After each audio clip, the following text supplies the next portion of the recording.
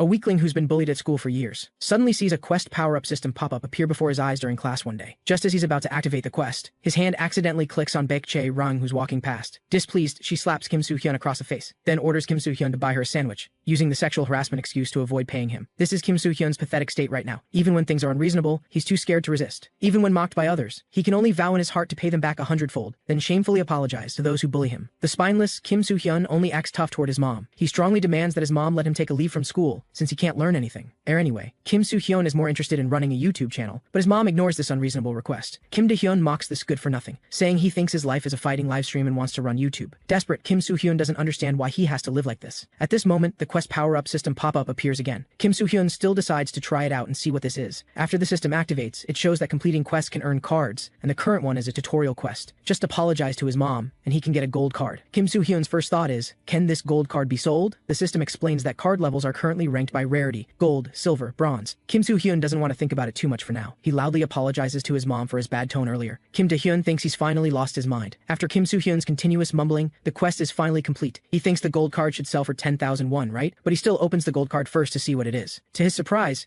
it's a consumable card that increases height by 3 centimeters. Kim Soo-hyun is dumbfounded. After hesitating, he still chooses to use it directly. Moments later, his mom cooking in the kitchen is startled by a shout. Because Kim Soo-hyun really grew 3 centimeters taller. His height increased from 168 centimeters to 171. Only now does Kim Soo-hyun truly believe that this sudden quest pop-up is real. At this moment, his mom apologizes to him instead. Kim Soo-hyun suddenly realizes that over the years at school, he's gotten used to apologizing to everyone, but never noticed the people around him who truly care about him. The next day, Kim Soo-hyun comes to school with an excited heart. After all, going from 168 to 171 is a qualitative leap. Even female classmates passing by notice his change. At this moment, the quest pop-up appears again. Completing the quest will earn 1 gold card and 1 silver card. Just as Kim Soo-hyun gets distracted, he bumps into someone, and it's none other than this quest's target, Baek-chae Ryung. Kim Soo-hyun is completely bewildered, because this quest actually requires him to kiss Baek-chae Ryung. She raises her hand to slap Kim Soo-hyun for not watching where he's going. But suddenly Baek-chae Ryung remembers something. She's heard that being hit by her, someone with many admirers, is also a kind of reward.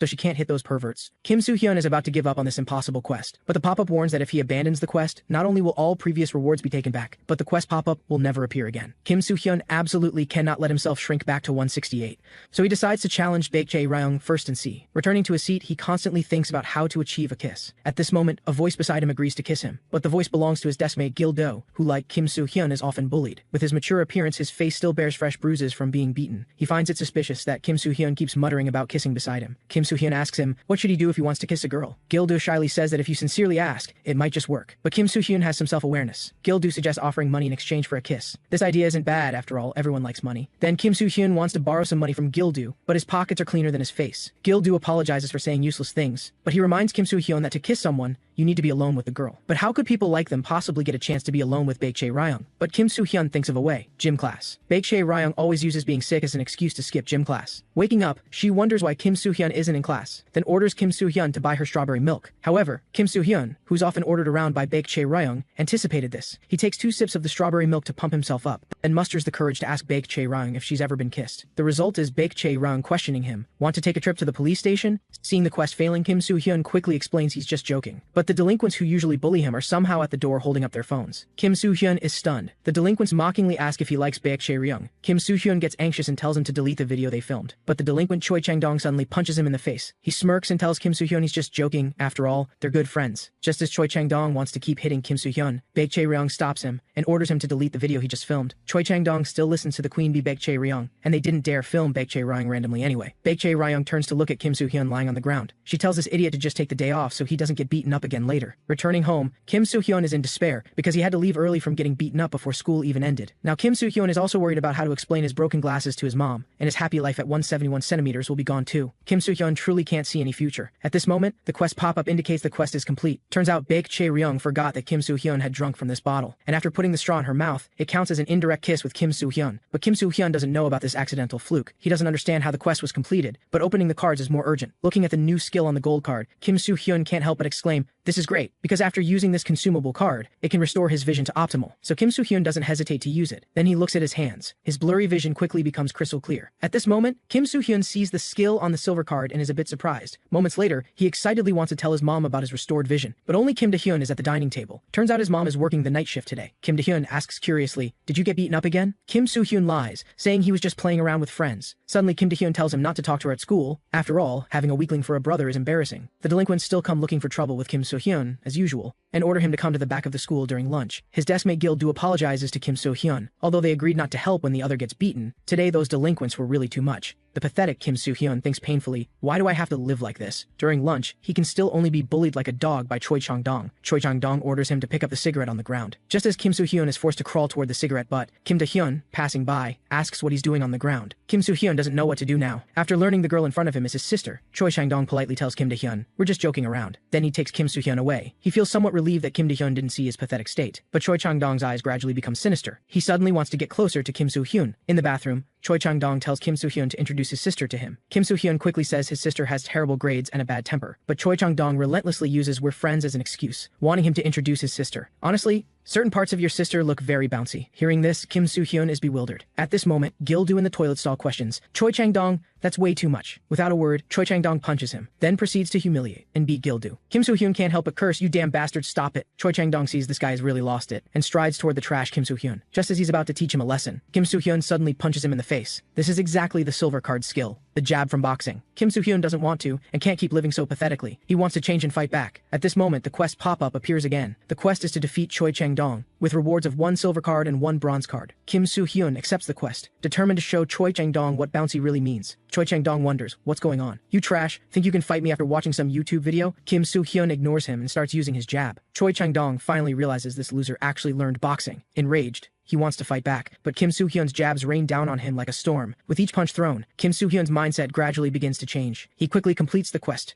earning 1 silver card and 1 bronze card. At this moment, the quest pop-up indicates his jab proficiency has increased. Before Kim Soo-hyun can check what's happening, Gil-do quickly pulls him away to escape. Fleeing to a corner, the two understand this is just the beginning. There's only one reason those bastards are terrifying, because they always move as a group. Right now, Choi Chang-dong is searching everywhere for Kim Soo-hyun with his gang, wanting revenge. And Gil-do is also puzzled. When did he learn boxing? Kim Soo-hyun stammers that he learned it on YouTube. At this moment, he notices the jab skill has proficiency, and he wonders what happens when it reaches 100%. Gil-do wonders what he's muttering to himself. After confirming others can't see the quest pop up, Kim Soo-hyun wants to quickly check the quest rewards, but when he sees the 2 new skills, Kim Soo-hyun is a bit dumbfounded. At this moment, Baekjae Ryung and her friends ask what the 2 of them are doing. Gil-do instantly feels they're doomed, but Baekjae Ryung just asks Kim Soo-hyun what he did and why everyone's looking for him. Seeing they're not here to catch him, Kim Soo-hyun explains it was just an accidental fight. Baekjae Ryung coldly says, "I'll pretend I didn't see you. Just go home quickly." But it's too late. Kim Soo-hyun and Gil-do are still caught. The delinquent wonders, Choi Chang-dong was knocked out by this kind of guy? They disperse the regular students around. Kim Soo-hyun doesn't know what to do now, because soon, that monster who used boxing to bring the 3rd years in line when he first enrolled, the never-defeated boss of Gangbuk West High, Gu Ha-jun, might come. And he's already here. A lackey smilingly reports to him, Choi Chang-dong was knocked out in the bathroom by that guy. But facing Gu Ha-jun's cold gaze, the lackey's voice trembles as he apologizes. Although Gu Ha-jun didn't even know who Choi Chang-dong was before this, since his underling got beaten, he still needs to come check it out. He asks Kim Soo-hyun why he hit Choi Chang-dong. Kim Soo-hyun explains that Choi Chang-dong insulted his family first. Gu Ha-jun is non-committal about this reason. He asks Kim Soo-hyun if he can fight well. Then Gu Ha-jun actually tells Kim Soo-hyun to hit him. If Kim Soo-hyun doesn't hit him, then he'll hit Kim Soo-hyun instead. Facing this terrifying presence, Kim Soo-hyun doesn't know what to do. Then he remembers the cards he just obtained. Maybe they can help. The silver card skill is restore stamina once per day, and the bronze card's effect is high pitch. But obviously, even using these 2 skills, it's impossible to defeat Gu Ha-jun. Since he's going to get beaten anyway, Kim Soo-hyun decides it's better to throw a punch before getting beaten. But his current jab can't even touch Gu Ha-jun. Instead, Gu Ha-jun's counterpunch knocks him unconscious. After a while, Kim Soo-hyun wakes up. He regrets challenging for dominance. Being targeted by Gu Ha-jun will make things harder from now on. Just as Kim Soo-hyun gets up ready to be beaten, Gu Ha-jun invites him, "Let's go smoke together." Kim Soo-hyun somehow ends up among them, and Gu Ha-jun even hands him a cigarette. Kim Soo-hyun quickly waves his hand, saying he doesn't smoke. He thought this trash was as bad as the rumor said and was bringing him outside to beat him up. But Gu Ha-jun actually apologizes to him, because Kim Soo-hyun could fight better than he expected, so he reflexively counterattacked. He says he's also learned boxing for a long time and praises Kim Soo-hyun's potential. Arriving home, Kim Soo-hyun still doesn't understand why Gu Ha-jun spoke to him in such a friendly tone. After all, the rumored Gu Ha-jun is supposed to be a terrifying person. He instantly suspects that guy is pretending to be friendly, then will come beat him up tomorrow. If the quests from the quest pop-up become harder because of Gu Ha-jun, that would be terrible. At this moment, Kim Soo-hyun is also curious. Whose issue issuing these quests? It's still in the tutorial phase, so what's the main quest? So far only gold, silver, and bronze cards have appeared. Maybe there are even better cards. Suddenly, Kim Soo-hyun notices another strange issue. All the cards he's obtained so far seem to be related to fighting. The next day, Kim Soo-hyun sits tragically at a seat waiting to be beaten. Sure enough, Choi Chang-dong comes looking for him again. Kim Soo-hyun quickly prepares for battle, but Choi Chang-dong is just here to relay Guha-jun's invitation to meet after school, and after leaving an address, he turns and leaves without looking back. Kim Soo-hyun instantly feels doomed. After school, he'll probably get a beating, and if he runs away, tomorrow will definitely be worse. In the evening, Kim Soo-hyun arrives at the agreed-upon karaoke place.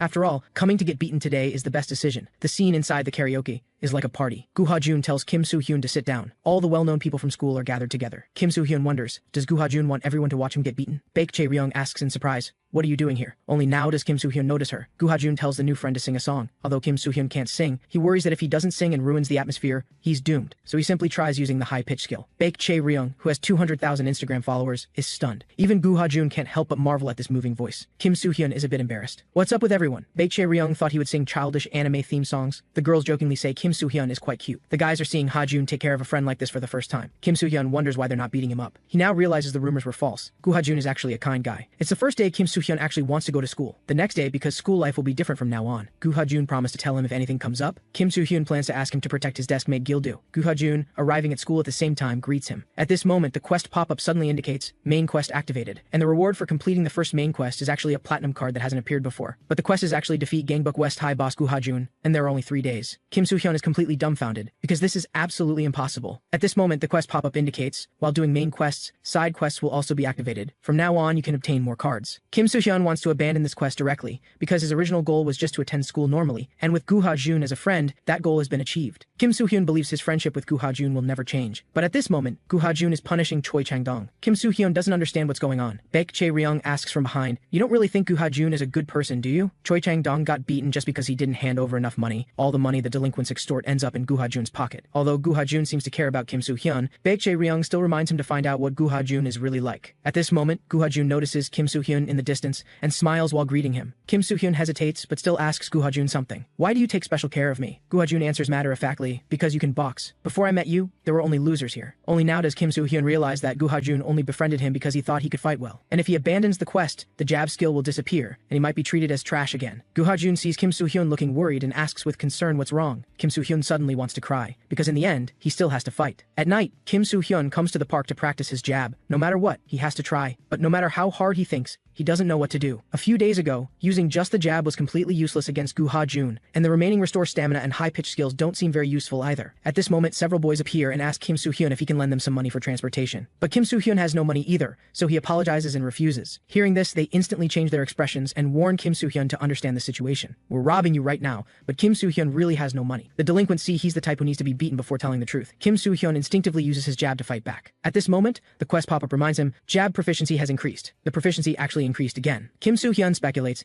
does proficiency only increase when you actually hit someone? The quest pop-up congratulates him, the jab skill has been upgraded to rank E. The delinquent tries to ambush him while he's distracted. Kim Soo-hyun delivers another jab to his face. He feels the jab is different from before. Not only is it faster, but the power is also greater. At this level, maybe he really can fight Guha-jun. But Kim Soo-hyun doesn't know what to do facing so many delinquents at once. At this moment, the quest pop-up activates a side quest. Defeat 5 delinquents, reward is 1 silver card, and there's also a hidden condition. Unlike the main quest, this side quest can actually be abandoned. The delinquents swarm toward Kim Soo-hyun. Kim Soo-hyun tightly ties his vest. He doesn't want to give up this chance to get a card. He first uses his jab to hit one of them. The delinquent hit in the jaw immediately passes out. Now there are 4 left. Kim Soo-hyun decisively chooses to run away. He understands he must create conditions for one-on-one fights. Panting heavily, Kim Soo-hyun finally runs into an alley. The delinquents mock him, this boxer has terrible stamina. Kim Soo-hyun quickly uses the restore stamina skill. The delinquent wants to take advantage of his weakness, but Kim Soo-hyun, with his stamina instantly restored, delivers another jab. He quickly adjusts his position, then continuously strikes the delinquent with his jab. The other delinquents are shocked. Didn't that guy run out of stamina? Kim Soo-hyun, increasingly familiar with the jab,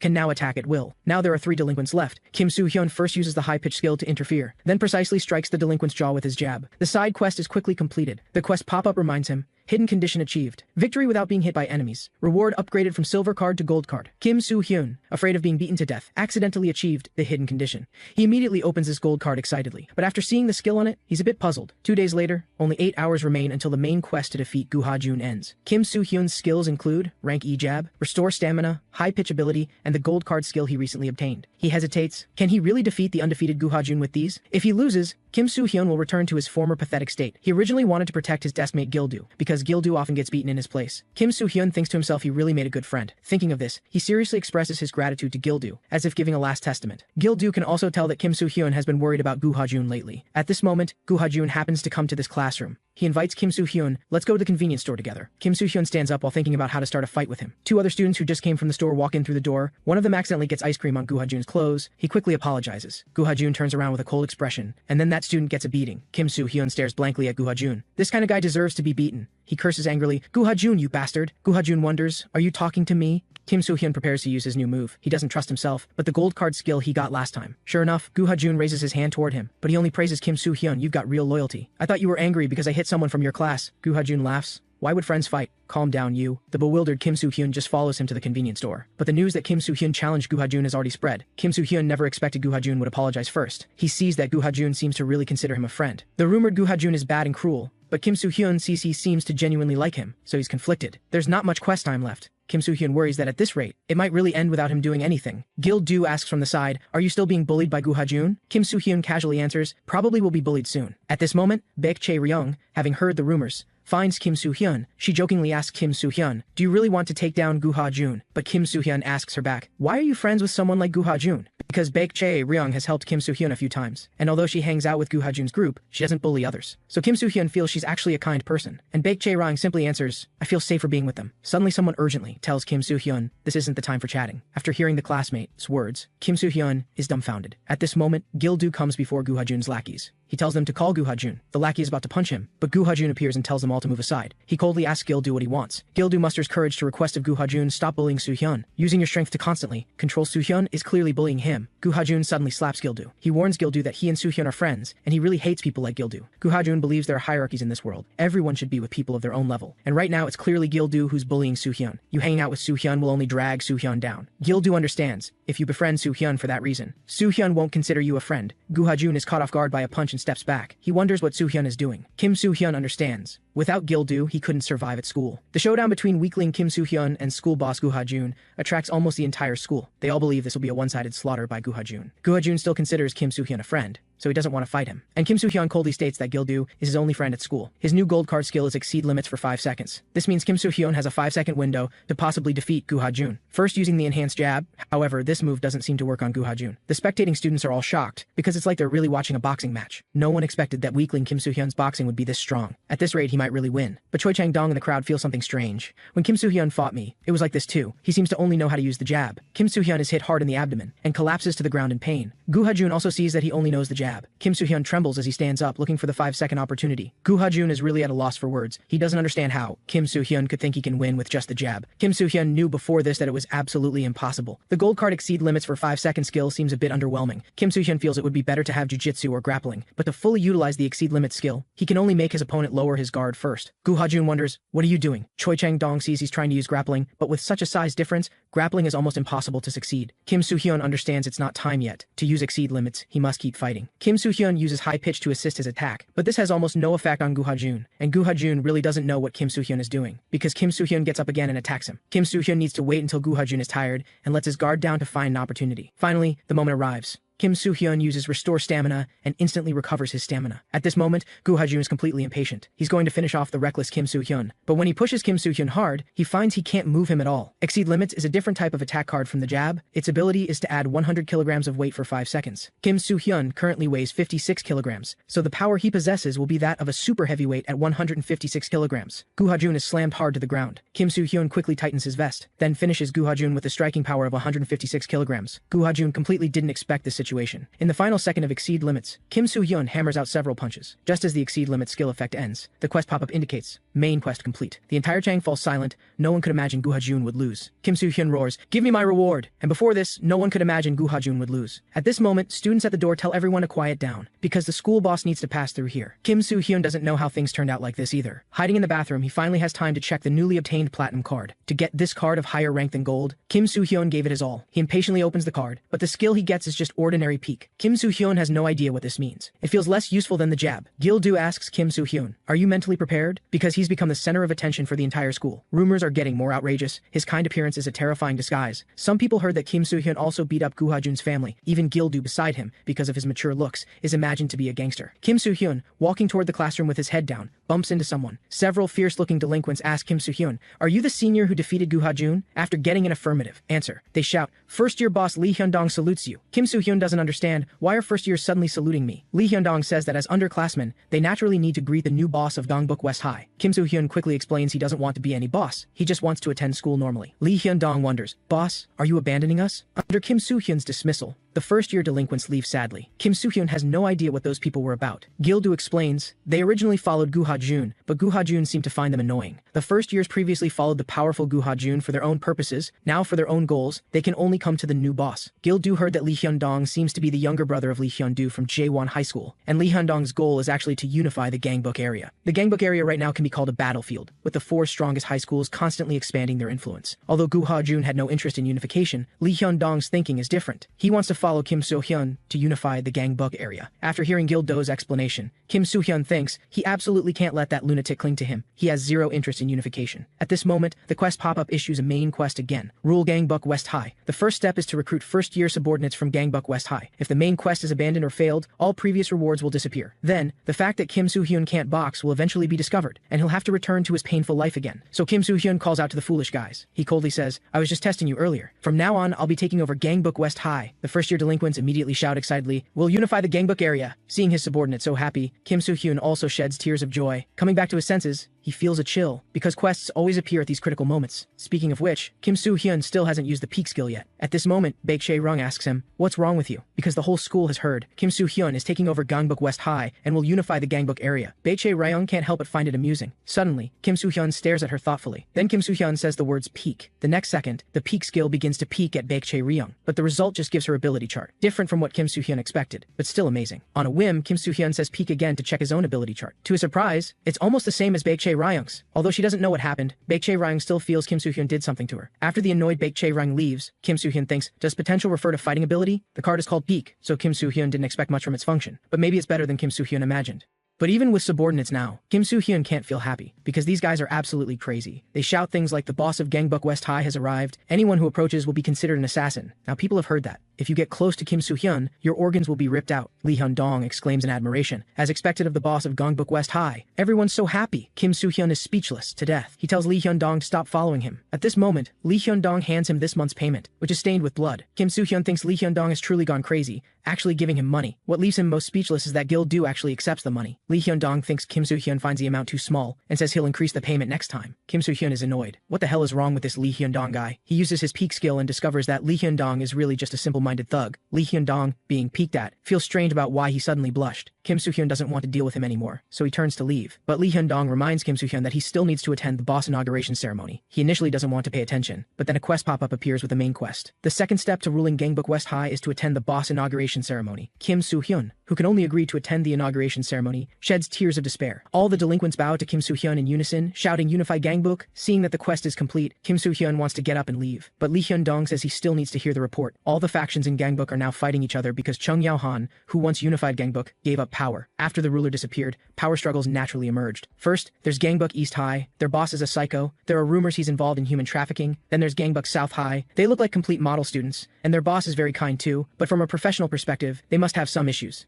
Lee Hyun-dong, absolutely cannot let them take down our Gangbuk West High. But Kim Soo-hyun is confused. Why not? If they really attack, can't we just call the police? Maybe we could even become friends. Gil-do doesn't care about any of this at all. He's leisurely ordering his subordinates around. Lee Hyun-dong says, "We probably can't be friends, because those guys have already started being wary of you, boss." The rumor about tank top Kim Soo-hyun, who ties his tank top into an X shape before slaughtering enemies, has already spread. Kim Soo-hyun is shocked. How can there be such an outrageous rumor? Lee Hyun-dong proudly says he's the one who spread it. Kim Soo-hyun really can't stand it anymore. He tells his subordinates to stay away from him. Lee Hyun-dong hurriedly asks him, "What should we do about the upcoming Gangbuk conference?" Kim Soo-hyun doesn't care what the Gangbuk conference is. He just wants to be an ordinary student. This kind of leisurely life is what Kim Soo-hyun wants. He has no need to protect Gangbuk West High. Protecting the school through fighting is simply unreasonable. Kim Da-hyun comes home from school, annoyed. what did you do at school? Now people are calling me Tank Top Kim Soo-hyun's sister. However, seeing that Kim Soo-hyun is finally not getting beaten up all day long, she can't be bothered to care. Late at night in a karaoke bar, a masked underling is reporting to the boss of the new boss of Gangbuk West High, Tank Top Kim Soo-hyun. But Han Jae-ha, the boss of Gangbuk East High, kicks him hard because he doesn't want to care about such trivial matters. Inside a bowling alley, an underling from Gangbuk South High asks the boss, "Have you heard about West High's new boss, Tank Top Kim Soo-hyun?" Kang Suk, the boss of Gangbuk South High, says calmly, "We'll meet him soon." After all, the Gangbuk conference is about to begin. At this moment, Lee Hyun-dong is very worried. He thought the boss not attending the Gangbuk conference was also a test for him. But then Kim Soo-hyun calls him. Hearing what's said on the other end, Lee Hyun-dong immediately gets excited because the damn quest power-up system has issued another quest to attend the Gangbuk conference. Looking at the reward of 1 gold card and 10 bronze cards, Kim Soo-hyun asks Lee Hyun-dong in despair, when does the Gangbuk conference start? After telling him the time and location, Lee Hyun-dong is ready to start preparing for the upcoming Gangbuk conference. Kim Soo-hyun immediately becomes furious. He warns Lee Hyun-dong not to do anything reckless. He's just attending normally and doesn't need any preparations. Bored afterward, Kim Soo-hyun starts using his peek skill on other classmates. Being able to see other stats is quite interesting. Moreover,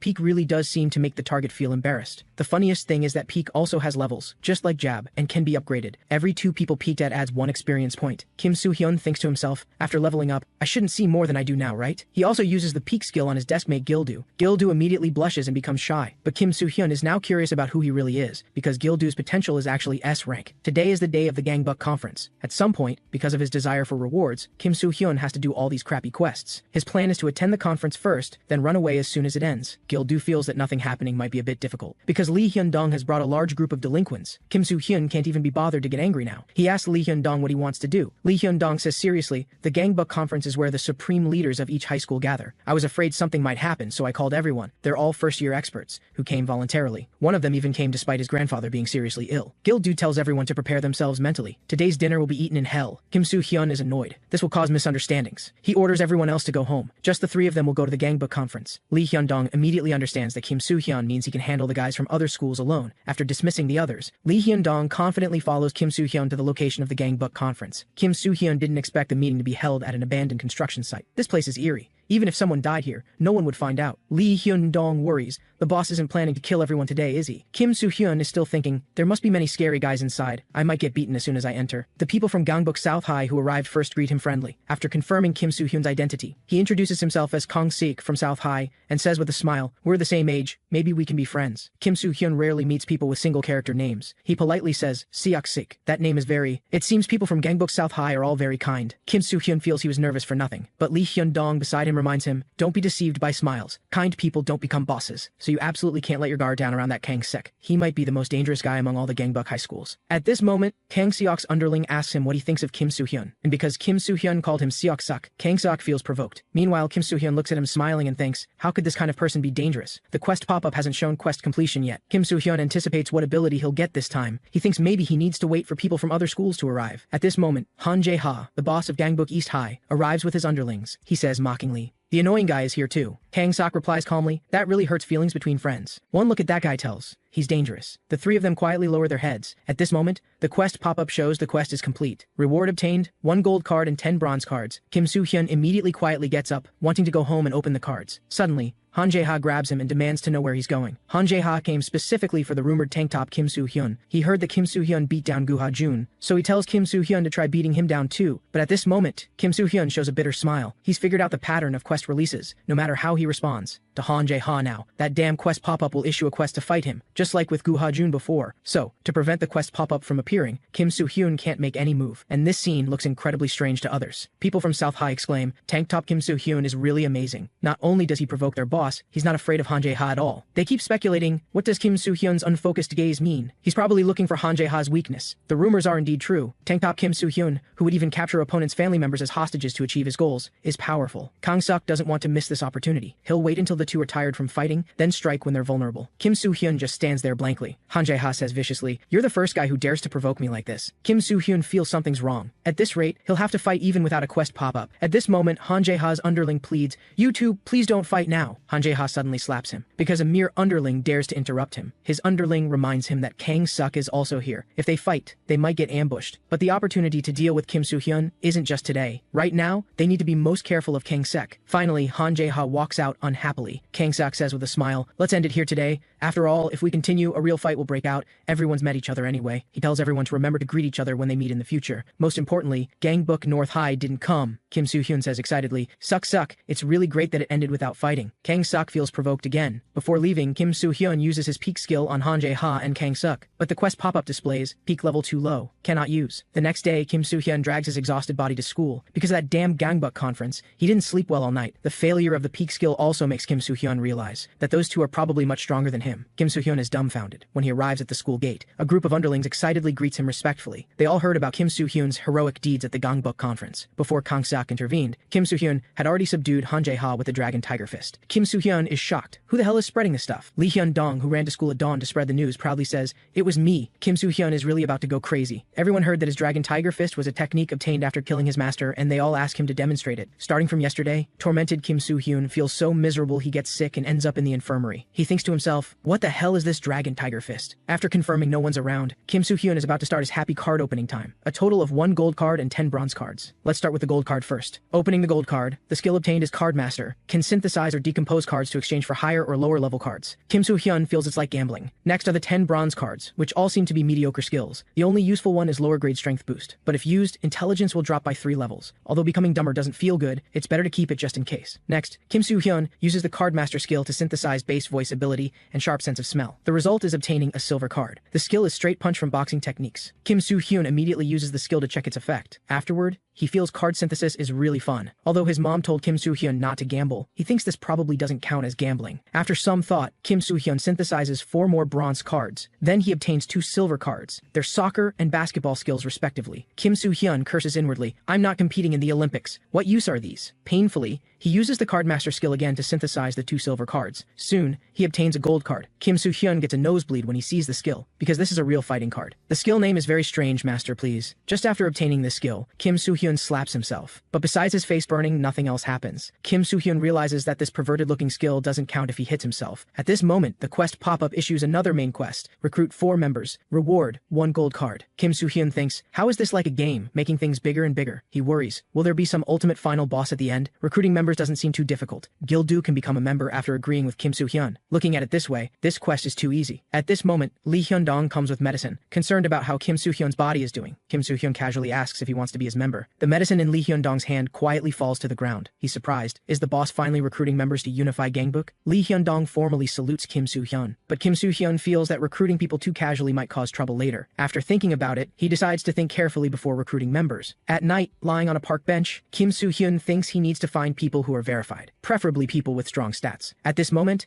a shadow falls over Kim Soo-hyun. Turns out Baek Chae-ryung also lives in this neighborhood. After greeting Kim Soo-hyun, she's about to leave. Suddenly, Kim Soo-hyun remembers something. He asks Baek Chae-ryung, can you slap me? Because Kim Soo-hyun wants to test this perverted skill's effect. Baek Chae-ryung thinks her fetish has been discovered and immediately blushes. She hesitantly asks Kim Soo-hyun, are you into that too? Kim Soo-hyun explains, if I get hit, something good might happen. Baek Chae-ryung is ready to strike directly. At this moment, a voice interrupts them. Several delinquents previously beaten down by Kim Soo-hyun have come for revenge. Kim Soo-hyun is speechless. Do these guys specifically pick certain locations to cause trouble? At this moment, the quest pop-up issues a side quest. Defeat the delinquent boss and his underlings. Reward, 1 silver card. Kim Soo-hyun has already beaten them once before, so he's confident he can complete it more easily this time. However, a tall figure walks out from behind. He's Park Sang-hyuk from Gangbuk East High. Kim Soo-hyun immediately uses his peak skill. Park Sang-hyuk's stats are much stronger than his. He can't think of how to win for the moment. And Park Sang-hyuk has also heard the rumors about tank top Kim Soo-hyun. But Baek Chae-ryung blocks in front of him, demanding to know which school the delinquents are from and why they're acting crazy after being beaten down. Kim Soo-hyun remembers that Baek Chae-ryung has wide connections. If she steps in, maybe she can solve the problem herself. However, the delinquents mockingly ask Baek Chae-ryung why she's being so arrogant. Kim Soo-hyun immediately becomes anxious, wanting to protect Baek Chae-ryung. But Park Sang-hyuk suddenly punches him. He mocks. Didn't tank top Kim Soo-hyun conquer Gangbuk West High? With this strength, you only conquered a toilet. Baek Chae-ryung hurriedly asks if Kim Soo-hyun is okay. Kim Soo-hyun keeps muttering, stomach. Baek Chae-ryung thinks his stomach is injured, but Kim Soo-hyun actually feels his stomach is comfortable. Baek Chae-ryung is confused about what he's saying. How can being hit feel comfortable? Kim Soo-hyun doesn't know what's going on either. The more Park Sang-hyuk hits him, the more comfortable he feels. Now he's accumulated 5 hits. That perverted skill activates. It will randomly increase one of Kim Soo-hyun's stats. The next second, his fist appears before Park Sang-hyuk's eyes again. The power of this punch actually sends Park Park Sang-hyuk flying. Because Kim Soo-hyun's strength increased from E rank to C rank, he can now confirm something to Baek Chae-ryung. Getting hit really does feel comfortable. With strength boosted to C rank, maybe he can defeat Park Sang-hyuk. Kim Soo-hyun quickly ties his tank top tight. This quest is officially starting. Other delinquents charge forward first. Kim Soo-hyun originally wanted to use jabs for containment first. Then, like last time, find a narrow place to take out the enemies. But the opponent passes out directly after taking this jab. Kim Soo-hyun is certain. I clearly didn't hit that guy's chin. He's surprised. Is this the power of Master Please? The other three delinquents nervously glance at Kim Soo-hyun. Kim Soo-hyun tells Baek Chae-ryung to close her eyes, but Baek Chae-ryung clearly doesn't listen to him. Kim Soo-hyun, who quickly finishes off the three delinquents, thinks women shouldn't watch these things. Baek Chae-ryung just thinks there's something wrong with his brain. Park Sang-hyuk on the side starts clapping. That's why it's interesting. Kim Soo-hyun can see his stamina is only C rank. His own strength is enough to beat him. Kim Soo-hyun starts using jabs. The next second, he freezes, because his strength, which returned to E rank, doesn't hurt Park Sang-hyuk. Turns out the interval was too long. The accumulated 5 hits only have 4 remaining. But Kim Soo-hyun feels it's okay. He just needs to get hit one more time to have 5. But he doesn't understand. I've already been beaten like this. Why haven't I reached 5 hits yet? Kim Soo-hyun decisively chooses to pause. He wonders if there are special conditions needed to activate the skill. But Park Sang-hyuk isn't going to play any pause games with him. Seeing Kim Soo-hyun in danger, Baek Chae-ryung wants to help. Park Sang-hyuk smirks. After I take care of your husband first, I'll have some fun with you. Baek Chae-ryung can't help but cry out. However, the perverted skill's 5 hits are completed at this moment. Something good is about to happen. Kim Soo-hyun, with strength boosted to C rank, suddenly throws a straight punch at Park Sang-hyuk. Now Kim Soo-hyun finally understands. The important condition for accumulating 5 hits is he must have the will to protect Baek Chae-ryung. Actually, it's not that noble. It only works when he feels embarrassed. No wonder this perverted skill is called Master Please. However, wrestling is Park Sang-hyuk's specialty. If he grabs you, it's basically game over. But then, Park Sang-hyuk is confused because he can't lift Kim Soo-hyun. Of course, it's because Kim Soo-hyun used the Exceed Limit skill. Powerful striking force bombards Park Sang-hyuk's back. This punch not only contains the weight of Exceed Limits, but also the strength added by the perverted skill. Kim Soo-hyun's current stats give him a rank striking power. This quest is now complete. Kim Soo-hyun is now more curious about what skill this card will be. The next day, as soon as he arrives at school, he starts thinking about where the quests come from. Suddenly, the Master Please skill accumulates once. Baek Chae-ryung shouts angrily. What the hell are you doing? Why are you spreading rumors that we're dating? Kim Soo-hyun quickly says he didn't do anything. People have already heard they have 3 children. Lee Hyun-dong is confused. Didn't Baek Chae-ryung fall for the boss after he saved her? Baek Chae-ryung shouts angrily. What nonsense are you spreading? In the evening, Park Sang-hyuk kneels to apologize for his failure. He can now confirm the rumors about tank top Kim Soo-hyun are true. First pretending to be weak to make enemies relax, then brutally knocking them down with one punch. From Park Sang-hyuk's perspective, that guy is definitely a fighting expert. Han Jae-ha, the boss of Gangbuk East High, says disdainfully, no one has any expectations for you, idiot. Park Sang-hyuk, this underling, doesn't even have the qualification to be beaten by him. However, Han Jae-ha still confirms the rumor with Park Sang-hyuk. He was defeated miserably by tank top Kim Soo-hyun in the rumors. Han Jae-ha is puzzled. That guy is spreading such rumors so openly? In that case, he'll go cooperate with Kim Soo-hyun properly. At the same time, Kim Soo-hyun also opens the newly obtained silver card. The new skill is called Rise, can adjust eye level. Kim Soo-hyun wants to try the effect right now. At this moment, Hwang Dae-sung, number 14 of Gangbuk East High, asks the boss, do we need a cleaver to kill a chicken? He asks Han Jae-ha to let him handle it. Han Jae-ha reminds him with interest. Even Gu Ha-jun lost. Hwang Dae-sung pats his big belly and smiles. Don't you trust this? Han Jae-ha is speechless. The pig-like thing is acting crazy again. He orders, you idiots, make it quick. Now, Kim Soo-hyun is still worrying about recruiting members. His unreliable slippers are about to break. He's thinking, should I wait until the peak skill reaches E rank before recruiting members? Just at this moment, the slippers completely break. Baek Chae-ryung was just told by the homeroom teacher to find Kim Soo-hyun. Kim Soo-hyun falls right into her arms. Baek Chae-ryung curses angrily, you idiot, how rude. Kim Soo-hyun quickly explains it was an accident. At this moment, he feels a chill on his back. Gu Ha-jun is watching him coldly. Kim Soo-hyun, hiding in the corner, says friendly, you're finally back at school. Everyone was worried about you. He keeps trying to talk to Gu Ha-jun, but never gets a response. At this moment, the quest pop-up issues another side quest. Recruit Gu Ha-jun. Reward, 1 silver card. Kim Soo-hyun is annoyed. How do I get Gu Ha-jun, who I fought with, to join? I'm not confident I can win again. Anyway, it's fine to just abandon these quests, but Kim Soo-hyun still can't give up the cards. So he invites Gu Ha-jun to join his group in the friendliest tone possible. Seeing that the other party has no intention of responding, Kim Soo-hyun awkwardly scratches his head. Gil-do is somewhat surprised that Gu Ha-jun didn't do anything. You know, Kim Soo-hyun doesn't even dare sleep during break time now, afraid Gu Ha-jun will ambush him. At this moment, first-year delinquents hurriedly find the boss because Lee Hyun-dong was captured by people from Gangbuk East High. Kim Soo-hyun is speechless. You should call the police. It's not good to ignore law enforcement, but the delinquents are still asking, should we gather people? Kim Soo-hyun tells them to handle it themselves. He'll leave first. The delinquents are shocked. Boss, you're joking, right? Gangbuk East High has Han Jae-ha there. Kim Soo-hyun doesn't want to go. If there were a quest, he might consider it. Taking this opportunity to get rid of Lee Hyun-dong, who loves spreading rumors, would be good. Kim Soo-hyun feels the weather is really nice today. At this moment, Lee Hyun-dong has almost been beaten to death. People from Gangbuk East High mock him. How did you end up like this? First following Gu Ha-jun, then Kim Soo-hyun. If tank top Kim Soo-hyun loses too, who will you run to next? Lee Hyun-dong says quietly, a wise bird chooses its tree. A good minister chooses his master. This is natural. I just chose the tree I wanted and found the master I want to serve. For me, there's no next master after tank top Kim Soo-hyun. Lee Hyun-dong also knows the boss won't come save him,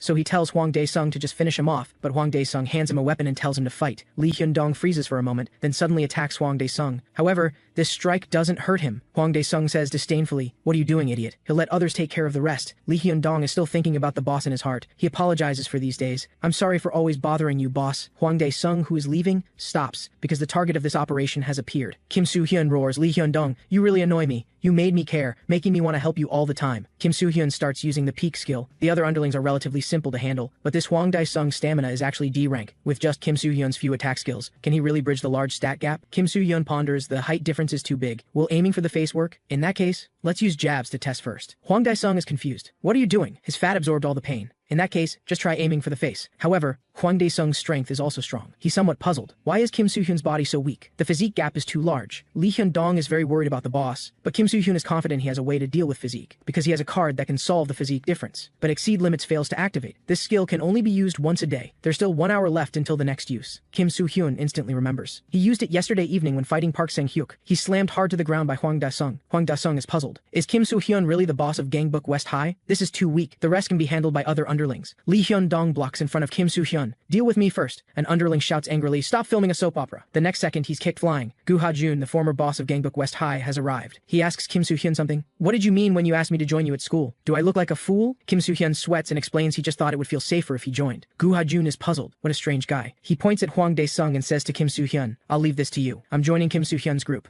The quest pop-up indicates the side quest is complete. Reward obtained, 1 silver card. This is the first time Hwang Dae-sung has seen Gu Ha-jun in person. He asks, "Are we fighting right now?" Gu Ha-jun says coldly, "I'm not the one fighting you. Wait for him to put on his clothes." After tank top Kim Soo-hyun uses restore stamina, his energy is instantly restored. The quest pop-up issues another side quest. Use different cards in combination. Hwang Dae-sung says disdainfully, "So what if you put on your tank top?" Kim Soo-hyun's master. Please skill starts accumulating. 3rd hit, 4th hit. Finally, the 5th hit is accumulated. It will randomly increase 1 stat. Kim Soo-hyun again throws a straight punch with strength boosted to C rank. Hwang Dae-sung is pushed back by this punch. He doesn't understand how Kim Soo-hyun suddenly became stronger. After that, everyone is stunned, because that skill that can adjust eye level actually increases vertical jump height. Kim Soo-hyun uses the rise skill to leap up, but Hwang Dae-sung just needs to grab him and throw him. Amid Lee Hyun-dong's cry of alarm, Kim Soo-hyun midair starts rotating, because in the card he just obtained, he got the roundhouse kick from Taekwondo. The charged up roundhouse kick slams into Hwang Dae-sung's chin. Number 14 of Gangbuk East High is defeated. The quest pop-up indicates the side quest is complete. Reward obtained, 1 gold card. Kim Soo-hyun directly chooses to open the card, but this time is different from before. He can choose 1 from 2 cards. Kim Soo-hyun is caught in a dilemma for a moment. Underlings from Gangbuk East High are still checking Hwang Dae-sung's injuries. Gu Ha-jun tells them to scram. Kim Soo-hyun, back home, feels like his body is falling apart. He just wants to get back to his room and rest quickly. But Kim Da-hyun is passionately dancing in the living room filming a video. Kim Soo-hyun mocks her. That 02 dance is already outdated. Back in his room, Kim Soo-hyun is conflicted about which card to choose. One allows him to know in advance what skill the next card will give. The other allows him to meet the highest level challenger card. Exhausted, he falls asleep without realizing it. Early the next morning, Hwang Dae-sung kneels before Han Jae-ha to apologize in terror. He begs for another chance. Hearing this, Han Jae-ha raises his hand toward Hwang Dae-sung. On the Gangbuk West High side, Kim Soo-hyun is sincerely thanking Gu Ha-jun. Gu Ha-jun is somewhat speechless. "Do you have to say it now?" Kim Soo-hyun enthusiastically explains to him while he's in the restroom. "It's because I happened to run into you." Kim Soo-hyun is very grateful for him becoming a member of his group. Gu Ha-jun tells Kim Soo-hyun not to get it wrong. He's just keeping an eye on him temporarily. He reminds Kim Soo-hyun to pay close attention to Gangbuk East High, especially that Han Jae-ha. People who don't know Han Jae-ha just think he's a small-time thug, but he's actually smarter than everyone. Han Jae-ha doesn't hit Hwang Dae-sung. Instead, he asks kindly, "How did that Kim Soo-hyun guy fight?" He wants Hwang Dae-sung to tell everything from beginning to end, from Kim Soo-hyun's manner of speaking to his action habits, which aspects are strong, what to be careful of, what techniques did he use. After Hwang Dae-sung racks his brain to tell all the details, Han Jae-ha roughly knows what kind of guy Kim Soo-hyun is. Hwang Dae-sung is kicked unconscious by him. From everything Hwang Dae-sung said, a person on the verge of death suddenly acts fine, and suddenly uses roundhouse kick techniques. Han Jae-ha has roughly guessed Kim Soo-hyun's situation. Delinquents within Gangbuk West High are congratulating Kim Soo-hyun again, because his nickname has been upgraded to Man-Eating Tank Top Kim Soo-hyun. This is a nickname obtained, with Lee Hyun-dong's help, for eating the entire defeated Hwang Dae-sung. But unfortunately, only the top 13 figures of Gangbuk East High have their own territories to manage, so this battle didn't expand territory. Kim Soo-hyun is helpless. How did it become like this? Am I really going to have to unify Gangbuk? He's curious where the quest pop-ups come from. Why was he chosen out of so many people? There are too many things to be curious about. Kim Soo-hyun doesn't want to do quests his whole life without knowing why. Although giving up card vision is a shame, he must know where the quests come from. from. So, Kim Soo-hyun must meet the challenger card that wants to meet him. And as Kim Soo-hyun begins to use the greeting card, everyone in the classroom disappears. The entire world seems to have only Kim Soo-hyun left. And when he comes downstairs, a magnificent challenger card stands before Kim Soo-hyun. It tells Kim Soo-hyun he can ask anything. Kim Soo-hyun hurriedly asks, who's issuing the quests? Why was I chosen? What's the final quest? The challenger card will answer all of Kim Soo-hyun's questions. He now begins connecting Kim Soo-hyun with that person. Then, a human voice comes from within the card. I didn't expect Kim Soo-hyun to be so lucky as to already draw the greeting card. Hearing this, Kim Soo-hyun is puzzled. Besides me, are there others doing quests too? The other person tells Kim Soo-hyun not to worry about something that won't happen. He says frankly it's too early for them to meet. He's not sure yet if Kim Soo-hyun has the ability to solve that matter. Right now they can't trust each other yet, so many things can't be said. The other person wants to first see what Kim Soo-hyun's abilities are like. The first test is to unify Gangbuk East High and Gangbuk South High. Kim Soo-hyun is dissatisfied. If he wants to unify, he'll have to fight again. He doesn't want to do such things without understanding why. The other person reminds Kim Soo-hyun, don't you think this is an opportunity? Not only has your vision improved, your height has also increased, and your life of being bullied has been changed, but all you've used are just gold cards. Are you satisfied with just this level? Aren't you curious about the abilities of diamond cards, master cards, and challenger cards above platinum cards? After who knows how long, Kim Soo-hyun wakes up in the classroom. Gildu is presiding over a discussion about uniform clothing. Turns out using the greeting card looks like sleeping to others. Kim Soo-hyun carefully thinks about what that person said. He didn't expect there could be even better cards than ones that increase height and improve vision. Kim Soo-hyun finally realizes this is a once-in-a-lifetime opportunity. He says to Lee Hyun-dong, I seem to be interested in unifying Gangbuk. Kim Soo-hyun is ready to give it a try. Lee Hyun-dong prepares to convey the boss's message to all the high schools in Gangbuk. A young couple at the school gate is being romantic, when suddenly the girl slaps the guy hard, because she suddenly feels uncomfortable,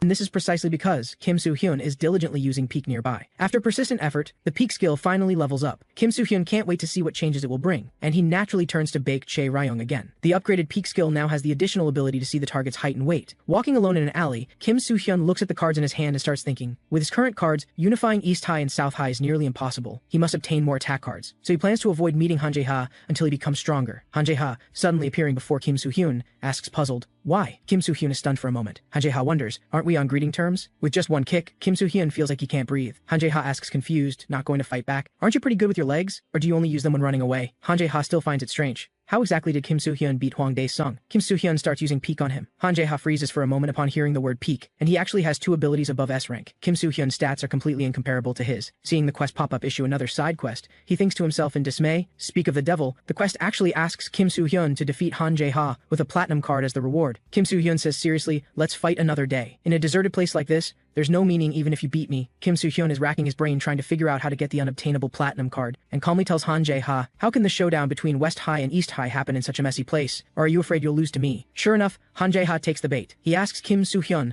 then when do we fight? Kim Soo-hyun tells him not to worry, he'll contact him when he's free. Han Jae-ha turns to leave, reminding him they'll meet again when the time comes. Kim Soo-hyun nervously stares at Han Jae-ha's back, who's smoking a cigarette looking quite casual. Kim Soo-hyun instantly uses the rise skill. Even another day he has no confidence he can beat this double S monster. Han Jae-ha's endurance is only A rank, so Kim Soo-hyun uses exceed limits and charges up, trying to launch a roundhouse kick. However, this sneak attack fails. Han Jae-ha apologizes to Kim Soo-hyun, because even if I were dead, I would never let my guard down. Han Jae-ha wonders, Kim Soo-hyun's footwork is so chaotic, yet his technique is this strong? The quest pop-up also reminds him at this moment that the side quest has failed, but a hidden condition has been achieved. Your first failure against an unbeatable enemy. Congratulations on achieving the hidden condition and obtaining 1 diamond card as a reward. In a daze, Kim Soo-hyun gradually regains consciousness. Lee Hyun-dong asks with concern if he's alright. Kim Soo-hyun passed out in the alley, so Lee Hyun-dong brought him here. Everyone's heard that Han Jae-ha shamelessly used a sneak attack to beat Kim Soo-hyun. Kim Soo-hyun lets out a long sigh, because he really did lose, and it was a complete and utter defeat, and he lost without even doing anything. Kim Soo-hyun feels this kind of gap for the first time. He wonders, I could still beat Hwang Dae-sung, so why is there such a huge gap with Han Jae-ha? Looking at strength alone, it's just a difference between B rank and S rank. Kim Soo-hyun suspects that maybe all attack power is uniformly labeled as strength. At this moment, Gu Ha-jun praises his luck, saying he should be grateful Han Jae-ha didn't continue. Kim Soo-hyun instinctively uses the peak skill. Gu Ha-jun asks puzzled, aren't you already looking? And he also has 2 abilities at S rank. He and Han Jae-ha are at similar levels. Kim Soo-hyun is shocked. How did he beat Gu Ha-jun? He can't help but ask Gu Ha-jun something. Why are you helping me? Not only did you go easy on me during our fight, you even said you'd be my crew member, Gu Ha-jun says indifferently. First time I've met a guy like you, just a bit curious. He tells Kim Soo-hyun not to misunderstand. He never said anything about hanging out together. Hearing this, Kim Soo-hyun feels Gu Ha-jun is even stranger than himself. He tells Lee Hyun-dong to leave as well. Lee Hyun-dong, thinking Kim Soo-hyun is psychologically traumatized, keeps comforting him. Kim Soo-hyun thanks him and tells him to get out quickly, because only then can he open this diamond card. Kim Soo-hyun is incredibly lucky. He can't wait to open this diamond card. The skill is called Copy, Cloud, a summoning type card. Meanwhile, Han Jae-ha returns to Gangbuk East High. A subordinate respectfully asks him how Kim Soo-hyun was. That guy is weaker than Han Jae-ha imagined, so he's determined to take Gangbuk West High. High. So he orders number 13, Kang Pyo-hyuk, to lead a team to take care of Gangbuk West High. However, because of Gu Ha-jun, they also need to bring number 5, Park Ji-yeon, who loves to research. And from now on, Han Jae-ha will keep an eye on the guys from Gangbuk South High. After taking down both West High and South High, it'll be that guy from North High. In the evening, Kim Da-hyun acts cute. And because friends are coming over, she begs Kim Soo-hyun to stay in his room and not come out. After teasing her a couple of times, Kim Soo-hyun can't wait to return to his room to test the new card's effect. As he summons Copy Cloud, a cloud emitting a blue glow appears before Kim Soo-hyun. Kim Da-hyun's friends also arrive at this moment. Upon learning that the rumored tank top Kim Soo-hyun is also home, they're all surprised. Meanwhile, Kim Soo-hyun is trying to communicate with Copy Cloud. Its effect is, when copy mode is activated, it can copy nearby people. Once activated, it will automatically copy nearby people. Just as he starts looking for humans to copy, Kim Da-hyun walks in to get tank top Kim Soo-hyun's autograph for her friends. Copy Cloud instantly finds a target. Kim Da-hyun is bound, and Copy Cloud begins copying Kim Da-hyun, and during the copying process, both the target and the user cannot move. Soon, the copying is complete. Kim Da-hyun is shocked. She just had a strange feeling. Just as Kim Soo-hyun thinks she saw Copy Cloud, Kim Da-hyun exclaims, "Is our house haunted?" Her friends all think she hallucinating. What era are we in, still believing in ghosts and stuff? Just as Kim Soo-hyun wonders what to do after copying, the quest pop-up indicates he can paste Kim Da-hyun. In that case, Kim Soo-hyun decides to give it a try first. Copy Cloud quickly transforms into Kim Da-hyun. Kim Soo-hyun rushes to the door, and seeing Kim Da-hyun still chatting with her friends, he's shocked. What on earth is this thing? It even has a realistic texture. Kim Soo-hyun wonders, can other people see this? If discovered, I'll probably be treated like an alien. The quest pop-up indicates Copy Cloud is in a bad mood. Kim Soo-hyun, who just got slapped on the left cheek, actually wants to get hit on the right cheek too. But Copy Cloud is already automatically returned to the card. So Copy Cloud is a summoning that can copy and paste people.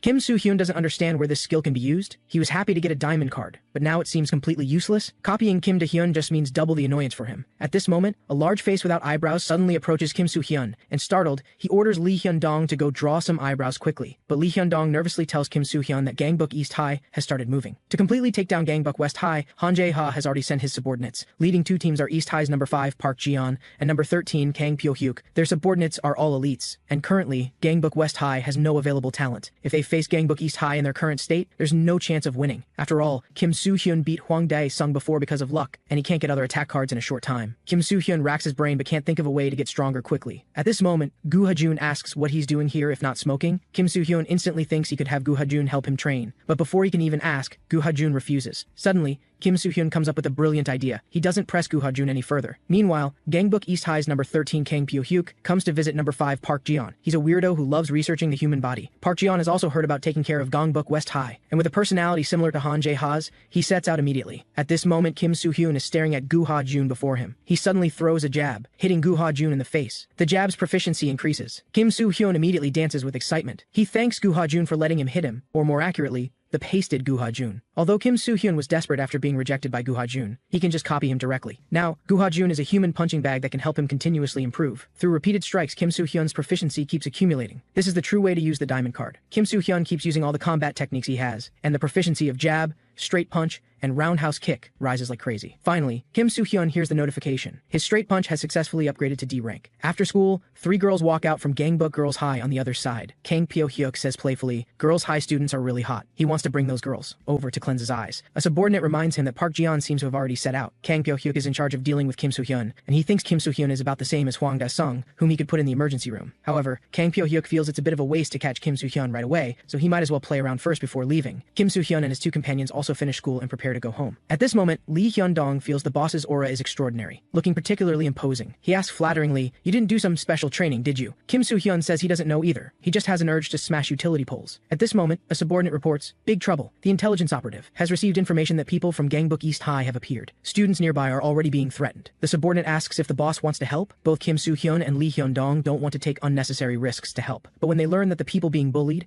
are students from Gangbuk Girls High, which only the city's most beautiful girls attend, the 3 of them immediately confirm they'll be having their dinner in hell. At this moment, however, Hwang Dae-sung blocks him. "I'm here to restore my honor today." Lee Hyun-dong wants to help, but Kim Soo-hyun refuses and tells them to go check on the situation at Gangbuk Girls High first. Hwang Dae-sung says coldly, "You alone probably can't beat me. Last time, it was because Gu Ha-jun suddenly appeared that I was defeated while off guard. My strength was clearly superior to yours then, but now, Kim Soo-hyun is confident he alone is enough." The 3 girls from Gangbuk Girls High are cornered in an alley. Kang Pyo-hyuk says playfully that as long as they spend 3 hours with them, any amount of money is fine. Looking at the prettiest girl among them, Kang Pyo-hyuk feels she could become an idol. Just as as Kang Pyo-hyuk's hand is about to touch the girl, Lee Hyun-dong shouts angrily, stopping his action. Kang Pyo-hyuk wonders, how did this guy know we're here? And Lee Hyun-dong only now realizes there are so many people here. Just as the other side is about to make a move, Lee Hyun-dong prepares to hold out until the boss arrives, but the other side suddenly stops. Just as Lee Hyun-dong is confused, the other side recognizes the Western Rising Star, Gangbuk West High's number 2, the Dark Lord Gildu. This rumor exists, of course, thanks to Lee Hyun-dong. However, he does genuinely believe in Gildu's strength. Under the surprised gazes of the opposition, Gildu, sweating profusely, looks at Lee Hyun-dong. But Lee Hyun-dong gives Gildu a thumbs up. Gildu reluctantly takes 2 steps forward, with his hands in his pockets, and the opposition fears, does he not even need to use his hands to deal with us? So the Gangbuk East High people plan to exhaust him with their numerical advantage. Just as Gildu is sweating and frowning, Kim Soo-hyun apologizes for being late. Didn't expect that guy to be tougher than I thought. Hwang Dae-sung, knocked to the ground, is dumbfounded. He didn't expect to lose. He doesn't understand how Kim Soo-hyun got so strong in such a short time. The disappointed Gildu generously gives Kim Soo-hyun the opportunity to show off. Kang Pyo-hyuk says disdainfully, I'm much stronger than Hwang Dae-sung. He orders his subordinates to attack together, but Kim Soo-hyun's fists are different from before. After continuous practice of punching and kicking, jab, roundhouse kick, and straight punch have all reached B rank. After reaching B rank, the skill names changed, and below it shows critical hit rate increased. Now every strike from Kim Soo-hyun has a chance to critical hit. Under the shocked gazes of others, the quest pop-up issues a side quest. Defeat Gangbuk East High's number 13 Kang Pyo-hyuk, reward 1 silver card. Kim Soo-hyun has no interest in small fries. He tells Kang Pyo-hyuk to bring Han Jae-ha. Kim Soo-hyun quickly charges forward. The upgraded fists have undergone a qualitative change. A small fry tries to sneak attack from behind, and the next second his vision is filled with only a fist. Kang Pyo-hyuk praises, you can really fight, worthy of being tank top Kim Soo-hyun. He roughly knows what level Kim Soo-hyun is at, about the same strength as Hwang Dae-sung. Before coming, Kang Pyo-hyuk asked Hwang Dae-sung some questions. According to Hwang Dae-sung, Kim Soo-hyun is a guy with no real strength who can only rely on sneak attacks. Even so, he reminded Kang Pyo-hyuk never to let his guard down, because that's how he was defeated. However, although Hwang Dae-sung said this, he understood that Kang Pyo-hyuk couldn't lose no matter how careless he was. In summary,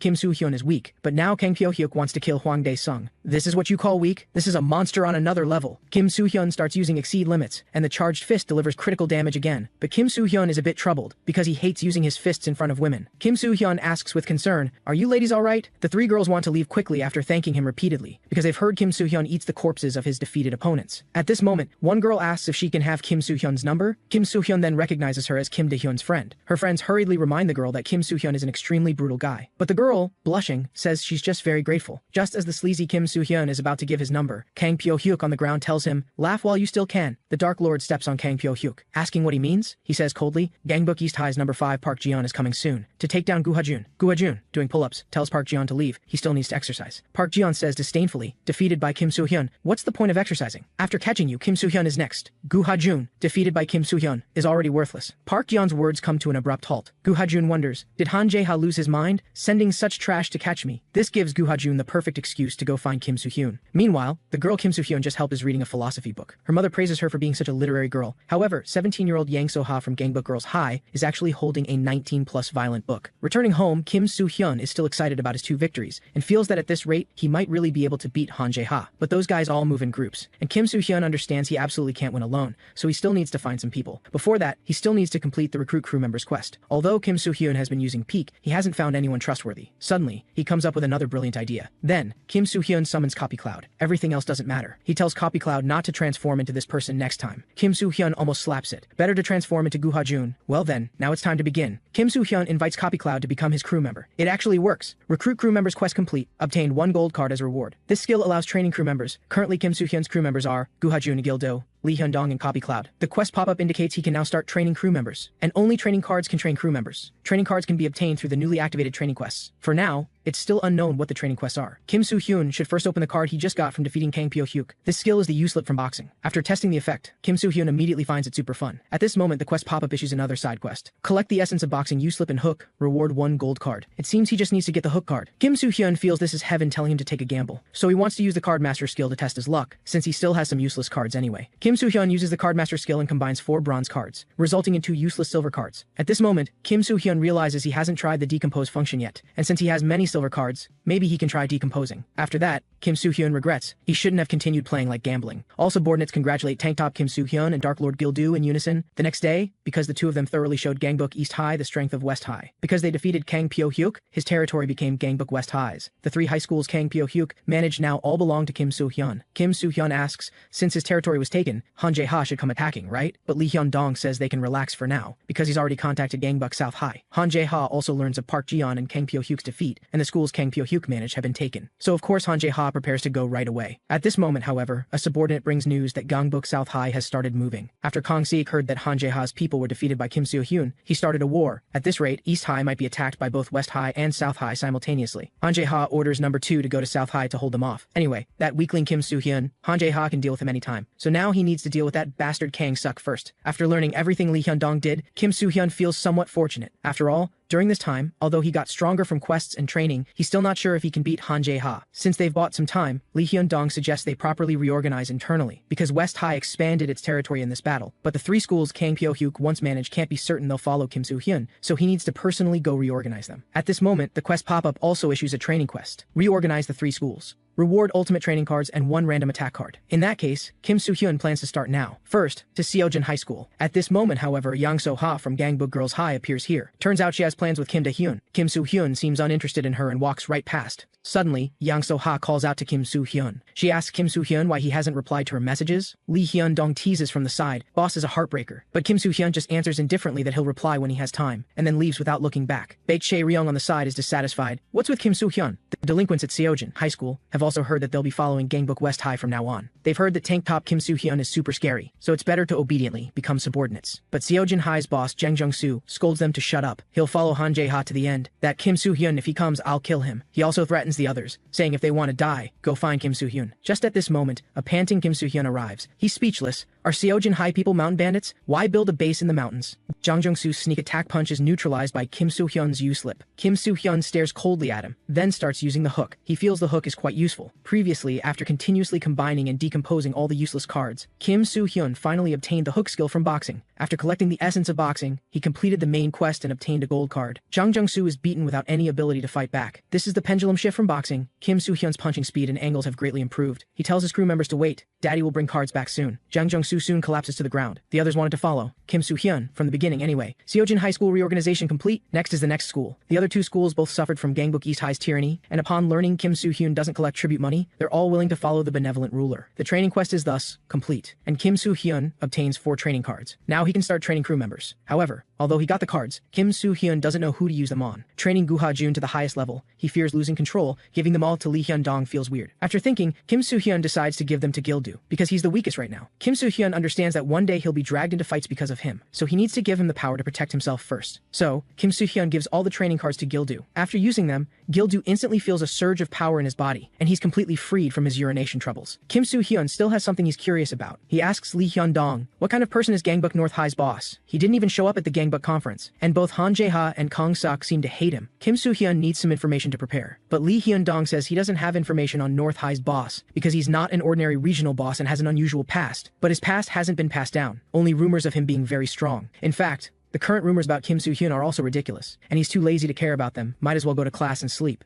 But another devious idea appears in Lee Hyun-dong's mind. Although the new management areas are stable, the boss goes into battle himself every time, and in the future West High's territory will grow larger, so they can't let the boss spend all his energy on internal matters. Lee Hyun-dong realizes they need someone who can stabilize the internal forces. Generally speaking, women are more meticulous, but now everyone looks at Kim Soo-hyun like trash. Lee Hyun-dong suddenly thinks of a suitable person, and that's Baek Chae-ryung. If she dates the boss, she'll definitely help manage internally. That way they can usher in an era of peace and prosperity. So, Kim Soo-hyun and Baek Chae-ryung both receive invitations to hang out. He suggests that to build relationships, they all go to Gangbuk's pool villa. This of course is rejected by Baek Chae-ryung. She won't go to such a place with a bunch of lunatics. Kim Soo-hyun condemns Baek Chae-ryung for being too harsh, but he wonders, what's a pool villa? Lee Hyun-dong explains it's a great place to take photos in bikinis and upload to Instagram. He thought Baek Chae-ryung really liked Instagram, so he suggested going there. Kim Soo-hyun didn't expect this guy to be pretty clever. Although he deserves to be beaten, Kim Soo-hyun still tells him him not to give up easily. At this moment, a hand grabs Lee Hyun-dong. Gil-do wonders, why didn't you discuss this with me first? After school, Baek Chae-ryung's two friends come to hang out with her. They heard that Kim Soo-hyun's group reserved a pool villa, so they invite Baek Chae-ryung to go along. It's an influencer hotspot. They also want to increase their follower count and can use those guys. Under the two's persistent persuasion, Baek Chae-ryung still agrees to go. However, buying a bikini will be a bit troublesome for her. Soon, the day arrives. But Gil-do has something he's curious about, and that's why is Gu Ha-jun also here? Kim Soo-hyun only casually asked. He didn't expect Gu Ha-jun to actually agree. The invited women also arrive. Kim Soo-hyun stares fixedly at a certain place. It's someone's bag. Baek Chae-ryung scolds,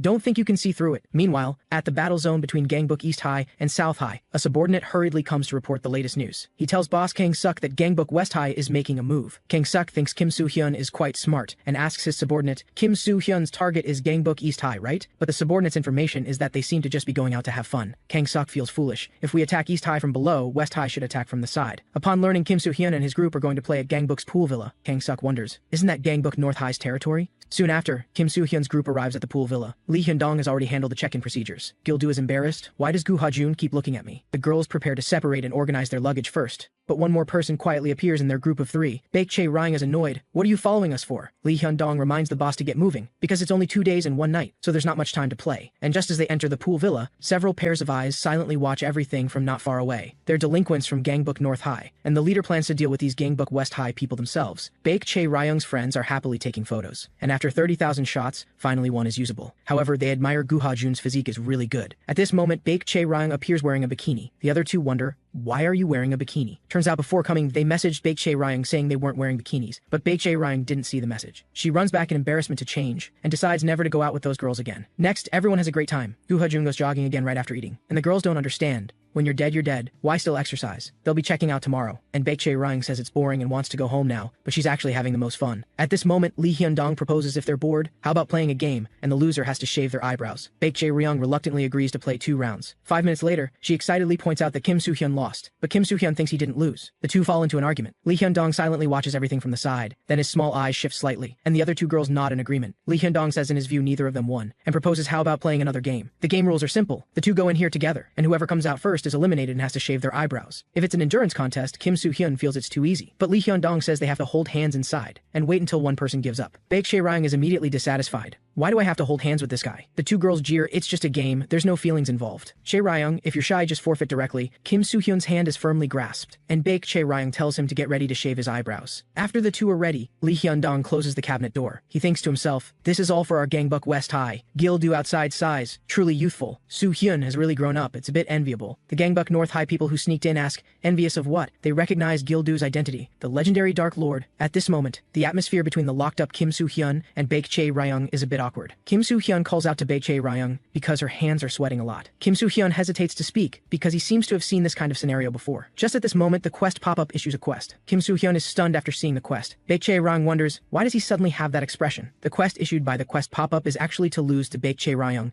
and come out of the closet. Although the reward looks pretty good, Kim Soo-hyun now feels super happy, but he wonders, why is Baek Chae-ryung sweating so much? At this moment, Kim Soo-hyun notices something's wrong. Baek Chae-ryung looks very uncomfortable, breathing heavily. Under Kim Soo-hyun's questioning, Baek Chae-ryung finally says she has mild claustrophobia. In middle school, because of her fierce eyes, she was bullied by others. Once, those scumbags locked her in a garbage storage and left. Since then, Baek Chae-ryung hasn't dared to stay in narrow spaces. She didn't expect to be in the cabinet for so long. If she'd known, she wouldn't have played. Kim Soo-hyun finally realizes that Baek Chae-ryung helped him before because she was reminded of her past self. Kim Soo-hyun tells Baek Chae-ryung he concedes. He didn't know she went through that, and if she's uncomfortable, she should say so earlier. But Kim Soo-hyun is stunned when he finds the cabinet door won't open. Something seems to be blocking the door outside. He shouts loudly, but no one is nearby. Seeing Baek Chae-ryung getting more and more distressed, Kim Soo-hyun starts using the exceed limit skill and smashes open the closet with his fist. He's dissatisfied. This joke isn't funny at all. At this moment, Baek Chae-ryung thanks Kim Soo-hyun and says she'll help draw eyebrows for him after he shaves them. Actually, Kim Soo-hyun didn't entirely break the closet for Baek Chae-ryung because he was starting to get aroused, so it was a bit difficult for him too. Baek Chae-ryung doesn't react at first, but after thinking of something, she curses angrily, "You crazy guy!" Afterward, Baek Chae-ryung's friends also apologize to her, saying they really just wanted to joke around, but if there's a next time, Baek Chae-ryung will really kill them. Kim Soo-hyun, with shaved eyebrows, agrees on the side. At this moment, Lee Hyun-dong hurriedly reports, "Big trouble. Gil-do was captured by 3 punks from Gangbuk North High," but Kim Soo-hyun calmly says it's fine. The current Gil-do is no longer the Gil-do of before. These 2 punk stats are pretty decent, and the leader Choi Chang-sok's strength has even reached A rank. He also needs to go capture Gu Ha-jun, so he doesn't want to waste time with Gil-do. Gil-do fearfully closes his eyes instinctively. After all, Kim Soo-hyun used all the training cards on him,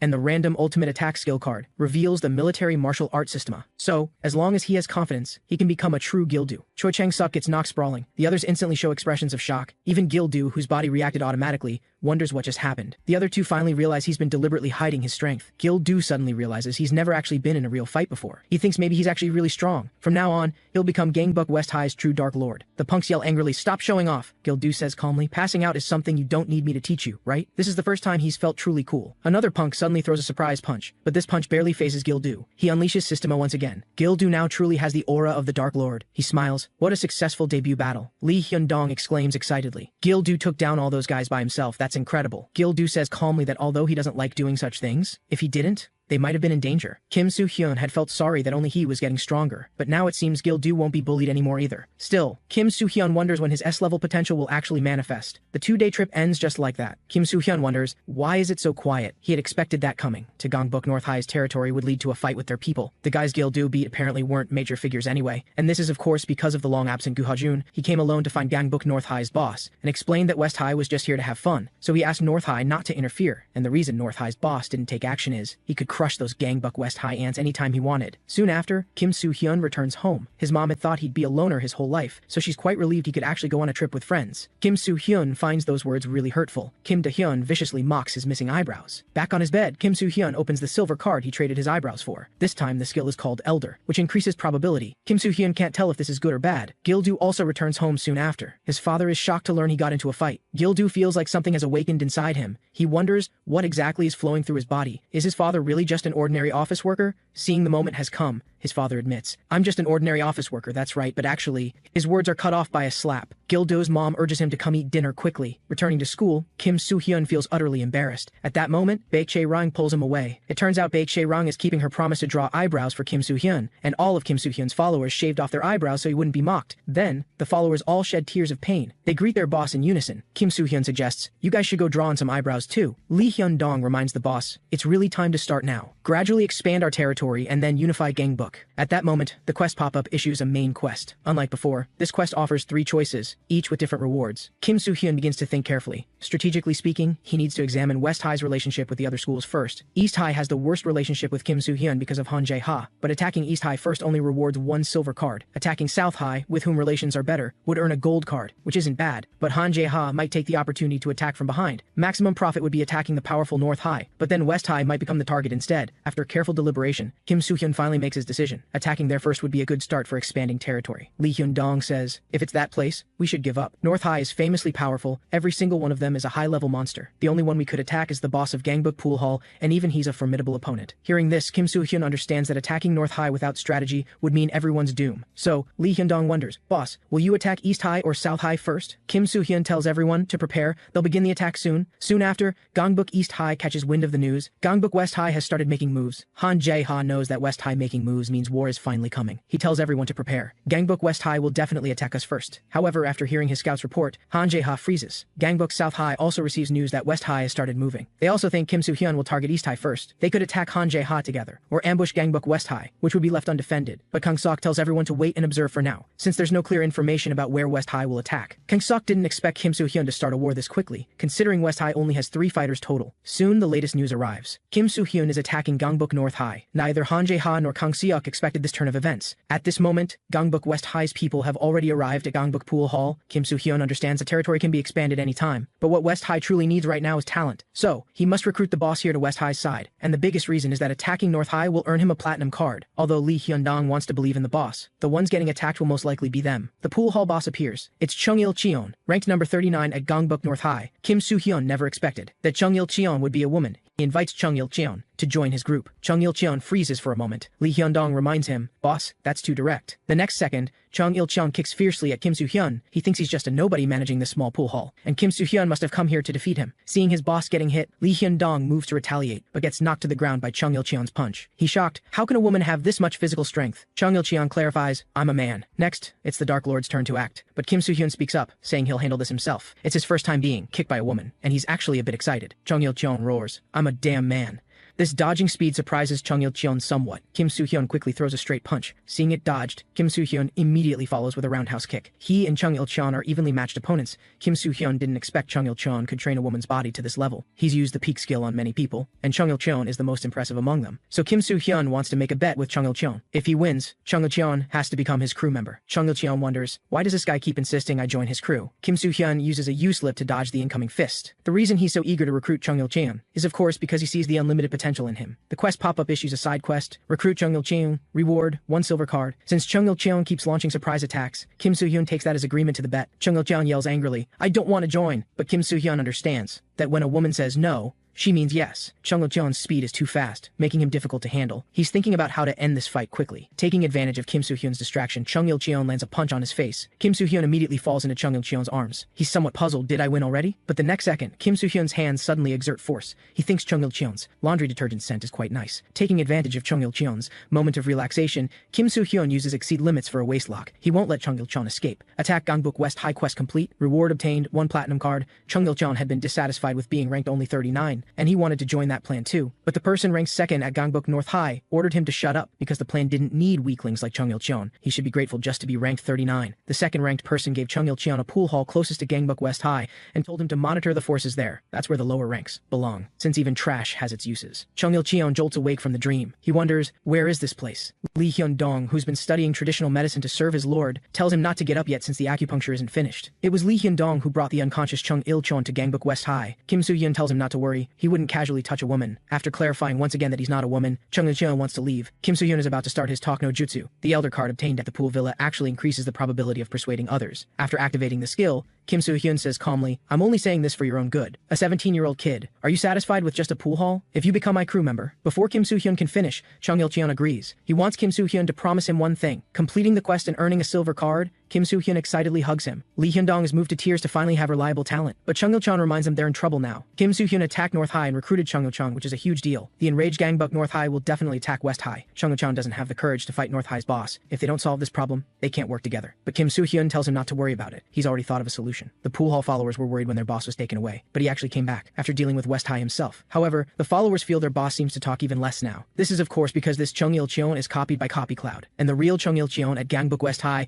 just needs to act in disguise. He's dissatisfied. What the hell is this? Why do I have to cross-dress when I'm a man? But Kim Soo-hyun can't hold it anymore and needs to go to the bathroom, because it's time for the exciting card opening. First, the silver card reveals the pool draw shot technique. This is a completely useless skill. Kim Soo-hyun can only save it for decomposition later. Next is the platinum card he's most looking forward to, but it reveals a skill called diaper. Kim Soo-hyun wonders, is this meant to be worn? Maybe it's an attack card. At that moment, the quest pop-up issues another training quest. Kong-suk of Gangbuk South High is working out. He understands that Kim Soo-hyun attacking North High means Gangbuk West High is doomed. That guy absolutely won't let this slide. The scout reports, big trouble, our territory is under attack. Kang Seok thought it was Han Jae-ha making the move, but the follower says it's Gangbuk West High's people. They were supposed to attack North High, but North High suffered no damage. West High's people have now reached Gangbuk Tunnel. If they don't hurry to support, South High's territory will be taken. The quest pop-up issues? Investigate Gangbuk South High's business. Rewards, 2 mid-grade strength training cards, 2 speed cards, 1 high-grade endurance training card, 1 mid-grade random attack card. Kim Soo-hyun decides to take down South High, so he brings Gil-do and Chung Il-cheon to attack Gangbuk South High. South High's people mock, a woman can actually go to battle? Chung Il-cheon roars, I'm a damn man. Another South High guy tries to sneak attack, and Chung Il-cheon leaps up in response. But the next second, his hair gets grabbed by another person, just as the opponent is about to throw a punch. Chung Il-cheon kicks both of them down first. It was clearly Kim Soo-hyun who said they'd charge in, so Chung Il-cheon tells him to stop just watching and help out. Kim Soo-hyun is taking notes. Chung Il-cheon has great speed, but strength and endurance are relatively weak. He fights recklessly without technique, which is dangerous. So Kim Soo-hyun plans to give him any attack training cards first. After all,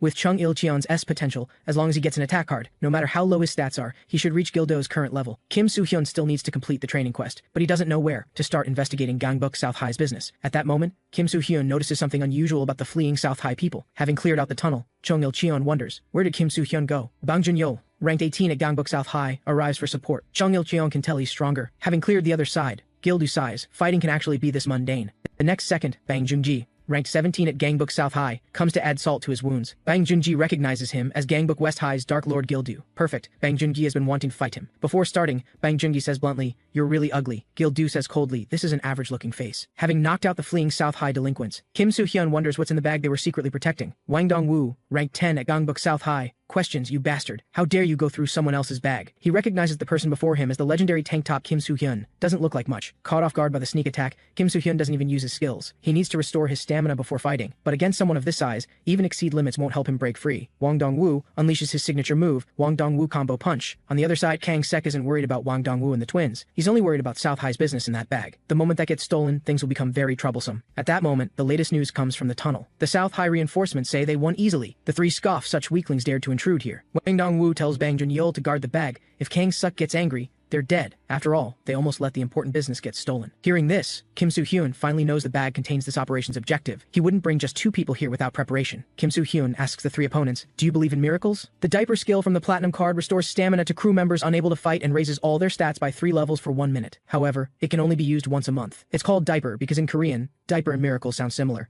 Gil-do and Chung Il-cheon instantly feel their stamina restored, and all 3 of their stats rise by 3 levels. Soon after, arriving at the tunnel, Kang Sok sees only devastation. The business the 3 were protecting has been stolen by Kim Soo-hyun. Furious, Kang Sok goes to contact Han Jae-ha. He wants to join forces with Gangbuk East High to eliminate Kim Soo-hyun. The 3 from Kim Soo-hyun's group are curious about what Gangbuk South High's business is. It turns out to be just some questionable patches. Kim Soo-hyun wonders, is Kang Sok feeling unwell? Suddenly, Kim Soo-hyun figures out how to make money with these patches. This utterly despicable bastard must be forcing them on elderly people on buses, threatening not to let them off if they don't buy. Gildu speaks up to explain, these patches are actually fentanyl, an addictive painkiller. Depending on how it's used, it can destroy people. It's a painkiller that absolutely shouldn't be misused. Kang Si gets it from doctors and sells it to students for profit. Gildu also finds it strange how his mom knows this. He heard it from her. Kim Soo-hyun finally understands why people say don't trust people with small eyes. That Kang Suk is a real villain. After learning about Gangbuk South High's business, the training quest is finally complete. Kim Soo-hyun obtains 6 training cards. Han Jae-ha, playing games at a PC cafe, receives a call from Kang Suk. Hearing his mocking tone, Kang Suk understands he already knows. Kang Suk proposes. South High will attack Kim Soo-hyun from the south, so East High attack from the side. But for Han Jae-ha to attack Kim Soo-hyun together, he wants Kang Suk to transfer some of South High's territory to East High. Unexpectedly, Kang Suk actually agrees, but if they fail, he'll kill Han Jae-ha. Then, Kang Suk asks Han Jae-ha when they should plan the operation. And with Han Jae-ha's personality, of course it's right now. After a tiring day, Kim Soo-hyun walks home deep in thought. He's somewhat hesitant. Who should he use these training cards on? Just use them all on himself. But Kim Soo-hyun already has many strong cards. In war games, he should be developing every character. So Kim Soo-hyun is very conflicted. At that moment, his phone rings. A follower reports, "Big trouble. Gangbuk East High is attacking." Heard that Han Jae-ha made some deal with South High's Kang Sek. The followers can barely hold off their advance team. Kim Soo-hyun rushes toward the battle zone. And the first to run over is Lee Hyun-dong, ranked 4 at Gangbuk West High. He doesn't know what to do anymore. All the other school bosses under Gangbuk West High have fallen, leaving only Lee Hyun-dong to defend West High with a determination to die. But he's utterly powerless to resist their attacks. Lee Hyun-dong realizes it's not that they're strong, it's that he's just too weak. Hwang Dae-sung scoffs, "Even those small fries lying on the ground are stronger than you. A ranked 4, you're just a waste riding Kim Soo-hyun's coattails. Being a bit clever doesn't help in fights." Lee Hyun-dong understands, too, that he keeps saying he'll help the boss, but always becomes a burden instead. The ranked 2 Dark Lord Gil-do, ranked 3 Gu Ha-jun, and the new ranked 5 Chung Il-cheon all do well. Only he is this pathetic. Lee Hyun-dong sheds tears of frustration. Mediocre him, worthless trash wherever he goes, can only end up as everyone's burden. Park Ji-yeon takes Lee Hyun-dong's phone and calls Kim Soo-hyun. He taunts, "After this, it'll be our East High's territory." Park Ji-yeon wants to take Lee Hyun-dong's legs as a trophy. The anxious Kim Soo-hyun is rushing at full speed toward the battle zone. But the quest pop-up suddenly alerts, crew member Lee Hyun-dong's conviction is full. Lee Hyun-dong's potential begins to skyrocket. Lee Hyun-dong's potential has reached maximum value. Lee Hyun-dong's potential has awakened. His stat panel's potential column changes to awakened state. Due to potential awakening, the quest pop-up specially restores Lee Hyun-dong's stamina and grants a Lee Hyun-dong exclusive attack card, Tool Mastery. Effect, can easily master all tools, and strength level rises according to different tools. Lee Hyun-dong first uses a wooden stick. Hwang Dae-sung didn't expect to feel pain from a wooden stick. And why can someone who is nearly dead still stand up? Lee Hyun-dong has never given up on getting stronger, although his talent is insignificant, although he's still far behind others. He doesn't want to be a burden to the boss. Lee Hyun-dong is sorry for being sorry. From now on, he's eyebrows Lee Hyun-dong, ranked 4 at Gangbuk West High.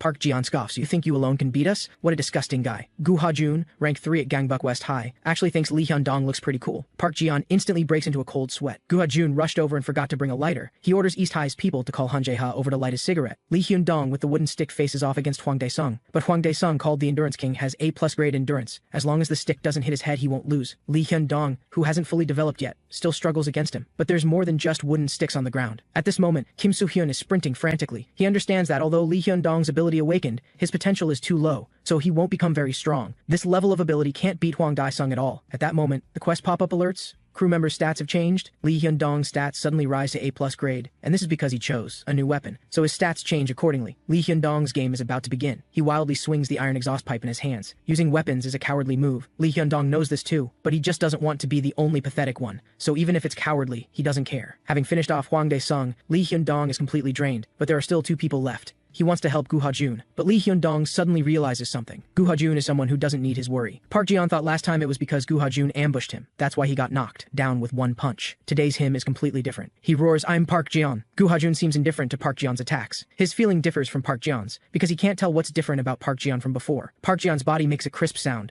Gu Ha-jun's heavy punches continue pounding into him. Just as the battle is about to end, a swift figure flying kicks toward Gu Ha-jun. Han Jae-ha arrives with East High's people to take down the powerful Gu Ha-jun. Han Jae-ha brought his recently carefully cultivated strike team. Gu Ha-jun coldly orders him to light his cigarette. Han Jae-ha sneers, "You're almost dead and still trying to look cool?" He orders the strike team to kill Gu Ha-jun. These strike team members aren't easy to deal with. They're all skilled stalkers. People Han Jae-ha cultivated specifically to take down bosses from various schools. However, Gu Ha-jun doesn't see how impressive these so-called stalkers are. Actually, it's because he's too strong. Han Jae-ha worked hard to find people of this caliber. The follower keeps reporting the battle situation to Kim Soo-hyun. He's been running for so long, but the battlefield is still far away. Kim Soo-hyun worries that at this rate, it might be over before he arrives. Fortunately, Gu Ha-jun is there. But the strike team seems strong too. Suddenly, Kim Soo-hyun thinks of a good solution. Han Jae-ha is satisfied with the strike team's results, because he never expected them to beat Gu Ha-jun anyway. Making Gangbuk West High's Gu Ha-jun feel tired already achieves the goal. Han Jae-ha proposes he come to East High, train the strike team together, and take down Gangbuk North High. He can have whatever he wants. But Gu Ha-jun just coldly spits out one word at him: light. Han Jae-ha immediately laughs. He orders the strike team to keep fighting, even if they all fall, as long as they drain Gu Ha-jun's stamina. It's a win, and the way Kim Soo-hyun can help Gu Ha-jun from afar is with the training cards from this quest. Kim Soo-hyun uses all these cards on Gu Ha-jun. He's somewhat curious. What attack technique will Gu Ha-jun get? And this mid-grade random attack card reveals the Kisi fighting method from martial arts. Gu Ha-jun instinctively begins using the Kisi fighting method. Han Jae-ha freezes instantly. The strongest close combat fighting technique created for actual combat by Spanish Special Forces members who knew many martial arts skills. A practical fighting method that doesn't rely on weapons, where the entire body can be used as a weapon, because humans are inherently weapons. Gu Ha-jun scoffs. A strike team that can't even handle me wants to take down our school's boss? What are you going to do? Kim Soo-hyun is even stronger than me. Watching Gu Ha-jun's stats remain unchanged, Kim Soo-hyun is somewhat puzzled. He clearly gave all the training cards from this quest to Gu Ha-jun. From this, Kim Soo-hyun deduces that upgrading SSS level abilities requires more cards. He hopes Gu Ha-jun can hold on a bit longer, because Kim Soo-hyun is about to arrive for support. Gu Ha-jun also feels somewhat strange. He originally didn't know this fighting technique, but now he's using it as naturally as boxing, which he's studied for a long time. But none of that matters. Gu Ha-jun just needs to win. He kindly reminds them, "You should fight people at your level if you don't want to die." But the next second, a foot appears at Gu Ha-jun's temple. Han Jae-ha exclaims excitedly, "This is what kicking feels like!" But competitions forbid kicking, which is why he was forced to quit professional competitions. Hit by a sneak attack to the temple, Gu Ha-jun's head spins with dizziness. Han Jae-ha appears as double images in his eyes. The Kisi fighting method works well in actual combat, so Gu Ha-jun must close the distance with Han Jae-ha, but Han Jae-ha's legs are longer. Fighting isn't just about strength and endurance. Coordination and balance are equally important. Just like how a bull, no matter how much it charges, can't beat a matador. Just as Han Jae-ha is about to finish off Gu Ha-jun grabs his foot. In the instant Han Jae-ha is stunned, Gu Ha-jun's fist is already at his chin. Han Jae-ha didn't expect that Gu Ha-jun could still attack his chin in that condition. But that was also Gu Ha-jun's last struggle. Gu Ha-jun admits he lost. He won't make excuses for himself. So, from here on, Gu Ha-jun leaves it to him. Gangbuk West High's boss Kim Soo-hyun finally arrives. But Han Jae-ha doesn't take Kim Soo-hyun seriously. Kim Soo-hyun carefully considers the current battle situation. Han Jae-ha just took a heavy hit. If Kim Soo-hyun uses all his cards, there might be a chance. After all, he's very different from back then. However, at this moment, Han Jae-ha leisurely lights up a cigarette, because Gangbuk East High's main forces have arrived. On a real battlefield, Han Jae-ha won't fight Kim Soo-hyun one-on-one. He mocks Kim Soo-hyun, charging around wildly without any strategy. You might as well go home and farm, and you dream of unifying Gangbuk. Lee Hyun-dong also reminds the boss, "We seem to be doomed. South High's Kang Suk is bringing his army this way to get revenge on West High." Han Jae-ha says coldly, "You'll never know when you'll be ambushed, or when enemies will become allies. You barged into this domain knowing nothing." The reason Han Jae-ha is being so friendly now is because West High will be eliminated here today. Then, to prevent them from interfering again, Han Jae-ha will break their arms or legs. Kim Soo-hyun proposes, "Let's make a deal. As long as Han Jae-ha lets West High's people leave, Kim Soo-hyun will give him South High's goods. If used well, it can deal a major blow to South High. And with East High's forces, attacking West High is possible anytime." This is also what Han Jae-ha just said. "You'll never know when you'll be ambushed, or when enemies will become allies." Han Jae-ha sneers, "Why don't I just snatch South High's goods from your stupid hands?" Kim Soo-hyun tells him to try it, if you don't mind them being burned to ashes. Han Jae-ha laughs, "You kid, you're actually pretty smart. Now hurry up and drop the bag and get lost." Soon, Kang Seok receives a call from Han Jae-ha. He says mockingly, "I don't want to fight Kim Soo-hyun anymore." because that kid gave me all your goods. My good friend Kang Suk is actually selling this stuff. Who knew you were even more ruthless than me? With a ferocious expression, Kang Suk asks where Han Jae-ha is now. Returning to West High, Kim Soo-hyun apologizes to everyone. Han Jae-ha was right. He took this domain too lightly. Fortunately, everyone is okay and the territory wasn't taken. Just engrave this humiliation into your bones. Gil-do realizes, we must have a strategist from now on. But everyone around Kim Soo-hyun is an idiot. Only Lee Hyun-dong is somewhat clever. At that moment, Lee Hyun-dong says he knows a strategist. Using Romance of the Three Kingdoms as a metaphor, that person is like Zhu Giliang. Whether in strategy or internal management, he's a rare talent. He's the younger brother of Jang Sung-hyuk, ranked 2 in the Imperial Dog Alliance, the organization that once ruled Gangbuk, although many organizations have reached out to him. He's like a lone wolf and hasn't joined any organization. So now there's a rumor, gain him alone,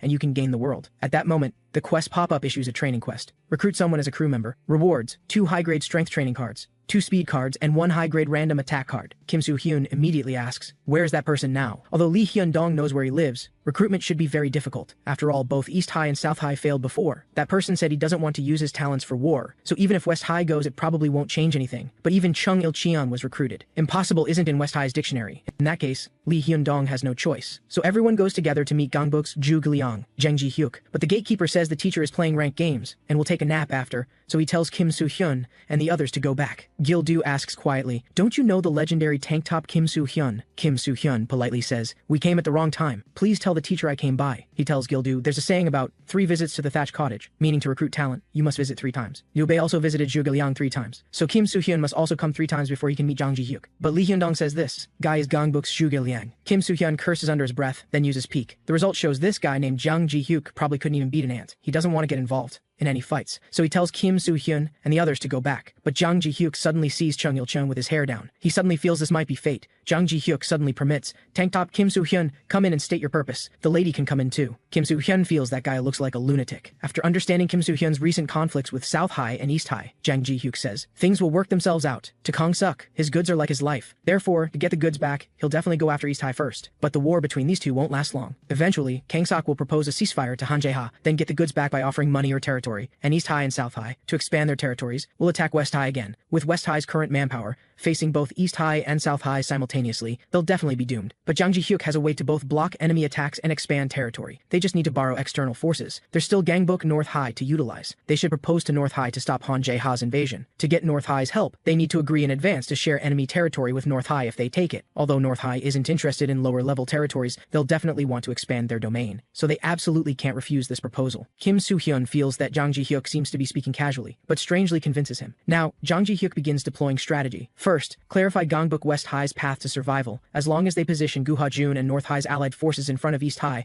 Han Jae-ha won't attack easily. Then the remaining people attack South High's Kang Suk. With Gu Ha-jun and North High blocking East High's attacks, they can attack Kang Suk without worry. They must first take down South High's forces before proceeding to the next step. Next comes the war between West High, having absorbed South High, and East High and North High. Everyone present is impressed by such an ugly-looking person for the first time. Soon after, Gu Ha-jun, ranked 3 at Gangbuk West High, arrives at the West High and East High battle zone. Gangbuk North High's people also arrive quickly. They are North High's ranked 49 and 50. The two already understand West High's purpose. They tell Gu Ha-jun to know his place. North High, who came to help, is the boss. You West High people just stay down. Before they finish speaking, Gu Ha-jun instantly throws a punch. Of course the hierarchy needs to be clear. He tells North High's people to speak properly. Choi Kang-san, ranked 28 at Gangbuk North High, tells North High's people to save their energy to fight East High. He exchanges pleasantries with Gu Ha-jun. Gangbuk North High's boss doesn't care about matters below, and Choi Kang-san has nothing to do, taking this opportunity to improve his record. He might even raise his ranking at North High. Anyway, both sides follow the agreement and together stop Gangbuk East High. After that, Kim Soo-hyun receives a call from Gu Ha-jun. Learning that North High is willing to act together, he's amazed. How did Jang Ji-hyuk negotiate this? Having a strategist really makes a difference. Gu Ha-jun is about to hang up, and Kim Soo-hyun hurriedly thanks him for helping defend West High this time. I should have said this to Gu Ha-jun earlier, but I missed the timing and delayed until now. But Gu Ha-jun tells Kim Soo-hyun not to misunderstand. I just don't like Han Jae-ha. Kim Soo-hyun verbally apologizes for overstepping, while thinking, yeah right. After hanging up, Kim Soo-hyun realizes he's ridiculously weak right now. He gave all the training cards to crew members before, so everyone got stronger except him, who stayed the same. Kim Soo-hyun wants to use the high-grade training cards from this quest on himself, but fears that if he gets stronger, quest difficulty will increase accordingly. To execute Jang Ji-hyuk's Gangbuk trifecta plan, it would be easier if Kim Soo-hyun got stronger. Originally he'd level up using Copy Cloud, but he's currently Chung Il-cheon, so he's busy. So now, Kim Soo-hyun can only get stronger through quests. But he's already dealt with all the small-time punks around here, and quests haven't appeared recently. Kim Soo-hyun's information has leaked out, so doing quests at East High or South High would be dangerous. He needs a method to both hide his identity and get stronger. A flash of inspiration hits Kim Soo-hyun as he boards a bus, heading somewhere. Soon after, Gangbuk North High's people stare ahead with confused looks, because an idiot wearing a hood has appeared before them. Kim Soo-hyun plans to operate in North High's territory for now, since there's not much information about him here, and North High's territory is larger than the other three combined, so there will be more quests available. Sure enough, at that moment the quest pop-up issues a main quest. Explore the Gangbuk North High territory. Reward: 1 diamond card. The first step is to verify North High's territorial forces. Kim Soo-hyun uses a U-slip to dodge the incoming fist. Seeing he has some skill, the opponent asks his name. Kim Soo-hyun says his name is Kim Paper Bag, and this places a super leveling zone that will make him stronger.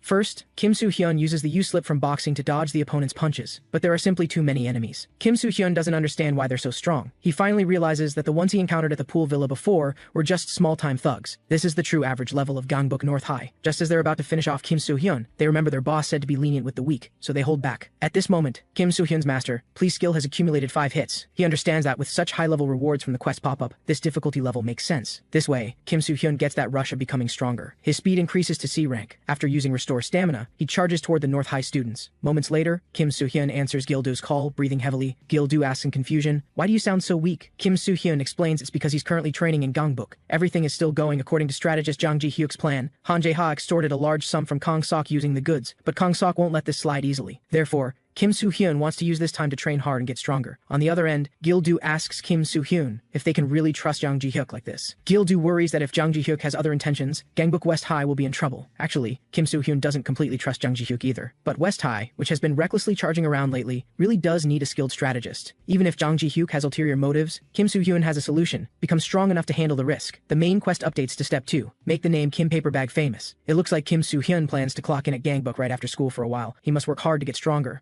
Soon after, the rank 20 fighter at Gangbuk North High receives news. His underlings report that a group of their guys was defeated by some unknown person. Apparently it's a lunatic wearing a paper bag on his head, called Kim Paper Bag. The rank 20 fighter says grimly, after a quiet period all kinds of things happen. Back at West High, in order to get Baek Chae-ryung to draw his eyebrows, Kim Soo-hyun actually shaves them off again on his own. An annoyed Baek Chae-ryung says she'll never draw them for him again. Kim Soo-hyun complains unhappily, "But you're the one who promised to draw my eyebrows for life." A passing student exclaims in surprise, "Did Baek Chae-ryung propose?" The next second, Kim Soo-hyun gets slapped in the face for running his mouth. At this moment, the quest pop-up alerts him. Main quest updated. The name Kim Paper Bag has become famous through Kim Soo-hyun's constant fighting these past few days. The next quest is to get close to Yang So-ha. Kim Soo-hyun wonders in confusion, wasn't this a North High exploration quest? Why is it suddenly asking me to get close to Yang So-ha out of nowhere? Now, the name Kim Soo-hyun has become notorious in the area. He feels a bit sorry about getting close to someone for a quest. However, getting close to Yang So-ha is also challenging for Kim Soo-hyun, because as a straight guy, his previous conversation with Yang So-ha was extremely awkward. Baek Chae-ryung's friends ask if she likes Kim Soo-hyun because they heard rumors that Baek Chae-ryung and Kim Soo-hyun got engaged. Baek Chae-ryung hastily says that's all nonsense, though that Kim Soo-hyun kid does look pretty funny when he's being dumb, and hitting him all the time is also quite entertaining. At this moment, Baek Chae-ryung sees downstairs that Kim Soo-hyun is on a date with another girl. She calls out to Kim Soo-hyun, but he doesn't hear her. Baek Chae-ryung recognizes Yang So-ha as a girl she's seen before. She's displeased with his pathetic look. Kim Soo-hyun still dares to go out alone with a girl. Yang So-ha, noticing Baek Chae-ryung's presence, wonders, are those two dating? Kim Soo-hyun, completely oblivious to Baek Chae-ryung, just feels awkward right now. He doesn't know what counts as getting close. Kim Soo-hyun asks Yang So-ha, where do you like to hang out? Kim Do-hyun's mom asks if Kim Do-hyun has dated before. She reminds her daughter that she needs to meet more men to be able to tell the jerks apart. Mom asks Kim Do-hyun again, has Yang So-ha not dated either? Kim Do-hyun says, she's really a pervert. Ever since high school, Yang So-ha has been extremely curious about that sort of thing. Hearing this, Mom feels she'll probably start dating soon, because someone like Yang So-ha has a strong competitive spirit. Once she sets her sights on someone, she'll charge forward regardless of consequences. Kim Soo-hyun feels a bit uneasy about being brought to Yang So-ha's home. Yang So-ha asks in confusion, what's the problem? Weren't you the one who said you wanted to get close to me?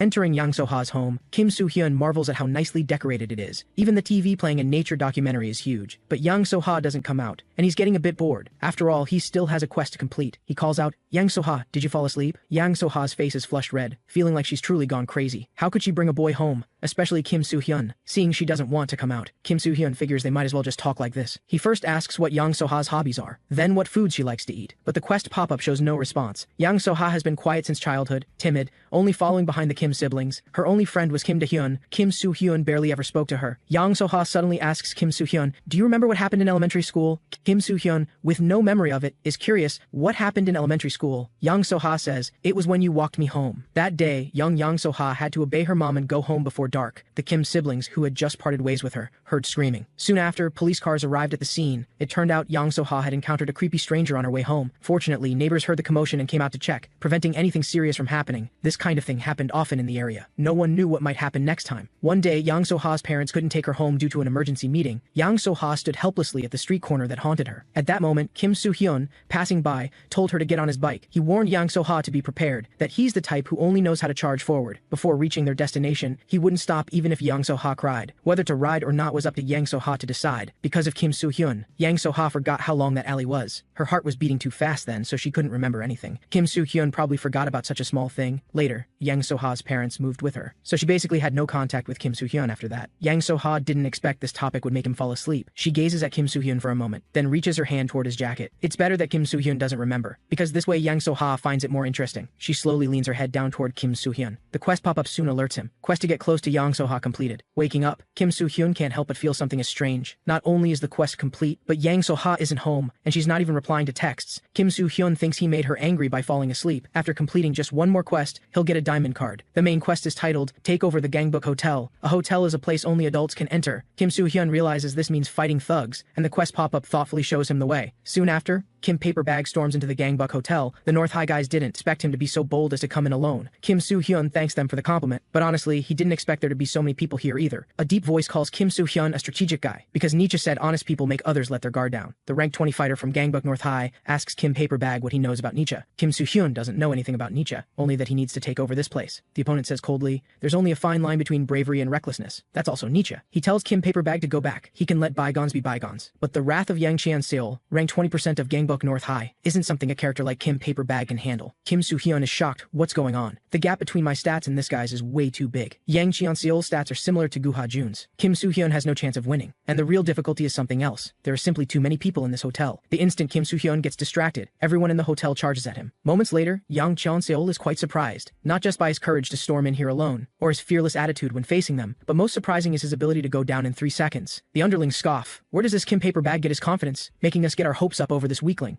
Yang Cheon-seol tells them not to belittle Kim Paperbag's courage. A man who fights knowing he'll lose deserves respect. Yang Cheon-seol can tell Kim Paperbag has learned boxing but has no experience facing this many people at once, and that's exactly why he lost. Fighting is all about results. No one cares about the process. Yang Cheon-seol is about to remove Kim Paperbag's hood. He's very curious about who dares to challenge Gangbuk North High. Suddenly, Yang Cheon-seol's calf is grabbed. Kim Soo-hyun starts using the Exceed Limit skill, then uses the Rise skill to lift Yang Cheon-seol high into the air. From the start, Kim Soo-hyun's strategy was to take over this hotel. He's not crazy enough to take on all of North High, he just needs to take over the hotel and complete the quest. The underlings are completely caught off guard, but Kim Soo-hyun is somewhat confused. He's already taken down Yang Cheon-seol, so why isn't the quest complete? At this moment, a cold voice sounds. Yang Cheon-seol says grimly, "Nietzsche said that extinguished fires can reignite." Kim Soo-hyun can't believe it. How can he be fine after falling from that height? The underlings mock this ignorant fool. Our boss used to be a judo athlete. Kim Soo-hyun is stunned for a moment. Actually, Yang Cheon-seol did take some damage. He acknowledges Kim Paperbag's strength. Kim Soo-hyun throws a fierce straight punch at him. Yang Cheon-seol wonders, where did that strange strength that lifted me up go? Of course, it's because Kim Soo-hyun's Exceed Limit skill is ended. Seeing Yang Cheon-seol's hand rapidly approaching, Kim Soo-hyun instantly uses the U-slip. He understands the opponent is a former judo athlete. If he gets caught, it's over, so he must keep his distance. Kim Soo-hyun starts using the Rise skill, then executes a roundhouse kick aimed at Yang Cheon-seol's chin. The strike lands precisely, but Yang Cheon-seol seems completely unfazed. Though the roundhouse kick was flashy, it doesn't seem to have done much damage. Yang Cheon-seol ends the fight with a shoulder throw. He said it before, his wrath isn't something Kim Paperbag can handle. Just then, Kim Soo-hyun uses Restore Stamina. After recruiting Jung Ji-hyuk, he received 5 training cards. Unlike mid-tier cards, high-tier cards can raise abilities by 2 ranks when used. Worried that quest difficulty would increase as he got stronger, Kim Soo-hyun had prepared to use cards when in dire straits. Kim Soo-hyun's speed and strength both rise by 4 ranks. Yang Cheon-seol is shocked. What kind of technique is that? This is his first time seeing this kind of fighting technique. Kim Soo-hyun's high-tier random attack card reveals Ancient Flow Martial Arts Taegyun, a traditional martial art from ancient Korea. Kim Soo-hyun quickly begins using Ancient Flow Martial Arts Taegyun. This is the first time in Yang Cheon-seol's life encountering this fighting technique. He plans to defend like he would against Taekwondo, hold out, then counterattack. However, Kim Soo-hyun uses the hand techniques from Ancient Flow Martial Arts Taegyun. He targets the nose through a gap in the defense. Next comes the collarbone strike from Ancient Flow Martial Arts Taegyun. Finally, the descending from heaven technique from Ancient Flow Martial Arts Taegyun. Yang Cheon-seol completely goes down.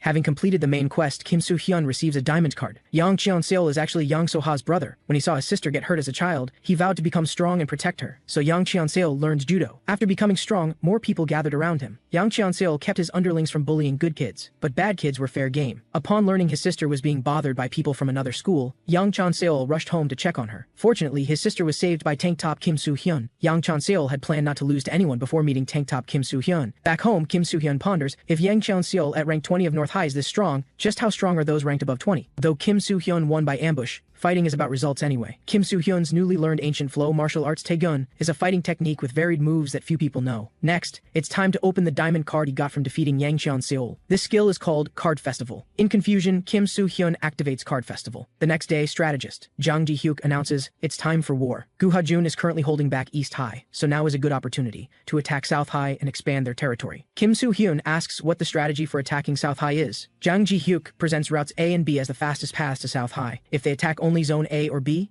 enemy reinforcements will concentrate. So Jang Ji-hyuk decides West High will attack both A and B simultaneously. This way there won't be any reinforcements. Kim Soo-hyun remarks. Apart from that smile, the strategy is perfect. With the strategy deployed, it's time to move. Eyebrows Lee Hyun-dong leads support forces from other schools to defend West High against sneak attacks. Dark Lord Gil-do leads the first-year team to attack Zone A. Kim Soo-hyun and Chung Il-cheon attack Zone B together. The two of them enter the building in Zone B. Taking this place means taking Zone B. Chung Il-cheon can't help but wonder who they'll be fighting. He impatiently pushes open the door at the very back. Inside are the twins and Wang Dongwoo they fought before. Remember, last time Kim Soo-hyun's trio barely won against them. This time, those three won't let Kim Soo-hyun's duo off easily. While Chung Il-cheon is stunned, Kim Soo-hyun has already struck with the small slap from Ancient Flow Martial Arts Taegun. That diamond card called Card Festival upgrades all existing cards. The cards Kim Soo-hyun currently possesses suddenly burst with a roaring sound. Each skill is enhanced according to its card type. After Card Festival, Ancient Flow Martial Arts Taejun's attack power and speed have increased. Kim Soo-hyun will face the enemy's three strongest fighters alone. Chung Il-cheon only needs to handle the small fry. Thanks to Card Festival, all team members' abilities increase by 1 rank. At this moment, an underling reports to Wang Dongwoo, the other people from Gangbuk West High went to attack Zone A. This means they might not be able to get reinforcements. The small fry in Zone A are quickly dealt with by Dark Lord Gil-do. Now only Lee Ji-hyun, rank 9 of Gangbuk South High, remains. Her speed stat is actually S rank. Gil-do can tell at a glance she's stronger than him. After all, she's a kendo master who climbed to this position with just a wooden sword. But to Gil-do, she's just a deer chewing on wood. Gil-do and Kim Soo-hyun always give their all,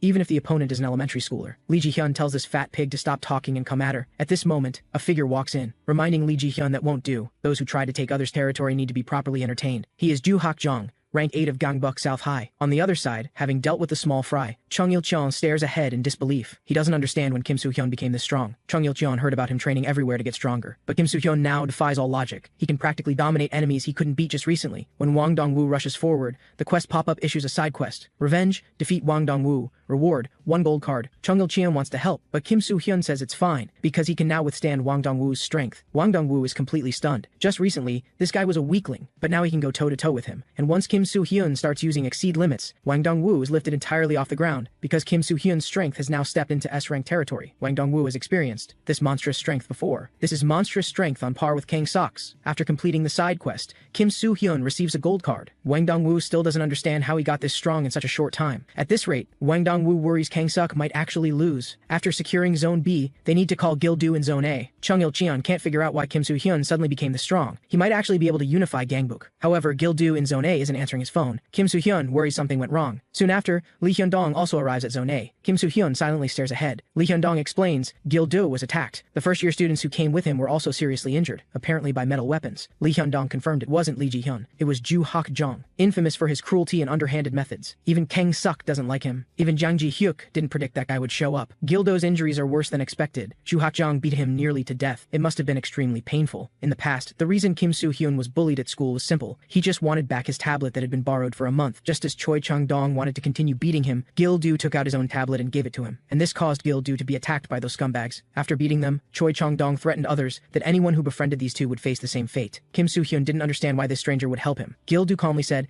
because I want to be your friend. He said his name was Yang Guk-ji, then asked for Kim Soo-hyun's name. Now Kim Soo-hyun tells Lee Hyun-dong to take everyone to the hospital. He has something to do. Inside Gangbuk South High, Lee Ji-hyun complains. Ju Hak-jong didn't he need to go that far? Just scare West High's people and they'll run. But Ju Hak-jong believes. Only this way will Gangbuk West High's people not dare barge in next time. Kang Sok usually doesn't like Ju Hak-jong's methods, but praises him for doing well this time. Ju Hak-jong feels today is a good day to actually be acknowledged by Kang Sek. At this moment, an underling reports, bad news, Gangbuk West High is attacking again. The rank 13 and 15 fighters are already down. Kang Sok thought it was Gu Ha-jun, but the underling's information is that the intruder is only Kim Soo-hyun alone. He's already taken 3 zones by himself. At this rate, he'll storm South High's headquarters. No one can stop Kim Soo-hyun. Though the underling doesn't know what happened, he's terrified. We at South High seem to have messed with the wrong person. Kang Seok wonders, is Kim Soo-hyun that strong? Lee Ji-hyun plans to handle it since her warm-up was interrupted halfway today. Joo Hak-jong, who caused this, plans to handle it himself. Besides, he's very good at dealing with emotional guys. When Jang Ji-hyuk learns Kim Soo-hyun stormed into enemy territory alone, he's shocked. He doesn't understand why no one stopped him. Jang Ji-hyuk finally understands the feeling of making a painful but necessary decision. Lee Hyun-dong admits he couldn't stop him, because it's the first time he's seen their boss that angry. Kim Soo-hyun was once a target of bullying at school. The reason for bullying was just that the scumbags wanted to show off. They made Kim Soo-hyun stay in that position until class ended. Utterly humiliated. Gil-do was also bullied along with Kim Soo-hyun, simply because he helped Kim Soo-hyun. The scumbags looked forward to those two being watched by others. Just as Kim Soo-hyun didn't know what to do, Gil-do said it's better to run and get beaten than to be seen as perverts. Before Kim Soo-hyun activated the quest pop-up, the only reason he could keep going to school wasn't his parents or teachers, but only because of Gil-do. Because of Gil-do, he could endure that hellish school. Because of Gil-do, he could survive. Now, Kim Soo-hyun asks South High's people one last time, where exactly is Joo Hak-jung? At this moment, a voice says, I know. Someone trembling with fear says he knows where that Joo Hak-jung guy is, just as Kim Soo-hyun wants to hear more. A fist with brass knuckles appears in front of Kim Soo-hyun's face. The one throwing the punch is Joo Hak-jung himself. He sneers, you idiot. How are you going to find me when you don't even know what I look like? Joo Hak-jung understands Kim Soo-hyun fought his way here for Gil-do. He mocks, I gave that kid a brutal beating. This pig-like guy still dared to be arrogant, so I beat him into an idiot. Joo Hak-jung also says Gil-do kneeled and begged for mercy, begging like a pig or dog non-stop. Now it's Kim Soo-hyun's turn, but Kim Soo-hyun tells Joo Hak-jung to stop lying. Gil-do would never make a sound or beg for mercy because of trash like you, just like at school. What Joo Hak-jung said is nothing but his fantasy. Furious and humiliated, he swings fiercely at Kim Soo-hyun, but this time he's really messed with the wrong person. After defeating Wang Dong-woo and completing the quest, Kim Soo-hyun received a gold card. The skill it revealed lets Kim Soo-hyun become a berserker who feels no pain for 2 minutes, but the cost is passing out after 2 minutes. And Kim Soo-hyun now activates the berserker skill. Joo Hak-jung tries to continue attacking. Kim Soo-hyun grabs his eyeball and makes him listen. From now on, you're going to get beaten for a full 2 minutes. While Joo Hak-jung's eyes are injured, Kim Soo-hyun uses the knee strike from ancient flow martial arts Taegun, then a knife hand strike to the neck. Joo Hak-jung goes down after these 2 strikes, but Kim Soo-hyun's attack continues. For a full 120 seconds, Kim Soo-hyun keeps throwing punches until the berserker skill time expires. Kim Soo-hyun says grimly, touch Gil-do again, and I'll kill you. Then he falls into unconsciousness. South High's reinforcements quickly arrive at the scene. West High loses contact with Kim Soo-hyun. Chung Il-cheon worries something happened and wants to provide support, but Jang Ji-hyuk understands Kim Soo-hyun is now at the center of enemy territory with many of South High's strongest gathered there. Average fighters going to rescue would only be a burden. Jang Ji-hyuk has already sent the right person, the only one in all of West High who could possibly survive there, and rescue Kim Soo-hyun. Lee Sung-min, rank 7 of South High, asks him, you think you were Zhao Yun trying to fight your way out alone with dead weight? He is Gu Ha-jun, rank 3 of West High. After setting down the unconscious Kim Soo-hyun, Gu Ha-jun will face the entire force of Gangbuk South High alone. But shortly after the battle begins, Lee Sung-min, rank 7 of Gangbuk South High, receives a message. He immediately returns to South High's headquarters. Kang Sik asks in confusion, weren't you dealing with Gu Ha-jun? Why are you back? Lee Sung-min's underlings are still dealing with Gu Ha-jun, but he got the message Gangbuk East High is attacking and rushed back. But Kang Seok tells Lee Sung-min, Gangbuk East High hasn't made any move at all. He quickly realizes South High fell for Gangbuk West High's trap, a trap to let Kim Soo-hyun and Gu Ha-jun successfully escape. Inside West High, Chung Il-cheon keeps urging strategist Jang Ji-hyuk to send support, but he understands an army can't deploy troops lightly. The message about Gangbuk East High attacking South High was leaked by Jang Ji-hyuk. Now, he can only pray Gu Ha-jun can bring Kim Soo-hyun back. Kang Suk also understands this is the only chance to catch those two. He orders all strong fighters to be mobilized on the road to Gangbuk West High to pursue Gu Ha-jun. Today, we completely eliminate Gangbuk West High. The rank 14 and 16 fighters of South High quickly arrive. Endless waves of South High people surge forward. Gu Ha-jun doesn't understand one thing. Why is he fighting? Just to protect Kim Soo-hyun? Gu Ha-jun can't remember when he became friends with him. In his eyes, Kim Soo-hyun is a funny kid with a peculiar charm. This is Gu Ha-jun's first time fighting to protect someone. He tells South High's people to come at him together. But South High's people understand they just need to catch Kim Soo-hyun. Just as a wooden stick is about to strike Kim Soo-hyun, Gu Ha-jun quickly rushes over and covers him with his body. The intense pain makes him frown involuntarily. Inside West High, Lee Hyun-dong also doesn't understand why they haven't sent support after so long. He understands if even Kang Sek joins the battle, Gu Ha-jun won't be able to handle it. Lee Hyun-dong wonders, does the strategist have another plan? But Jang Ji-hyuk actually has no more moves. At this point, they can only trust Gu Ha-jun's strength. Chung Il-cheon can't hold back. He wants to act as a decoy to disperse South High's forces. Chung Il-cheon is confident in his speed. At this moment, the sound of a door opening is heard. It's Gu Ha-jun, covered in wounds, carrying Kim Soo-hyun back, barely making it back to West High. Gu Ha-jun also collapses unconscious. With his strength alone, he actually broke through that hell. Kang Sok arrived too late after all. He underestimated Gu Ha-jun. But that's fine. Kang Sok is going to take West High right now. With both Gu Ha-jun and Kim Soo-hyun unable to fight, Gangbuk West High is an empty fortress. At this moment, the underling brings news that Gangbuk South High is attacking. This time it's real. Han Jae-ha believes he can swallow West High anytime, so South High is his primary target. While South High was distracted, East High had already started moving. If we attack Gangbuk West High like this, South High's headquarters will be in danger. Kang Suk roars, Han Jae-ha, that idiot. Waking up, Kim Soo-hyun finds himself in his own bed. He plans to definitely thank Gu Ha-jun tomorrow. Kim Soo-hyun didn't expect so many things to happen in one day. Extremely exhausted, he quickly falls asleep. At this moment, Copy Cloud suddenly summons itself. It turns out after being enhanced by Card Festival, Copy Cloud gained self-awareness. Now Copy Cloud begins acting according to its self-awareness. Sensing movement, Kim Soo-hyun opens his eyes. Seeing it's his annoying sister, he quickly asks, "What are you doing in the middle of the night, you jerk?" Kim Soo-hyun can't help but think, could South High have paid his sister to assassinate him? At this moment, he notices the Copy Cloud mark on Kim Da-hyun's neck. Kim Soo-hyun wonders, he didn't summon it, so how did Cloud appear? Suddenly, the copied Kim Da-hyun calls out brother. Kim Soo-hyun is shocked. How can Copy Cloud talk? At this moment, Mom hears Kim Soo-hyun talking and is about to come in to check. To avoid exposure, Kim Soo-hyun quickly says he's watching videos. After learning Copy Cloud has gained self-awareness, Kim Soo-hyun is somewhat helpless, because Cloud just had to take the form of Kim Da-hyun. Kim Soo-hyun tells little Cloud to stay quiet. After all, if two identical people appear, the world might fall into chaos. Cloud was originally acting as Chung Il-cheon's double, and if Gangbuk North High discovers the double is Kim Soo-hyun, they'll tear him apart. So Kim Soo-hyun tells Cloud not to come out casually before he finishes dealing with the double situation. But little Cloud says it doesn't want to go in.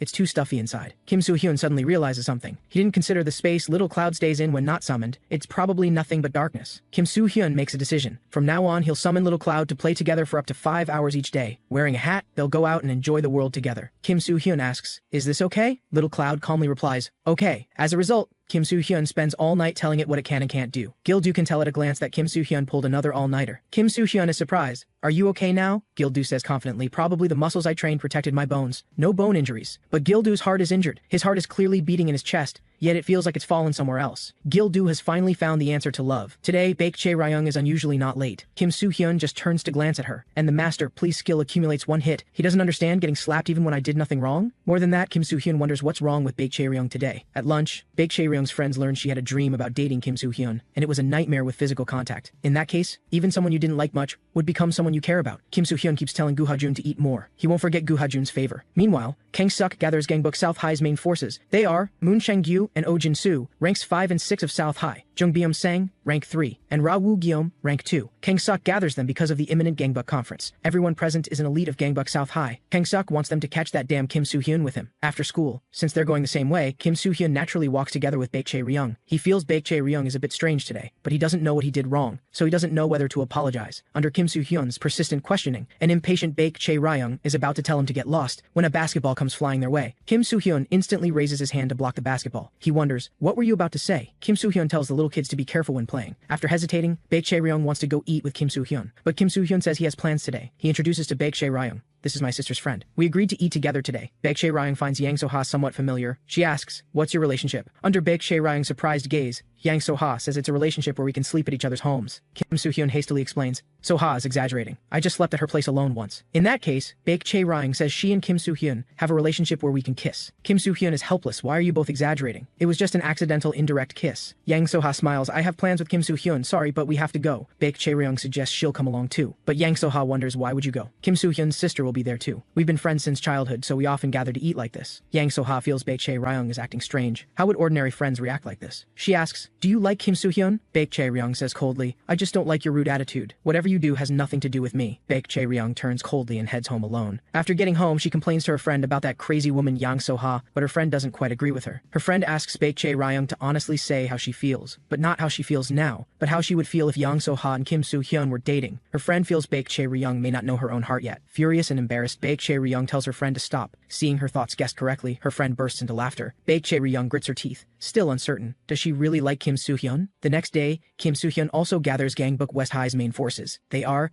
Jang Ji-hyuk at rank 6, Chung Il-cheon at rank 5, Gil-do at rank 2, Lee Hyun-dong at rank 4, and the most handsome Gu Ha-jun at rank 3. Kim Soo-hyun announces, "Today is the day the Gangbuk conference is held again. Just like before, all the bosses will be there. If we're lucky, we might even see the boss of Gangbuk North High." Kim Soo-hyun asks the strategist to say something too. Jang Ji-hyuk heard the last conference was just everyone greeting each other. But this conference is different because they now have strategist Jang Ji-hyuk. He explains, "At this conference, West High must achieve one goal, ally with Han Jae-ha of Gangbuk East High. The war between West High and South High is still ongoing. Though Gu Ha-jun is holding back East High, this wastes a lot of our combat power. If we offer Han Jae-ha attractive enough conditions and ally with him, no matter how strong South High is, they can't withstand this attack. This war will ultimately end with Kang Suk's defeat." Kim Soo-hyun tells everyone to remember what the strategist just said. So next, it's time to head to the Gangbuk conference. The Gangbuk South High people arrived at the conference venue early. Han Jae-ha greets him warmly and asks if he's been doing well lately, but Kang Se-ok asks Han Jae-ha, shouldn't he apologize? He hasn't forgotten the territory taken by East High. It was a good chance to deal with Kim Soo-hyun and Gu Ha-jun, but damn, Han Jae-ha not only didn't help, but also ambushed Kang Sek. Han Jae-ha reminds him, don't bring emotions to the Gangbuk conference, and he wants Kang Suk to treat him well today. After all, East High has the advantage at this conference. At this moment, footsteps gradually approach. It's the Gangbuk West High people. Looking at Kim Soo-hyun and the others, Han Jae-ha is somewhat surprised. His underling wonders what he's surprised about. You know, not long ago Gangbuk West High only had 3 people. Yet, in such a short time, they've increased to 6 people, and 6 strong fighters at that. It would be strange if Han Jae-ha weren't surprised. At this moment, Kim Soo-hyun stares ahead with an unchanged expression, because Kang Sek is looking down at him from above. Han Jae-ha sighs. The tension is really thick. Looks like today's Gangbuk conference will be very interesting.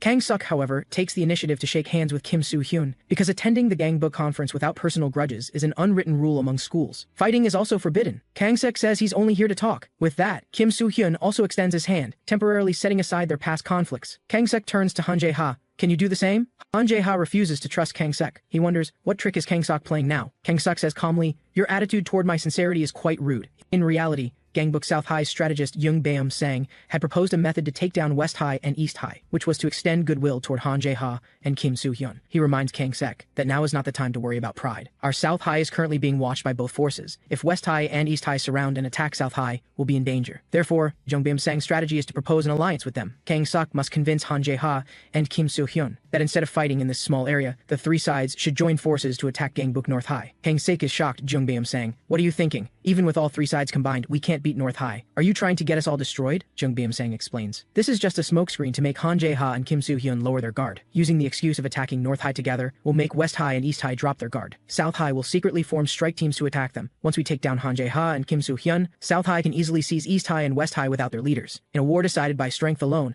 there's no such thing as being underhanded, but the most foolish thing is not knowing how to be underhanded. Kang Suk finishes his speech about the 3-way alliance to attack North High, and asks West High and East High for their opinions. Kim Soo-hyun flatly rejects the alliance. Before coming, Jung Ji-hyuk had said that South High, being in danger, might abandon their pride to request an alliance. That alliance proposal has a very high probability of being fake, so it must be rejected. Moreover, Gangbuk West High's goal for attending the Gangbuk conference is crystal clear. Kim Soo-hyun states bluntly, our strategist said you'd definitely launch a sneak attack. Of course I'm going to listen to West High's brain. Right, South High's strategist Jung Baeum Sang? Jung Baeum Sang didn't expect identity strategist to be discovered. Kim Soo-hyun completely bypasses Kang Suk. Han Jae-ha doesn't understand what he's trying to do either. He reminds Kim Soo-hyun, don't attend the Gangbuk conference with personal feelings. Han Jae-ha thought Kim Soo-hyun came to fight him again, but Kim Soo-hyun extends his hand instead. He states, we at West High have decided to propose an alliance with Gangbuk East High. Let's take down Gangbuk South High together. Han Jae-ha says mockingly, why should I team up with you? I can take down West High and South High by myself. Besides, Kang Suk and I have known each other since middle school. If I were to ally with anyone, it would be with Little Suk, not with a stranger like Kim Soo-hyun, right? But of course, he's going to team up with Kim Soo-hyun. Han Jae-ha's relationship with Little Sik is quite special, so he wants to deal with that guy first. However, forming an alliance with him will cost a bit. Kang Seok listens to their conversation in silence. He had already guessed this would happen. Then, footsteps sound, and East High and West High's people are surrounded by Gangbuk South High. Kang Suk understands that dragging this out will only cause more trouble, so he decides to resolve everything now. Lee Hyun-dong shouts angrily, not fighting at the Gangbuk conference is our unwritten rule. Aren't you afraid of divine punishment? Before he finishes speaking, someone from South High throws a fierce punch at him. Someone from West High steps forward and blocks the strike. Gangbuk West High's number 3, Gu Ha-jun, says loudly, long time no see. Gangbuk South High's number 2, the criminal Ra Woo-gyeom.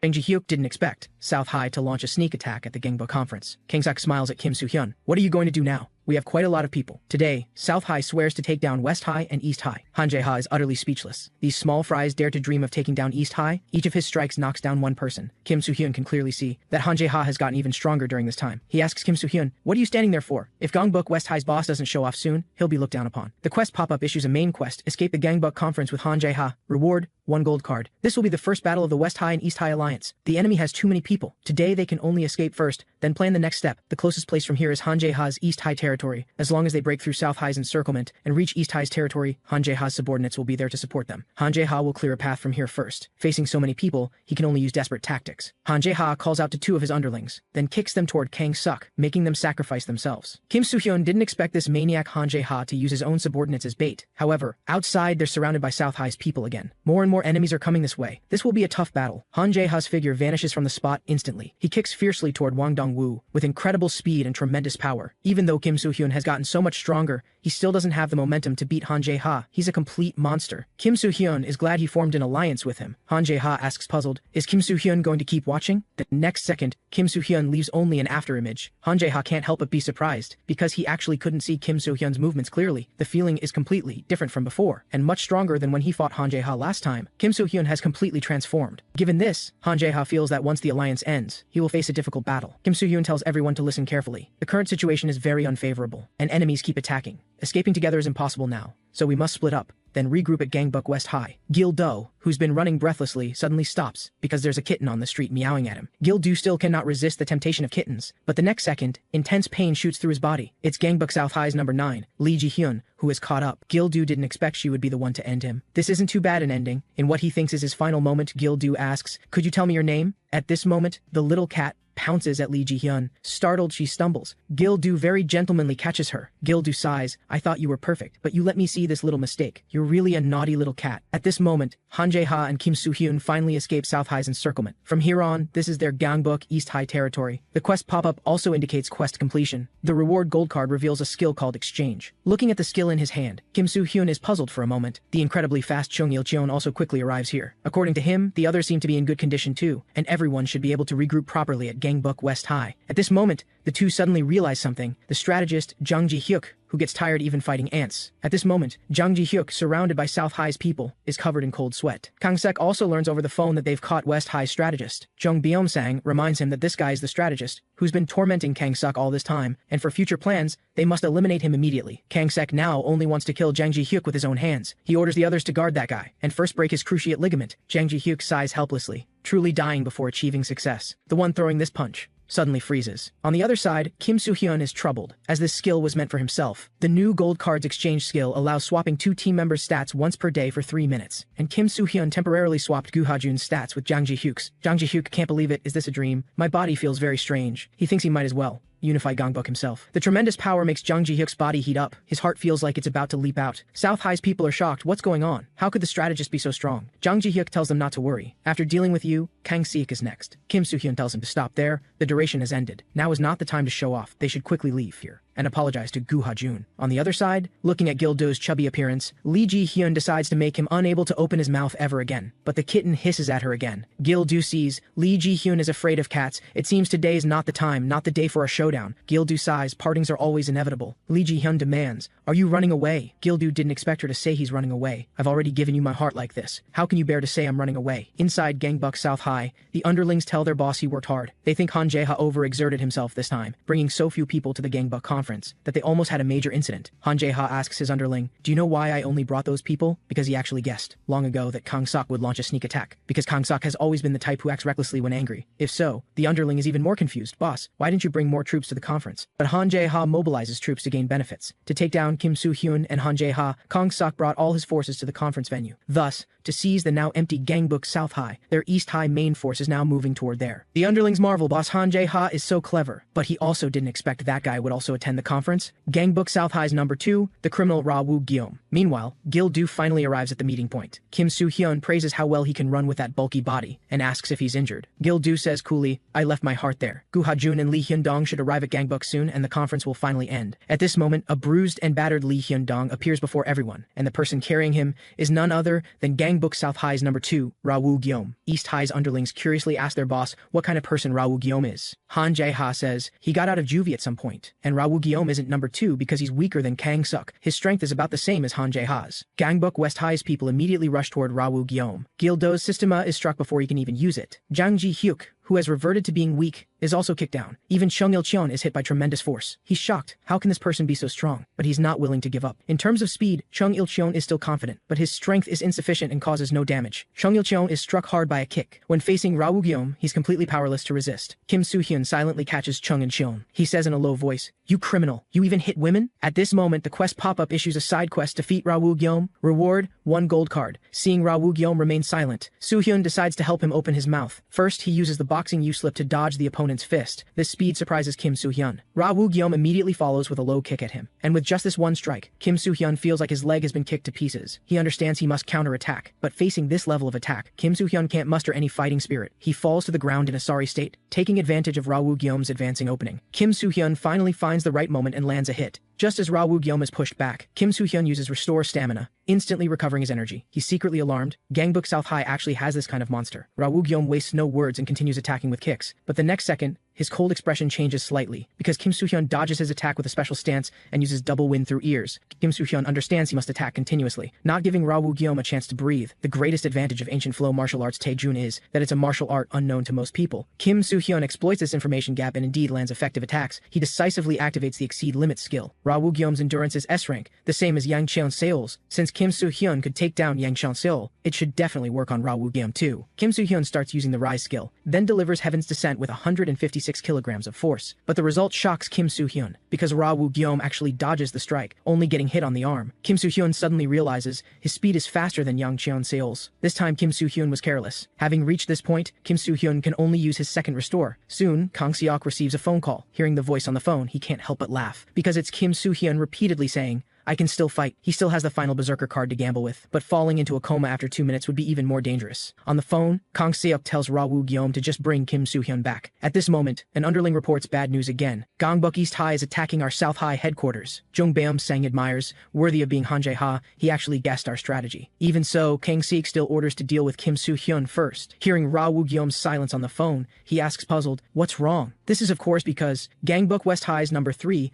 Gu Ha-jun, has arrived. Just now for some reason, he suddenly lost his strength. Now he wants to fight Ra Woo-gyeom again. Seeing this situation, Kang Seok decides to deal with Gu Ha-jun first, but strategist Jung Beom-sang tells Ra Woo-gyeom to retreat first, because their headquarters is in danger now. If we're going back to fight Gangbuk East High, we must have Ra Woo-gyeom, but Kang Seok is unwilling to give up this chance to capture Kim Soo-hyun. Jung Beom-sang tells him not to worry. "Last time I wasn't there. I'll make sure you can capture Kim Soo-hyun anytime." Returning home, Chung Il-cheon is frustrated that he lost without doing anything. His desire to become stronger reaches its peak. The quest pop-up also reminds Kim Soo-hyun the side quest to defeat Ra Woo-gyeom has failed. Fortunately, failing a side quest has no penalty. Kim Soo-hyun finally realizes he still has a long way to go. Now I'm beaten like this by South High's number 2. Kim Soo-hyun can't help but doubt. Can I really unify Gangbuk? He thinks about going to North High's territory and fighting everywhere with a mask to improve his strength. But the quest pop-up issues a training quest. The chance for Kim Soo-hyun to become stronger has finally arrived. This quest is, make team members with A rank or higher potential awaken. The reward is very good. Now it's finally time to begin awakening. However, Kim Soo-hyun still doesn't know how to trigger awakening. Lee Hyun-dong seems to have awakened after getting severely beaten. Someone with only F rank potential becoming so strong after awakening really startled Kim Soo-hyun. Little Cloud doesn't know how to awaken either. He recently started reading books, so his manner of speaking has become strange, like a king. But Kim Soo-hyun needs to remind Little Cloud about something. When you transform into Gu Ha-jun in the future, don't lie down. Though at least he's better than Kim Da-hyun. Kim Soo-hyun thinks hazily, "Can I awaken too?"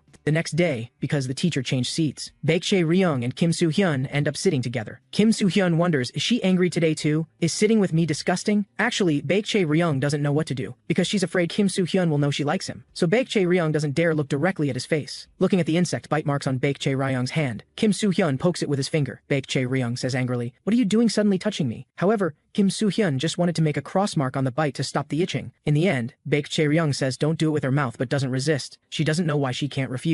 After school, Gangbuk West High's main forces hold another meeting. According to Jang Ji-hyuk's understanding, Kang Seok's forces are divided to 2 parts. He's stationed in the east with Lee Ji-hyun and others to restrain East High. The west is left to Ra Woo-gyeom, Jung Beom-sang, and others. So before West High fights Kang Seok, they must first deal with Jung Beom-sang. This means they'll inevitably have to fight Ra Woo-gyeom. At this moment, Kim Da-hyun comes looking because this jerk Kim Soo-hyun took from her wallet again. Kim Soo-hyun says dissatisfied, "I did this for the greater good." Through Gil-doo's explanation, Jang Ji-hyuk learns that woman is Kim Soo-hyun's younger sister. Either way, Kim Soo-hyun tells his sister to leave first. At this moment, Kim Da-hyun notices someone. She finds it strange. How can there be such a beautiful girl in a place like this? Finally, she warns Kim Soo-hyun, return the money quickly. At this moment, Lee Hyun-dong reports that someone wants to see the boss. Soon after, Kim Soo-hyun arrives at Gangbuk South High's territory again. Several schools under South High's control want to join Gangbuk West High because South High is about to collapse. But the main reason is the tribute money. All schools within South High's sphere of influence must pay tribute money to Kang Seok once a month. They can no longer afford the exorbitant amounts, so they want to join West High, which doesn't collect tribute. Territory he can get for free. Kim Soo-hyun has no reason to refuse. But just as he lets his guard down, South High's people raise iron rods and attack Kim Soo-hyun from behind. Chung Il-cheon leaps up and kicks him down. Just as the strategist said, they almost fell for South High's scheme. Gil-doo also appears using Systema. He asks Kim Soo-hyun with concern, "Are you injured?" Of course not. Kim Soo-hyun understands it must be Jung Beom-sang who directed these people. That guy is really cunning. A large group of South High people emerge from the shadows. Kim Soo-hyun suddenly wants to thank Jung Beom-sang. Because the quest pop-up issued a side quest, if he takes out all of South High's people, he'll get 1 gold card. This is basically experience. points delivered to his door. Now Kim Soo-hyun has 2 quests on hand. South High's people seem to underestimate Kim Soo-hyun and his team. Today, Kim Soo-hyun is determined to make Gil-do and Chung Il-cheon awaken. Jung Beom-sang in the shadows suddenly receives a call from Kang-sik. He entrusted the West to Jung Beom-sang, so he wants to hear about the situation there, such as what stage the plan to capture Kim Soo-hyun has reached. Currently, it's just Jung Beom-sang's appetizer, and they're about to enter the main course stage, because he found out that Gangbuk West High's Kim Soo-hyun is not an only child. He has a younger sister named Kim Da-hyun. At this moment, facing the siege of a group from South High, Gil-do strikes an alluring pose with his bulky body. South High's people immediately feel disgusted. Gil-do reiterates, "My heart is already gone." South High's people marvel, worthy of being the Dark Lord. Beneath that ugly and fat exterior lies such formidable strength. Gil-do says coldly, "It's about time to end this." At this moment, Kim Soo-hyun slaps his behind hard. Gil-do immediately looks at him sadly. Kim Soo-hyun tells him, "Keep fighting, don't mind me. If you want to awaken, just tell me." Chung Il-cheon is also fighting hard. He desperately wants to become stronger, doesn't want to lose anymore. Sooner or later, Chung Il-cheon will personally defeat Ra Woo-gyeom. He wants to fight even stronger opponents. At this moment, Kim Soo-hyun also slaps Chung Il-cheon's behind hard. Chung Il-cheon asks somewhat sadly, "What's wrong?" Kim Soo-hyun wonders why neither is awakening. There must be some special condition. At this point, all of South High's people have fallen. Kim Soo-hyun sighs helplessly. In the end,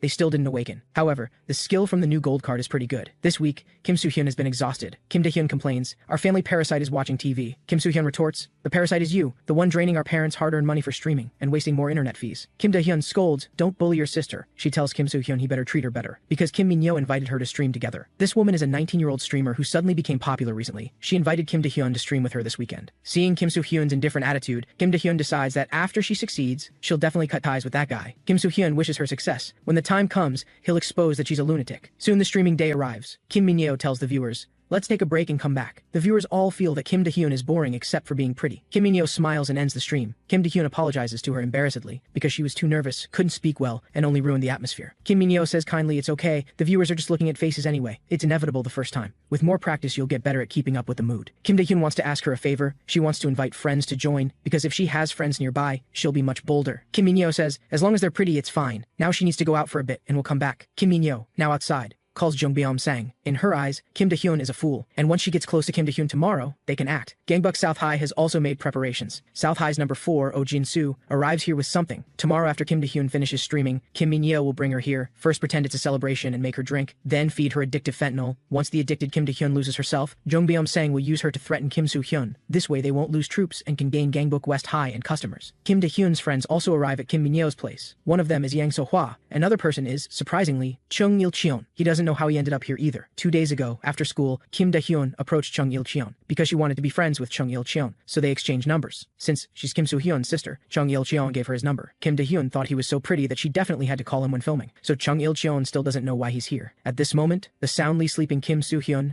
receives a main quest from the quest pop-up. Help rescue Kim Da-hyun. Reward, 1 platinum card. North High's number 20, Yang Cheon-seol, also wonders why his sister isn't answering the phone. Neither of them knows what's happening yet. The next day, after waking up, Kim Soo-hyun calls his sister, but she sounds completely normal. Still preparing for the stream at Min-yo's place, Kim Soo-hyun tells her to stop being crazy and come home quickly, but Kim Da-hyun has already promised the viewers she'll stream tonight. Kim Soo-hyun is too lazy to care, but he tells his sister when she makes money, remember to buy him a gift. Everything seems like there's nothing to worry about. So Kim Soo-hyun doesn't understand what the quest pop-up is asking him to do. The two who worked hard streaming all day finally finish. Chung Il-cheon still doesn't know why he's here. Kim Min-yo says everyone worked hard, and Kim Da-hyun's subscriber count has increased a lot over these 2 days. Kim Min-yo praises her for doing great. Suddenly, she asks, where are you going to hang out after the stream? She suggests, let's all have a celebration party. After all, we worked so hard streaming for so long, it would be a shame to just go home. Kim Min-yo says her friends are all interesting, and they can hang out together. The unwilling Kim Soo-hyun asks Gil-do with concern, do you want to awaken? The result is a handsome muscle photo. Kim Soo-hyun still has no clue about how to trigger awakening. At this moment, his phone rings. Kim Soo-hyun is surprised. How does this guy know my number? Jung Beom-sang asks puzzled, didn't you put it on Instagram?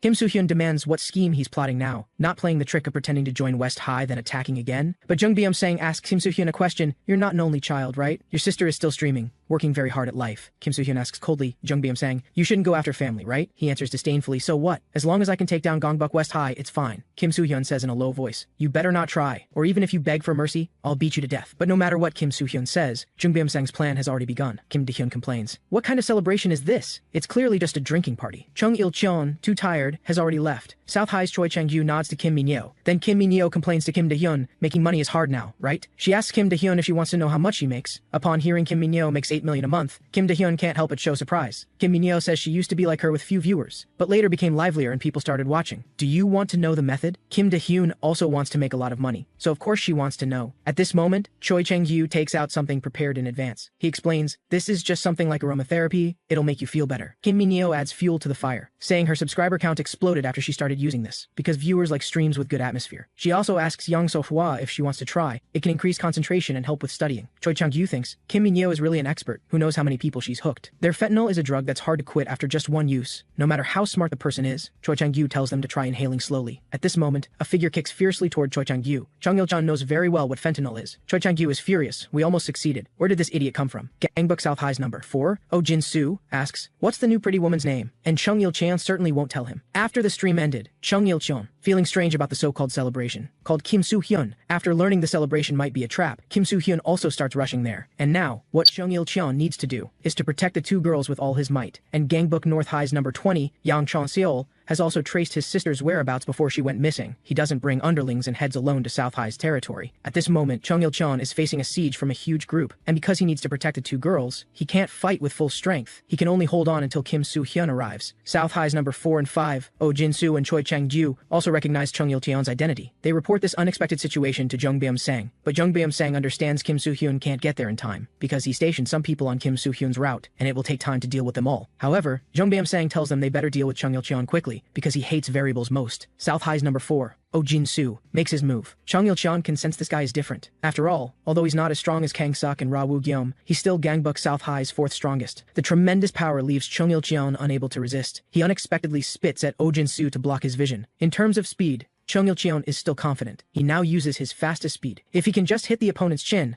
there's still a chance. Amid Choi Chang-gyu's triumphant smile, Chung Il-chan freezes, because his punch was actually seen. Oh Jin-soo starts throwing punches continuously. Chung Il-chan finally realizes this guy is even faster than him. After dealing with Chung Il-chan, it's time to deal with the other two women. Since the drugging strategy failed, they'll have to threaten Kim Soo-hyun in another way. Oh Jin-soo will help them take some nice photos. Kim Da-hyun shouts angrily, "You maniac!" The next second, she's hit by Oh Jin-soo's heavy punch. At this moment, Chung Il-chan lies powerless on the ground. He recalls the helplessness when facing Ra Woo-gyeom, and Gangbook North High's number 2, in whose eyes Chung Il-chan is just an incompetent waste. Kim Da-hyun is knocked unconscious by one punch, as Oh Jin-soo is about to make his move. On the other side, Kim Soo-hyun is still in fierce battle. Jung Byum-sang sent out too many people, but the quest pop-up indicates team member Chung Il-cheon's resolve is full. Chung Il-cheon's potential begins to surge. His potential reaches maximum value. Chung Il-cheon's potential is fully awakened. Therefore, his stamina is specially restored. Choi Chang-gyu tells Oh Jin-soo to continue. He'll handle this side. The moment his hand touches Chung Il-cheon, Choi Chang-gyu's entire body is immediately slammed to the ground. Seeing this, Oh Jin-soo also turns to attack Chung Il-cheon, and because of his potential awakening, Chung Il-cheon gains an exclusive attack card. The skill is called Capoeira, and its effect is triggering critical damage when the opponent is slower. Chung Il-cheon starts using Capoeira. Because the opponent is slower than Chung Il-cheon, he deals critical damage. Choi Chang-gyu and Oh Jin-soo are quickly defeated. Kim Da-hyun and Yang So-hwa thank Chung Il-cheon, and after awakening his potential, Chung Il-cheon's stats have surged dramatically. At this moment, an underling rushes in to report Kim Soo-hyun is breaking in.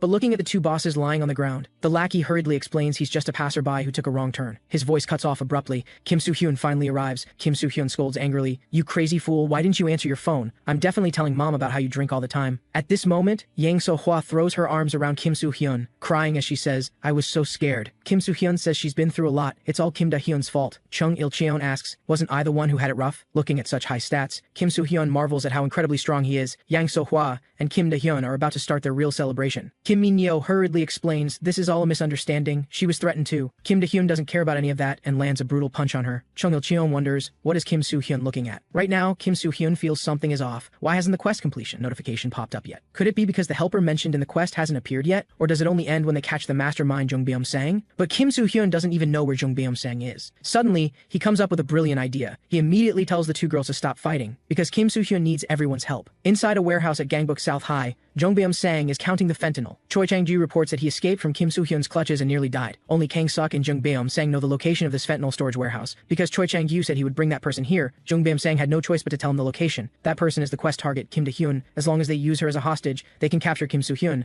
The bound Kim Da-hyun roars, "How dare you?" But a mark appears on her neck. At this moment, Choi Chang-gyu trembles as he apologizes to Jung Byum-sang, because he truly couldn't withstand Gangbook West High's brutal interrogation. So he had no choice but to betray Gangbook South High. Not long ago, Kim Soo-hyun had Kim Da-hyun and Yang So-hwa go home first. Then woke up Choi Choi Chang-gyu and Kim Min-yo. Although neither of them knows where Jung Beom-sang is, Kim Soo-hyun has a way to extract the information. The scenario is, Kim Do-hyun gets captured and bound by South High, and Kim Soo-hyun fails to rescue her. But Choi Chang-gyu calls Jung Beom-sang, saying he'll bring the quest target back. To secure the hostage, Jung Beom-sang will definitely reveal his location. Kim Soo-hyun warns the two of them, if you don't get the location, you'll be dealt with first. Facing the charging Kim Soo-hyun and Chung Il-cheon, Jung Beom-sang sneers instead. Because his objective has already been achieved, Kim Soo-hyun's sister has become his hostage. But when Jung Beom-sang turns around, he discovers the bound Kim Do-hyun has disappeared. The moment copy cloud vanishes, Kim Soo-hyun covers Chung Il-cheon's eyes. Earlier on the phone, Kim Soo-hyun already said, if Jung Beom-sang dares lay a hand on his family, Kim Soo-hyun will beat him beyond recognition. Jung Beom-sang mocks Kim Soo-hyun for thinking others are idiots. He felt something was off when he received Choi Chang-gyu's call, so he had already contacted his subordinates in advance. This is Gangbuk South High's boss special forces, a team specifically formed to handle bosses, just like the assault team formed at Gangbuk East High. They are all people Jung Beom-sang carefully selected from various high schools, who knew they would come in handy today. An excellent strategist turns crisis into opportunity. At this moment, the roar of a motorcycle engine sounds. Yang Chan-seol,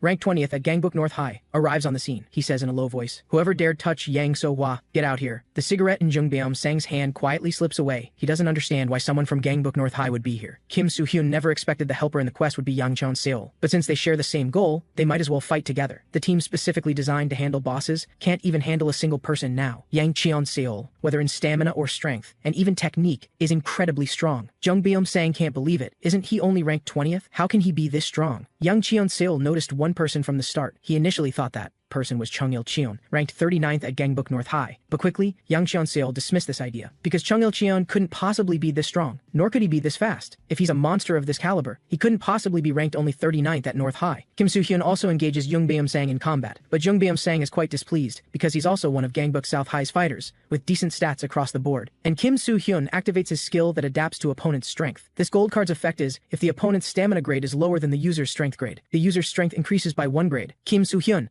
with his strength now at S grade, throws a brutal punch at Jung Beom-sang. He's about to fulfill his promise. Chung Il-cheon initially thought Kim Soo-hyun was calm and not angry, but it turns out when his people are touched, this is how he reacts. After a while, Jung Beom-sang is beaten to a bloody pulp. Kim Soo-hyun sighs. They truly are the boss special forces. Even with Jung Beom-sang down, they keep getting back up to fight. At this moment, they notice Yang Chan-seol has disappeared. In fact, the boss special forces wasn't the only backup Jung Beom-sang contacted. Now, the game changer that can turn the tide appears. Ra-woo-gyeom, ranked 2nd at Gangbuk South High, has arrived. Kim Soo-hyun and his companion immediately want to go provide support, but the boss special forces blocks them. Ra-woo-gyeom glances over there. Yang Chan-seol says in a low voice, "What are you doing? It's just getting started now." Yang Chan-seol can sense that the guy in front of him has similar strength, but incredibly fast speed. Yang Chan-seol completely cannot counter. He can't match the speed, so he can only defend. A battle of attrition is highly disadvantageous for Yang Chan-seol, but he has one devastating strike, a powerful blow that can knock down anyone. Yang Chan-seol says in a low voice, as a man, there's an aesthetic to that one decisive strike, and now is the time for him to deliver that strike. Ra-woo-gyeom is driven into a corner by his previous attack. In speed, Yang Chan-seol has no confidence. He's only confident in one thing, and that's his final strike. Betting everything he has, Yang Chan-seol cannot tolerate defeat. He'd be satisfied with a draw against a monster like Ra-woo-gyeom. Then, Yang Chan-seol freezes, because Ra-woo-gyeom sits back up. Yang Chan-seol sighs helplessly. He's truly greedy, not just speed and strength, but even stamina this formidable. So the reason Ra-woo-gyeom wasn't nervous even when caught is absolute confidence. Having finished with the boss special forces, Kim Soo-hyun walks toward Ra-woo-gyeom. At this moment, a hand stops him. Chung Il-cheon wants to handle this alone. The quest pop-up also issues a side quest at this moment. Team member Chung Il-cheon defeats Ra-woo-gyeom. Reward, 1 platinum card. Chung Il-cheon begins using capoeira, then delivers critical damage to Ra-woo-gyeom, whose speed can't match his. Jung Beom-sang is stunned. Chung Il-cheon says coldly, being this slow, is that really okay? Even Kim Soo-hyun can't help but feel surprised. How are these two guys fighting so impressively? Chung Il-cheon thought Ra-woo-gyeom only knew how to brawl wildly, but didn't expect him to know grappling techniques too. However, Chung Il-cheon won't give him the chance to grab him. A South High lackey in the shadows never expected boss Ra-woo-gyeom would be at a disadvantage. He realizes at this rate, Gangbuk South High will truly be finished. At this moment, Kim Soo-hyun's phone rings. Strategist Jang Ji-hyuk urgently explains this is not the time to fight. After hearing what he has to say, Kim Soo-hyun's face shows surprise. The battle between Chung Il-cheon and Ra-woo-gyeom continues. Kim Soo-hyun uses ancient flow martial arts to gun to push Ra-woo-gyeom away. He tells Chung Il-cheon to quickly finish Ra-woo-gyeom and escape, because Gangbuk South High is heading this way now. According to Jang Ji-hyuk, this is South High's storage warehouse. After Kang Sok learned the news, he sent many people rushing here, with their stamina nearly depleted. Kim Soo-hyun and his companion cannot possibly deal with all of South High, so they must quickly finish that guy and flee. Chung Il-cheon's fist lands heavily on Ra-woo-gyeom's head, but Kim Soo-hyun can't land a hit on him at all. There's no time left now. Kim Soo-hyun activates all his combat cards. Gu Ha-jun, whose stats were exchanged, feels another wave of weakness. This is Kim Soo-hyun's current maximum state, with absolutely terrifying stats. The lackey in the shadows, seeing this scene, immediately feels boss Ra Woo-gyeom is done for. But suddenly he discovers a turning point. Just as Kim Soo-hyun and his companion are about to attack Ra Woo-gyeom, the entire warehouse instantly goes dark. In the darkness, South High's lackey calls out to boss Ra Woo-gyeom. Kim Soo-hyun gropes around in the darkness and quickly finds the light switch. But when vision is restored, Ra Woo-gyeom has already disappeared. Continuing the pursuit would waste more time. Kim Soo-hyun and his companion must leave quickly before Dongbuk South High's army arrives. However, this battle still ends in Kim Soo-hyun's victory. Having completed 2 quests, Kim Soo-hyun receives 2 platinum cards. The skills are named Camera and Lucky Bag. Afterward, Yang Chan-seol thanks Kim Soo-hyun and his companion. North High owes West High a favor, and he'll report this matter upward. Kim Soo-hyun is relieved Yang Chan-seol didn't realize he's Kim Paper Bag. Chung Il-cheon also wasn't recognized because he's become far too strong. He sighs helplessly. Feels like I just spent the whole day excitedly fighting and got nothing. Kim Soo-hyun doesn't think so, because he brought back Gangbuk South High's boss special forces. Chung Il-cheon also doesn't understand. Since we got the fentanyl, why not let these people go? Of course, it's because Kim Soo-hyun has other purposes. He tells these people Ra Woo-gyeom and Young Beom-sang have been beaten to a pulp, but we too aren't West High's true fighting force. If Dark Lord Gil-du shows up, you're all dead. Gangbuk South High's decline is already a fact. The allied forces of West High and East High will tear them apart soon. Kim Soo-hyun doesn't say more and directly tells the boss special forces to join Gangbuk West High. He activates the Elder skill and says solemnly, I'm saying this for your own good. Sure enough, all 15 members of the boss special forces present choose to join Gangbuk West High. After the weekend ends, Kim Soo-hyun drags his exhausted body to the classroom. At this moment, Baek Chae-ryung murmurs, got bitten by bugs again, it's so itchy. Kim Soo-hyun sighs, no wonder famous doctors are all so tired. He asks Baek Chae-ryung, is it on the back of your hand like last time? But Baek Chae-ryung becomes bashful, then says with a flushed face it's on the sole of her foot. Hearing this, Kim Soo-hyun freezes. He says quietly, even though we're friends, this is too inappropriate. Baek Chae-ryung suddenly becomes serious and says flatly, if you find it embarrassing, forget it. Kim Soo-hyun doesn't really mind, but it's inconvenient during class, so he plans to make the crossmark after class. But Baek Chae-ryung insists on doing it now. Kim Soo-hyun makes it clear first, if the teacher catches us, it's all your fault. He gradually extends his hand. Feeling the sensation on her foot, Baek Chae-ryung's face turns slightly red. She grabs her pen, pretending to be listening to class. Kim Soo-hyun's procedure is successful. The crossmark is perfectly applied. At this moment, the teacher notices something unusual and questions what those two in the back are doing during class. Kim Soo-hyun and Baek Chae-ryung immediately turn their heads away, pretending nothing happened. Inside Gangbuk South High, Jung Beom-sang bows his head apologizing to Kang Sik, willing to accept any punishment. Kang Sik smiles and says, have you ever seen me get physical with you guys? Hearing this, Jung Beom-sang thinks he's been forgiven. The next second, Kang Sik says coldly, this is the first time. He doesn't understand what Jung Beom-sang was doing. How could he lose even with Ra Woo-gyeom and the special forces? And the special forces were even taken by West High. Even the fentanyl was taken. How do you still have the face to come back? Kang Sik tells everyone to listen carefully. The current situation is absolutely terrible. Kim Soo-hyun defeated Jung Beom-sang, so he took the western area. Han Jae-ha is also constantly closing in from the east. South High is in a state of being pinched by allied forces from both sides. At this moment, Jung Beom-sang says he still has an idea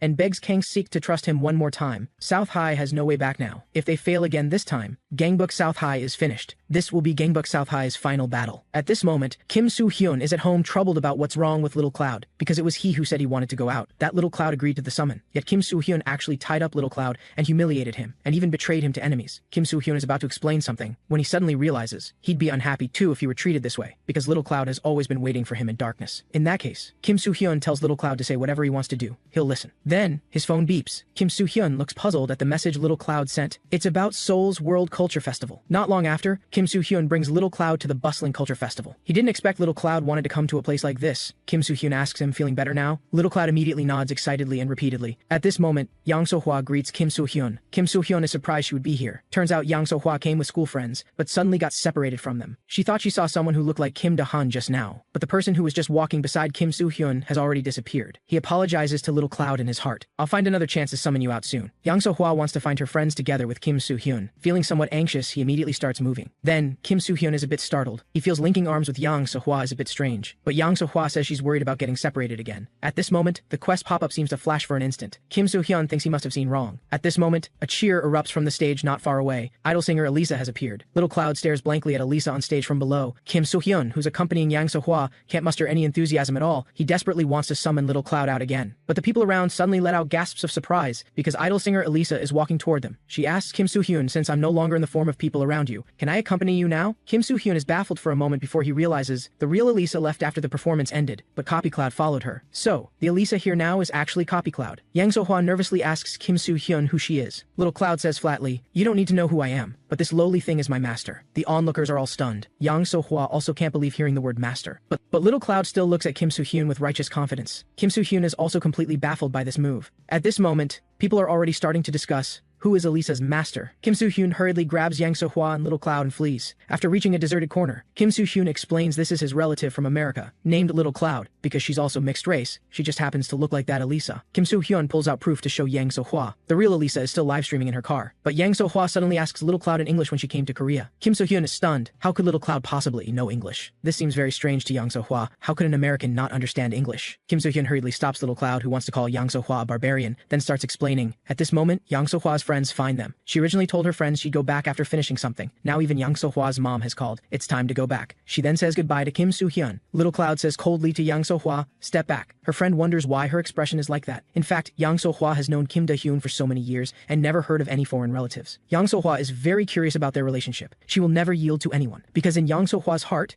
Kim Soo-hyun is hers, and what she holds in her hand is the spoon Kim Soo-hyun used to eat ice cream. Kim Soo-hyun also doesn't understand this ridiculous situation. He just wanted a low-key outing, but ended up copying an idol. Teacher Little Cloud apologizes to Master. He thought this was a good idea, didn't expect it would cause such a big problem. But Kim Soo-hyun tells him not to apologize. After all, he only did this because he wanted to go out. But Little Cloud is somewhat puzzled. "Master, why are you blushing?" Actually, it's because Kim Soo-hyun is seeing a celebrity up close for the first time. Little Cloud asks if he's satisfied. Kim Soo-hyun hurriedly steps back, reminding Little Cloud this is going too far. But Little Cloud grabs him and thanks him. Kim Soo-hyun doesn't know what the sudden thanks is for. And of course Little Cloud is thanking him for bringing him to this world. This kindness, Little Cloud will definitely repay. The next day, Gangbuk West High's main forces hold another meeting. Soon another lackey comes to report disaster. After his frantically gesturing report, Kim Soo-hyun smilingly tells the lackey to tell East High's people they understand. After Gangbuk South High's main forces assemble, strategist Jung Beom-sang also begins strategic deployment. South High's current situation is dismal. The once vast territory now reduced to just a few areas. Morale among ordinary fighters has hit rock bottom. West High and East High will inevitably take this chance to attack South High, and unlike previous small skirmishes, if they lose this time, Gangbuk South High will completely disappear. West High and East High strategists are smarter than Jung Beom-sang, so he came up with a method that will definitely trick those people. This is Jung Beom-sang's final resistance. At this moment, a lackey rushes in reporting disaster. Gangbuk East High has already begun moving. In the past, Kang Suk and Han Jae-ha had a very good relationship, but now they've turned against each other as enemies. Gangbuk East High's main forces have also assembled. They are Seo Dongjong ranked 4th, Ryu Si-kyung ranked 3rd, and Eom Chang-won ranked 2nd, along with Gangbuk East High's assault team. East High just notified Kim Soo-hyun. Now it's time to set out together to catch Kang Sik. Lee Hyun-dong explains. Gangbuk South High has many talents and troops. Gangbuk South High is a force focused on elites. East High's top 4 ranked people are all extremely formidable fighters, talents that Han Jae-ha greatly values and trusts. However, Gangbuk West High's talents may not lose to them. The quest pop-up officially issues the main quest. The first step is for Kim Soo-hyun's team to deal with 50 ordinary South High fighters. Today will be Gangbuk South High's doomsday. At this moment, strategist Jang Ji-hyuk hurriedly says they cannot attack Gangbuk South High first. Kim Soo-hyun doesn't understand where this is coming from. He already made an agreement with Han Jae-ha, but Jang Ji-hyuk says it's precisely because of Han Jae-ha. If we attack Gangbuk South High first, we'll be attacked by Han Jae-ha. Kim Soo-hyun wonders, aren't West High and East High allies? Jang Ji-hyuk explains Gangbuk South High's destruction in this battle is already an established fact. But have you thought about the next step? The reason West High and East High allied is to deal with South High. This isn't a complete alliance, but an agreement that ends after South High falls. Therefore, after South High falls, East High will immediately attack our West High. The reason Han Jae-ha just told West High's people to attack South High first is to deplete their stamina. After that, East High will immediately attack the already exhausted West High. At that point, Kim Soo-hyun and his group will have no chance of winning. Han Jae-ha is indeed the type of person who would do such a thing. Everyone present applauds Jang Ji-hyuk's explanation, but he worries that if they tell East High directly they can't attack South High first, it will damage the relationship with East High. For this, Kim Soo-hyun has a solution. He can go do quests first. Han Jae-ha also quickly receives the message. According to Kim Soo-hyun, they think attacking South High first would be a bit difficult, so they want to clear surrounding forces first. Eom Chang-won sees that Kim Soo-hyun recruited a decent strategist. Han Jae-ha hears that guy is called Jang Ji-hyuk. Seo Dongjong asks if he should attack South High first, like Kim Soo-hyun said, but Han Jae-ha,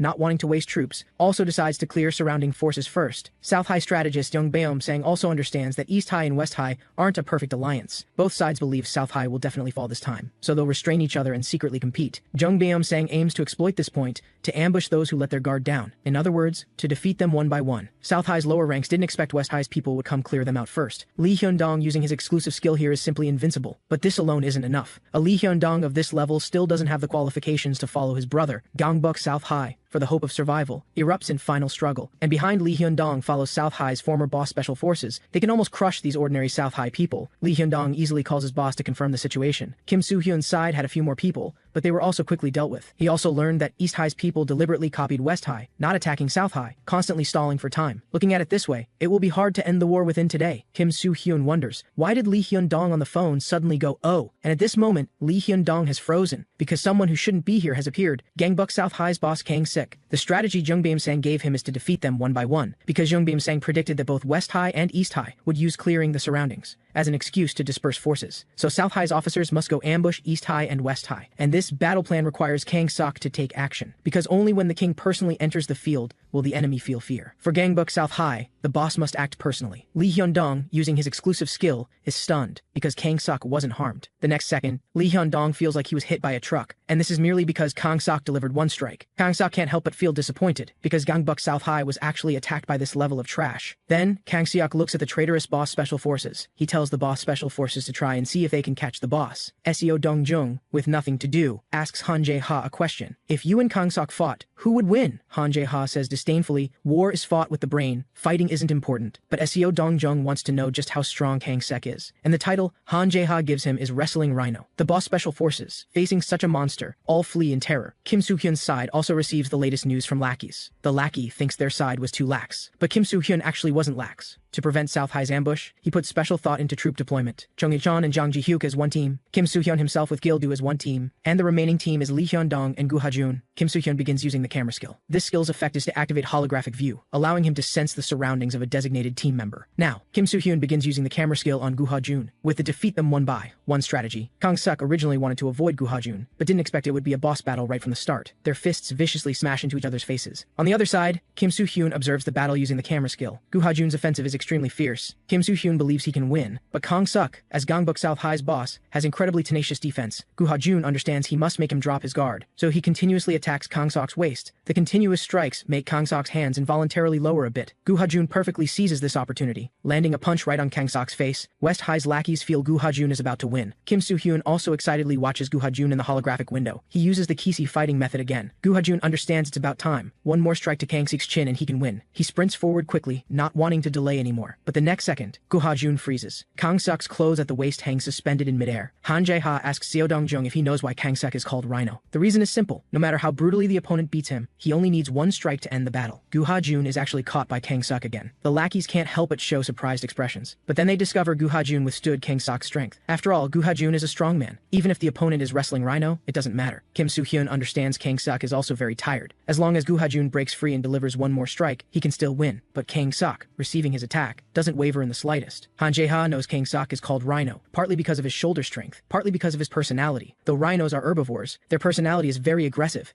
If one charge doesn't work, they charge until it does. This is Kang Seok's style. Gu Ha-jun loses his grip for a moment. Kang Seok instantly grabs him, then executes a suplex. But Gu Ha-jun can still hold on. As long as he can shake off Kang Seok, he still has a chance. But the force in Kang Seok's grip grows even stronger. Gu Ha-jun thinks this is bad. Kang Seok executes another suplex. Under the shocked gazes of West High's lackeys, Kang Suk begins the infinite suplex. Kim Soo-hyun is stunned. Gu Ha-jun admits he lost. Kang Suk, also seriously injured, calls strategist Jung Beom-sang to report. South High's strategy succeeded. Gangbuk West High lost a major fighter. Jung Beom-sang tells Kang Suk to come back first. Ra Woo-gyum also called just now. He alone took out Gangbuk East High's assault team. Han Jae-ha's side also receives the news. Ra Woo-gyum ambushed the dispersed assault team. Around the same time, Gu Ha-jun was also defeated. From this, they can guess South High's strategy. East High and West High were completely played by South High this time. Eom Chang-woong, ranked second at East High, asks if he should take action. At this moment, Ryu Si-kyung, ranked third at East High, calls out to Han Jae-ha because a guest has arrived. Among East High's lackeys, someone recognizes that's Gangbuk West High's boss, Kim Soo-hyun. They didn't expect that with relations between the two sides not so good,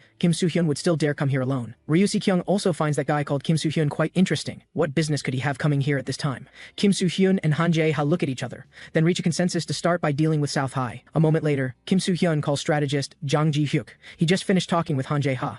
Even after dealing with South High, they'll maintain the alliance. Well then, it's time to start moving. South High's people are still excited about defeating Gu Ha-jun. Kim Soo-hyun uses Heaven's Descent from ancient flow martial arts Taegyun. The quest updates to have West High and East High together deal with 20 South High officers. Kim Soo-hyun will pay back all the damage received. He calls to confirm Chung Il-cheon's side is doing well, but Gil-do's side feels something strange, because he feels like something is flowing inside his body. Kang Suk, resting back at South High headquarters, didn't expect Gu Ha-jun to be so strong. He understands if that guy had been more aggressive, he would have lost. Kang Sok asks Byung-byum-sang what the next strategy is. Byung-byum-sang says it's to make West High and East High fight each other. It won't succeed easily, but their alliance is a relationship that can be easily broken. They just need to find a way to worsen the relationship between East High and West High, and South High can rally again. At this moment, a lackey reports disaster. Kim Soo-hyun went to Han Jae-ha for alliance negotiations. Now West High and East High are in perfect united form. They've already started attacking South High. Byung-byum-sang didn't expect Kim Soo-hyun could actually persuade Han Jae-ha. Just as he's about to make the next deployment, Kang Sok interrupts to explain, because I defeated Gu Ha-jun, South High's morale greatly increased. So as soon as I recover my stamina, I'll go deal with Kim Soo-hyun. Wang Dong-woo, ranked 10th at South High, is still boosting morale. Everyone roars, the final victor will be our Gangbuk South High. Ryu Si-kyung, ranked 3rd at Gangbuk East High, shouts, go Gangbuk South High. The lackeys all turn around, only to find an unfamiliar redhead. Ryu Si-kyung smirks and touches his nose. Wang Dong-woo is completely in despair, because he knows what kind of monster Ryu Si-kyung is. Wang Dong-woo has no power to fight back in his hands. Kim Soo-hyun's side also takes out South High's rank 16 officer. At this moment, a lackey brings good news. Han Jae-ha's 5-member elite force that just started moving has already dealt with 5 South High officers. Just a few members, yet sweeping across the entire battlefield with incredible firepower. Currently, Lee Ji-hyun, ranked 9th at South High, is leading a small force in confrontation with Gangbuk East High. The battlefield is in a hair-trigger state, but Lee Ji-hyun, at a disadvantage, will definitely be taken down by Gangbuk East High. Kim Soo-hyun can't help but turn to look at one person. He asks Gil-do, with Lee Ji-hyun's situation, are you okay? Gil-do honestly says he wants to go save that woman. Of course he knows he can't do this, but he has something to get back from that woman. So Gil-do asks Kim Soo-hyun for one thing. Let me go save that woman. Strategist Jang Ji-hyuk hurriedly stops Gil-do. You must know, Lee Ji-hyun is fighting with East High. If Gil-do goes to support, he represents West High declaring war on East High too. They finally became united with East High. If Gil-do goes and damages the relationship with East High, they might not be able to take down South High today. Jang Ji-hyuk understands Gil-do's feelings, but he still reminds Gil-do not to let love cloud his judgment. For this, Kim Soo-hyun has a solution. Gangbuk South High headquarters also receives Lee Ji-hyun's request for support, but Byung-byum-sang doesn't plan to waste troops there, so he just brushes it off and refuses. Lee Ji-hyun is fighting fiercely with East High's people. The prolonged battle gradually depletes her stamina. East High's Hwang Dae-sung and Park Ji-yeon-sai, worthy of being South High's rank 9, taking down many enemies alone with just a wooden sword. But with Park Ji-yeon's appearance, the battle should end. Lee Ji-hyun, with her stamina greatly depleted, can no longer dodge his attacks. Park Ji-yeon doesn't want to waste more time either. At this moment, a man wearing a hood grabs Lee Ji-hyun away. The man says flatly, making you worry this much? You really are a naughty kitten. Hwang Dae-sung recognizes that guy's identity. The strong fighter who appeared alone in Gangbuk North High's territory and defeated Yang Chan-seol.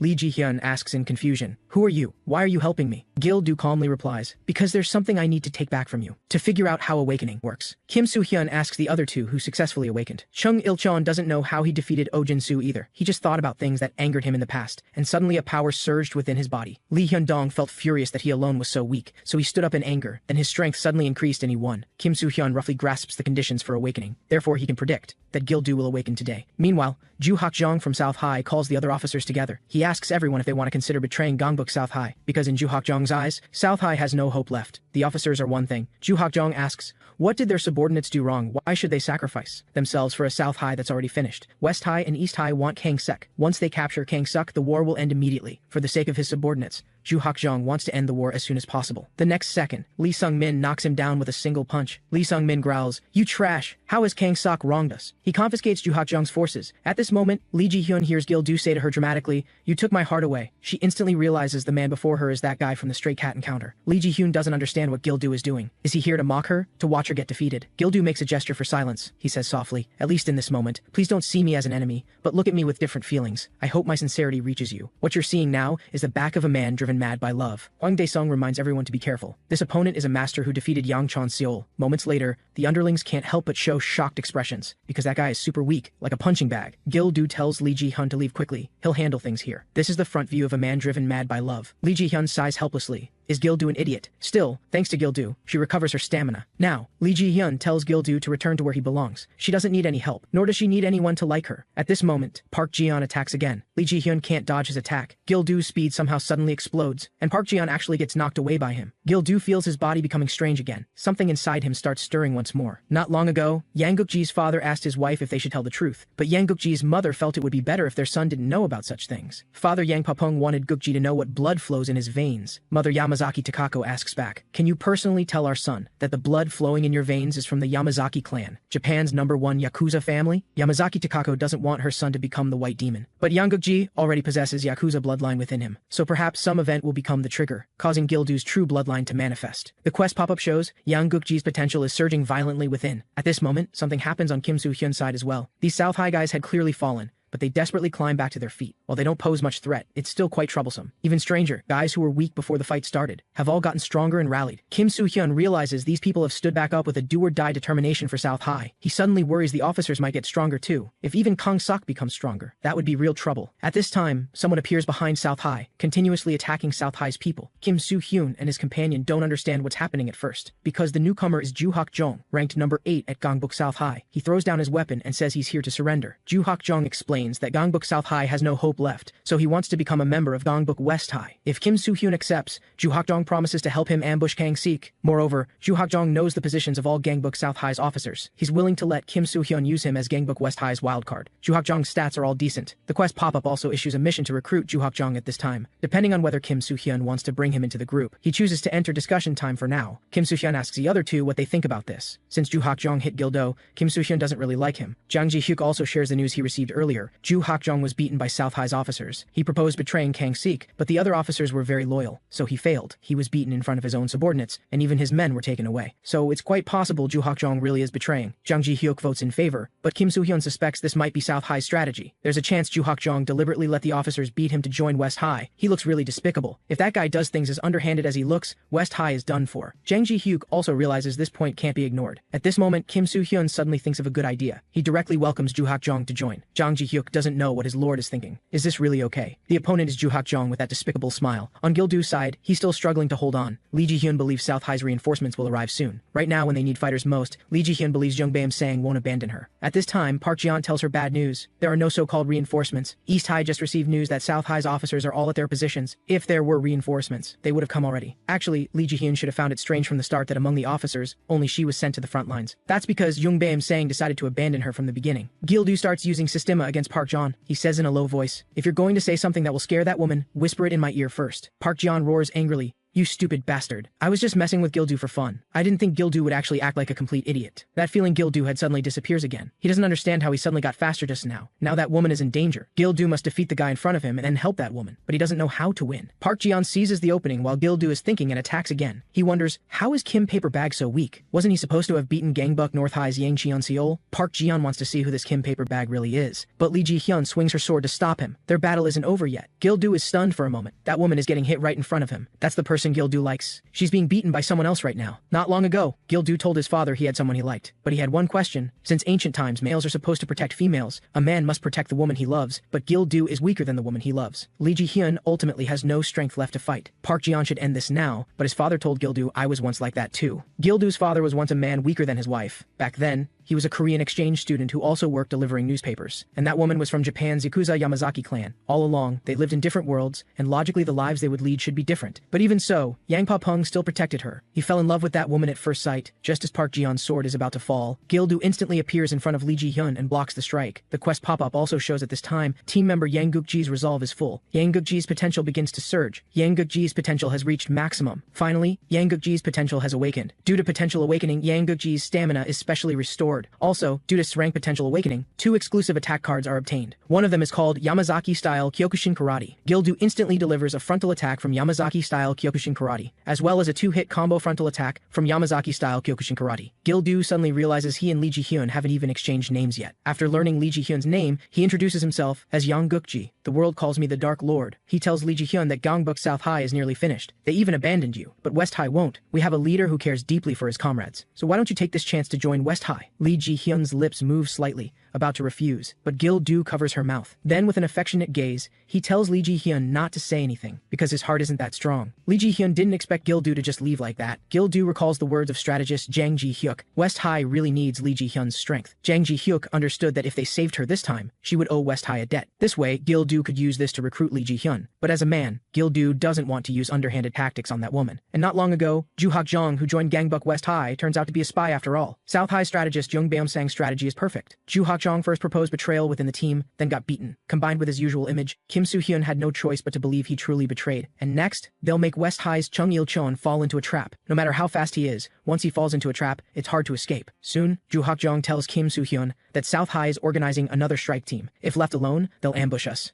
To deal with the strike team, just him and Chung Il-cheon with a few men would be enough. Kim Soo-hyun and Chung Il-cheon exchange glances, then agree with Ju Hakjong. The corner of Ju Hakjong's mouth curls into a barely noticeable smile. He says earnestly, "This is all for Gangbuk West High's sake." On the other side, Jung Baeum-sang is already prepared. Once Chung Il-cheon is brought here, they'll break his legs. After dealing with Chung Il-cheon, Kim Soo-hyun is next. Jung Baeum-sang is about to say how to deal with Kim Soo-hyun when the lookout outside comes flying in. He reports weakly, "This is bad. Our position has been exposed." Kim Soo-hyun greets Jung Baeum-sang in a low voice. "Long time no see." Jung Baeum-sang doesn't understand how he knew this location until he sees Ju Hakjong beside Kim Soo-hyun. Ju Hakjong shouts angrily, "I only told you to act. You actually betrayed us. You damned bastard." Ju Hakjong is also covered in sweat now, because Kim Soo-hyun already knew their strategy. Because while Jung Baeum-sang was plotting to trap Chung Il-cheon, Kim Soo-hyun learned everything by using the camera skill on team members. Caught, Ju Hakjong hastily begs for mercy, saying he was forced by Jung Baeum-sang. Chung Il-cheon is also eager to beat him up. Kim Soo-hyun warns Ju Hakjong, "Now you know, right? I have eyes everywhere, and your only way to survive now is to tell us the positions of Gangbuk South High's officers." Ju Hakjong excitedly cheers for Gangbuk West High on the side. Chung Il-cheon is utterly speechless. How can that guy be so pathetic? Jung Baeum-sang doesn't understand how things turned out like this again. He roars, "Even so, we still have more people. Gangbuk South High can gang up on you." Just then, the awakened Gildu finally returns. Kim Soo-hyun exclaims in admiration, "So strong!" The training quest is also completed at this time. Kim Soo-hyun obtains 2 advanced strength and speed cards. This time, he uses all the training cards on himself. Gangbuk West High is ready. Now, their stats are far higher than South High's officers, except for the powerful Woo Gyeom. Now it's time for a fight. Lee Sung-min and Choi Chang-gyu punch at Gildu simultaneously. They don't understand why this guy is pretending to withstand the hits when he clearly got struck. In reality, Gildu used the front squat stance from Yamazaki-style Kyokushin karate. Gildu delivers another 2-hit frontal attack combo. Choi Chang-gyu can't believe it. How is this ugly freak so strong? Gildu is about to provide support, but finds that Chung Il-cheon doesn't seem to need help. He praises. Il-cheon is also quite strong. At this moment, the quest pop-up shows. Gangbuk South High has risen again due to an unknown power. The South High officers who stood back up have all increased their stats. They seem to have gotten stronger through determination. Gildu can't help but feel worried, but his concern is for Kim Soo-hyun's side. Woo Gyeom is still too strong. Even though Kim Soo-hyun used all the training cards on himself, he still can't keep up with Woo Gyeom's speed. Kim Soo-hyun must find an opportunity to use exceed limits. This skill can only be used at close range, but Woo Gyeom's front kick pushes him back. This kick aimed at his chest directly leaves Kim Soo-hyun's whole body weak. Woo Gyeom immediately follows with a shin kick. Kim Soo-hyun simply can't get close to him. Just as Woo Gyeom is about to grab his face for a knee strike, Kim Soo-hyun immediately uses the restore stamina skill to push Woo Gyeom back. He almost was done for just now. Woo Gyeom didn't use this move when fighting Yang Cheon-seo. Turns out it was a secret weapon, so he kept it hidden. To make Woo Gyeom let his guard down, Kim Soo-hyun pretends to be nearly beaten to death. There's only one way he can win. The person most worried about Kim Soo-hyun losing is Ju Hakjong. If he really loses, this traitor is finished. Ju Hakjong yells, "Kim Soo-hyun, you can't lose," but having used restore stamina, his stamina is nearly depleted. The skill gap between the two is also huge. Kim Soo-hyun is still looking for a chance to get close to Woo Gyeom. Ju Hakjong roars, "What are you doing, you idiot? If you get that close, you'll get hit with a front kick again." This time, Kim Soo-hyun quickly crouches and dodges the strike. He prepared for this battle long ago. Kim Soo-hyun had been constantly thinking about how to enhance his attack patterns. Recently, the technique he's been using is almost entirely ancient flow martial arts Taegeun, but Jang Ji-hyuk said Kang Sok's main technique is wrestling, in which case ancient flow martial arts Taegeun wouldn't be advantageous. Kim Soo-hyun started thinking whether combining his existing cards could create new attacks. Suddenly, something comes to mind. Then he picks up a silver card nearby. Kim Soo-hyun realizes this skill might have a surprising effect. Having completed the crouch, Kim Soo-hyun immediately uses exceed limits, and the punch Woo Gyeom must now face is Kim Soo-hyun's new attack technique combining exceed limits and rise, a rising punch containing 156 kilograms of force. The next second strike is a 156 kilogram Heaven's Descent. In the end, Kim Soo-hyun wins. As his consciousness fades, Woo Gyeom thinks of the past. It was when he first met Kang Sek. Woo Gyeom, who helped Kang Sek with things, received good reviews. Kang Sek sincerely thanked him for his efforts in making Gangbuk South High so strong. At this time, the quest pop-up shows again. Gangbuk South High has risen again due to an unknown power. Woo Gyeom attacks Kim Soo-hyun again. Kim Soo-hyun activates an advanced random attack card. Woo Gyeom, mid-charge, takes another heavy hit. This time, he's completely down. Kim Soo-hyun throws away the wooden stick in his hand. Next, it's time to hunt down Kang Sek. This will be the final battle. Ju Hakjong is completely shocked. Even Woo Gyeom lost. He didn't expect West High's guys to be this strong. Ju Hakjong says loyally, "I'll forever be Gangbuk West High's watchdog." Next, it's time to interrogate for Kang Sek's location. Jung Baeum-sang screams hysterically, "You guys ran away so pathetically." Actually, no interrogation is needed. Kim Soo-hyun understands Kang Sek must still be at Gangbuk South High. However, he tells everyone to warm up first before heading out, because Kim Soo-hyun needs to check his cards first. He's curious what the gold card from recruiting Ju Hakjong will yield. The result is just the super high-pitch ability. Kim Soo-hyun doesn't even use the high-pitch card, so merging a super high-pitch card seems useless. At this moment, he remembers something. It doesn't seem to be time to use the lucky bag yet. Gangbuk East High's people? have already arrived at South High first. West High's people arrive soon after. South High's other forces have been mostly cleaned out. After the war ends, it'll be time to settle the territory division. Han Jae-ha can confirm one thing: Kang Suk is definitely guarding South High headquarters. The people Han Jae-ha sent in earlier were completely wiped out. Ryu Si-kyung wonders, why is there a girl here? Chung Il-cheon says flatly, I'm not a girl. Both 18-year-old young men. This is the first time they've met someone with looks as mature as their own. Han Jae-ha continues explaining. Inside, there's not just Kang Suk, but also guys who'll do anything to protect Gangbuk South High. Take out Kang Sik and his personal forces, and the war is truly over. Now it's time to begin the final battle. West High enters from the left door, East High from the front entrance. Whoever finds Kang Suk first will contact the other immediately, and it's so dark inside. To make it easier for South High's people to ambush, these guys are Kang Suk's final forces. Kim Soo-hyun is stunned after using the peak skill, because these people's potential has all awakened. He just now realizes that everyone can awaken. To protect Gangbuk South High, these people have exceeded their limits. Gil-do uses the upper block from Yamazaki-style Kyokushin karate and blocks the attack. He asks Kim Soo-hyun, I'm pretty cool, right? But joking aside, the situation isn't good right now. Enemies are also attacking from behind. This war will only end when Kang Suk is dealt with. Gil-do chooses to stay behind alone to face these people, but Chung Il-cheon doesn't want to leave him here. Gil-do covers his mouth, then dramatically says to Chung Il-cheon, don't say anything. Kim Soo-hyun decisively pulls Chung Il-cheon away, because he understands Gil-do must have a way. After all, the awakened Gil-do still has a second exclusive card. He begins using the Dark Lord skill. This skill's effect is to reduce the overall stats of everyone around by 1 level for 3 minutes. A powerful pressure suddenly erupts from Gil-do's body. At this moment, Kim Soo-hyun is searching for Kang Suk, but runs into Gangbuk East High's people. Everyone's search for Kang Suk has become chaotic. East High is the same as West High. To end the war as quickly as possible, they've left the first floor to Ryu Si-kyung. Now it's time to end everything together on the 5th floor. At this moment, South High's people say mockingly, Boss Kang Suk isn't here. This is Gangbuk South High's last stronghold. They couldn't possibly face enemies without strategy. South High's goal from the start was to scatter enemy forces. After dealing with everyone, Gil-do is suddenly startled, because Kang Sik has been on the first floor all along. Chung Il-cheon hurriedly wants to save Gil-do, but Kim Soo-hyun believes the one in danger should be Kang Sik, and Gil-do is the final fortress that can deal with Kang Sik. At the same time, Kang Sik is also confused. He doesn't understand what's happening. This guy's belly is too big. I can't even get a grip on him. Gil-do asks Kang Suk, what are you doing? If you're finished, can it be my turn now? Kang Suk's stats are reduced by Gil-do. The main quest also updates to defeat Kang Suk. Kang Suk tells this pig Gil-do to stop being ridiculous, but Gil-do actually withstands it, and keeps making groaning sounds. Kang Sik shouts angrily, shut up, you pig head. He judges that Gil-do's strength is about the same as his own. This is exactly what Kang Sik hoped for. He hates fighting like those weak, tentative battles. Only a fist-to-flesh brawl can make Kang Sik feel interested, but his fist doesn't hit Gil-do. Kang Sik is surprised. This fat pig's speed is actually faster than mine? Gil-do uses Systema, continuously striking Kang Sik's body. Kim Soo-hyun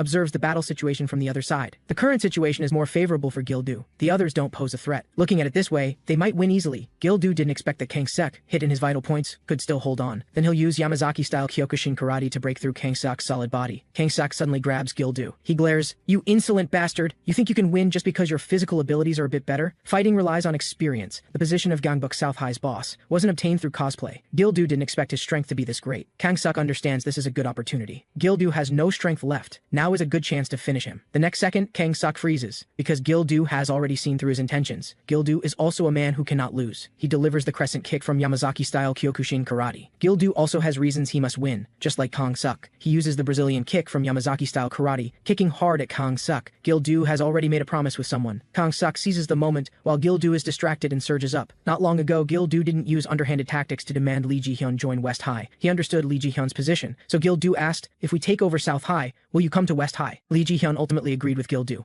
This is his first promise, with Lee Ji-hyun. So Gil-do absolutely must defeat Kang Suk. He instantly uses the spinning kick from Yamazaki-style karate. Gil-do exclaims in admiration, this is a cool battle, but unfortunately, if you also had someone you loved, you'd definitely be stronger. Everything seems to be over. Kang Suk has ultimately been defeated. Gil-do is about to announce the war is over, but he's suddenly stunned again, because Kang Suk has stood up again. Gil-do is also completely baffled. He doesn't understand how this is even possible. Kang Suk's strength and speed have become even greater. The quest pop-up shows, Gangbuk South High has risen again due to an unknown power. Kim Soo-hyun hurriedly sprints toward Gil-do's position, because the holographic view has become very strange. The quest pop-up warns Kang Sik's resolve is full. Kang Sik's potential begins to surge. Kang Sik's potential has actually awakened too. Kim Soo-hyun begins using the peak skill. But for the first time, Kim Soo-hyun has the thought that the quest might fail. Kang Sik stares intently at Kim Soo-hyun, and his stats at this moment have reached a terrifying level. A foot instantly appears on Kang Suk's face. Han Jae-ha also arrives at this moment, but his attack doesn't seem to have hurt Kang Sik at all. Han Jae-ha suddenly has a very bad feeling. He tells everyone to brace themselves, because this is also the first time Han Jae-ha has seen Kang Suk like this. Today will be the day everyone works together to catch a monster, and the reason Kang Suk's resolve to protect South High is so strong was initially just because he used South High to sell fentanyl for pocket money. The pocket money could fill the hungry stomach of Kang Sik after working out, but one day, Jung Byum-sang proposed playing bigger. As long as they didn't get caught, they could make a lot of money. money, so Kang Sok started his business like this, earning massive amounts of pocket money. Soon, the scale of profits far exceeded what could be called pocket money. During this time, Kang Sok also began to have doubts. Why work out? Why study? Making money was clearly such a simple thing. Those teachers and doctors wouldn't earn as much in their entire lives as Kang Sok did, so Kang Sok cannot give up his business. In his heart, Gangbuk South High can only be his, the business is his, the money is his. No matter who the opponent is, Kang Sok cannot give it up. Kim Soo-hyun is shocked. After opening his eyes, he's practically a monster. But if they can hold out for 5 minutes, Kim Soo-hyun will have hope. Han Jae-ha also understands their reinforcements will arrive in 5 minutes. But that's not what Kim Soo-hyun meant. The three simultaneously attack Kang Sok, but the result is beyond their expectations. The one who withstands it is actually this guy. After awakening, Kang Sok's strength and speed have greatly increased. He has become a true rhino. Chung Il-cheon begins counterattacking with capoeira. He's confident in his speed. No matter how solid Kang Sok's body is, if his vital points are hit, he'll weaken. So as long as Chung Il-cheon aims for his temple, just one strike can take Kang Sok down. However, Chung Il-cheon freezes as his strike lands. Kang Sok actually caught Chung Il-cheon's foot. He really hates people who use their feet. Kim Soo-hyun uses ancient flow martial arts Taegyun to continue the attack, but gets caught by Kang Sok. Since Kim Soo-hyun appeared, nothing has gone right for Kang Sok, just as he wants to end this all. Kim Soo-hyun uses super high pitch to shout. After all, no matter how solid Kang Seok's body is, his eardrums will still feel it. Even in this state, Kang Seok can still counterattack, and Kim Soo-hyun, exchanging blows with him, simply can't withstand Kang Seok's strength. But then, Kang Seok feels something strange, because Kim Soo-hyun actually withstood it, because he used the berserker skill. Kim Soo-hyun just used the super high pitch skill, so he called all the remaining forces inside South High headquarters. Han Jae-ha wonders, what does Kim Soo-hyun mean by holding out for 5 minutes? If this continues, the situation will only get worse. Han Jae-ha can't help but doubt whether Kim Soo-hyun's plan is reliable. Kang Sok also feels very strange. Kim Soo-hyun seems unable to feel pain. He suspects it's adrenaline, but even so, it doesn't matter. Kang Sok doesn't believe Kim Soo-hyun can beat him. The 5 minutes Kim Soo-hyun mentioned have passed. Now it's time for Kang Sok to end the battle. Just as his fist is about to finish Kim Soo-hyun, a figure suddenly kicks Kang Sok away. Gu Ha-jun and Lee Hyun-dong have also come to provide support, and Kim Soo-hyun, having used the berserker skill, will pass out in 40 seconds. Kang Sok sneers at this moment. He thought this was the reason Kim Soo-hyun needed to hold out for 5 minutes. Kang Sok doesn't believe these half-dead reinforcements can threaten him, but Kim Soo-hyun's strategy is only just beginning. Not long ago, after dealing with all the officers, he was preparing, because the diaper skill was about to cool down. The 5 minutes Kim Soo-hyun mentioned was waiting for this. Now, he asks Kang Sok, do you believe in miracles? After using the diaper skill, all team members' stats increased by 3 levels. Kang Seek sneers and asks, will standing up again change anything? Gangbuk South High can only be mine. Suddenly, a steel pipe appears before Kang Sok's eyes. Not long ago, Kim Soo-hyun activated an advanced random attack card and obtained the skill called Filipino stick fighting. This is a traditional Filipino martial art. Caught off guard, Kang Sik is beaten badly. Kim Soo-hyun says coldly, Gangbuk South High will be finished today. On Han Jae-ha's side, they're still clearing out South High's endless reinforcements. Eom Chang-wong and 2 others finally arrive, asking if he's okay. They've already cleaned up South High's forces on the other floors. At this moment, Seo Dong-jung shows a surprised expression, because he recognizes that Kim Soo-hyun is using Filipino stick fighting. Seo Dong-jung understands this isn't like regular tool use mixed with tricks. It's a highly difficult martial art. Just knowing this martial art is impressive, and he's never seen anyone this proficient. Kang Sok, caught by the information gap, is very annoyed. He finds the right moment and strikes Kim Soo-hyun hard. However, what he hits isn't Kim Soo-hyun, but Gil-do, who took the hit using Yamazaki-style Kyokushin karate. Kang Sik is surprised. Didn't this guy pass out? Gil-do uses the Dark Lord skill again. Kang Sok, with reduced stats, is knocked away again. Immediately after, Chung Il-cheon delivers capoeira again. Now begins the shameless gang-beating operation. Kang Seok grabs Chung Il-cheon. He just said he hates people who use their feet, but the next second,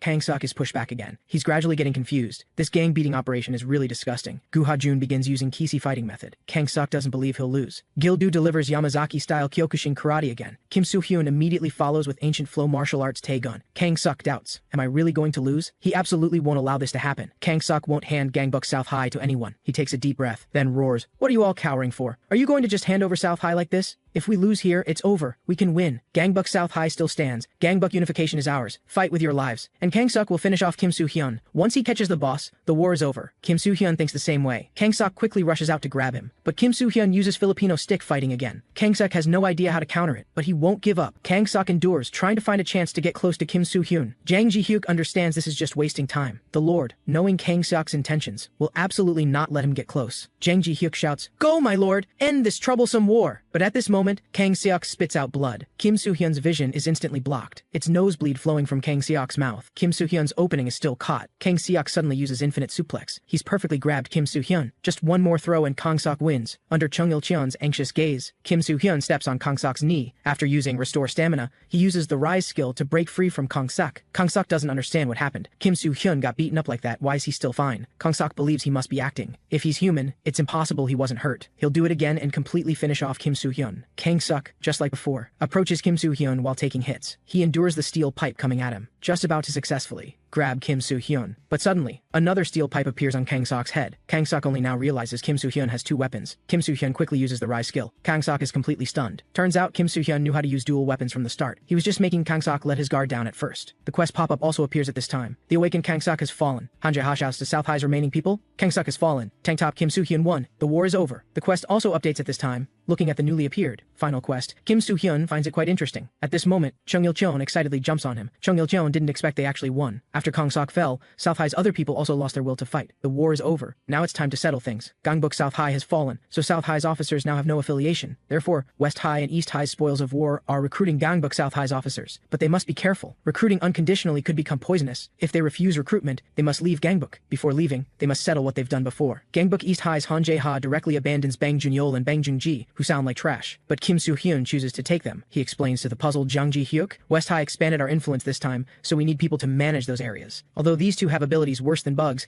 they can at least manage a place properly. Most importantly, Kim Soo-hyun believes if rumors spread that he took in trash, capable talents in Gangbuk will seek them out. Hearing Jang Ji-hyuk's praise, Kim Soo-hyun thinks, what's truly most important is the final quest the quest pop-up issued. The more talents recruited, the better the reward. So as long as the reward can be upgraded to the best, even if they're bugs, Kim Soo-hyun will take them. And Gangbuk East High follows an elite route, so South High's ordinary officers are basically all taken by Kim Soo-hyun. Next are Wang Dong-woo, ranked number 10, and Lee Ji-hyun, ranked number 9. These two people's combat power is strong wherever they go. Both are talents that cannot be passed up, and Gangbuk East High's thinking is the same as theirs. Han Jae-ha quickly decides. He decides to take Lee Ji-hyun. After all, East High with its elite route is suitable for a talent like Lee Ji-hyun, but Kim Soo-hyun wants both Lee Ji-hyun and Wang Dong-woo. If it doesn't work out, he's willing to give up Wang Dong-woo. In this situation, they can only ask Lee Ji-hyun first. If she wants to go to East High, there's no helping it. Han Jae-ha tells Lee Ji-hyun that East High won't mistreat her. The number 7 position is already reserved. Kim Soo-hyun, not to be outdone, states that if Lee Ji-hyun comes to West High, he'll make her number 1. But Lee Ji-hyun turns to look somewhere. It's the already bruised and battered Gil-do, and because Lee Ji-hyun and Gil-do already had an agreement, she ultimately chooses to go to Gangbuk West High. Lee Ji-hyun tells Gil-do not to get too cocky. She's not joining because of him. And Oh Jin-soo and Choi Chang-ju, who dislike West High, naturally go to East High. But Kim Soo-hyun wasn't interested in them anyway. Then the loyal Lee Sung-min and Jung Baeum-sang, who experienced team life, both say they won't go anywhere. So next is Ra Woo-gyeom, who tormented West High, and Kang-suk, who fought against all of East High and West High alone. As for which side takes Kang-suk, they need to discuss it properly. Not long after, Kim Soo-hyun's main quest is finally completed. Kim Soo-hyun and the others finally returned to Gangbuk West High. Although this war was long, they also gained a lot. Gangbuk West High gained 11 new members. But Kim Soo-hyun has some regrets. After all, the deal still failed. Han Jae-ha asks Kang-suk how he feels about joining Gangbuk East High. Kang-suk is now part of East High, but he reminds Han Jae-ha he must keep his previous promise. Han Jae-ha tells him not to worry, you just need to work hard at East High like a dog. East High, having taken Kang-suk, has become stronger, but Kim Soo-hyun doesn't need to despair, because West High also has a corresponding trump card, that is Ra Woo-gyeom, currently ranked number 7 at West High. Gangbuk West High is also gradually getting stronger. Step by step, they'll unify Gangbuk like this. Mid-sentence, Kim Soo-hyun suddenly can't hold it and needs to use the restroom. This is of course because he can't resist opening cards. Completing this main quest, Kim Soo-hyun obtained 2 platinum cards. One of the skills is called Slime. Looking at the bizarre skill description, Kim Soo-hyun is momentarily stunned. The result? He summons a worthless creature with 0 combat ability. At this moment, the quest pop-up prompts, try giving the slime something. Kim Soo-hyun takes out a bill from his pocket to test it out. Then, the bill gets eaten by the slime, but the slime shows no reaction whatsoever. Kim Soo-hyun frantically demands his money back. Moments later, the bill actually gets pooped out by the slime. It sits on toilet paper with a wronged expression. After confirming this is identical to his original bill, Kim Soo-hyun instantly gets an idea. This slime must be for storing things, and it's an unlimited capacity storage slime at that. Hearing the commotion, strategist Yang Ji-hyuk asks, "My lord, are you all right? A serious problem has arisen. We need to talk." Kim Soo-hyun follows Jang Ji-hyuk to an empty classroom. According to Jang Ji-hyuk, 2 problems have emerged. First, Gangbuk West High has no money. To run an organization, we need basic funding. Kang-sok maintains his operation by selling fentanyl. Han Jae-ha raises funds through entertainment establishments. Both factions have their own businesses, but West High doesn't. To maintain our power, we must have money. Gangbuk West High needs a business too. Then there's the second problem, the members' loyalty to you, my lord. The new members recruited from South High will gradually lose loyalty, because Kang-sok made them work for money. If West High doesn't establish its own business, they'll leave. But there are also members not motivated by money. However,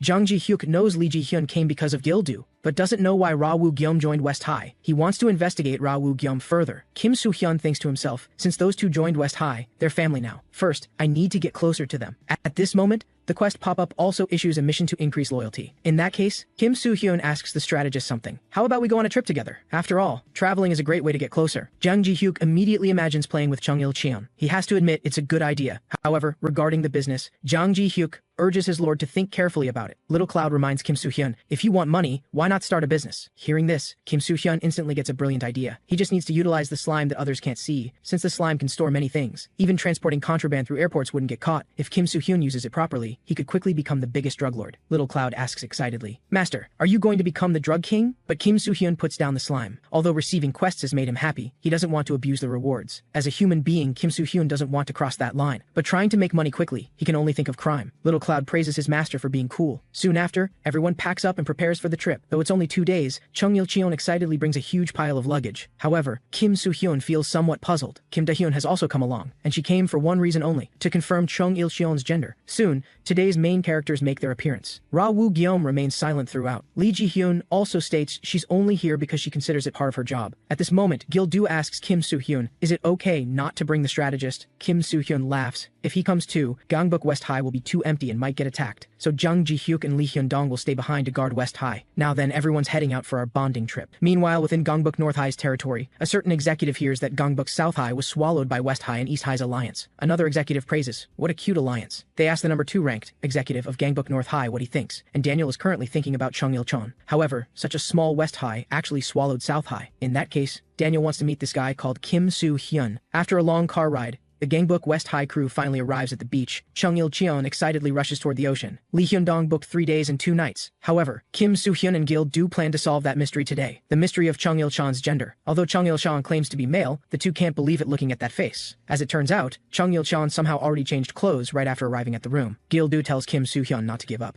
We still have 3 days and 2 nights. He casually complains, women hate body types like Gu Ha-jun and Ra Woo-gyum. Kim Soo-hyun starts changing clothes too. However, he still remembers the real purpose of this trip, to get closer to Ra Woo-gyum and Lee Ji-hyun. So Kim Soo-hyun starts randomly giving Ra Woo-gyum a massage, while using the camera skill to check where Lee Ji-hyun is. But in the holographic view, his annoying sister appears changing clothes. Kim Soo-hyun instinctively closes his eyes and slaps away. Ra Woo-gyum turns around with a confused expression. Kim Soo-hyun hurriedly explains, there was a bug on your head just now. Kim Soo-hyun thought it would be awkward, but unexpectedly everyone bonded so quickly. After all, women naturally get closer faster than men. However, he and Gil do wonder, why does Chung Il-cheon fit in so naturally? It seems they can't fit in over there. What frustrates Kim Soo-hyun and Gil do is that Gu Ha-jun just got asked for his number again. However, Gil do didn't expect Lee Ji-hyun to have such a fun-loving personality. Kim Soo-hyun also sees a different side of his sister, and Lee Ji-hyun's loyalty is indeed rising. Though Ra Woo-gyum shows no expression, his loyalty is also increasing. But Kim Soo-hyun is still worried about one thing, the business the strategist mentioned. If they don't think about establishing a business to raise funds, West High will collapse sooner or later. But the first thing to do, now, is to play on the beach with everyone. On Daniel's side, Gangbuk North High's number 2, he quickly receives the news. They've already tracked down Kim Soo-hyun's location. Upon learning that West High's people are playing at the beach, Daniel says calmly, what good fortune. However, his subordinate discovered something strange during the investigation. There are rumors that North High's rank 39, Chung Il-cheon, defected and joined Gangbuk West High, and is even now at the beach with Kim Soo-hyun. Hearing this, Daniel feels a rare thrill. Meanwhile, inside Gangbuk North High's pool hall, the underlings notice that boss Chung Il-cheon has changed a lot recently. And of course, this is because it's Copy Cloud in disguise. The noisy pool hall suddenly falls silent. Because Daniel has appeared, the underlings wonder, why would Daniel, who should be busy lately, come here? Could he be here to see Chung Il-cheon? The copied Chung Il-cheon locks eyes with Daniel. Daniel finds it strange. Chung Il-cheon is actually looking him in the eyes. He can sense that the person before him is clearly Chung Il-cheon, yet not the same Chung Il-cheon as before. Daniel turns back and orders his subordinate to investigate the exact location where Gangbuk West High is playing. Late at night, Kim Soo-hyun is sound asleep, but Copy Cloud summons itself out. He frantically slaps his master to wake him up, then reports the emergency to his master. Gangbuk North High's number 2 came to the pool hall. Kim Soo-hyun is shocked. What's that guy doing at the pool hall? Little Cloud replies, he came looking for Chung Il-cheon. He said I am Chung Il-cheon, but also not Chung Il-cheon or something. Hearing this, Kim Soo-hyun is dumbfounded. He doesn't know how Daniel saw through Little Cloud. What exactly is the relationship between Chung Il-cheon and Gangbuk West High? And why is the number 2 so obsessed with rank 39? Kim Soo-hyun understands that if Gangbuk North High finds out he stole their talent, West High will very likely suffer an attack from Gangbuk North High. Kim Soo-hyun frantically asks where Chung Il-cheon is. At this moment, Chung Il-cheon is pinned down by Kim Da-hyun. Kim Da-hyun demands the truth. Are you male or female? Not long ago, the two were sitting peacefully on the beach. Chung Il-cheon awkwardly makes small talk. Chung Il-cheon doesn't understand why Kim Da-hyun is sitting next to him. Kim Soo-hyun suddenly tells Chung Il-cheon that he didn't want to come here at all. It's only because I'm interested in you. It turns out that after Kim Da-hyun was saved by Chung Il-cheon last time, she developed feelings for him. She asks Chung Il-cheon, if you say you're male, why do you have long hair? But Chung Il-cheon actually has a reason. He has a regular salon, but the person who does his hair has been sick recently. He believes that person will get better, so he's been waiting. Kim Da-hyun is unconvinced by this reason. She pounces on Chung Il-cheon and tells him to stop dragging it out. Tell the truth, are you male or female? Though Chung Il-cheon doesn't know why she's curious about this, it doesn't matter to tell her. Just as Kim Da-hyun stares expectantly at Chung Il-cheon's mouth, Kim Soo-hyun runs over, shouting at Chung Il-cheon that there's an emergency. Chung Il-cheon quickly gets up and asks, did Gangbuk East High attack? But Kim Soo-hyun says it's Gangbuk North High heading this way, and it's the number 2 ranked Daniel. Moments later, Kim Soo-hyun formally asks Chung Il-cheon, what's your relationship with North High's Daniel? Why is he so obsessed with you, rank 39? Although part of Daniel's reason for coming is to meet Kim Soo-hyun, the main reason is still Chung Il-cheon. Chung Il-cheon can't help but recall how he used to interact with Daniel in the past. He asks pitifully, can't we talk about it next time? Gu Ha-jun wonders, what could the reason be that you're so hesitant? But Kim Soo-hyun interrupts him. Since this matter troubles Chung Il-cheon, Kim Soo-hyun doesn't want to press further. Then let's talk about it next time when you're ready. However,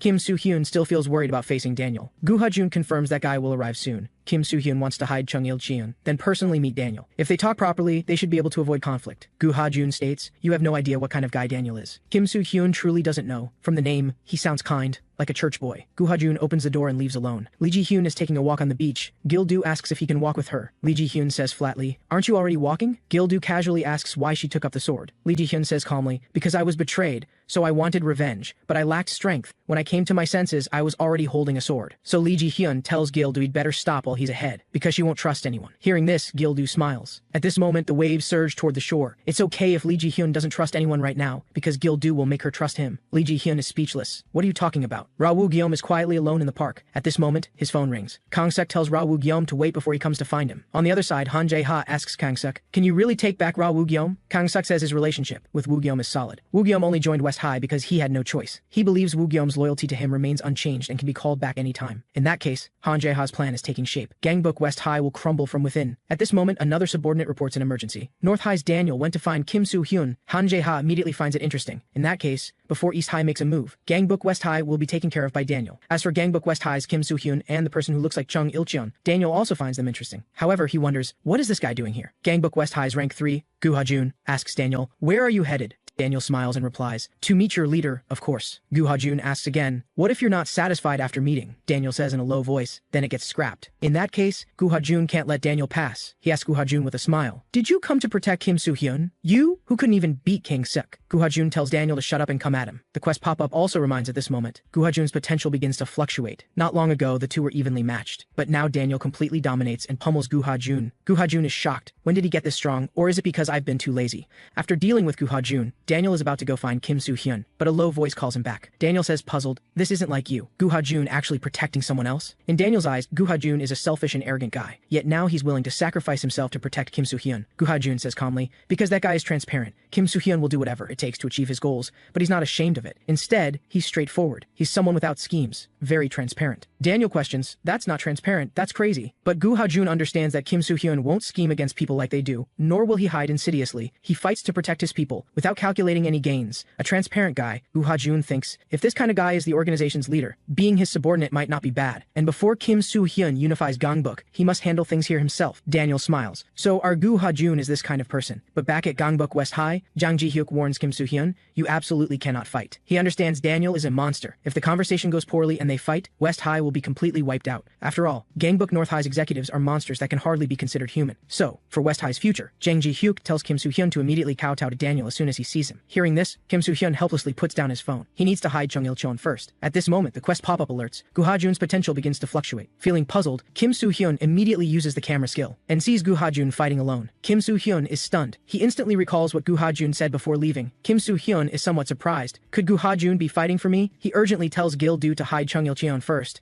On the other side, Jang Ji-hyuk didn't expect Gangbuk North High to come so quickly. He sighs helplessly. Has Gangbuk West High's fortune run out? The battle between Daniel and Gu Ha-jun is completely one-sided. Gu Ha-jun is no match at all. Daniel is too strong. Watching Gu Ha-jun's desperate struggle, he finds it quite amusing. Gu Ha-jun understands that if Daniel gets past him, everyone will be done for. He absolutely cannot let that happen. Daniel tells Gu Ha-jun to give it up. No one will know you fought here alone. Gu Ha-jun's consciousness gradually begins to fade. But the next second, the quest pop-up suddenly alerts. Member Gu Ha-jun's resolve is filled. Han Jae-ha was also surprised to hear that Gu Ha-jun lost a Kang Seok. Kang Seok admits it was only because Gu Hajun lacked a do-or-die determination that he lost. If he had the resolve to win, the result might have been different, and Kang Seok believes it won't be long before the day Gu Hajun becomes strong arrives. The moment he gains that desperate resolve, all of Gangbuk will be turned upside down. The quest pop-up also alerts at this moment, Gu Hajun's potential begins to surge, but seeing him stand up again, Daniel strikes fiercely once more. Then, the quest pop-up alerts that Gu Hajun's awakening has failed. Daniel, who seems to have noticed something, understands. That was a bit dangerous just now. At this moment, Kim Soo-hyun arrives and attacks from behind, but gets kicked away by Daniel. Kim Soo-hyun is shocked. What level of damage is this? Daniel questions. So you're the little guy who said he'd unify Gangbuk? Kim Soo-hyun immediately starts using the peak skill, but it fails because the opponent's ability values are too high. Daniel asks with concern, if Gangbuk West High perishes today, you're okay with that? At this moment, the quest pop-up issues. A mission to survive Daniel's hands. Kim Soo-hyun can't breathe after just taking one punch. He can't help but wonder, what exactly hit me? Could this force be a truck? Kim Soo-hyun's body can't move at all. At this moment, the quest pop-up issues a warning. If the main quest fails, all previously obtained rewards will be confiscated, and quests will no longer appear. Kim Soo-hyun quickly uses Restore Stamina and gets up. He cannot give up everything he has now. Kim Soo-hyun's life only started changing after he got the quest pop-up. He begins attacking using the pendulum shift. Daniel rarely shows some interest. Kim Soo-hyun uses ancient flow martial arts Taejun, striking directly at the eyes. Daniel immediately recognizes this as Taejun. Kim Soo-hyun follows up with a knee strike upward, just as Daniel's hand is about to grab him. Kim Soo-hyun quickly crouches down. Daniel wonders, is he going for a grapple? But what Kim Soo-hyun throws is a rising punch, yet it's still easily dodged. Daniel asks, is Kim Soo-hyun's performance over? You've kicked up all this dust. This kind of power is simply not something Kim Soo-hyun can withstand. He's also not Daniel's preferred type, because Daniel understands that people with eyes like these have resolve, so they're not easily destroyed. Kim Soo-hyun says inexplicably, but I like you. However, Daniel is still going to destroy him. At this moment, Copy Cloud automatically summons itself to protect its master. Daniel finds it strange. Where did this guy suddenly appear from? He casually slams Little Cloud to the ground. Kim Soo-hyun takes the opportunity to pull out a wooden sword. After using Restore Stamina, he immediately uses Rise and Filipino Stick fighting to counterattack. But Kim Soo-hyun's attacks have absolutely no effect on Daniel. Daniel wants to end all of this. Kim Soo-hyun has now reached a dead end. Little Cloud reminds him he still has the Lucky Bag to use. The Lucky Bag obtained last time has an effect that randomly raises one ability value to S rank when used. But even if he raises one ability value to S rank now, Kim Soo-hyun still can't beat that monster Daniel. Seeing Little Cloud get attacked again, Kim Soo-hyun, with no other choice, starts using the Lucky Bag. On the other side, Gil-do is bringing Ra Woo-gyum and Lee Ji-hyun to provide support. They can only hope Kim Soo-hyun is okay. Right now, Kim Soo-hyun is like an incompetent husband, causing Little Cloud to get beaten repeatedly. He can only kneel and beg Daniel, stop hitting him. Haven't you already won? Isn't stopping now enough? We've lost. Daniel smiles. Too late. You were the ones who said you'd unify Gangbuk. Gangbuk North High is still standing. How can you casually say such things? You can eat carelessly, but you can't speak carelessly. Daniel declares, today is the end for Gangbuk West High. Kim Soo-hyun was about to say the others at West High aren't at fault, but Gil-do and the others have already arrived for support. Daniel praises, what cute friendship. Kim Soo-hyun frantically tells Gil-do and the others to run away, because he understands that even if everyone attacks together, they won't be a match for Daniel. Kim Soo-hyun absolutely doesn't want them to get hurt for his sake. At this moment, the quest pop-up alerts, member Kim Soo-hyun's resolve is filled. Kim Soo-hyun's potential begins to surge, and after opening the Lucky Bag just now, his potential has already risen to S rank. Just as Kim Soo-hyun's potential reaches its maximum, his potential finally fully awakens. Kim Soo-hyun won't allow Daniel to touch his people. After his own potential awakens, his ability values also surge, and he obtains 2 exclusive attack cards. One is the Wild Skill, which borrows the power of beasts to make his attack skills exceptionally powerful for 5 minutes. The other is the one against the 1000 skill, where his ability values increase based on the number of opponents. Kim Soo-hyun immediately activates both skills, and he first uses Wild Face Claw to attack. Under the shocked gazes of others, Kim Soo-hyun continues with Wild Organ Pierce, then immediately grabs Daniel. Using Wild Skin Bite, Kim Soo-hyun can finally dodge Daniel's attacks. He uses Wild Skin Grab, then combines Wild with the Taejun skill, landing a knee strike upward. However, Daniel can still counterattack. The others want to join the fight but can't, because if they're not careful, they might become a hindrance. Daniel's expression finally changes. At this moment, Kim Soo-hyun's resolve is unwavering. He wants to protect these hard-won bonds. And the other platinum card skill obtained from destroying South High, called Stone Fist, immobilizes the opponent for 3 seconds when hit by a punch. Kim Soo-hyun finds the right timing to use the Stone Fist skill. But Daniel suddenly laughs. He was actually a bit scared just now. Daniel didn't expect he'd still have a chance to fight seriously. He acknowledges Kim Soo-hyun now, because if it were the old Daniel, he would have definitely lost. Gil-do and the other two immediately launch an attack at him. However,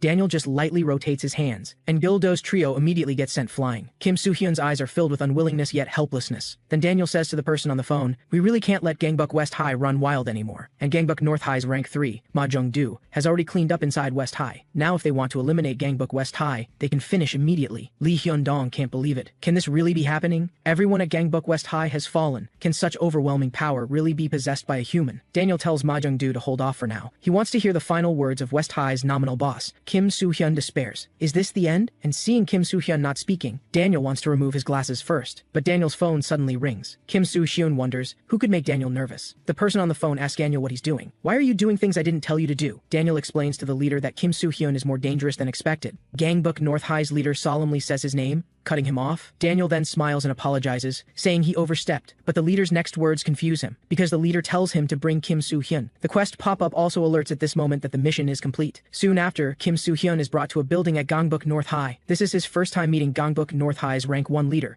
Jo-yoon. He turns to look at Kim Soo-hyun. A powerful, oppressive force immediately engulfs Kim Soo-hyun's entire body. Kim Soo-hyun uses the peek skill, but it displays that peeking failed because the opponent's ability values are too high. He tells Kim Soo-hyun to choose, become North High subordinate, or die here right now. Although if it comes to fighting, Kim Soo-hyun definitely can't win. But he still refuses Jo-yoon, because he has another way. Kim Soo-hyun tells Jo-yoon to become West High's subordinate instead. Then he summons Copy Cloud, wanting to copy Gangbuk's strongest, watching Copy Cloud rush quickly toward Jo-yoon. But under Kim Soo-hyun's expectant gaze, the quest pop-up alerts. Copy failed due to unknown reasons. Kim Soo-hyun can't believe it. What's going on? Jo-yoon is also puzzled hearing him say he wants Jo-yoon to join West High as a subordinate. Kim Soo-hyun decisively kneels and kowtows an apology, saying he failed to recognize greatness. He says respectfully, joining Gangbuk North High is our family's dream. I'm willing to become your lackey. Right now, Kim Soo-hyun can't worry about pride. Being able to survive is already fortunate. Soon after, everyone is shocked to hear this news. But Kim Soo-hyun has no choice. If they don't join, West High will be destroyed. He wants everyone to at least stay alive. Kim Soo-hyun apologizes to everyone. If I were stronger, this wouldn't have happened. Sung Il-cheon understands it's all because of him that things turned out this way. He guiltily wants to leave the group, but Kim Soo-hyun won't allow that to happen. He says he's too weak. You don't need to feel guilty. However, he was shouting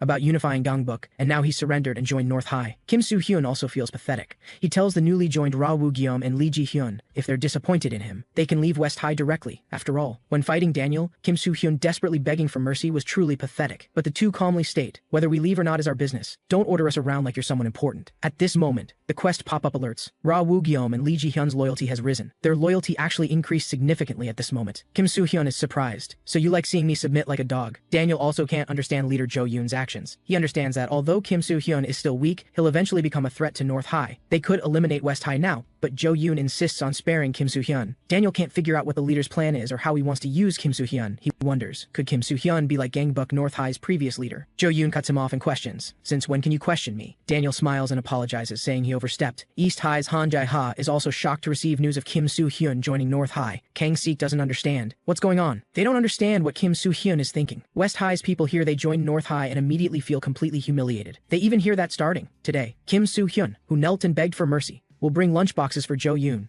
Speechless, they suspect the guy who said he'd unify Gangbuk was just all talk. At this moment, Jang Ji-hyuk, who has packed his bags, also says goodbye to Kim Soo-hyun, because his reason for joining West High was to unify Gangbuk together with West High. But Jang Ji-hyuk can't continue staying at West High, which is managed by North High. But Kim Soo-hyun tells him to listen first before deciding. When becoming Jo-yoon's lackey, Kim Soo-hyun asked him for something. Kim Soo-hyun wants to end the war with Gangbuk East High. He heard that teacher Jo-yoon has another plan in preparation. So he mentions that when that plan begins, East High will likely ambush the teacher. Kim Soo-hyun understands East High will of course lose to the teacher's power, but he thinks there's no need to waste that power. So Kim Soo-hyun asks the leader to leave Gangbuk East High to him. He also requests to borrow some of Gangbuk North High's monsters. After all, why use a sledgehammer to crack a nut? Then Jo-yoon permits Kim Soo-hyun to attack Gangbuk East High. This way, Kim Soo-hyun can use North High and easily deal with East High without West High shedding blood. When the time comes, he will betray Jo-yoon. Hearing this, Jang Ji-hyuk understands something. Gangbuk West High's strategist, Jang Ji-hyuk, will henceforth pledge loyalty to my lord. And the gold card Kim Soo-hyun, obtained from surviving Daniel, once again reveals the greeting card that allows him to meet with the highest level challenger. After using the greeting card, everyone around Kim Soo-hyun instantly disappears. The divine challenger card praises Kim Soo-hyun for getting stronger. Kim Soo-hyun says he wants to speak with that voice from last time. Meeting Gangbuk North High this time makes Kim Soo-hyun want to make a deal with that person. The challenger card begins connecting him with that person. Soon, that voice sounds again from within the card. Last time, his agreement with Kim Soo-hyun was to deal with East High and South High. Now only Han Jae-ha remains. Learning that Kim Soo-hyun became Jo-yoon's subordinate, that voice is also somewhat surprised. And Kim Soo-hyun can easily deal with East High by borrowing North High's power. But after that, he doesn't know how to defeat monster like North High. So Kim Soo-hyun needs help. He requests that the other side of the card lend him power. Kim Soo-hyun finally understands the reason for issuing the quests. It's not just for himself alone. He guesses the other side is using his quest execution as an excuse to prevent something. The other side praises Kim Soo-hyun for being smarter than he looks. Kim Soo-hyun Hyun guessed correctly, but there are many things the other side can't tell him. But the two of them need to become a mutually beneficial relationship. The other side is persuaded by Kim Soo-hyun and decides to help. He will grant a special privilege to help upgrade one of Kim Soo-hyun's cards to the highest level. This is something the current Kim Soo-hyun absolutely cannot achieve. It depends on which skill he chooses to upgrade to the highest level. After careful consideration, Kim Soo-hyun finally decides. Soon, Gangbook West High holds another meeting. Although they've become a force under North High, everyone's goals haven't changed. If Gangbook North High's Jo Yoon keeps his promise, they can immediately attack Gangbook East High. But now isn't a good time to attack East High, because they don't know what Jo Yoon will do. Even if they deal with Han Jae-ha, Jo Yoon can still easily destroy West High. So West High first needs to cultivate sufficient strength before attacking East High. Chung Il-cheon still sits in the back with a guilty expression. Seeing his poor expression, everyone wants to cheer him up. Everyone tells Chung Il-cheon not to blame himself for past events. At this moment, Jang Ji-hyuk asks Kim Soo-hyun, thinking about the business is hard work. I have a way to get money, but that requires borrowing a bit from Jo Yoon first. But Kim Soo-hyun says the business matter is already solved and will go smoothly from now on, because he obtained the card. After returning home and confirming no one is around, Kim Soo-hyun can't wait to check the maxed out Copy Cloud skill. After Copy Cloud is maxed out, he can summon 5 clouds with copy-paste abilities. With them, Kim Soo-hyun can do many more things. However, Kim Soo-hyun asks the challenger card, what should I do from now on to get stronger? The card explains, you can become even stronger. Awakening is not the end. They don't view awakening as a limit. Kim Soo-hyun hasn't obtained a master card yet. Those cards are what will truly make him stronger. The challenger card states, if you obtain a master card, you can compete with Gangbook North High. Your ability values will also break through limits. This is only the beginning. Hearing this, Kim Soo-hyun urgently wants to know what quest he needs to complete to get a master card. But the challenger card says this is already favoritism toward him. This greeting ends here. Kim Soo-hyun didn't expect the road to becoming stronger has only just begun. Baekjae Ryung sees Kim Soo-hyun's expression hasn't been good lately. She wonders, is it because of the rumors that West High was taken by Gangbook North High? Then Baekjae Ryung realizes, whether this guy's mood is good or not has nothing to do with me. She heard eating spicy food is best when feeling down,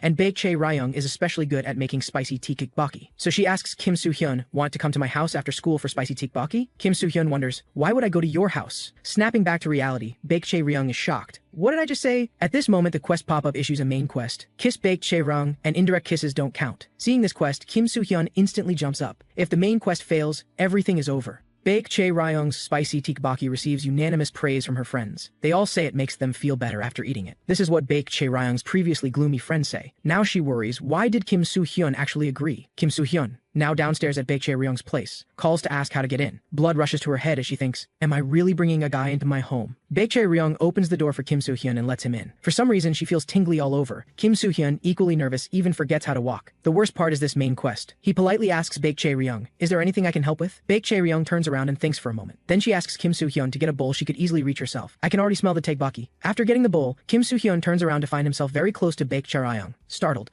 both awkwardly turn their heads away. Baekjae Ryung can't help but find it strange that just being in a different place than usual makes the atmosphere feel so charged because they're both so aware of each other. Kim Soo-hyun takes a bite of the spicy tteokbokki and genuinely praises it. This is delicious. He even suspects Baekjae Ryung put addictive fentanyl in it. But after finishing the tteokbokki and cleaning up the dishes, Kim Soo-hyun should leave. Although he received the quest, he can't figure out how to complete it. Kim Soo-hyun slowly shuffles his feet, racking his brain for a solution. Finally, Baekjae Ryung reminds him, don't go fighting again. When Kim Soo-hyun first arrived, she hid in the bathroom to call her friend. Her friend is shocked. You actually used tteokbokki as an excuse to bring your crush home. Baekjae Ryung is very troubled. What do I do now? Her friend tells her she needs to make the first move, because in her view, that guy Kim Soo-hyun is totally clueless. Her friend reminds Baekjae Ryung that if she misses this chance, Yang So-hwa will get Kim Soo-hyun. Since she invited him home, Baekjae Ryung doesn't want to let him leave so easily. She asks Kim Soo-hyun loudly, want to stay a bit longer? The two sit silently on the sofa. The TV plays a popular romance drama. Kim Soo-hyun suddenly notices his hand being touched. He wonders, doesn't Baekjae Ryung notice her own hand? The two casually discuss the romance drama. After her hints go nowhere, Baekjae Ryung remembers her friend's words, so she directly asks Kim Soo-hyun, what if I had feelings for you? What would you think? Kim Soo-hyun tells her to stop joking. How is that possible? Hearing this, Baekjae Ryung asks confused, why not? She asks what Kim Soo-hyun thinks. After thinking briefly, Kim Soo-hyun says a bunch of compliments. Basically, there's no way she could have feelings for him. Baekjae Ryung sighs helplessly. You're so frustrating. Kim Soo-hyun doesn't understand what she means by frustrating. Then he freezes. Baekjae Ryung actually kisses him. Kim Soo-hyun remains frozen in place until their lips separate. Baekjae Ryung says with a flushed face, I gave you so many hints. That was my first kiss, you jerk. The quest pop-up notifies him the quest is complete. Baekjae Ryung tells Kim Soo-hyun to go home for today. Outside, Kim Soo-hyun feels like what just happened was a dream. He doesn't know when Baekjae Ryung started seeing him as a man. Kim Soo-hyun always thought they were just friends. At this moment, the quest pop-up issues a new quest. Kim Soo-hyun is dumbfounded seeing another quest related to Baekjae Ryung. The quest pop-up tells him to plan a business venture with Baekjae Ryung. Kim Soo-hyun wonders, does this mean opening a Baekjae Ryung brand tteokbokki restaurant? Although Baekjae Ryung's tteokbokki is indeed amazing, Kim Soo-hyun feels awkward thinking about what just happened between them. At this moment, Baekjae Ryung who gathered courage to confess, doesn't know what their future will become. Baek Chae-ryung, who didn't sleep all night, rarely isn't late the next day. She still can't believe what she did yesterday. Baek Chae-ryung can't even look Kim Soo-hyun in the eye when he greets her. Class time arrives quickly. What Baek Chae-ryung finds strange is that, even now, this moment feels like they're kissing. Both ramble nervously, resulting in an awkward conversation. The teacher at the podium warns, no talking during class. Hearing this, Baek Chae-ryung starts writing. She asks Kim Soo-hyun in writing what he thinks. As a result, Baek Chae-ryung hears another round of excessive compliments from Kim Soo-hyun. She asks Kim Soo-hyun directly, when you see me, do you feel your heart flutter or anything? Then, Baek Chae-ryung places her hand on Kim Soo-hyun's. Under Kim Soo-hyun's surprised gaze, Baek Chae-ryung asks him, aren't you nervous? At this moment, Kim Soo-hyun becomes serious and says he has something to tell her. During break time, Baek Chae-ryung follows him to an empty corner. She's anticipating what Kim Soo-hyun will say. Maybe it will be a confession that surprises her. Instead, Kim Soo-hyun seriously invites her to start a business together, because he needs to complete the quest and doesn't want Baek Chae-ryung's skills to go to waste. They can use Baek Chae-ryung's skills to open a tteokbokki restaurant as a startup, and Jung Ji-hyuk will handle the startup funds and planning. Baek Chae-ryung confirms again and again that this is why Kim Soo-hyun came to her. So the next second, a punch aimed at his chest lands on Kim Soo-hyun. He immediately trembles in pain. Baek Chae-ryung has absolutely no interest in doing business. After she leaves, Kim Soo-hyun breathes a sigh of relief, because he doesn't know what his feelings for Baek Chae-ryung are. The quest pop-up notifies him the quest is complete. Soon, Kim Soo-hyun tells Jung Ji-hyuk his idea of making a tteokbokki restaurant into a business, but Jung Ji-hyuk understands that business can't be taken too lightly. Not only do we need to scout suitable commercial areas for a tteokbokki restaurant, we also need to learn how to do business. And most importantly, West High has no capital and can't even find employees. Jung Ji-hyuk will figure out solutions for these things and try to talk with Baek Chae-ryung. At this moment, a lackey suddenly reports bad news. Jo-yoon from Gangbuk North High is looking for the boss. Kim Soo-hyun is surprised. What does he want with me again? Jang Ji-hyuk reminds him, Jo-yoon is probably here to press you, my lord. After all, bringing down Gangbuk East High was what you and Jo-yoon agreed upon. Now, it's time for you to attack Gangbuk East High. Han Jae-ha also understands that Gangbuk West High will come soon. East High has deployed its strategy, with each person assigned their opponent. Yeom Chang-won prepares for Gildo, Ryu Si-kyung faces Chung Il-cheon, Kang Seok needs to face Gu Ha-jun, and Seo Dong-jung has other things to do. Moreover, Han Jae-ha has stationed a massive strike force at the border with West High that even Kim Soo-hyun can't handle. In his view, Gangbuk West High should take a detour to avoid direct confrontation. They just need to deal with West High when they detour. At this moment, a lackey reports, Gangbuk West High is attacking head-on. Han Jae-ha didn't expect West High to do something so stupid. He asks the lackey how many total, and who's leading them. But according to current intel, only Kim Soo-hyun came to the front battlefield. This is because the strategist said there's a way to end the war without full-scale combat. But before using that method, some things must be done first. Currently, because they came under Gangbuk North High, West High's morale has hit rock bottom. Jang Ji-hyuk explains, you must show that you're still strong, my lord, to make East High fear and restore West High's morale. Kim Soo-hyun has a way to do this. East High's people mock him jokingly. Isn't that Kim Soo-hyun who brings lunchboxes to Jo-yoon? Kim Soo-hyun is about to let them know one thing. He lost to Jo-yoon, not to East High. After observing, Kim Soo-hyun finds there are about 30-something people here. In that case, he can try out the 1 against 1,000 skill. A powerful aura suddenly erupts from Kim Soo-hyun. He wants to see just how capable East High's so-called anti-boss strike force really is. Hwang Dae-sung roars, there's only one opponent, nothing to fear. Just be careful of his boxing and ancient flow martial arts taegeon. However, with the 1 against 1,000 skill boost, Kim Soo-hyun's stats are far beyond what these people can match. Not only double S plus speed, but also double S plus stamina. Seeing Kim Soo-hyun not using boxing or taegeon, Hwang Dae-sung finally realizes Kim Soo-hyun doesn't even need techniques to deal with these people. Hwang Dae-sung attacks him in anger, but the next second, his body flips 180 degrees. Kim Soo-hyun takes down Hwang Dae-sung with just 1 strike. Soon, Han Jae-ha receives news that Hwang Dae-sung and the strike force are down. He can't believe it. Not long ago, that guy Kim Soo-hyun wasn't this strong. According to the lackeys, Kim Soo-hyun is advancing with unstoppable momentum. They need a new strategy now. The lackey's mouth is grabbed. Han Jae-ha warns him in a low voice to shut his mouth. He'll deploy troops to ambush Kim Soo-hyun on his necessary path. At this moment, another lackey says there's a call for the boss. Eom Chang-won is at the battlefield Kim Soo-hyun swept through, and Kim Soo-hyun has already retreated. Eom Chang-won doesn't know what's going on either. He also discovers that Kim Soo-hyun deliberately let a few people go without finishing them. But all of this seems to be Gangbuk West High's strategy. Jang Ji-hyuk also understands that East High should have noticed something wrong. Kim Soo-hyun's next quest is to make Jang Ji-hyuk's strategy succeed. The reward is the downfall of Gangbuk East High, and Jang Ji-hyuk's strategy to end the war without too much bloodshed has begun. Han Jae-ha must be troubled now, constantly wondering what his strategy is, but the storm has already begun. East High's lackeys report bad news again. This time Gangbuk North High is attacking, with Yang Xian-seo leading as the vanguard. Han Jae-ha immediately orders everyone to prepare to resist Gangbuk North High. But at this moment, the latest news arrives. After receiving someone's call, Yang Xian-seo withdraws with North High's people. Han Jae-ha doesn't understand what's going on. However, After hearing the fearful discussions of his lackeys, Han Jae-ha gradually realizes this is Jang Ji-hyuk's strategy to make East High surrender voluntarily. To deal with Han Jae-ha, they must occupy the 10 entertainment venues East High manages, but occupying all venues takes too much time and risks falling into traps. Although Han Jae-ha will never surrender easily, everyone else can make Gangbuk East High surrender. First, Kim Soo-hyun displaying his power is the first wave of fear for East High's people. Then North High's participation plants even deeper fear in their hearts. In this situation, if even one person from East High flees, it will trigger a chain reaction. Then, Han Jae-ha will have to surrender because he has no one left to fight. Kang Suk of Gangbuk East High understands this strategy must be from that guy called Jang Ji-hyuk. Gangbuk South High also fell because of that guy. Whenever Yong Beom-sang proposed a strategy, Jang Ji-hyuk would catch it. Kang Suk absolutely hates Jang Ji-hyuk to the bone. Now, Gangbuk East High's morale is crawling on the ground. He asks Han Jae-ha, "What are you going to do now?" And Han Jae-ha of course wants to show West High's people what kind of guys Gangbuk East High has. Within an hour, Ryu Si-kyung, East High's rank 3, will handle this problem. Everyone at Gangbuk West High is acting according to the strategist's orders. Everyone is intensifying fear in Gangbuk East High. Someone surrendering isn't far off. Lee Hyun-dong and Jang Ji-hyuk just need to wait in the rear area for everyone's good news. But at this moment, the lackey standing guard outside is thrown inside. Lee Hyun-dong quickly protects Jang Ji-hyuk. Ryu Si-kyung actually appears at West High's rear with some elite fighters. They fought their way from a corner to the rear area. Lee Hyun-dong quickly launches an attack to protect the strategist. Ryu Si-kyung asks with a smile, "Can you really handle this?" On the other side, Kim Soo-hyun is dealing with East High's people according to orders. So far, everything is going smoothly. But the quest pop-up suddenly notifies him that a side quest has failed, and Lee Hyun-dong and Jang Ji-hyuk at Gangbuk West High have fallen. Since West High's strategist is so smart, Han Jae-ha figures why not just kidnap him. At this moment, the quest pop-up notifies him that Gangbuk West High's morale has dropped. Learning of the strategist, Jang Ji-hyuk's kidnapping, East High's morale rises. Due to morale drop, Gangbuk West High's overall stats decrease. While East High's morale rises, their stats increase accordingly. Kim Soo-hyun needs to hold an emergency meeting.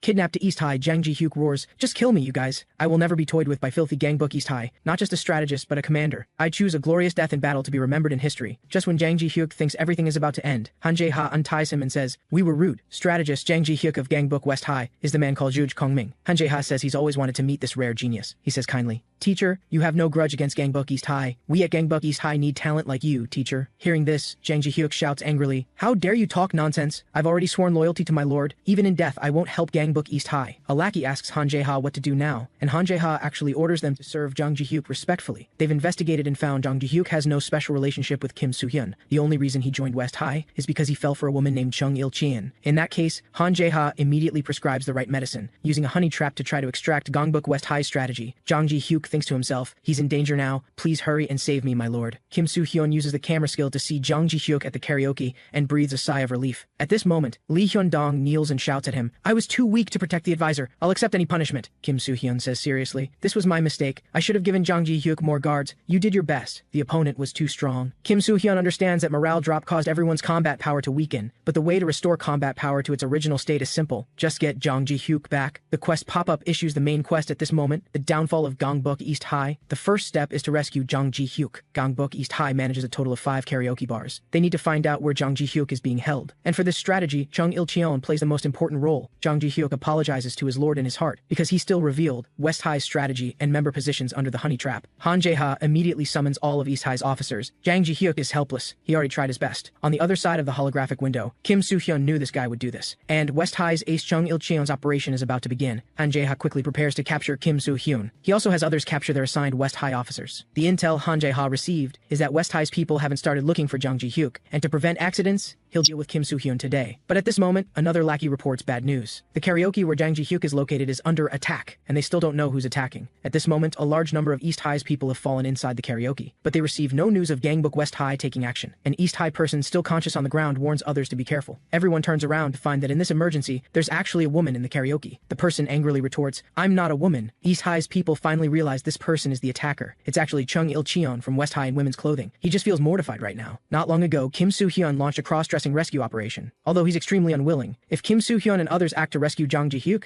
East High will definitely notice, and East High definitely won't expect someone to infiltrate and drag. Kim Soo-hyun asks Chung Il-cheon to rescue the strategist, just wear a skirt. Although Chung Il-cheon really doesn't want to wear women's clothing, West High's current predicament has a lot to do with him. Chung Il-cheon needs to repay his debt. At this moment, Han Jae-ha feels very fortunate, because he left Ryu Si-kyung there. The commotion inside the karaoke excites Ryu Si-kyung. he's somewhat eager to go in and see. At this moment, Jang Ji-hyuk is enjoying Gangbok East High's honey trap. Chung Il-chan finally finds him after much effort. Seeing this, Jang Ji-hyuk immediately jumps up and curses East High for using a honey trap on him. Chung Il-chan finds his appearance amusing, but regardless, he needs to get the strategist out first. But at this moment, Ryu Si-kyung appears at the door. Chung Il-chan tells Jang Ji-hyuk to find a chance to escape first, and he'll cover the rear here. Ryu Si-kyung looks under Chung Il-cheon's skirt and asks, "Are those underwear?" He casually flings Chung Il-cheon aside. Chung Il-cheon realizes something's very wrong. The opponent's strength is too great, and he must hold out long enough for the strategist to escape. Ryu Si-kyung suddenly asks Chung Il-cheon with a smile, "Know why I'm letting him go like this? Because there's still a large force of Gangbok East High people outside. With Jang Ji-hyuk's weak body, he obviously can't break through so many people to escape. But Chung Il-chan dares let him escape alone for a reason, because Kim Soo-hyun said earlier he'd have a way. Just as Gangbok East High's people swarm toward Jang Ji-hyuk, he thinks he's going to meet his end here. On the other side, Kim Soo-hyun uses the exchange skill. His stats instantly swap with Jang Ji-hyuk's. Feeling the powerful strength within him, Jang Ji-hyuk tells Han Jae-ha to come out and fight. East High's people are shocked. How is the strategist this strong? Are all Gangbok West High's people monsters? Jang Ji-hyuk apologizes to his lord in his heart. The Gangbok unification you're supposed to complete might have to be completed by me, Jang Ji-hyuk. Jang Ji-hyuk has never possessed such powerful strength. He now feels he could beat the crap out of Gangbok's Daniel. And watching Jang Ji-hyuk's arrogant face, Kim Soo-hyun can't help but feel disgusted. However, this way Jang Ji-hyuk can easily escape. Before that, Kim Soo-hyun needs to hide. With his current stats, he's afraid even a dog could take him out. But at this moment, a tremendous force kicks toward Kim Soo-hyun. Han Jae-ha didn't expect Jang Ji-hyuk to actually tell him Kim Soo-hyun's real location. Kim Soo-hyun curses inwardly Jang Ji-hyuk, that bastard! At this moment, Jang Ji-hyuk, who has his stats, is laughing madly. With no choice, Kim Soo-hyun can only try to stall for time. He asks Han Jae-ha,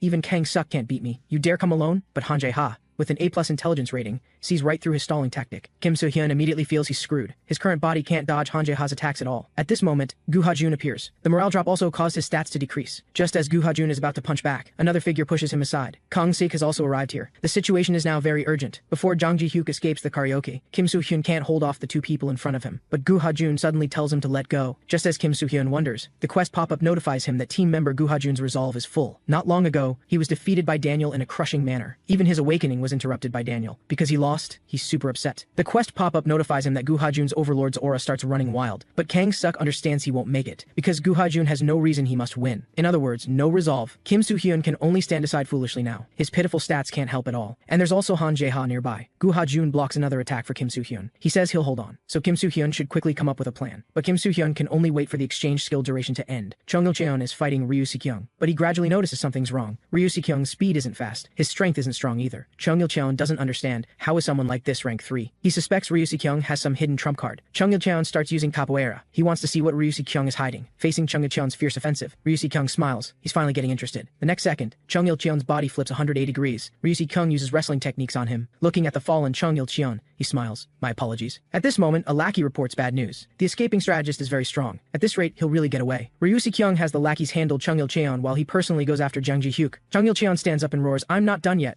Ryu Si-kyung reminds him it's over. Gangbok West High is under attack everywhere, because the strategist hasn't been rescued to restore morale. West High's people all have decreased stats. At this moment, Jang Ji-hyuk has already seen the exit. Just about to successfully escape, a grunt jumps out. The exchange skill duration ends at this moment. Jang Ji-hyuk is dumbfounded as his stats switch back. The grunt who knocked him down is shocked. "I did what no one else could." He suspects he might actually be strong. Han Jae-ha quickly receives the news. Jang Ji-hyuk's escape failed, which means Gangbok West High should be finished. If East High launches a full offensive now, they can wipe them out. Gu Ha-jun tells Kim Soo-hyun to escape while he holds on. Kim Soo-hyun refuses, because things are far from over. Through this incident, Lee Ji-hyun learned a lot. That is to never lose the strategist. Lee Ji-hyun arrives for support and successfully rescues the strategist. Gangbok West High's morale rises. West High members' stats finally recover. Gildu blasts away East High people before him with Yamazaki-style Kyokushin karate. He admires, "Worthy of the woman I fell for." Chung Il-cheon, with recovered stats, quickly deals with the surrounding grunts. Now it's their turn to counterattack. Kang Suk realizes this won't work. He wants to capture Kim Soo-hyun to make West High's morale plummet again. However, this is already impossible. Kang Suk is flipped to the ground. Han Jae-ha also quickly attacks Kim Soo-hyun. Kang Suk tries to stop him, but it's too late. Kim Soo-hyun raises his hand to block Han Jae-ha's attack. Han Jae-ha freezes instantly. He doesn't understand what this overwhelming pressure is. Kim Soo-hyun starts using beast mode. He wildly strikes with Wild Strike. Kang Suk can hardly believe it. Han Jae-ha was defeated in one strike, and because East High's leader was defeated in one blow, Gangbok East High's stats drop with morale. Kim Soo-hyun also receives a hidden reward for completing the quest early. He skipped the second quest and completed the third quest. Kim Soo-hyun, who successfully defeated Han Jae-ha, receives a platinum card. Kang Sik roars, "What is everyone doing? Take Han Jae-ha and escape." Kang Sik also tells the lackeys not to let news of Han Jae-ha's defeat get out. As for here, leave it to him to handle. Kim Soo-hyun still has 3 quests remaining. He needs to capture Kang Sok first to prevent other problems later. But Gu Ha-jun stops Kim Soo-hyun, wanting to handle it himself, because he previously lost to Kang's second battle. Now, Gu Ha-jun tells Kim Soo-hyun to go help others, because he's starting to wonder. What the deadly resolve Kang Sok talks about is, the quest pop-up notifies him that Gu Ha-jun's potential is surging within. With Gu Ha-jun's current stats, facing the awakened Kang Sek obviously isn't enough. Kang Sek understands Gu Ha-jun has no deadly resolve, because if he had it, he wouldn't have lost to Kim Soo-hyun. Kang Sek is about to start infinite suplex again. He humiliates Gu Ha-jun. You can't beat anyone now. And this is indeed true. With Kang Seok's second suplex, Gu Ha-jun is already almost done. Kang Sek understands this is because he has no reason to win. Gu Ha-jun struggles to stand up. Kang Seok tells him, standing up doesn't equal deadly resolve. Gu Ha-jun wonders, can't win without deadly resolve? He doesn't know what deadly resolve actually is, and how exactly can he obtain it? Why doesn't he have it? Gu Ha-jun gradually begins to think, why must I have deadly resolve? Kang Suk freezes for a moment. Gu Ha-jun starts going back to the past, starting from elementary school, continuing to middle school, then high school. Gu Ha-jun once ruled supreme. Nothing could make him afraid. Back then, Gu Ha-jun was fearless. That version of him fell before Daniel with no ability to fight back. Gu Ha-jun finally understands. He immersed himself in peace in groups, but he's strongest only when alone. The quest pop-up notifies him that Gu Ha-jun's potential starts surging. He's going back to when he was strongest. Gu Ha-jun, with max potential, finally awakens. Daniel at Gangbuk North High understands West High won't lose because Gu Ha-jun is there. His subordinate wonders,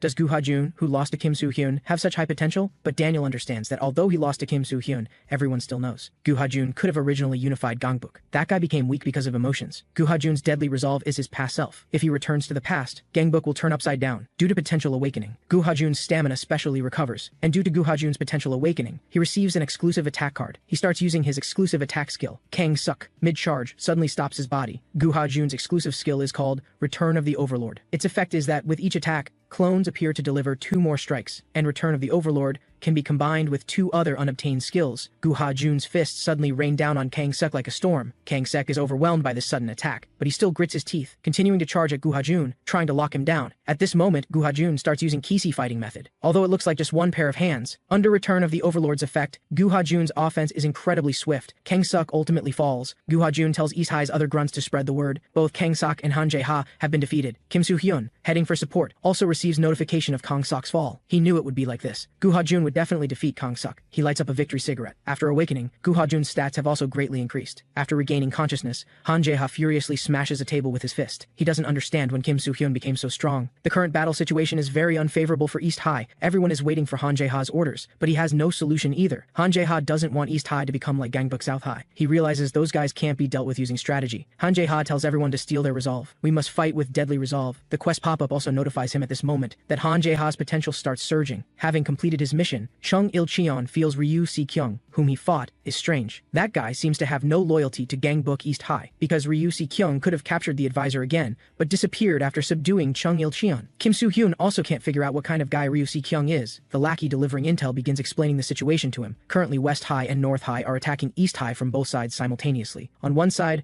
Ra Woo-gyeom and Eom Chang-won are facing off, but Kim Soo-hyun is somewhat worried about Ra Woo-gyeom, but not worried about his lack of strength. Ultimately, Kim Soo-hyun chooses to trust Ra Woo-gyeom in his heart. His standoff with Eom Chang-won has lasted for a while. The surrounding lackeys wonder why they won't attack. Eom Chang-won asks Ra Woo-gyeom, "You should honor your agreement with Kang Sok, right? Not long ago, Kang Sok found Ra Woo-gyeom alone and sympathized that staying at West High is hard. Now that war has begun, the opportunity has come." Kang Seok tells Ra Woo-gyeom to betray West High. He hopes Ra Woo-gyeom can stab Kim Soo-hyun in the back. Now, Ra Woo-gyeom doesn't answer Eom Chang-won. He silently delivers a shin kick. Eom Chang-won is shocked. What's going on? Are you betraying Kang Suk? Both forces begin fighting following their boss's actions. Eom Chang-won questions Ra Woo-gyeom, who received Kang Seok's favor. Are you really doing this? Has Kang Seok's blade already turned to Kim Soo-hyun so quickly? Ra Woo-gyeom says nothing and continues with shin kicks. Eom Chang-won understands. This guy has long limbs, so close-range combat is advantageous for him. Ra Woo-gyeom delivers another shin kick. Eom Chang-won realizes this won't work. His leg will be disabled first sooner or later. Eom Chang-won must close the combat distance. Just as Ra Woo-gyeom is about to deliver another shin kick, Eom Chang-won is about to defend. But this time, Ra Woo-gyeom uses a feint. Lackeys from both sides immediately stop what they're doing. Ra Woo-gyeom stares at his opponent with a serious expression. His feint is too obvious to Eom Chang-won. Eom Chang-won will deliver a devastating blow to Ra Woo-gyeom. In an instant, he headbutts Ra Woo-gyeom. Before the war began, Jang Ji-hyuk said East High is a rather special school. Their boss Han Jae-ha is a strategist who can fight. fight. This means Han Jae-ha is not East High's strongest fighter. What's special about Gangbuk East High is, all their officers are stronger than Han Jae-ha. East High's people are excited. Their Eom Chang Wung won. At this moment, a terrifying aura appears. Everyone around has their stats reduced under the Dark Lord skill. Eom Chang Wung finally meets his assigned opponent, the Dark Lord Gildo, who masters Yamazaki-style Kyokushin karate. Rawu Guillaume nods to indicate he can continue. In that case, both should attack together. Everyone from West High waits for Gildu to give orders. Gildu tells them to guard Rawu Guillaume as he fights. As for that old guy Eom Chang Wung, Gildu will handle him personally. And because Eom Chang Wung is affected by the Dark Lord skill effect, Gildu can completely suppress him. Neither of them believes the other is only 18 years old. The feeling of this fight makes Gildu feel great. When it comes to fighting, technique isn't everything. Experience is just as important. This is what Gildu learned from his battle with Kang Sek. He learned a lot from Kang Sek. Now it's time to end everything here. But the next second Gildu gets hit by a headbutt. Eom Chang Wung realizes Gildu let his guard down. Then he freezes, because Gildu deliberately showed that opening. He grabs Eom Chang Wung. He unleashes the frontal 8-hit combo from Yamazaki-style Kyokushin karate, followed by the spinning kick from Yamazaki-style Kyokushin karate. Eom Chang Wung finally falls. He can't believe he actually lost. Gildu thanks Rawu Guillaume, because he wore down Eom Chang Wung's stamina first, allowing Gildu to claim victory. But Rawu Guillaume's expression looks strange. When he points behind Gildu, the quest pop-up appears. Gangbuk East High rises again with an unknown power. Eom Chang Wung's potential awakens at this moment. Even under the Dark Lord skill effect, his stats remain incredibly strong. Gildu gets sent flying by one of Rawu Guillaume's punches. The next second, another fist appears on Gildu's face. Eom Chang Wung's fists keep pounding on him. Gildu immediately struggles to grab hold of Eom Chang Wung. He roars for them to take Rawu Guillaume and run, because Gildu knows the current Eom Chang Wung is not someone he can defeat, and he can't hold on much longer. Just as the battlefield is about to be ended by Eom Chang Wung, Rawu Guillaume stares blankly at them. He hasn't spoken since a long time ago. His classmates all heard he suffered a severe mental trauma, because when Rawu Guillaume was young,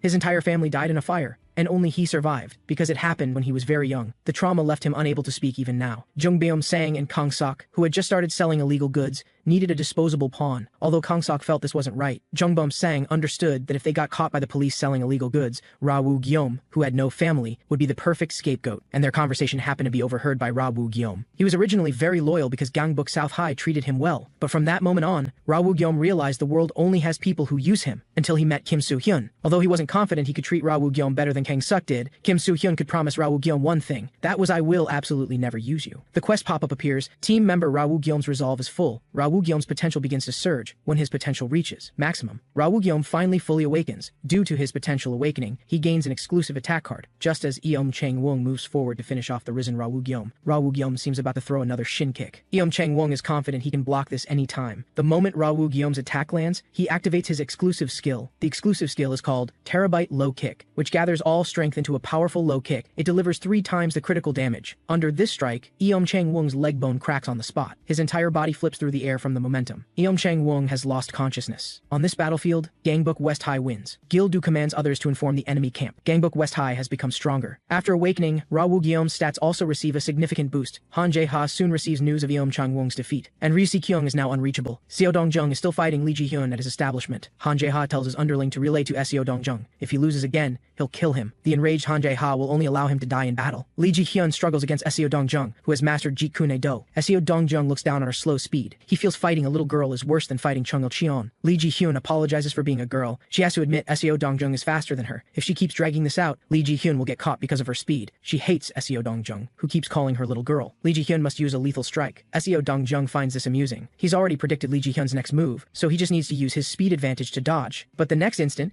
Lee Ji-hyun switches to a two-handed grip. Seo Dong-jung freezes for a moment. His foot gets hit hard. A piercing pain makes Seo Dong-jung cry out. Then a sword appears at his face. This is Lee Ji-hyun's lethal strike. She wins this battle. At this moment, the quest pop-up appears. Gangbuk East High rises again with an unknown power. Seo Dong-jung's potential also awakens at East High's life or death moment. However, his B-rank potential only makes his strength and endurance somewhat stronger. But this is enough for Seo Dong-jung, who has a do-or-die resolve to win. He presses his palm against Lee Ji-hyun's abdomen, then unleashes a 1-inch punch. Before the battle began, Seo Dong-jung had privately investigated Lee Ji-hyun. Her past amuses Seo Dong-jung. Lee Ji-hyun's father was an alcoholic abuser, and as his violence toward her and her mother grew worse, she picked up a sword to protect her mother. And so, Lee Ji-hyun's father was taken away by the police. But the laughable part is that the mother she risked her life to save abandoned her and went back to her father. Seo Dong-jung mocks. History repeats itself. Just like how you picked up a sword but still couldn't beat your father. With a woman's natural body, you can't beat a man. As Seo Dong-jung's final strike falls, Lee Ji-hyun wonders, can't beat a man with a woman's body? How is this different from what our master said? The sword technique her master spoke of that can defeat anyone in one strike is also a technique where failure means offering your life. The founder told his disciples, stake everything on the first strike. That way, even with a woman's body, you can defeat anyone. Her master asked Lee Ji-hyun to think carefully. This dangerous sword technique, do you really want to learn it?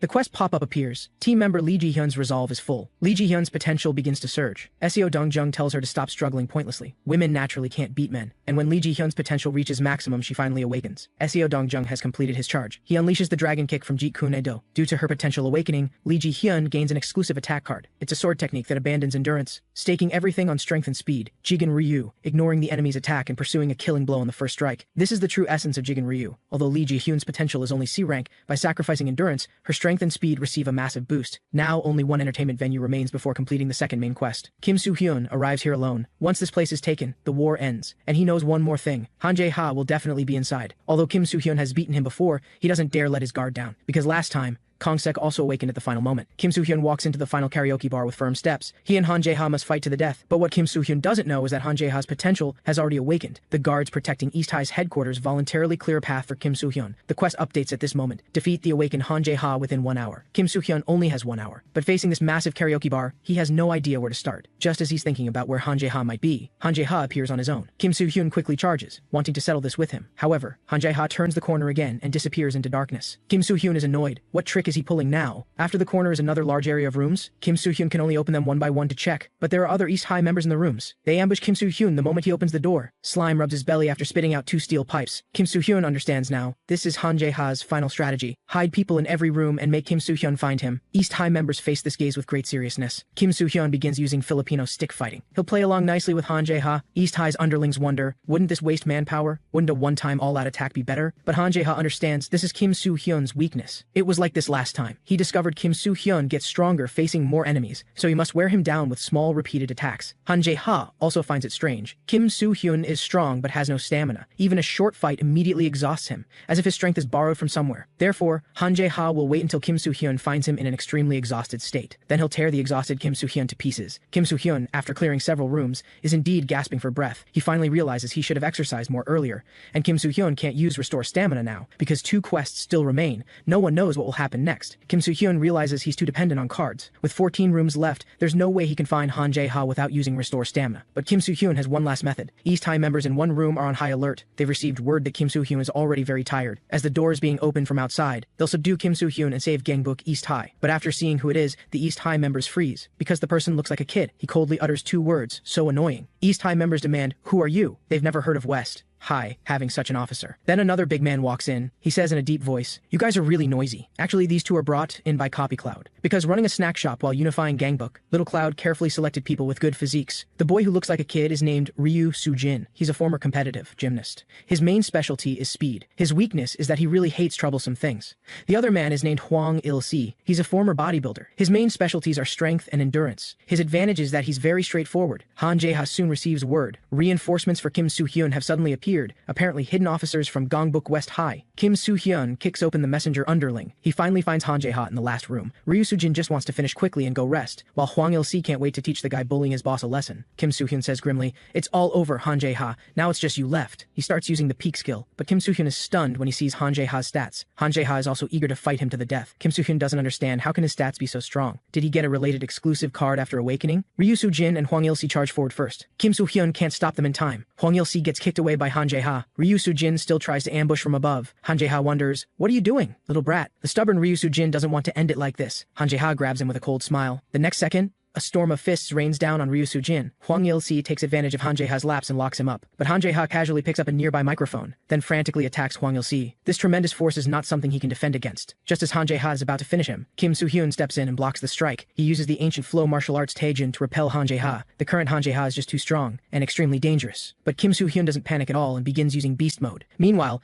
inside Gangbuk North High, Daniel reports to Jo-yoon, Kim Soo-hyun and Han Jae-ha have started fighting. He asks Lord Jo-yoon, if Kim Soo-hyun loses, will it affect the plan? But Jo-yoon calmly says, "It doesn't matter who wins. In the end, they'll all just become my nourishment." Daniel is still curious. "Lord Jo-yoon, who do you think will win between Han Jae-ha and Kim Soo-hyun?" Jo-yoon's answer is the intelligent brain, because if it's Han Jae-ha's brain, he can see through Kim Soo-hyun. His taekwondo is very difficult to deal with. Even his speed is faster than Kim Soo-hyun's. But Kim Soo-hyun only needs to catch him once. Although Han Jae-ha's speed is faster, Kim Soo-hyun can still use attacks to limit his movement. Now Han Jae-ha has been cornered. At this distance, Kim Soo-hyun is confident he absolutely won't miss. But the next second, Han Jae-ha asks him, "How do you think your acting was. This is just a strategy aimed at Kim Soo-hyun. Han Jae-ha completes a turn in the air. He unleashes the tornado kick from Taekwondo, followed by the double tornado kick from Taekwondo. But it's not over yet. Han Jae-ha unleashes a triple tornado kick. He said earlier that one of them must die. The quest pop-up warns again. If the main quest fails, all rewards will be confiscated and no more quests will appear. At this moment, other members of Gongbuk West High arrive at this karaoke bar. Ryu Si-kyung, who disappeared during the war, also appears here. Chung Il-cheon can't help but ask what his true identity is. Ryu Si-kyung says that's not important right now. He asks with a smile, "Only 5 of you came?" Lee Ji-hyun doesn't want to waste words and immediately attacks, but Ryu Si-kyung tells her not to waste her strength, because we're not enemies. He invites the West High members to enter the karaoke bar and watch who will win between Kim Soo-hyun and Han Jae-ha. In Han Jae-ha's eyes, the Gangbuk conference feels like it happened yesterday. He never imagined the weak Kim Soo-hyun from not long ago would torment him like this. But Gangbuk West High should end here. Kim Soo-hyun immediately uses restore stamina and dodges the attack. Han Jae-ha can't believe it. Beaten like that, why did his stamina suddenly recover? He can't help but wonder if Kim Soo-hyun is even human. But even so, to Han Jae-ha, this is just stalling for time. Kim Soo-hyun doesn't know how to beat this monster. He wants to use the berserker skill for a final desperate fight. But even if he defeats Han Jae-ha, there's still one unknown quest. Kim Soo-hyun can't use the berserker skill now. He must use the backup plan. Han Jae-ha is constantly thinking during the battle. He sees that Kim Soo-hyun is waiting for an opportunity. That won't help because Han Jae-ha has already seen through this guy's patterns. Small tricks are useless against him. Han Jae-ha tells Kim Soo-hyun, "You have a habit of dodging to the left." Kim Soo-hyun freezes when he hears this. After confirming this habit, Han Jae-ha deliberately corners him, then unleashes the tornado kick again. Seeing this, Han Jae-ha sneers, because Kim Soo-hyun actually blocks his tornado kick with his arm. Then a piercing pain makes Kim Soo-hyun cry out. Han Jae-ha tells him to rest in peace. This will be the last tornado kick. Kim Soo-hyun now has only 2 choices. Either have his arm bones shattered, or have his head knocked off. No matter which he chooses, Kim Soo-hyun will lose. But Han Jae-ha freezes as his attack lands, because Kim Soo-hyun actually blocked it and is fine. This is actually because Han Jae-ha lost to Kim Soo-hyun not long ago, allowing him to complete the quest early and obtain a platinum card. This platinum card gave him Guardian's Feast, which can block all attacks once. Kim Soo-hyun asks Han Jae-ha, "How was my acting?" Now he has Guardian's Feast in one hand and Knockout Feast in the other, which is the Stone Fist skill he obtained earlier. Kim Soo-hyun unleashes Knockout Feast on the relaxed Han Jae-ha. His body immediately can't move. West High members also reach outside the room at this moment. To prevent Kim Soo-hyun from escaping, Han Jae-ha had earlier ordered his underlings to block the door. Chung Il-cheon tells everyone to clear these quickly. Kim Soo-hyun might be in danger. But just then, a figure breaks through the door and flies out. Kim Soo-hyun begins using Exceed Limits and Rise, then throws a punch using Pendulum Shift. Kim Soo-hyun has staked everything. He activates Beast Mode, then throws a punch using the Rise skill. Kim Soo-hyun has never had this level of super concentration before. For this single chance to win, he's endured for a long time. The victor of this battle ultimately belongs to Kim Soo-hyun. The West High members are stunned watching from the side. The quest pop-up appears at this moment. Han Jae-ha has fallen. Now only the final quest remains.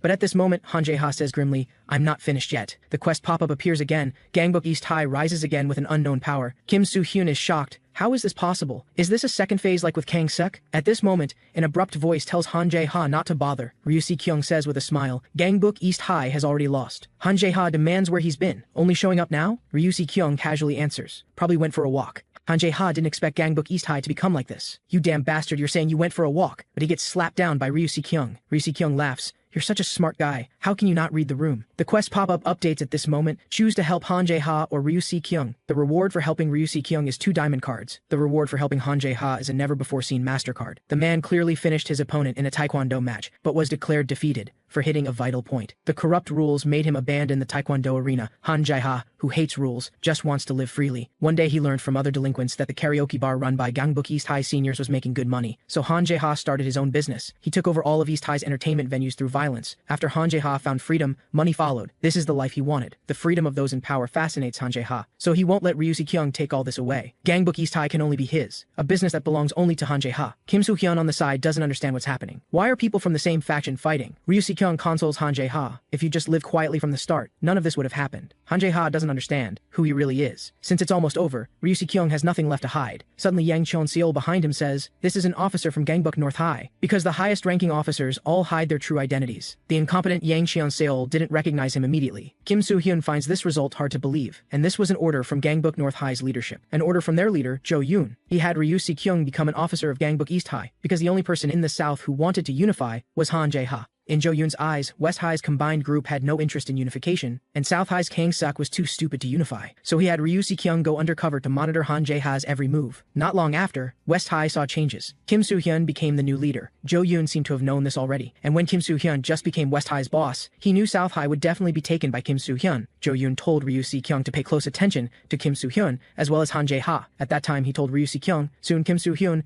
and Han Jae-ha would start the final battle in the South, and Ryu Si-kyung's mission was to select the superior side. then personally eliminate the other. For some reason, Jo Yoon predicted all of this from the very beginning, from Kim Soo-hyun's sudden appearance and rise, to the defeats of Kang Sik and Han Jae-ha. Hearing this, Kim Soo-hyun and Han Jae-ha can't figure out what kind of person is North High's Jo Yoon. Ryu Si-kyung tells Kim Soo-hyun to honor the agreement now and go to Gangbuk North High together. For a moment, Kim Soo-hyun doesn't know how to choose. If he helps Ryu Si-kyung, he won't get the Master Card. At this moment, Kim Soo-hyun thinks 2 diamond cards might be able to be combined, but if they can't make a Master Card, he'll miss this opportunity. The Challenger card said, only with the Master Card can he compete with Gangbuk North High. Anyway, Kim Soo-hyun will eventually have to fight North High, and he's already made his decision. Kang Seok, who rushed to support, roars, dream on. We'll never let you North High have your way. Ryu Si-kyung says dismissively, you reek of sweat. Yeom Chang-woong also recklessly launches an attack. He angrily says, we trusted you and you were a spy from the start? And Ryu Si-kyung just calmly says, He doesn't understand why. Kim Soo-hyun is still hesitating. Coming to his senses, Kim Soo-hyun randomly asks Ryu Si-kyung, have you eaten? Han Jae-ha roars, think carefully. If you go to Gangbuk North High, you'll be done for too. No one knows what Jo Yoon will do. Please help us Gangbuk East High. If you help us, we Gangbuk East High will submit under you Kim Soo-hyun. Hearing this, Kim Soo-hyun freezes for a moment. Ryu Si-kyung is displeased. You? Do you want to shut up forever? Han Jae-ha doesn't want to believe this outcome. In the end, still being devoured by Gangbuk North High. Suddenly, Kim Soo-hyun launches a surprise attack. Ryu Si-kyung is confused. What are you doing?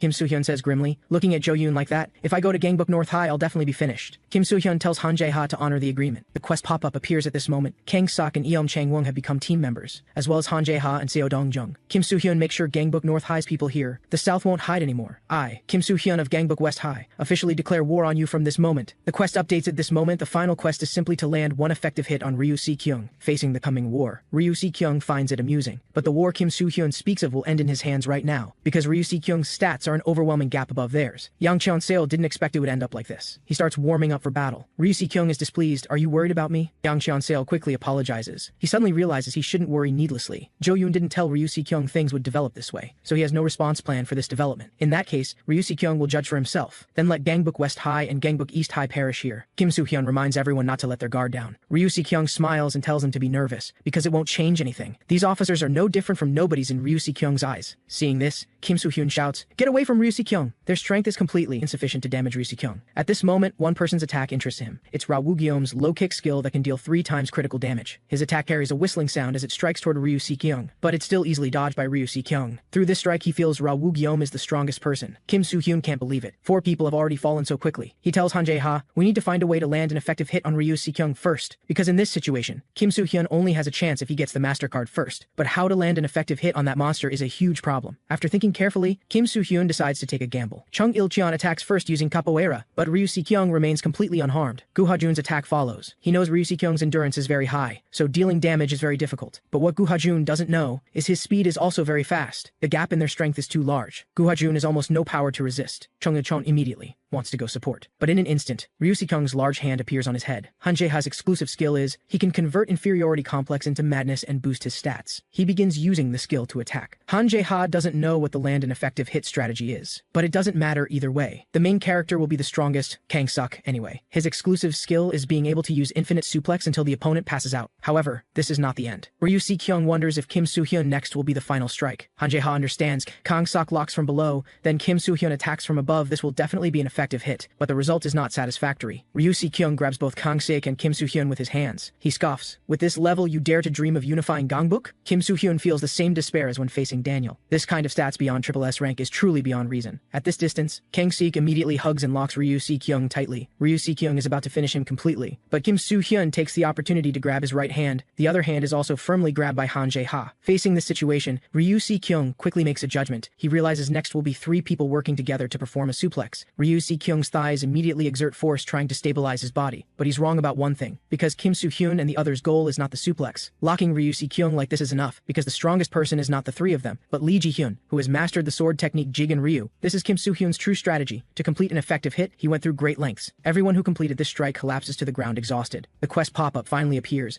Effective hit achieved. The final quest is thus completed. Kim Soo-hyun obtains his first Master Card. On the other side, Jo Yoon stands silently in front of the floor-to-ceiling window. His cold expression makes it impossible to guess what he's thinking. The fallen Ryu Si-kyung's lips curl into a slight arc. Kim Soo-hyun excitedly looks at the Master Card before him. This skill is called Drain Magic. Kim Soo-hyun doesn't understand what this means. Can it absorb the opponent's stats? Han Jae-ha roars. Kim Soo-hyun, you idiot. What are you doing? The battle isn't over yet. Kim Soo-hyun can't believe it. How could Ryu Si-kyung be fine after that level of attack? The strangled Kim Soo-hyun immediately begins using the Drain Magic skill. Ryu Si-kyung suddenly freezes, because he feels his strength draining away. away. As Ryu Si-kyung repels Kim Soo-hyun, drain magic also stops. Ryu Si-kyung stares at his hand in disbelief, then demands what Kim Soo-hyun just did. Kim Soo-hyun is equally incredulous, because he really feels his body getting stronger, and his stats are also rising. At this moment, Ryu Si-kyung's phone rings. Jo-yoon on the other end tells him to come back first. Receiving this order, Ryu Si-kyung is very confused. Jo-yoon says calmly, "The South's matters are already complete." Hearing this, Ryu Si-kyung is even more confused. What does complete mean in this situation? But he can only follow his leader's orders. Ryu Si-kyung praises their good luck. He hopes the next time they meet, the battle will be more interesting than now. The next day, inside Gangbuk West High, all underlings congratulate Kim Soo-hyun in unison for completing the unification of the South. They heard Kim Soo-hyun removed all of defeated Han Jae-ha's body hair in certain areas with hot wax. Jang Ji-hyuk and Lee Hyun-dong are also excited. Kim Soo-hyun tells them to get rid of these people who like spreading rumors. There's one more thing that Jang Ji-hyuk can't believe, that Han Jae-ha and the others actually join the team. Kim Soo-hyun extends his hand seriously. "I'm counting on you from now on." Han Jae-ha looks at his extended hand and recalls the silence inside the karaoke bar. Finally extends his hand as well. But the more Han Jae-ha thinks about it, the more uncomfortable he feels. He tells Kim Soo-hyun to honor the agreement well, but not to be too arrogant. Kim Soo-hyun must prove he's qualified to be above Han Jae-ha, or he'll become an enemy anytime. Kim Soo-hyun smiles. "I'll try my best." Finally, Han Jae-ha reminds him, Gangbuk North High is coming. Just how strong is Gangbuk North High? It's completely unimaginable. A powerful enemy is waiting for everyone from West High. Han Jae-ha thinks facing such North High, Kim Soo-hyun wouldn't declare war without a plan. He tells Kim Soo-hyun to share his thoughts. Jang Ji-hyuk honestly tells Han Jae-ha, "We don't have a plan. Although we don't know why Jo-yoon called Ryu Si-kyung to retreat, if he attacks again, West High will definitely perish." Just as Han Jae-ha is about to explode, Jang Ji-hyuk says, "Actually, there's one way to slow down North High's steps. Gangbuk originally had only one faction. It split into what it is now later. That man named Chen Wu-han previously unified Gangbuk. That period was called the Earth Dog Alliance. But after Chen Wu-han was betrayed by his subordinates, the Earth Dog Alliance scattered. Then war began to take the masterless territory. In the end, only North High and West High, East High and South High survived." Kang Si-hyuk wonders, what does this history have to do with stopping Gangbuk North High?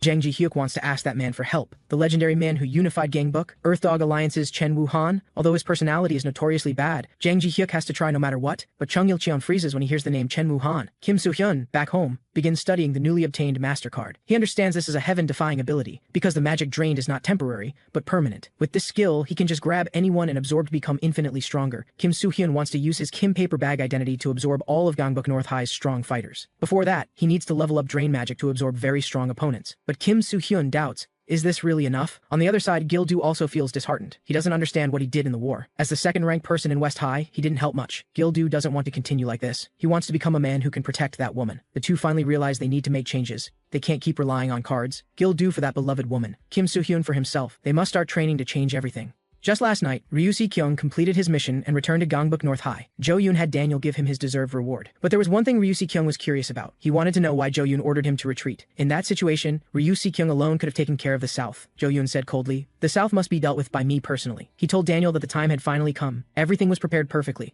The time to unify Gangbuk had arrived. Meanwhile, at Gangbuk North High, an officer was beating up an underling, because he reported that Ryu Si-kyung completed the spy mission and received a reward directly from the leader. His ranking would likely rise even higher. As the number 11, Hyo Kyung-tae was extremely frustrated. He felt that despite working so hard, it was Ryu Si-kyung who kept rising. He desperately wanted a chance to climb higher and gain that person's favor. Just then, an underling brought intelligence that the leader planned to unify Gangbuk. Therefore, all officers needed to prepare for war. Hyo Kyung-tae realized this was an opportunity. The primary target of the war was Kim Soo-hyun. Hyo Kyung-tae thought, if he could capture Kim Soo-hyun faster than anyone else, he might even gain the leader's favor and become number 10. Soon, Jang Ji-hyuk and his two companions arrived at Han River Park, where Chen Wu-han frequently appeared. Lee Hyun-dong wondered, with so many people here, can we find our target right away? But Jang Ji-hyuk had learned that Chen Wu-han was a dog lover who walked here at a fixed time every day. Lee Hyun-dong was curious. Someone who unified Gangbuk should have many enemies, right? How can he walk in the park so unguarded? Jang Ji-hyuk understood the reason was actually simple, because no matter who he faced, he had absolute confidence. Jang Ji-hyuk respectfully greeted Chen Wu-han with a salute. Lee Ji-hyun was amazed. This man was the legendary Chen Wu-han. Such a handsome man had once unified Gangbuk in just one day. Jang Ji-hyuk stated the purpose of their visit. Chen Wu-han calmly expressed that he had no interest in unification and told them to leave. Jang Ji-hyuk wanted to say something more. Chen Wu-han asked in a low voice, "Do you need me to say it twice?"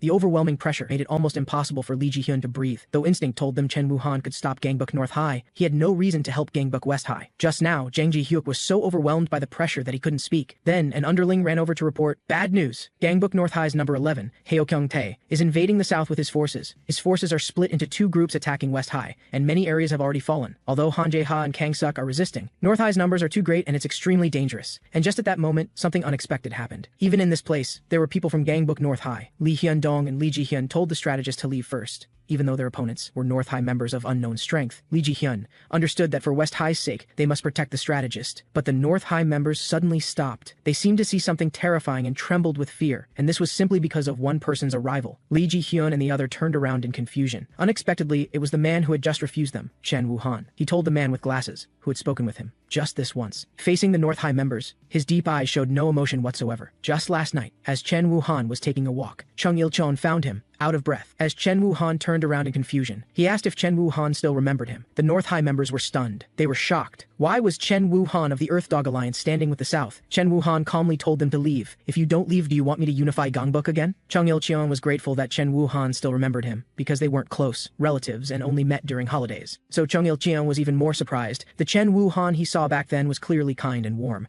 He never expected him to become the leader of the Earth Dog Alliance. Realizing he misspoke, Chung Il-cheon quickly explained, "I didn't mean you're a bad person." Chen Wuhan told him to cut the nonsense and get to the point. Hearing this, Chung Il-cheon asked him to help West High. He couldn't watch the people he cherished get hurt. Chung Il-cheon was about to mention how he'd repay the favor, but before he could finish, Chen Wuhan agreed directly. Because Chen Wuhan owed a debt to Chung Il-cheon's parents, Chung Il-cheon had no idea what that meant. However, Chen Wuhan clarified he would only help this once, and next time they'd have to solve things themselves. If you don't have that kind of power, don't form organizations. A small-time officer ranked 31 at Gangbuk North High was no different from an ant in Chen Wuhan's eyes. These North High members who thought they'd gotten stronger dared to challenge him. Chen Wuhan hadn't fought in a long time, and it made these people so ignorant of their own limits. Jang Ji-hyuk watched the one-sided battle in stunned disbelief. He had thought the rumors about Chen Wuhan were somewhat exaggerated, but apparently they weren't. A North High officer ranked 21 arrived, but the next second his body flipped 180 degrees. Jang Ji-hyuk completely believed it now. Chen Wuhan truly unified Gangbuk in just one day. The other North High members immediately knelt in surrender. They finally witnessed the terror of that legendary man. Jang Ji-hyuk seized the opportunity to urge Chen Wuhan to just unify Gangbuk together like this. Chen Wuhan said coldly, "Stop with the tricks." News of what happened here spread quickly. Soon, a messenger hurriedly found Daniel. He was startled to learn that Chen Wuhan had intervened, and Chen Wuhan had also repelled Hyo Kyung-tae and other officers who attacked the South first. The South took this opportunity to reclaim all territory seized by North High. The war that just began had reset to a blank slate. Daniel turned to ask Jo Yoon for orders. He didn't understand why Jo Yoon kept staring blankly at empty air, but Jo Yoon didn't consider Chen Wuhan or Kim Soo-hyun a threat at all. However, the plan needed adjustment, so he told Daniel to wait. Then an underling reported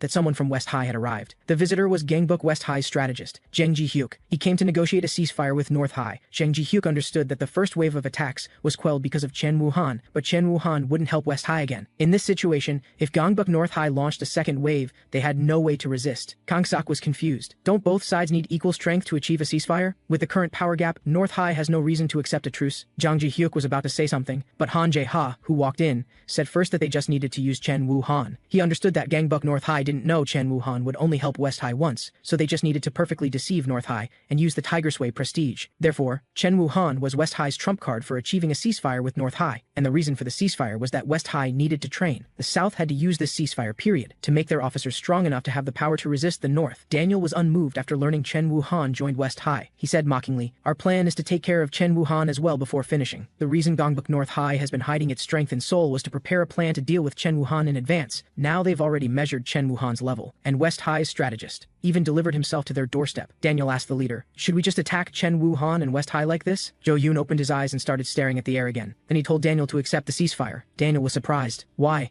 Isn't the plan to deal with Chen Wuhan already sufficient? But Jo Yoon made this decision not because of Chen Wuhan, he murmured, quite resilient. Then Jo Yoon asked, "How long is the ceasefire?" Within North High's acceptable range, Jang Ji-hyuk proposed the maximum of 2 months. The short 2 months passed quickly. Lee Hyun-dong complimented, "Strategist, you look even more handsome, except your hair in the back looks disgusting when it's long." Jang Ji-hyuk was displeased. Pick one, compliment or insult. He was excited to see what West High's officers had become after 2 months, especially Kim Soo-hyun and Gil-do, who started training earliest. Then a man walked in and asked, "Isn't it meeting time yet?" Hearing this voice, Jang Ji-hyuk and the other were dumbfounded. This muscular man was actually Gil-do, who was previously overweight. Being stared at like that made him a bit shy. This was thanks to Gil-do's mother helping him lose weight over these 2 months. But Gil-do was more curious. What had Kim Soo-hyun, who worked even harder than him, become? From the beginning, Kim Soo-hyun said he wouldn't rely on others this time. During those 2 months, constantly battling himself earned Gil-do's respect. Kim Soo-hyun had completed his transformation. Jang Ji-hyuk and Lee Hyun-dong could hardly believe it. They changed so much in just 2 months. What exactly did they do? Kim Soo-hyun scratched his head somewhat embarrassedly, though Gil-do didn't want to recall it. Seeing their curiosity made him want to be generous. But Jang Ji-hyuk and the other walked right past them, because Gu Ha-jun and Chung Il-cheon had also arrived, along with Ra Woo-gyom and Lee Ji-hyun. Kim Soo-hyun was about to greet them when he was bumped. Kang Suk and Han Jae-ha casually greeted the leader. Jang Ji-hyuk felt everyone had gotten stronger, so he was very happy. Now then, the Gangbuk West High meeting should begin. Over these 2 months, Kim Soo-hyun did many things. During the day, he trained independently at home with constant exercise. At night, he disguised himself as Kim Paper Bag and went to the north to drain magic. After countless fights as Kim Paper Bag, he learned a terrible truth. Initially, Kim Soo-hyun was curious about the limits of drain magic, so while experimenting with how many stats he could take, he witnessed a horrifying scene. Those whose stats were drained gradually dying. Jang Ji-hyuk snapped the dazed Kim Soo-hyun back to attention. "We're in a meeting now, not the time to space out." Kim Soo-hyun apologized and said to continue the meeting. He thought to himself, can I really use a skill like drain magic? At North High,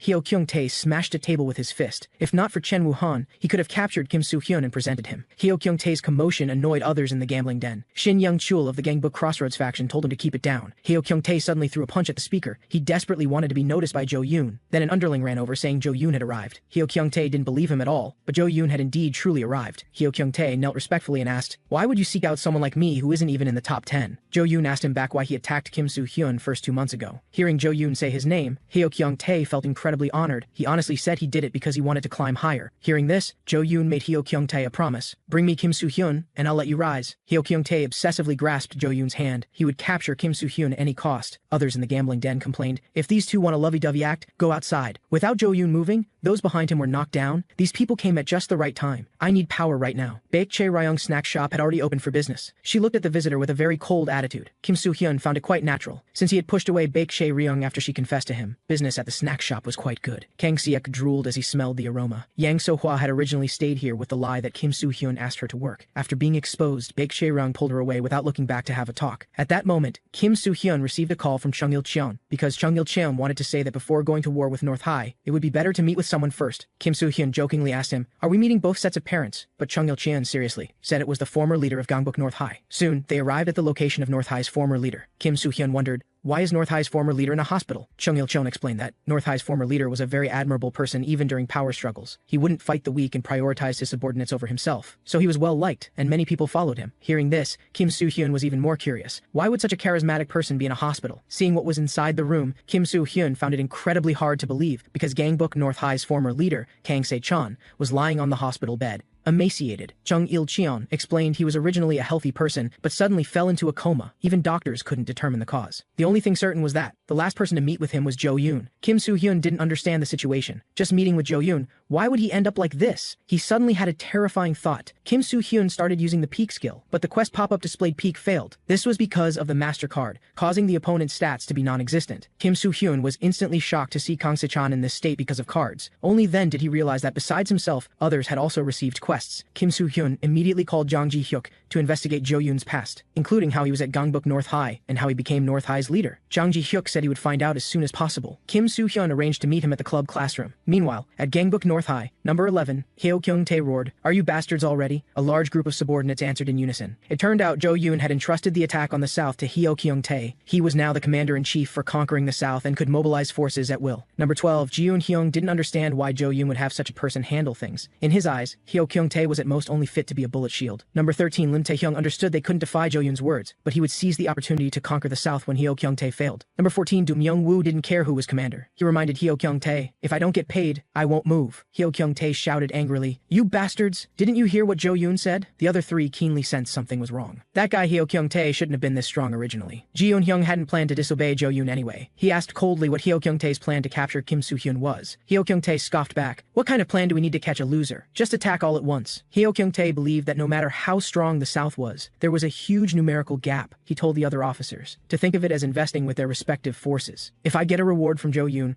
I'll share it with you. It's just Kim Soo-hyun after all." Having finished investigating, Jo Yoon, Jang Ji-hyuk, arrived at the classroom as agreed. He even found and sent Kim Soo-hyun photos of Jo Yoon from the past. Hearing this, Kim Soo-hyun couldn't wait to check the information. Seeing the photos, he found it hard to believe, because the Jo Yoon in them looked completely ordinary. At first, Jang Ji-hyuk even doubted whether this person was really Jo Yoon. In the past, he excelled in many areas: good grades, good interpersonal relationships, loved reading novels. A student completely unrelated to fighting. In that case, Kim Soo-hyun was even more surprised. Such a guy became the leader of Gangbuk North High, and Jang Ji-hyuk explained that Jo Yoon unified Gangbuk North High in less than a month. Logically speaking, no matter what you do in just 1 month, it's absolutely impossible to achieve such success. Han Jae-ha, who walked in, added, "Back then, North High's people were all very strong. wrong. Zhou Yun appeared suddenly like a comet, a monster who unified Gangbuk North in just 1 month. Kang Sek, Han Jae-ha, and Gu Ha-jun all thought it impossible, so Han Jae-ha was certain that guy definitely had a secret. He asked Kim Soo-hyun if he didn't find it strange. Zhou Yun's journey was too similar to yours. Kim Soo-hyun, who had been skeptical, was now certain of one thing. Then an underling reported, "Bad news! Gangbuk North High has made a new move. Zhou Yun seems to have appointed Hyo Kyung-tae as commander-in-chief." Han Jae-ha and Jang Ji-hyuk both felt strange, though they weren't underestimating Hyo Kyung-tae's combat ability. Wouldn't it be simpler if Zhou Yun attacked personally? And Kim Soo-hyun, who had figured everything out, finally understood the reason for Zhou Yun's abnormal behavior. Jang Ji-hyuk worried this was Zhou Yun's strategy and planned to prepare for defense first. But Kim Soo-hyun decided to have the South launch the attack first. Hearing this, Jang Ji-hyuk wondered, what if Zhou Yun makes a move? But Kim Soo-hyun understood Zhou Yun wouldn't come. Number 15 of Gangbuk North High, Hong Bae-gi,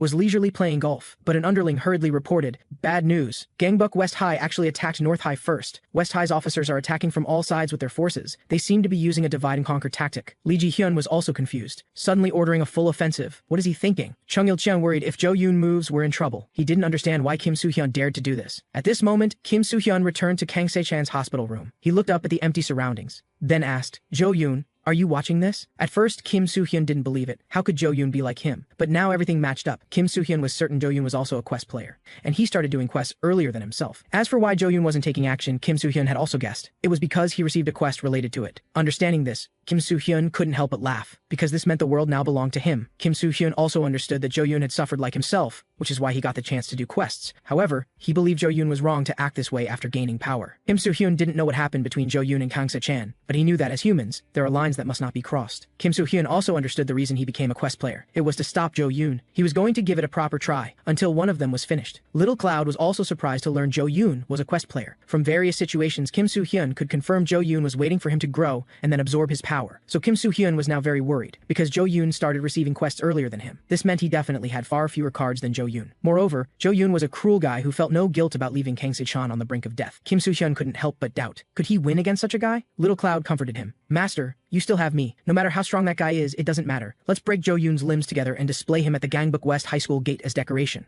Kim Soo-hyun also realized he had misspoken. He shouldn't show weakness to Zhou Yun. There must not be a second Kang Se-chan. Gangbuk West High's first wave of attacks was complete. They subdued North High's officers ranked 26, 27, and 28 respectively, and occupied the corresponding territories. Just as Kim Soo-hyun said, Zhou Yun took no action even as he watched his territory being attacked. He explained that although Zhou Yun was like this now, he would act eventually, so West High must take advantage of this. Before Zhou Yun acts, gain all the benefits they can, Jang Ji-hyuk stated bluntly. This isn't such a simple matter, because Gangbuk North High has the central five. In order, they are Hyo Kyung-tae, Ji Eun-hyung, Lim Tae-hyung, Do Myung-woo, and Hong Bae-gi. These five have strength comparable to Ryusi Kyung. They must be subdued first before they can face Zhou Yun. To deal with these five, West High needed a strategy. Jang Ji-hyuk's strategy was to divide the South into 5 parts, split into 5 groups of forces, each facing one of the 5, because if the 5 gathered together, it would be very dangerous. Kim Soo-hyun asked Han Jae-ha to share his thoughts as well, and Han Jae-ha's strategy was to concentrate forces and attack Hyo Kyung-tae with full force. If they could successfully defeat Hyo Kyung-tae, the remaining 4 would fall due to losing their power. However, the downside was they might face attacks from all 4 simultaneously. Then the quest pop-up issued a main quest, followed Jang Ji-hyuk's or Han Jae-ha's strategy. Though there's no reward, the next quest will change depending on the strategy. Kim Soo-hyun confidently considered, though Han Jae-ha's method could gain benefits quickly, facing all 4 at once was too risky. In the end,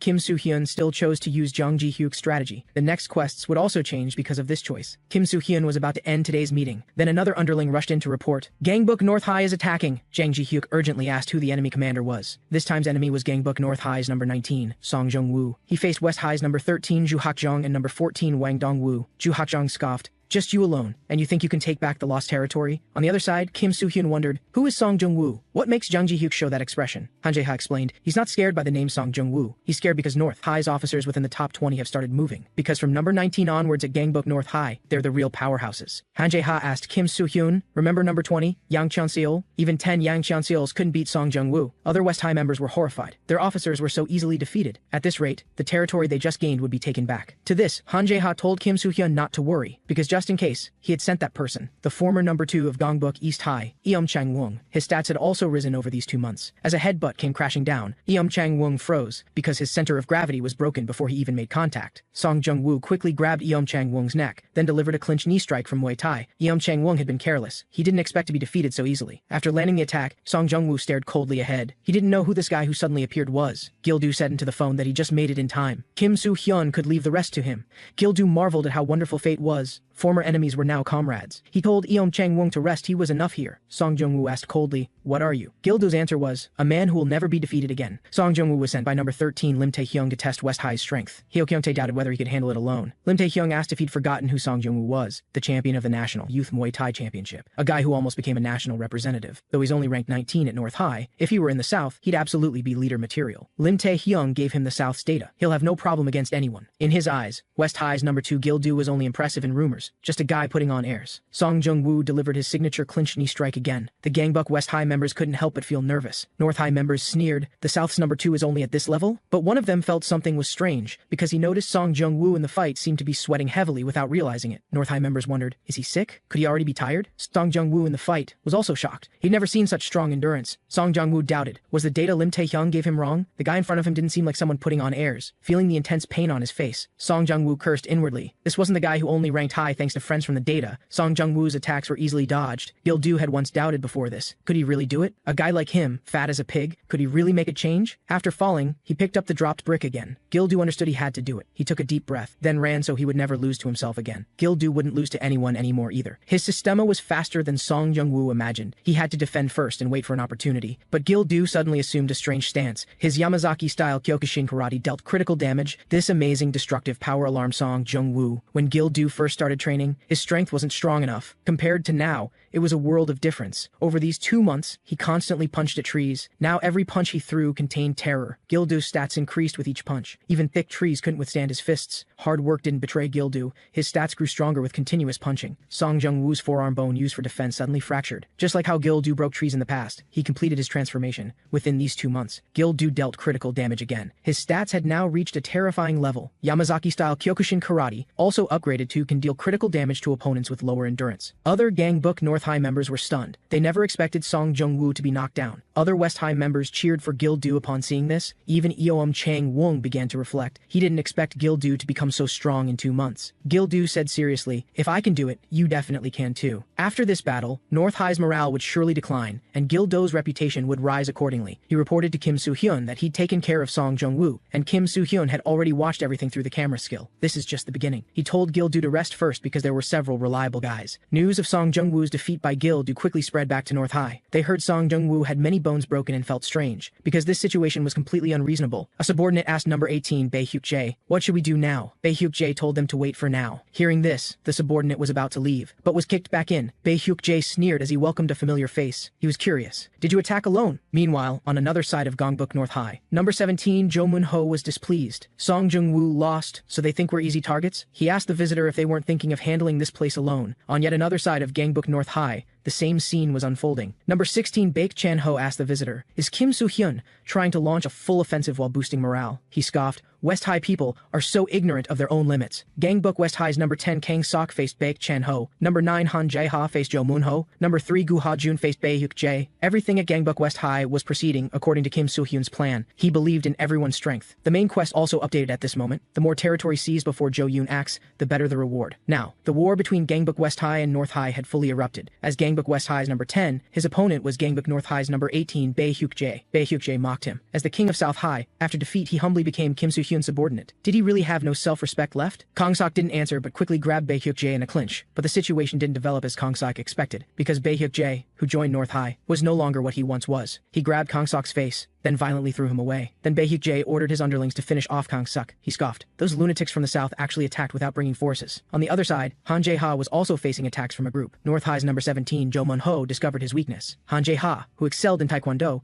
would be finished once someone got close. Jo Moon-ho wondered, didn't they say Han Jae-ha got stronger in 2 months? Doesn't look like much now. The same situation was playing out with Gu Ha-jun. North High's number 16 Baek Chan-ho understood. The method to deal with boxers was simple. Control the distance. Before this, Baek Chan-ho's subordinates had already dealt with dozens of boxers. Gu Ha-jun's luck was very bad, because he happened to encounter a hunter who specialized in catching boxers. At Gangbuk West High, Jang Ji-hyuk was somewhat worried about the officers acting alone. Though those 3 volunteered to go, they should have been given more support. Because the opponents weren't ordinary officers. Those 3 were guys who could become part of the 5 with effort. Jang Ji-hyuk felt reinforcements might be needed now. 2 months ago, Kim Soo-hyun might have worried, but now he believed in Gu Ha-jun, Kang Sok, and Han Jae-ha, because they were Gangbuk West High's big 3. If those 3 can't do it, Gangbuk West High has no future. Having defeated all of Bae Hyuk-jae's subordinates, Kang Kang-sek cursed that the fat pig was wrong. He was only temporarily borrowing Kim Soo-hyun's power. Gangbuk South High would surely revive. The identity Kang-seok acknowledged was always South High's leader. He quickly charged and grabbed Bae-hyuk-jae in a clinch again. Knowing Kang-seok would use infinite suplex, Bae-hyuk-jae grinned wickedly. "You can't lift me." What Bae-hyuk-jae said was indeed correct. However,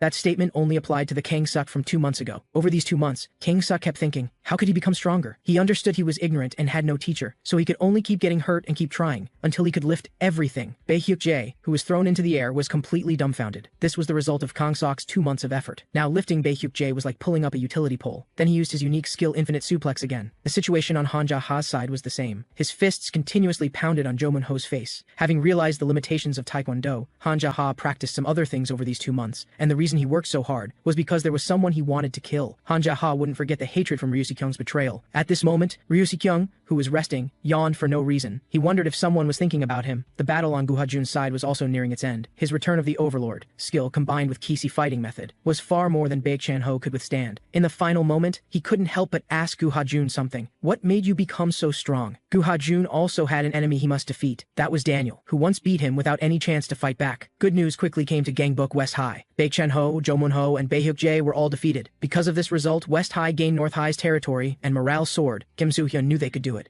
He's curious about one thing right now. What will Jo Yoon do in this situation? Oh Guan-cheol, the leader of Gangbuk Crossroads faction, questions Jo Yoon about why he touched his men. However, someone appears behind Jo Yoon without warning. The group from Gangbuk Crossroads faction quickly falls silent. Ma Jung-do, ranked 3rd at Gangbuk North High, reports to Jo Yoon that everything's been handled. He tells Ma Jung-do, our territory was taken, so go capture Kim Soo-hyun. At this moment, Heo Kyung-tae is disciplining 3 defeated officers. Their territory was taken. If you lost, you should have died right there. Heo Kyung-tae roars, at this rate, what will Master Jo Yoon think of me? Ji Yoon-hyung is just waiting for me to lose Master Jo Yoon's trust so he can steal the opportunity to conquer the South. Heo Kyung-tae snaps, what the hell is your problem with me, you bastard? He'll show Ji Yoon-hyung why he's ranked 11th. Ji Yoon-hyung's strength is not to be underestimated. He tells Heo Kyung-tae to know his place. I'm only holding back because my men are here. The other 3 officers ranked 13 to 15. Find it amusing to watch them argue every day. At this moment, a subordinate asks Master Heo Kyung-tae to stop because Master Ma Jung-do has arrived. The other officers present are instantly shocked. Ma Jung-do walks forward, without saying a word. Heo Kyung-tae is surprised. Master Ma Jung-do, what brings you to such a shabby place? His words are cut short. Because Heo Kyung-tae's entire body is lifted up, Ji Yoon-hyung can't help but feel disbelief, because this terrifying strength is truly astounding. Heo Kyung-tae is shoved into the water basin. Ma Jung-do tells him, the leader is extremely angry right now. Heo Kyung-tae desperately apologizes, but that's not what Ma Jung-do wants to hear. He gives Heo Kyung-tae one last chance to speak. Heo Kyung-tae begs for one last chance, swearing he'll capture Kim Soo-hyun. Next, Ma Jung-do makes sure everyone else listens. Everyone must work together to capture Kim Soo-hyun. If you fail again, you'll all be held accountable together. Soon after, inside the snack shop, Kim Soo-hyun looks at this month's sales with shock on his face. This is all thanks to the rumor genius Lee Hyun-dong. He just spread rumors around Gangbuk like usual. Many people heard this snack shop's food was heavenly, so they came seeking it out. But it's not all Lee Hyun-dong's achievement. Baek Chae-ryung's cooking and service are both perfect, and many people visit captivated by her beauty. Moreover, Baek Chae-ryung promoted extensively on social media. She's an indispensable talent for the snack shop. Kim Soo-hyun sincerely thanks her for her efforts, but Baek Chae-ryung's attitude toward Kim Soo-hyun is quite cold. She says she's doing this work because she likes it, so he doesn't need to worry about it. Finally, Baek Chae-ryung says, we all need to take our work seriously. Suddenly, Yang So-hwa warmly hugs Kim Soo-hyun. She's also helped increase the snack shop's sales significantly. Lee Hyun-dong watches the two of them, thinking to himself if this will start a rebellion. Though Yang So-hwa is by his side, Kim Soo-hyun's gaze still turns elsewhere, toward where Baek Chae-ryung is. At this moment, a subordinate reports, big trouble. Gangbuk North High has launched a full assault. The officers of Gangbuk West High quickly assemble. They receive intel that Heo Kyung-tae has mobilized large-scale forces. The enemy forces are now advancing toward this location. West High, having received the intel, set up guard here in advance. But only Lim Tae-hyung and Hong Baek-ji show up here. Kim Soo-hyun is puzzled. Why isn't it Heo Kyung-tae's forces? Something's not right about this. At this moment, another subordinate brings news from elsewhere. Not long ago, Heo Kyung-tae was unhappy about having to work alongside Ji Yoon-hyung. But if they can't capture Kim Soo-hyun, they're all dead. And Ji Yoon-hyung has a way to easily capture Kim Soo-hyun. Strike directly at his weakness. The 3 defeated by West High aren't simple opponents, meaning a frontal attack could also lead to their defeat. Therefore, Ji Yoon-hyung tells everyone to do what they're good at. With his triple S rank intelligence, his specialty is spreading false intel, and Heo Kyung-tae, with A rank intelligence, specializes in stealth, so Ji Yoon-hyung will leak false intel to Gangbuk West High, while Heo Kyung-tae will stealthily strike Kim Soo-hyun's weakness. He's somewhat jealous that Kim Soo-hyun gets to work with such beautiful girls. After learning the snack shop is in danger, Kim Soo-hyun leaves this place to Han Jae-ha, but things aren't that simple. Hong Baek-gi, ranked 15th at Gangbuk North High, won't let him provide support. But actually, Kim Soo-hyun isn't in that much of a hurry. During the fight with Gangbuk East High, Kim Soo-hyun learned something from Han Jae-ha. Never let your guard down. This time, Ra Woo-gyeom and Chung Il-cheon are guarding the rear, though the two of them are at the snack shop. Kim Soo-hyun knows the odds are low in a one-on-one, so he must quickly finish here and go help. Suddenly, Gil-do flies with a kick toward Hong Baek-ji, roaring, "The snack shop is more critical. Leave this to us." Kim Soo-hyun chooses to trust Gil-do. After all, the chances of Chung Il-cheon beating Heo Kyung-tae are too slim. But Kim Soo-hyun, using the camera skill to check the battle, is somewhat surprised, because Chung Il-cheon seems to have the upper hand in the fight. Heo Kyung-tae curses, "Why does this hurt so much? Strange, is this really Gangbuk West High's Chung Il-cheon? How did he get this strong?" 2 months ago, Chen Woo-han was taking his usual walk with his dogs, but he suddenly stopped and looked behind him, and asked Chung Il-cheon if he was a stalker. Why was he following him? After apologizing, Chung Il-cheon wanted to ask him for something. He wanted to become stronger. Chung Il-cheon asks Chen Woo-han to take him as a disciple. Now, he corrects Heo Kyung-tae, "I'm not from Gangbuk North High, I'm from Gangbuk West High." Outside, Ra Woo-gyeom, ranked 7th, faces off against Doom Young-woo, ranked 14th. Every time Ra Woo-gyeom's attack lands, Doom Young-woo exclaims in surprise. As Ra Woo-gyeom's attacks get faster and faster, Doom Young-woo's strange cries also get faster. Finally, Ra Woo-gyeom breaks through his defense with a kick, and Doom Young-woo's body crashes hard into the wall. Ra Woo-gyeom is about to follow up, but Doom Young-woo asks him, "Think you have the upper hand now?" Actually, Doom Young-woo is just doing a job for money. He asks Ra Woo-gyeom if he knows what Heo Kyung-tae paid him to do. It's to not let anyone interfere with his fight, and of course Heo Kyung-tae isn't doing this out of fear. After all, he's the strongest of the Central Five, and he's also a complete sadist. Heo Kyung-tae mockingly asks Chung Il-cheon, "Is that all you've got?" He's not an ordinary sadist. He first gives the weak hope, then completely tramples that hope. That way, hope turns completely into despair. Ra Woo-gyeom is about to go support Chung Il-cheon, but Doom Young-woo drops the act. Defeating Ra Woo-gyeom is a piece of cake for him. However, Doom Young-woo didn't want to treat him so cruelly. After all, Ra Woo-gyeom might become his customer someday. Chung Il-cheon is completely outmatched by Heo Kyung-tae. Heo Kyung-tae really loves this feeling. Watching Chung Il-cheon go from looking confident of victory to an expression of helplessness and despair, Heo Kyung-tae absolutely loves this thrill. His opponent's mental breakdown is the real pleasure for him. Baek Chae-ryung strikes him with a stick while he's off guard, but Heo Kyung-tae just casually waves his hand, and Baek Chae-ryung falls to the side, motionless. Now it's about time to end this. What comes next is the best part. Heo Kyung-tae breaks a chopstick, then apologizes to Chung Il-cheon, because it's not over until I hear screams. Feeling the intense pain from his fingertips, Chung Il-cheon immediately cries out in pain, but Heo Kyung-tae tells him not to scream so soon. After all, you have 10 fingers. Kim Soo-hyun still arrives too late, having wasted time on North High's ambushes along the way. Chung Il-cheon is defeated in a short time, and both Baek Chae-ryung and Yang So-hwa are taken hostage. Jang Ji-hyuk deduces that North High wants to use hostages to set a trap, though he knows they must act cautiously in this situation. Jang Ji-hyuk also knows Kim Soo-hyun won't listen to him. Inside North High, Heo Kyung-tae comforts his subordinates for their hard work. He can already imagine the furious and flustered expressions of those Gangbuk West High guys. Heo Kyung-tae asks, "Strategist, is the trap using the hostages ready?" Ji-eun-hyung retorts, "I'm not your strategist. The trap isn't ready yet." He knows they can prepare, slowly, because with hostages, West High won't act rashly. But at this moment, a subordinate reports, "Big trouble. Gangbuk West High has launched a full assault." Heo Kyung-tae is puzzled. "Are you mistaken? We have hostages." But the subordinate indeed saw massive enemy forces in Area A. It's Gangbuk East High's assault team, led by former East High leader Han Jae-ha. Area B also has large enemy forces heading here. They're Gangbuk South High's boss special forces, led by former South High leader Kang Sik. Area C is also under enemy attack. They're the officers of Gangbuk West High, led by the leader who unified the South, Kim Soo-hyun. They currently can't stop West High at all. North High's territory is gradually being taken. Kim Soo-hyun will show North High the consequences of touching West High's people. He wants to thank North High for finally giving him the determination to seriously unify. Now, Kim Soo-hyun will crush them all. Over these 2 months, his stats have improved tremendously. Kim Soo-hyun is now in a state of lost reason. And Ji-eun-hyung knows fighting an excited enemy is the easiest thing. His strategy is to spread false intel of the hostages being in other locations. This way, Gangbuk West High's stamina will be exhausted in the search, and then North High can exploit the opening and launch a full assault. Kim Soo-hyun is waiting for news about the hostages. Jang Ji-hyuk also discovers that North High is spreading false information. They can't confirm the hostages' exact location. After thinking for a moment, Kim Soo-hyun has an idea. He's thought of a way to find out where North High's officers are. At this moment,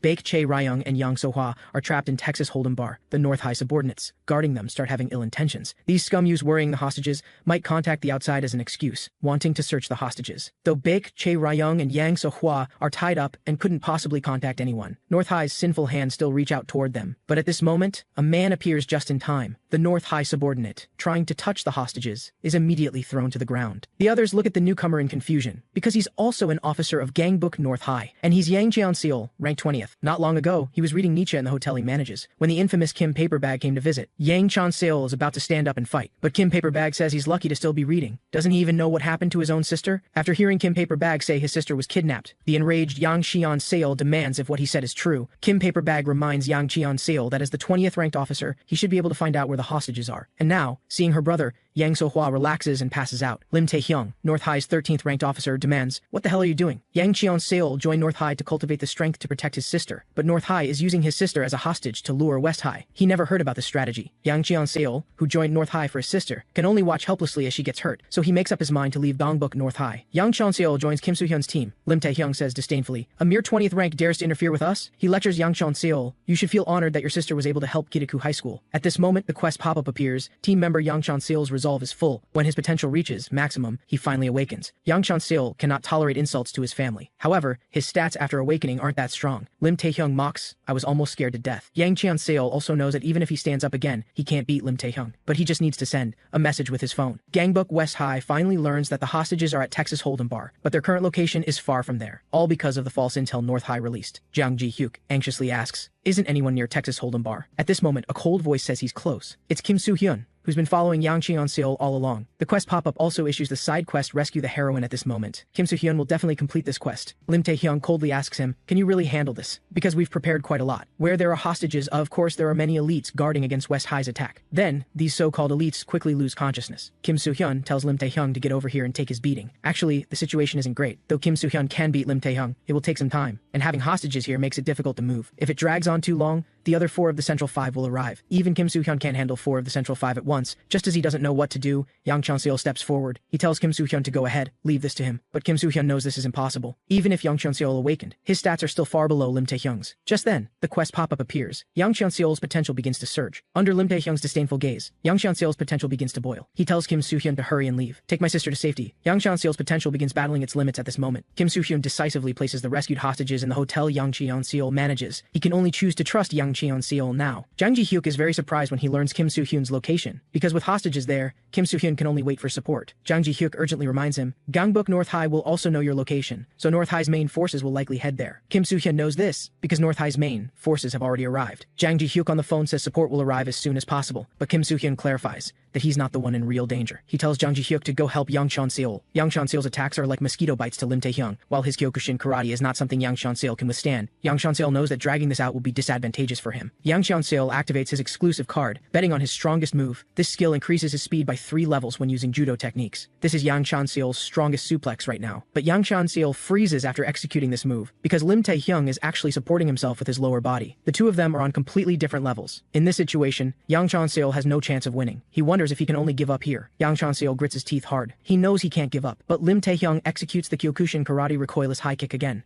Looking at the fallen Yang Cheon-seol, he coldly spits out the word trash, then prepares to recapture the hostages. Yang Cheon-seol's body can no longer move. He absolutely cannot let Lim Tae-hyung succeed. When Yang So-hwa was young, she thought her brother was the family's superhero, because he would take her to school and punish those who bullied her. Yang So-hwa's father was a bit hurt that he wasn't her superhero, and Yang So-hwa believed that her brother would always protect her. She hoped that even when they grew up, her brother would still be her superhero. Quest pop-up, Yang Cheon-seol's potential begins battling its limits. Finally, his potential transcends its limits. Kim Soo-hyun, who is fighting, is somewhat puzzled. He doesn't understand what that window just meant. As the challenger card said before, awakening is not the end. Awakening is waking the sleeping power. Awakening is not the limit. Therefore, there is a next stage after awakening. After waking the sleeping power, you must defeat it. The stage after awakening, the challenger card calls it transcendence. Yang Cheon-seol's stats surge after transcendence. Team pop-up, congratulations to Kim Soo-hyun for unlocking the path of transcendence. The reward for all team members achieving transcendence is 10 ultimate training cards. The transcendence quest officially begins. Lim Tae-hyung, not understanding the situation, says dismissively, "Even if you stand up again, nothing's different. You're just trash who can't even beat the 19th rank." In Lim Tae-hyung's eyes, Yang Cheon-seol is just stalling for time, but soon he realizes something's wrong. Yang Cheon-seol's speed has increased, and his striking power has also grown. Lim Tae-hyung is shocked what's going on. He wonders if he's going to lose. Lim Tae-hyung can't believe this outcome. He executes the Kyokushin karate forward rising kick again. Lim Tae-hyung knows that if he loses here, he'll have no face to see Master Jo Yoon. He's fighting for Master Jo Yoon. A year ago, the Central Five were just aimlessly wasting their days, until Jo Yoon's arrival that day completely changed their lives. The Central Five, as if possessed, swore loyalty to Master Jo Yoon. Lim Tae-hyung doesn't know the reason. He just feels it's natural. From that moment on, the Central Five existed to protect Master Jo Yoon. Lim Tae-hyung executes the Kyokushin karate recoilless high kick again. As guardians who've protected Master Jo Yoon for a year, they won't fall. But Yang Cheon-seol doesn't fall after taking this hit. He actually withstands it. Yang Cheon-seol agrees with Lim Tae-hyung's words that guardians won't fall. He starts using suplex again. Lim Tae-hyung is confident he just needs to counter it like before, but Yang Qianseol activates his transcendent exclusive attack card, the Thunder Suplex skill. When the opponent's endurance is lower than his, it deals critical damage. After using Thunder Suplex, Yang Qianseol leaps to a high position. He's upset that Lim Taehyung says won't fall after just guarding for a year. You should know Yang Qianseol has been protecting his sister since childhood until now. He's been a guardian his whole life. In the end, it's Lim Taehyung who falls. The news from here quickly reaches Hyo Kyung-tae. He furiously punches the messenger. At this rate, the Central Five will have no face to see Master Jo Yoon. Hyo Kyung-tae knows he must quickly capture Kim Soo-hyun. Another subordinate just received news that Master Ji Eun-hyung has made his move. He's dispatched forces to Gangbuk Hotel. Master Ji Eun-hyung has the most forces among the Central Five. A full 100 men begin attacking Gangbuk Hotel. Even Kim Soo-hyun can't handle 100 men alone. Victory will ultimately belong to Gangbuk North High. Kim Soo-hyun's side quest also updates to defeat 100 men, but Hyo Kyung-tae feels this still isn't enough. He orders the remaining 3 of the Central Five to be dispatched. After all, if we can't capture Kim Soo-hyun, we're doomed. Ji Eun-hyung, North High's 12th rank, is about to reach Gangbuk Hotel. A subordinate can't help asking why he's deploying his personal forces to capture Kim Soo-hyun. Before he finishes speaking, he's knocked out with a strike. Ji Eun-hyung's team is surrounded by Gangbuk West High's people, he says coldly. The one who could think of this move, it's you as expected. The newcomer apologizes to Ji Eun-hyung and asks if his entrance was too villainous. But anyway, I already know I'm a bad guy. Han Jae-ha fell for Ji Eun-hyung's trick last time, but he doesn't like owing debts. Han Jae-ha, also a strategist, predicted North High's people would pass through here. Ji Eun-hyung reminds him, this is decisive. The other 2 of the Central Five have also mobilized to capture Kim Soo-hyun. Rather than ambushing me, you should be protecting Kim Soo-hyun. Han Jae-ha smiles, attacking you is our way of protecting Kim Soo-hyun, because I've also dispatched forces to deal with the other 2. Do Myung-woo is facing Ra Woo-gyeom again. Hong Baek-gi, North High's 15th rank, also stops in his tracks, because Gu Ha-jun appears in front of him. This situation quickly reaches Hyo Kyung-tae's ears. If this continues, they might not be able to capture Kim Soo-hyun, and Kim Soo-hyun, even facing 100 men, shows no sign of being pushed back. He seems determined to protect Gangbuk Hotel with the hostages behind him, and looks like he'll really defeat all 100 men. And Kim Soo-hyun, using drain magic again, commands coldly after his stats rise, North High people, tell Hyo Kyung-tae to get over here. Though Do Myung-woo is paid to capture Kim Soo-hyun, he still needs to adjust the appropriate force. After all, Ra Woo-gyeom might become his customer later, so he can't damage him too much. Do Myung-woo is somewhat surprised, because Ra Woo-gyeom's counterattack is quite good. This is because Ra Woo-gyeom separately asked the strategist about him. Do Myung-woo uses combat sambo from warrior fighting techniques. However, Ra Woo-gyeom is still too weak. Even though his technique is decent, there's still a significant gap in physique between him and Do Myung-woo. But Do Myung-woo doesn't understand one thing. Ra Woo-gyeom actually isn't using his feet. You know, when they fought last time, Ra Woo-gyeom clearly used both hands and feet. Do Myung-woo realizes he's conserving his legs, and the reason is obvious. He wants to deliver a fatal blow with a high kick. Ra Woo-gyeom's high kick, lacking in power, is blocked by Do Myung-woo. Seeing he's about to use a high kick again, Do Myung-woo prepares to block it again, then finish off Ra Woo-gyeom with one strike. Not long ago, Han Jae-ha told Ra Woo-gyeom that Do Myung-woo could be left to Kang-sek. He knew Ra Woo-gyeom held a grudge for losing to Do Myung-woo, but if he lost again this time, the battle situation would become very difficult. Ra Woo-gyeom didn't speak, but pointed at himself, then clenched his fist tightly. Han Jae-ha sighs helplessly. You need to speak to have a conversation. In the end, he still chooses to trust Ra Woo-gyeom, because Ra Woo-gyeom has a fatal blow. He starts using terabyte low kick. Do Myung-woo is deceived by the feint. It's a low kick disguised as a high kick. He didn't expect Ra Woo-gyeom to be hiding this kind of move. The next second, Ra Woo-gyeom's expression changes, because Do Myung-woo locks him up again. Do Myung-woo apologizes and explains that he learned military sambo, which includes grappling techniques. So whether Ra Woo-gyeom's fatal blow is a high kick or low kick, it's useless against Do Myung-woo. In the end, Ra Woo-gyeom still falls. Do Myung-woo is puzzled. Didn't you West High guys get stronger in 2 months? Is this level just wasting time? He asks Ra Woo-gyeom, when you were getting stronger, didn't anyone give you advice? 2 months ago, Ra Woo-gyeom, who wanted to become stronger, found a powerful person he met at the juvenile detention center. He handed him a request to become stronger, but the other said he was currently wanted, so he wasn't in good spirits. But he could tell Ra Woo-gyeom one thing. If you want to become stronger, you must have resolve. If you start a war, fight with the determination to die, and you won't lose. He is Kim Ki-myung, leader of the Hungry Wolf Alliance. Kim Soo-hyun, battling 100 men, suddenly receives a quest pop-up. Ra Woo-gyeom's potential begins to surge. Ra Woo-gyeom's potential begins battling its limits. When Ra Woo-gyeom's potential transcends its limits, he stands up again. At the same time, he also obtains a transcendent exclusive card. Ra Woo-gyeom's gaze is firm as he stares ahead. Do Myung-woo can sense something's wrong, but facing an opponent he's defeated before, he's still confident. Seeing Ra Woo-gyeom about to use the same kick, Do Myung-woo knows it's useless. He just needs to grab him like before. But then he freezes, because Ra Woo-gyeom's transcendent card is Terabyte Thrust Kick. This powerful kick executed at full speed makes the opponent's body stiffen. Do Myung-woo, faced with the thrust kick hitting his chest dead center, doesn't react at all, and he's already fallen into the stiffness abnormal status. Ra Woo-gyeom executes Terabyte low kick again. The intense low kick concentrating all his power delivers 3 times critical damage. Do Myung-woo's leg bone suddenly fractures under this terrifying striking force, and his entire body flies into the air from the momentum. The victor of this battlefield ultimately belongs to Ra Woo-gyeom. The other people from Gangbuk, North High, are dumbfounded. They didn't expect the Central Five would actually be defeated. News of Do Myung-woo's defeat quickly reaches Hong Baek-gi. He didn't expect 2 of the Central Five have already been defeated. Gu Ha-jun corrects him. It's 3 people, because you're you're about to be defeated too. Hong Baek-ji tells him not to be so arrogant. Gu Ha-jun immediately starts using the Return of the Overlord skill, but his attack is dodged. Gu Ha-jun realizes the distance is too far. He must close the distance with Hong Baek-ji, but something puzzles Gu Ha-jun. Why are the other North High people so relaxed? They laugh and mock Gu Ha-jun for his bad luck. Our master Hong Baek-ji has never lost to a boxer. His speed is the highest among all his stats. Gu Ha-jun's attacks can't hit him at all. Hong Baek-ji reminds him, being impatient isn't good. As a boxer, you can't be hasty. Hong Baek-ji, whose attack landed, is somewhat surprised, because Gu Ha-jun tanks the hit and quickly counterattacks. However, Hong Baek-ji still notices his speed has slowed considerably. Hong Baek-ji is different from the others. One more strike and he can finish off Gu Ha-jun. Gu Ha-jun continues attacking with Return of the Overlord. Hong Baek-ji sees he's deliberately closing the distance, and Gu Ha-jun's purpose is obvious. It's to trap Hong Baek-ji, using the wall to achieve his goal. He's been cornered. Gu Ha-jun's strategy isn't wrong, but an enemy who sees through his strategy just needs to strike first. Hong Baek-ji's golf club swings down hard, but the result doesn't develop as he expected, because Gu Ha-jun also predicted this strike. Actually, Gu Ha-jun is pretending to corner Hong Baek-ji. His real purpose is to steal Hong Baek-ji's weapon. Now it's a fair fight, but Hong Baek-ji's fist strikes Gu Ha-jun's face first. He hasn't used boxing in a long time. It turns out Hong Baek-ji was once the gold medalist of the Yungcheong-do Boxing Association Chairman's Cup, a true talent among talents, but for some reason joined Gangbuk North High. Lim Tae-hyung was curious. Why would a boxer use a golf club to fight? Hong Baek-ji is puzzled. Isn't it obvious? Because a golf club is stronger than boxing. Gu Ha-jun's boxing is completely outmatched. Hong Baek-ji, who hasn't boxed in a long time, feels pretty good. He sincerely says this is the first time he's met someone as impressive as Gu Ha-jun, because only a boxer of his level would know that Gu Ha-jun never formally learned boxing, or rather,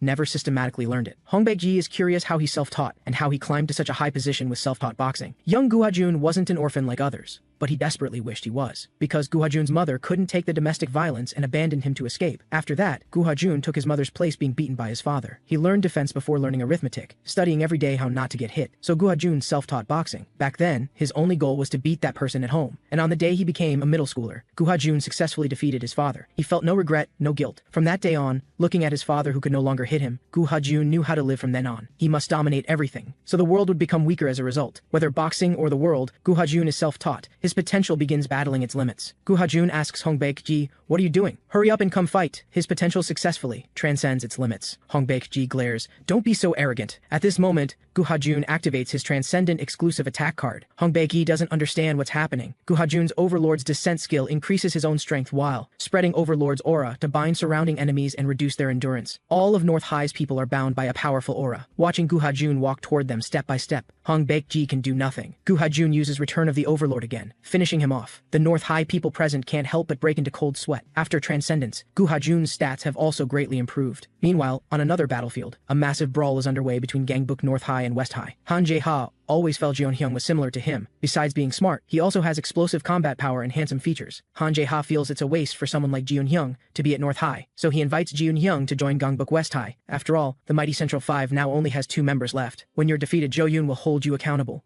Jeon-hyung swiftly swings a punch, cutting off Han Jae-ha's words. He doesn't think he's like Han Jae-ha. In his eyes, Han Jae-ha looks like the kind of guy who steals people's girlfriends. Han Jae-ha accuses Jeon-hyung, "You really can't talk properly. I was only saying that for your own good." While talking, Han Jae-ha adjusts his distance, then finds an opportunity to break Jeon-hyung's leg. However, Jeon-hyung already anticipated this. He sees that Han Jae-ha's upper kick is just a feint. This is exactly why Han Jae-ha hates smart guys. He carefully observes Jeon-hyung's fighting technique. From his footwork and strikes, it's likely boxing. Against an opponent with a warrior fighting style, Han Jae-ha has the advantage. He immediately finds an opportunity to extend the distance, then aims for Jeon-hyung's chest. But the next second, Han Jae-ha loses a large portion of his vision, because Jeon-hyung executed a backspinning elbow. He didn't expect Han Jae-ha to dodge this strike. Han Jae-ha smiles. "I have pretty good reflexes." Jeon-hyung pretending to be a boxer, yet using a backspinning elbow. Han Jae-ha knows he can't trust guys with glasses. He roughly understands Jeon-hyung's fighting style is similar to his own, the type who compensates for physical inadequacies with brains. Both of them learned many fighting techniques. This duel will be won by whoever has more tricks. Jeon-hyung's offensive is extremely fierce. His backspinning elbow is executed perfectly, and Han Jae-ha is gradually cornered, and Jeon-hyung targeted his weakness from the start. His goal is to trap the feet of Han Jae-ha,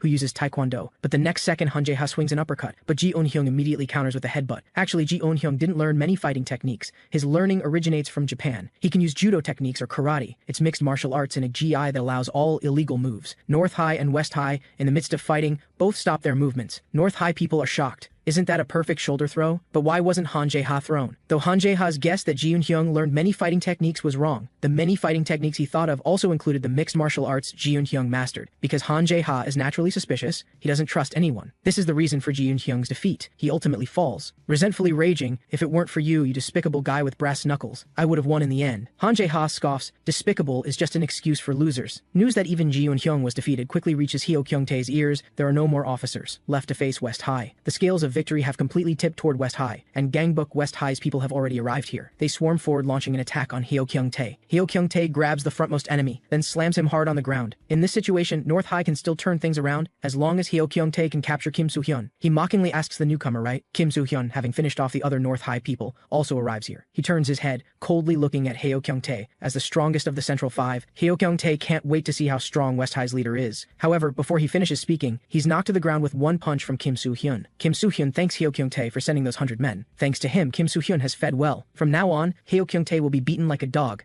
Hyo Jin-tae never expected Kim Soo-hyun to be such a good fighter, but he understood that Kim Soo-hyun would be emotional right now, driven by revenge. Hyo Jin-tae could exploit this and counter with technique, but his plan quickly fell apart. He simply couldn't react to Kim Soo-hyun's punches. Furious, Hyo Jin-tae immediately swung back to counter, but he gradually realized he couldn't use his techniques. The reason was simple. The level gap between him and Kim Soo-hyun was too large. Kim Soo-hyun questioned Hyo Jin-tae, "Why did you do that? Wasn't achieving your goal enough? Why torture people to that extent?" Hyo Jin-tae just sneered mockingly, "Because it's fun. Giving the weak hope and then snatching it away excites me. I live for that expression when hope turns to despair." Kim Soo-hyun slammed another brutal punch into Hyo Jin-tae. He wasn't some righteous judge. Everything he was doing now was purely his own emotion. Kim Soo-hyun would make Hyo Jin-tae taste what it's like to be weak. He began using drain magic on Hyo Jin-tae. Kim Soo-hyun's stats gradually rose. Sensing something wrong, Hyo Jin-tae roared, "You bastard, what did you do to me?" However, Kim Soo-hyun ignored him. But thinking of Kang Se-chan's dying state, Kim Soo-hyun stopped draining magic. He couldn't become like Jo Yoon. After being drained, Hyo Jin-tae had become worthless. His body weak, he screamed hoarsely, demanding to know what Kim Soo-hyun had done to him. Soon after, the two hostages in Gangbuk Hotel woke up. Kim Soo-hyun apologized to them, as they'd been dragged into this because of him. "But it's fine now. I won't let you fall into danger again. You can go home now." On the other side, Jang Ji-hyuk had already reached the entrance of Gangbuk Hotel. He never imagined his lord had defeated over 100 people alone. Kim Soo-hyun told him to take Hyo Jin-tae back to West High and extract information. But Jang Ji-hyuk wondered if his lord had made a mistake. Hyo Jin-tae wasn't even at Gangbuk Hotel. Before he finished speaking, Hyo Jin-tae appeared before Kim Soo-hyun, just as his fist was about to fall on Baek Chae-ryung. A figure blocked in front of Baek Chae-ryung just in time. Kim Soo-hyun was sent flying by a single punch. He was shocked. What's with this terrifying destructive power? Hyo Jin-tae, who had his stats drained, is even stronger than before. Kim Soo-hyun immediately activated Peak. Moments earlier, the weakened Hyo Jin-tae furiously pounded the ground. He felt as if all his muscles had vanished. Filled with hatred for Kim Soo-hyun, he refused to accept this. Hyo Jin-tae's twisted face appeared in the holographic view. Jo Yoon watched him coldly. Jo Yoon had a card he never intended to give trash like Hyo Jin-tae. The deal card burns a member's potential in mind to explosively boost combat power, but as long as I can catch Kim Soo-hyun, it's worth it. Looking at Hyo Jin-tae's bizarre stats, Kim Soo-hyun had no idea what happened. Hyo Jin-tae had lost his consciousness as a human. He'd become a pure fighting machine. Caught off guard, Kim Soo-hyun fell into a disadvantage. As Hyo Jin-tae's attack fell again, under the worried gazes of Baek Chae-ryung and Yang So-hwa, Kim Soo-hyun activated Restore Stamina. He questioned Jo Yoon, "Is this a card that should be used on humans? Do you have any humanity left?" Kim Soo-hyun repelled Hyo Jin-tae using ancient flow martial arts Taegyun. He'd worked hard to hide the cards he'd obtained these past 2 months. If Kim Soo-hyun revealed his cards first,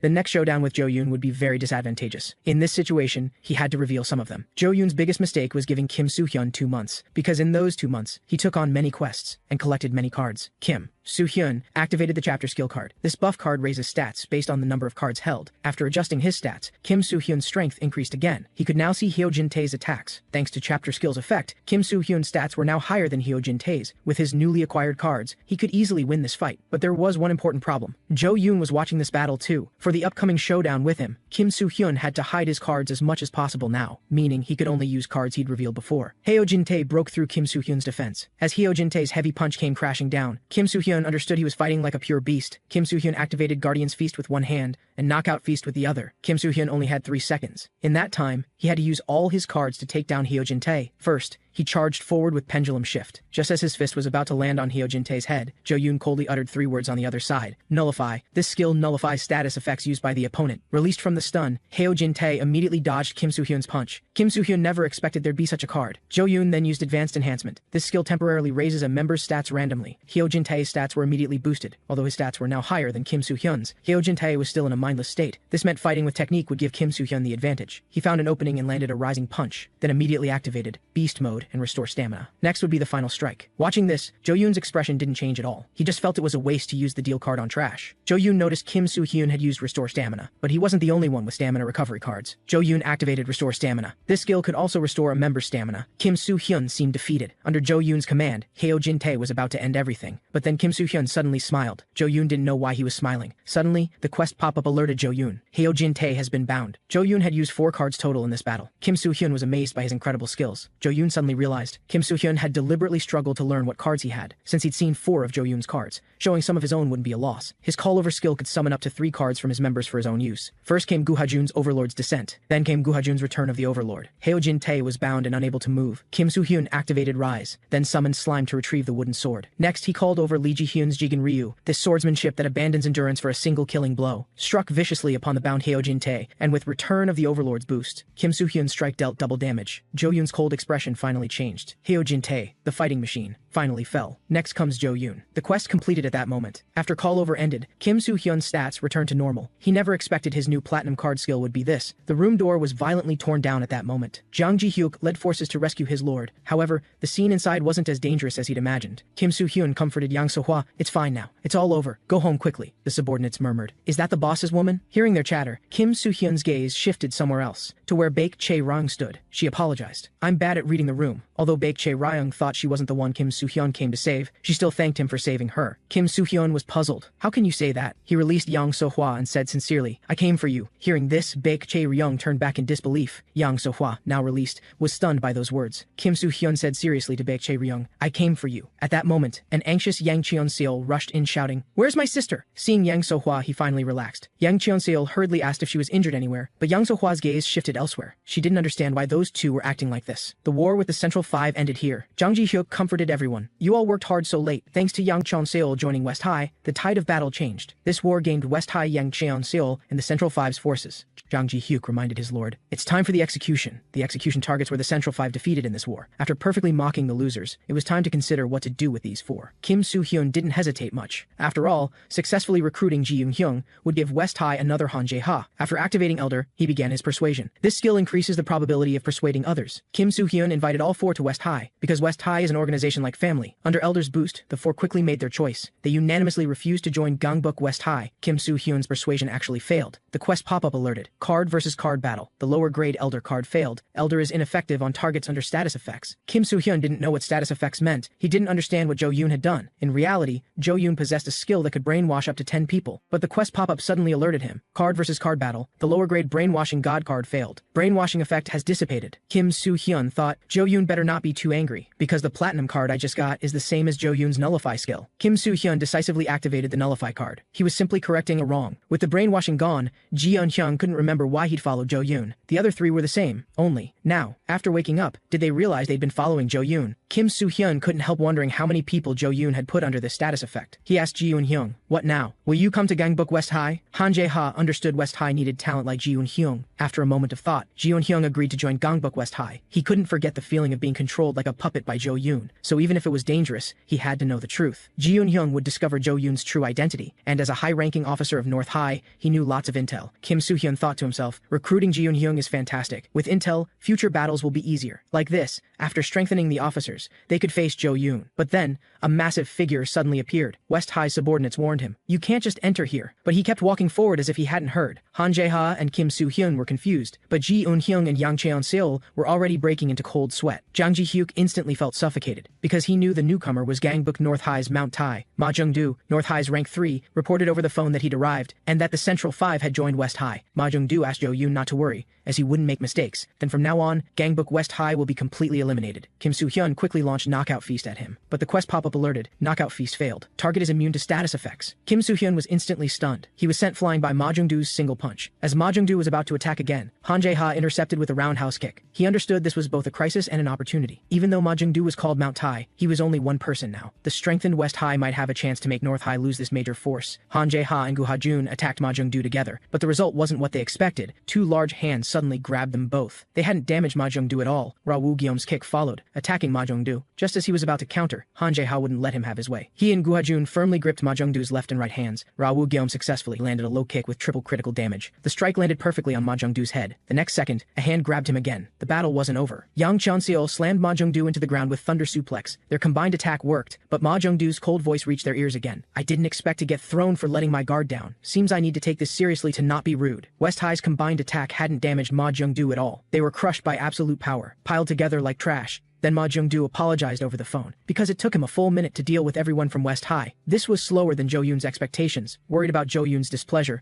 Ma Jung-do immediately moved to take the unconscious Kim Soo-hyun, but Jo Yoon reminded him not to let his guard down. At that moment, Kim Soo-hyun asked Ma Jung-do, "Do you believe in miracles?" He activated Diaper. The fallen West High members became stronger after standing back up. Ma Jung-do asked dismissively, "Why do something pointless?" But Kim Soo-hyun didn't think refusing to give up was pointless. He questioned Ma Jung-do. "You know what evil Jo Yoon is doing, right? After Jo Yoon unifies Gangbuk, he'll turn his attention to the whole nation. The reason Kim Soo-hyun can't give up is that he's the only one who can stop Jo Yoon." He activated Exceed Limits and Chapter Skill. Today will be the day Gangbuk West High hunts Ma Jung-do. News of this sudden battle quickly reached Kang Sik. He urgently asked the messenger, "What happened to Kim Soo-hyun and the officers?" But the subordinate mentioned something strange happened. The West High officers who were fighting Ma Jung-do suddenly disappeared. They vanished without a trace, as if they'd never been there. Kang Sok didn't understand what had happened. Then another subordinate came to report, "This is bad. Gangbuk North High's main forces have started moving, and North High's leader Jo Yoon is among them." Kang Siek wondered, Kim Soo-hyun disappeared. Why would Jo Yoon suddenly start moving? He didn't know if Jo Yoon was launching an attack or if something went wrong. The subordinate urgently asked the highest-ranked Kang Siek for orders. What should we do now? Kang Siok realized he had to do something with the officers gone. West High was still useful to him, so it couldn't be destroyed yet. Having thought this through, Kang Siek roared, "From now on, I'll command personally." But then a familiar voice appeared. Kang Siek and the others didn't understand what was happening. How did the vanished Kim Soo-hyun reappear? Meanwhile, Jo Yoon had Ma Jung-do explain the situation. He apologized for failing to capture Kim Soo-hyun. The next second, Ma Jung-do's neck was violently grabbed. Jo Yoon, lifting him with one hand, questioned him. "You dare to fail?" Originally, Jo Yoon saw through camera that Ma Jung-do and Kim Soo-hyun suddenly disappeared, so he came personally, but Kim Soo-hyun wasn't captured. Jo Yoon didn't know how Kim Soo-hyun escaped Ma Jung-do or what happened in such a short time. West High members cheered seeing their leader reappear. It turned out that when Kim Soo-hyun led the officers to surround Ma Jung-do, he activated Negotiation Mist. This consumable card forcibly turns the battlefield into a neutral zone for 5 minutes, and has an invisibility effect that prevents those outside the mist from seeing in. Everyone on the battlefield entered Negotiation Mist's range. Kim Soo-hyun decisively called for everyone to run, because he knew even together they couldn't beat Ma Jung-do now. But Kim Soo-hyun could finally see what he couldn't before, the terrifying stats of Gangbuk North High's officers. If he kept growing at this pace, he could face Jo Yoon. However, the North High territory captured this time had to be abandoned. Kim Soo-hyun scratched his head and told the subordinates they ran back. Then a figure stepped forward and called out, "Kim Soo-hyun." Chung Il-cheon thought if only he'd taken care of Heo Jin-tae from the start. Kim Soo-hyun comforted him. Either way, Jo Yoon would have sent Ma Jung-do. We still would have run away like beaten dogs. But Chung Il-cheon still felt guilty. Seeing this, Kim Soo-hyun said to him, "Let's get stronger together. What if we make mistakes? Just keep challenging." Kim Soo-hyun assured Chung Il-cheon, "You can get even stronger." On the other side, Jo Yoon didn't give Ma Jung-do a second chance to fail. He used Ma Jung-do because Ma Jung-do didn't make mistakes. But if he couldn't even do that, he could only be discarded. Jo Yoon warned him, "Remember, I have many people I can use." Ma Jung-do said to Jo Yoon's back, "I will be loyal to you." Back home, Kim Soo-hyun was excited he could finally see the gap with Jo Yoon. Suddenly his phone rang. Ji Eun-hyung told Kim Soo-hyun to check the message he'd received. It was intel on Gangbuk North High's rank 7 to 10 officers. After all, a new round of war was about to begin. Kim Soo-hyun was curious how strong the next batch of officers would be. He had to catch those guys and get stronger. After all, the final battle with Jo Yoon wasn't far off. Inside Gangbuk North High, Jo Yoon stood before the floor-to-ceiling window, lost in thought. Soon 2 subordinates brought Heo Jin-tae. Now he'd become a mindless fighting machine. Jo Yoon said coldly, "You're not even worthy of being trash." He grabbed Heo Jin-tae. Then an eerie aura flowed from Jo Yoon's body. Under his cold gaze, Heo Jin-tae's once solid muscles gradually turned to withered bones, finally dropping completely powerless. Heo Jin-tae had been drained to a dried husk. Then Jo Yoon summoned slime to devour him. Amidst horrifying chewing sounds, a female voice asked Jo Yoon, "Does anyone still see you as human?" This woman who appeared in the room at some point wondered, is Kim Soo-hyun more troublesome than expected? Though she didn't think Jo Yoon would lose,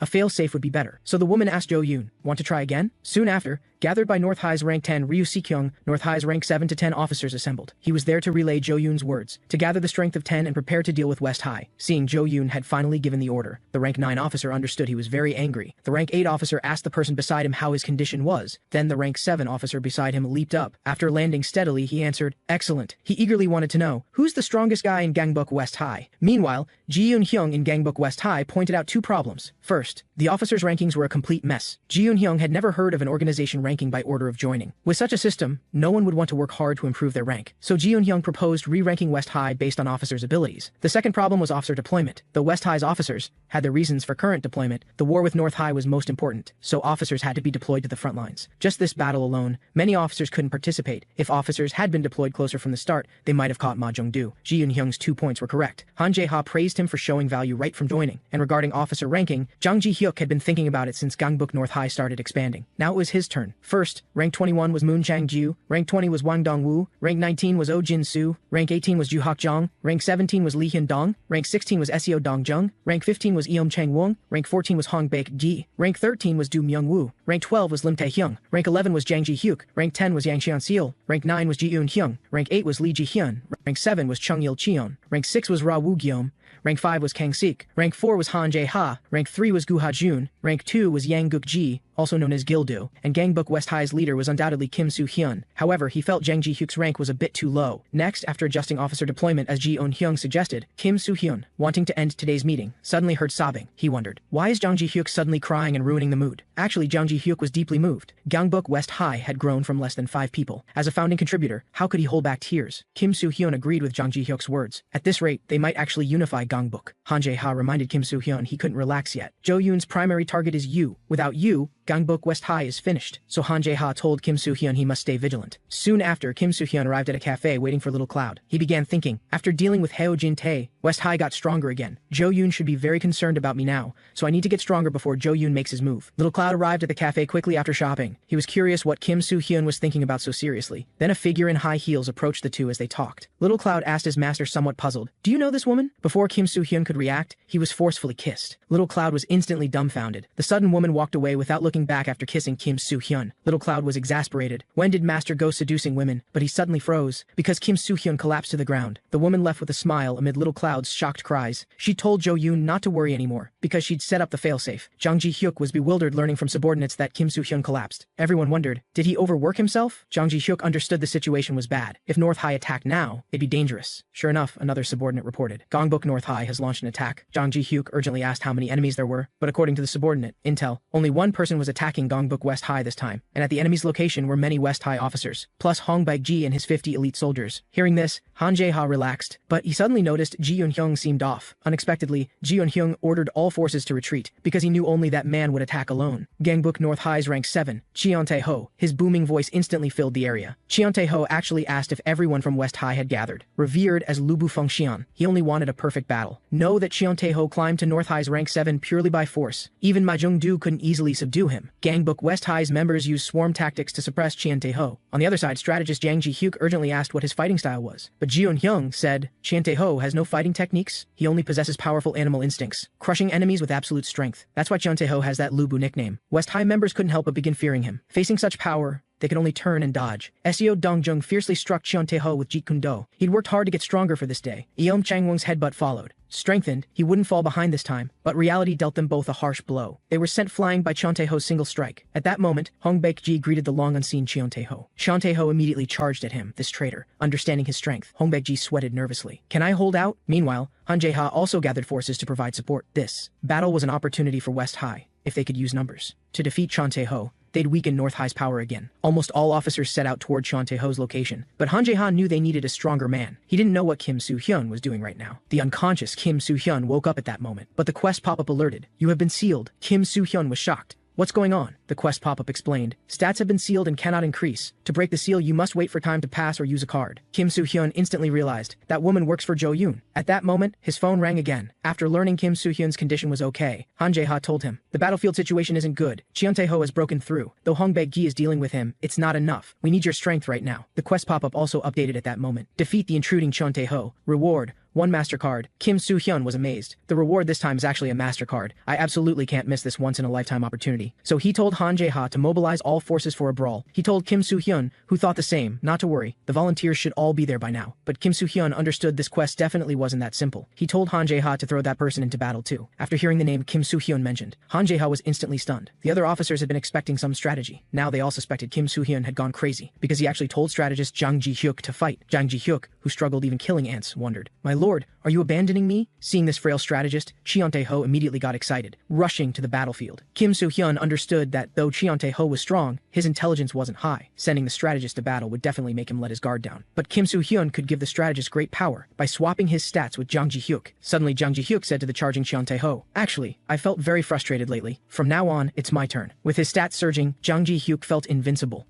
Cheon Tae-ho sneers. A cute little strategist thinks he can catch me? Suddenly, he feels his body weakening. This is because Gil-do activated his Dark Lord skill. It reduces all surrounding enemies' stats by 1 level for 3 minutes. Jang Ji-hyuk sends Cheon Tae-ho flying with a single punch. He tells Cheon Tae-ho, I'm not a strategist. I'm the man who will unify Gangbuk. Jang Ji-hyuk feels his true power might even surpass his leaders. Then why has he been following his leader's orders all this time? From now on, Jang Ji-hyuk will rule this world, but Chan Tae-ho, who was just sent flying, starts laughing, because he, who craves battles with the strong, has finally found a worthy opponent. Chan Tae-ho's heavy punch strikes toward Jang Ji-hyuk. He's going to adjust his abilities for Gangbuk West High. This battle, Chan Tae-ho is going to thoroughly enjoy, hearing his subordinates say Jang Ji-hyuk and Chan Tae-ho are evenly matched. Han Jae-ha is stunned again. The subordinate asks him, has the strategist been deliberately hiding his strength all this time? But Han Jae-ha doesn't understand what's going on either. He wonders, could Jang Ji-hyuk have a twin who can actually fight? Regardless, Han Jae-ha knows this is an opportunity. As long as Jang Ji-hyuk stalls for time, Gangbuk West High's forces can assemble and capture Chan Tae-ho. At this moment, Ji-eun-hyung feels something is off. He understands Chan Tae-ho can't possibly handle all of West High's forces alone, and North High definitely knows this too. Things shouldn't be this simple. Ji-eun-hyung can't figure out what North High's rank 8 executive is really up to. Could they be planning to abandon Chan Tae-ho? Facing this powerful opponent Jang Ji-hyuk, Chan Tae-ho continuously boosts his stats. West High's goal is simply to wear down his stamina. It won't be long before Kim Soo-hyun arrives. Attacks from various executives keep striking at Chan Tae-ho. He wonders, is this West High's fighting power? He's somewhat disappointed, having hoped for a perfect battle today. If that's the case, this battle should end now. Lee Ji-hyun, who is about to be ambushed, freezes in place, because Chan Tae-ho's attack didn't land on her. Gil-do says in a low voice, she's not a woman you can touch. Kim Soo-hyun arrives at this moment as well. He brings the fighting force, just as Chan Tae-ho wished. Now, a truly perfect battle is about to begin. Chan Tae-ho's arrogance finally betrays him. West High's remaining forces are about to arrive as well, but Chan Tae-ho suddenly shouts excitedly, time to run away now! Before anyone can react, he turns and bolts. Kim Soo-hyun is about to chase Chan Tae-ho, when another subordinate reports, this is bad. Gangbuk North High has invaded. It turns out, while the executives left their positions to deal with Chan Tae-ho, North High seized all the vacant territories, and this strategy using Chan Tae-ho was devised by Gangbuk North High's rank 8, Ha Seon-woo. With his S-rank intelligence, he played West High for fools this time. Only now does Han Jae-ha realize they've been tricked. Ji-eun-hyung didn't expect this to be Ha Seon-woo's plan. If Chan Tae-ho is like the mighty Lu Bu from the Three Kingdoms, then the strategist Chen Gong by his side is undoubtedly Ha Seon-woo. This war is Gangbuk West High's defeat. Even Chan Tae-ho's escape route was perfectly planned. Pursuing further might lead into an ambush. Kim Soo-hyun realizes this is a perfect defeat. Chan Tae-ho doesn't have a single fatal injury. Kim Soo-hyun is puzzled. Why is there such a huge gap between West High and North High? West High executive's potential isn't weak either. Kim Soo-hyun understands that Jo Yoon likely started his quest around the same time as himself. He wonders if he's missing something. What secret does Jo Yoon have to make his members so strong? Kim Soo-hyun suddenly remembers he once obtained special cards. That lower grade strength boost card he got from the Gangbuk conference quest. Though it had major negative effects, maybe it's only because it was a bronze card. If Kim Soo-hyun could get an upper grade strength boost card, the effect might be completely different. Kim Soo-hyun speculates, is this Jo Yoon's secret to rapid power growth? Either way, this is a ray of hope. Kim Soo-hyun wants everyone to keep getting stronger. To do that, he must complete quests and collect cards. Meanwhile, Han Jae-ha is called by his subordinates to a burger joint. Because Kang Suk has been stress eating non-stop for the past hour, Han Jae-ha knows this guy always does this when he's stressed. The reason is that Kang Suk was ignored by Chan Tae-ho. He's been feeling lately that he can't find worthy opponents. Someone of Chan Tae-ho's level would be just right for him. But Chan Tae-ho has no idea who Kang Suk is. This kind of provocation is unacceptable to Kang Suk. He vows to take down Chan Tae-ho with his own hands. Meanwhile, inside North High, Ha Seon-woo reflects on the war with West High. Chan Tae-ho, who returned safely, thanks him. Because thanks to Ha Seon-woo, he got to enjoy a battle for the first time in a while. North High also recovered the territory it had lost recently. Ha Seon-woo is about to discuss the next strategy with Chan Tae-ho. Chan Tae-ho interrupts him, saying he just wants to fight strong opponents. Ha Seon-woo will grant his wish soon enough. After this battle, the atmosphere at Gangbuk West High is grim.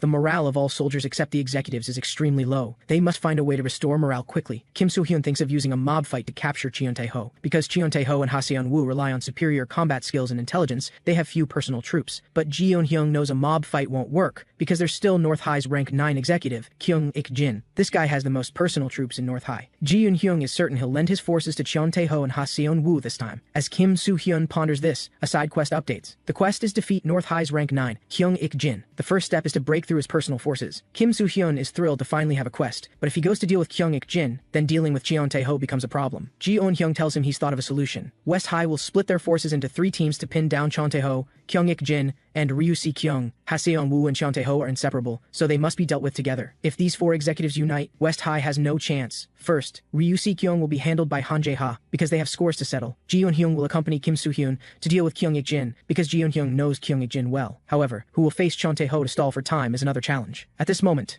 a low voice says, leave it to me. Han Jae-ha asks doubtfully, can you handle it? You don't look so good. The person is Kang Suk, carrying a huge pile of food. Kim Soo-hyun is about to mention his intelligence issue when Jang Ji-hyuk interrupts, because even Jang Ji-hyuk has never seen him with such an angry expression before. In that case, Han Jae-ha will handle Ryu Si-kyung and head to Area A. Kim Soo-hyun will handle Kyung Ik-jin and head to Area B. Kang Suk will handle Chan Tae-ho and Ha Seon-woo and head to Area C. A tough battle lies ahead. Gangbuk North High soon receives news that West High has begun moving. Ryu Si-kyung is already looking forward to Han Jae-ha's arrival. At this moment, the 3 of them form West High's founding trio. He sees Gildu is in good condition. But what concerns Kim Soo-hyun more is Chung Il-cheon's condition, because his potential has started to tremble. So the one Kim Soo-hyun needs to worry about most is still Kang-sek. Ju Hak-jong, who used to be his subordinate, now greets him casually. Kang-sek heard he has a secret to defeating Cheon Tae-ho. Ju Hak-jong confidently says even Ji Eun-hyung and Jang Ji-hye couldn't think of this secret. He tells Kang-sek to sit back and watch how Cheon Tae-ho will be defeated. Meanwhile, North High's Kyung Ik-jin scoffs when he hears West High split into 3 groups. After all, he has a full 300 subordinates. And to complete the quest, Kim Soo-hyun must defeat Kyung Ik-jin. A new round of war begins. Kim Soo-hyun will show North High what West High is made of. This time, it's their turn to fight back. Before the battle begins, Kyung Ik-jin's subordinate asks if they can touch Chung Il-cheon. But if they do, Daniel will likely be furious. Kyung Ik-jin finds it amusing. Daniel was the one who made Chung Il-cheon like that. Yet now that he's an enemy, Daniel wants him back. Kyung Ik-jin doesn't care about their issues. Attacking Gangbuk West High is the priority. They'll use their best tactic, overwhelming numbers. Meanwhile, Ju Hak-jong watches Kang-sik stress eating and asks if he can have a burger. Kang-sik tells him to go ahead if he has a death wish, though the fries are fine. After thanking him, Ju Hak-jong reveals his secret to catching Cheon Tae-ho. It's divide and conquer. What makes Cheon Tae-ho and Ha Seon-woo formidable is each other's presence, so all they need to do is drive a wedge between them. Ju Hak-jong will pretend to defect to Gangbuk North High and sow discord. This is his specialty. It worked on Kim Soo-hyun when he was at South High. Ju Hak-jong's only concern is that the clever Ha Seon-woo might see through his fake defection. For this, Kang-suk has a solution. He tells Ju Hak-jong to stand up first, then punches him without warning. Kang-suk wants word to spread that he beat up Ju Hak-jong. This way, rumors of internal conflict at West High will spread, and Ju Hak-jong can defect to North High without Ha Seon-woo's suspicion. Having taken a hard punch, Ju Hak-jong reminds him they didn't need to actually hit him. Just spread the word, right? Kang-suk suddenly looks like he just realized this. Ju Hak-jong has no words for this bastard. At this moment, Kyung Ik-jin's personal forces have begun moving. Learning the enemy has over 100 men, Ji Eun-hyung shows no panic, because an eye for an eye operation has begun. Kyung Ik-jin's forces sneer, "Are the West High guys joking? Just one person thinks he can handle us?" Kyung Ik-jin is also stunned to learn West High sent only one person to block his forces. At this moment, a familiar phone number calls. Ji Eun-hyung tells Kyung Ik-jin,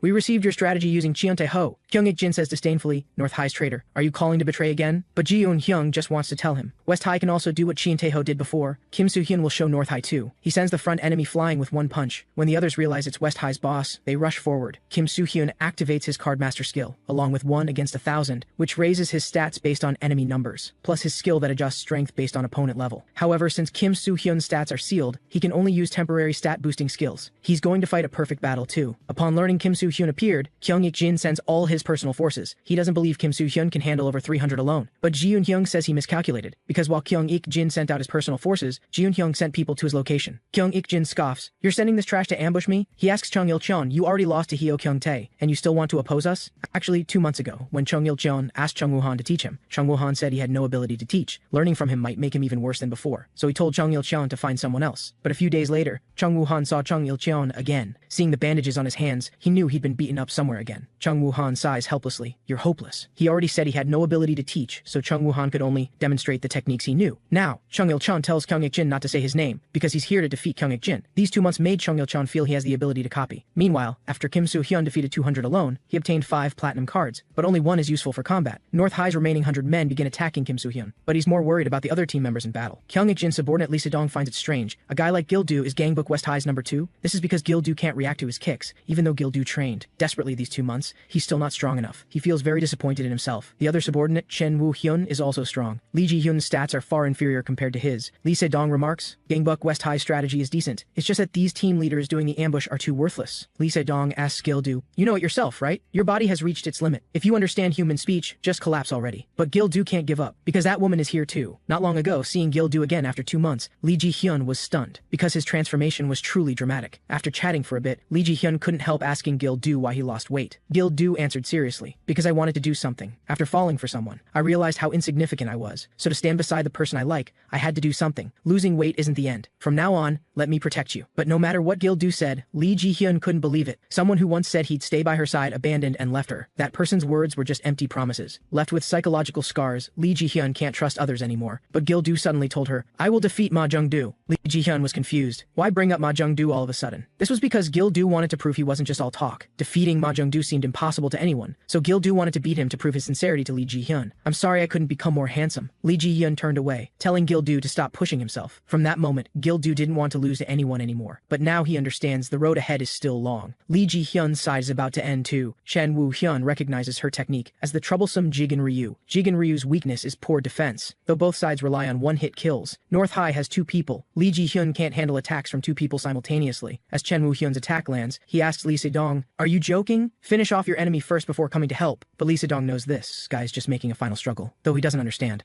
where this momentum is coming from. Meanwhile, having finished off everyone, Kim Soo-hyun realizes he must help those still fighting. He has a way to turn 4 useless platinum cards into boost cards. By using the card master skill, breaking down 1 platinum card randomly yields 0 to 6 gold cards. Kim Soo-hyun repeatedly combines and breaks them down until boost cards appear. Then he gives all the boost cards to Gildu. Chen Woo-hyun doesn't understand what's happening. How is this so sudden? The guy in front of me got stronger and faster. Lee Sedong tells Chen Woo-hyun to stay calm. That guy's almost out of stamina. If we work together, we can definitely win. But Chen Woo-hyun knows they can't win, though he doesn't know why. Gildu's level is completely different from before. The two fall defeated under overwhelming power. Gildu asks Lee Ji-hyun to watch him closely, because he will definitely keep his promise. Suddenly, Gildu realizes Chung Il-chen is still fighting. He asks urgently, "Is Chung Il-chen okay?" Wiping blood from his mouth, Kyung Ik-jin asks Chung Il-chen, "Don't you want to return to North High? Will you still betray Daniel, whom you once followed?" Chung Il-chen says coldly, "That person is the one who changed. I don't want to hear about Gangbook North High or Daniel, because I'm a Gangbook West High person." Quest pop-up notification: Chung Il-cheon's potential begins struggling against its limits. In that case, Kyung Ik-jin says, "From now on, I'll treat you as a West High person." Kyung Ik-jin isn't someone swayed by old feelings, so from now on, he'll beat Chung Il-cheon to death. Gildu is about to warn Chung Il-cheon to dodge. The next second, his abdomen takes a brutal punch. Kyung Ik-jin tells this pig to stop squealing. Gildu's stats are still far too inferior to his. Lee Ji-hyun immediately uses Jigen Ryu to provide support. Chung Il-cheon quickly strikes with capoeira. The two attack Kyung Ik-jin together, but the result surprises them. Kyung Ik-jin's strength completely overwhelms them. Chung Il-cheon and Lee Ji-hyun are knocked flat with one blow. Kyung Ik-jin mockingly tells Chung Il-cheon, "Show your willpower. Are you giving up just like this?" Gangbook West High's reinforcements arrive. Chung Il-cheon is powerless to stop them, because Kyung Ik-jin is just too strong. Chung Il-cheon feels it's all his fault. "If I were stronger, if I weren't this weak." He's lying on the ground pathetically, just like back then. Gangbook North High used to be peaceful. Chung Il-cheon, Kang Se-chan,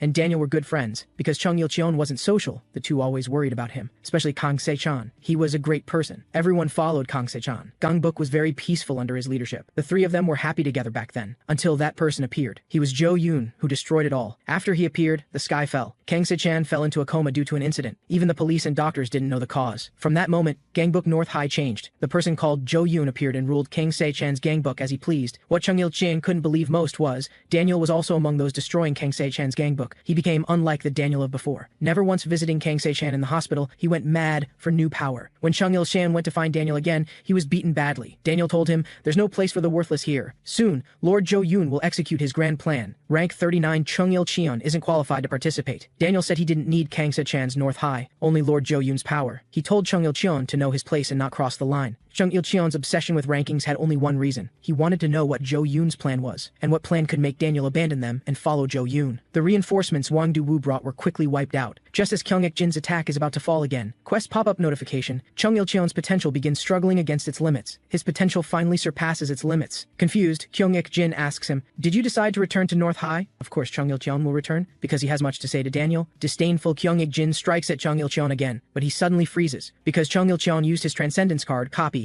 which can instantly mimic an opponent's attack technique. And the first technique Chung Woo-han showed him was CQC, Close Quarters Combat. Chung Il-cheon can't help feeling strange, things he couldn't do back then. Now he feels he can do again. Wang Du-woo is shocked. How is this possible? Kyung Ik-jin actually fell, just when Chung Il-cheon thought it was over. Kyung Ik-jin stands back up. He didn't expect Chung Il-cheon to become this strong. He'll get serious too. At this moment, Kim Soo-hyun arrives to provide support. Kyung Ik-jin ties up his hair, preparing to fight seriously. The side quest finally updates to defeat Kyung Ik-jin, and the reward is a master card. Feeling the combined power of Chung Il-cheon and Kim Soo-hyun, Kyung Ik-jin realizes dragging this out will be disadvantageous. For a quick victory, he must eliminate one person first. His fist smashes into a nearby wooden board, but Chung Il-cheon is protected by Kim Soo-hyun, because he heard from Jeon-hyung before. Kyung Ik-jin's ultimate move is the left hook from mixed martial arts. Fortunately, Kim Soo-hyun found a strategist who knows Kyung Ik-jin. He also starts using hooks to attack Kyung Ik-jin, but Kyung Ik-jin can see he's not proficient enough. However, with the Transcendent skill copy, Chung Il-cheon starts attacking him with Kyung Ik-jin's specialty, the left hook. After Kim Soo-hyun uses Ancient Flow martial arts Taegun, Chung Il-cheon uses copy again, mimicking his attack. Both simultaneously use Ancient Flow martial arts Taegun, pushing back Kyung Ik-jin, but Kyung Ik-jin quickly intercepts again,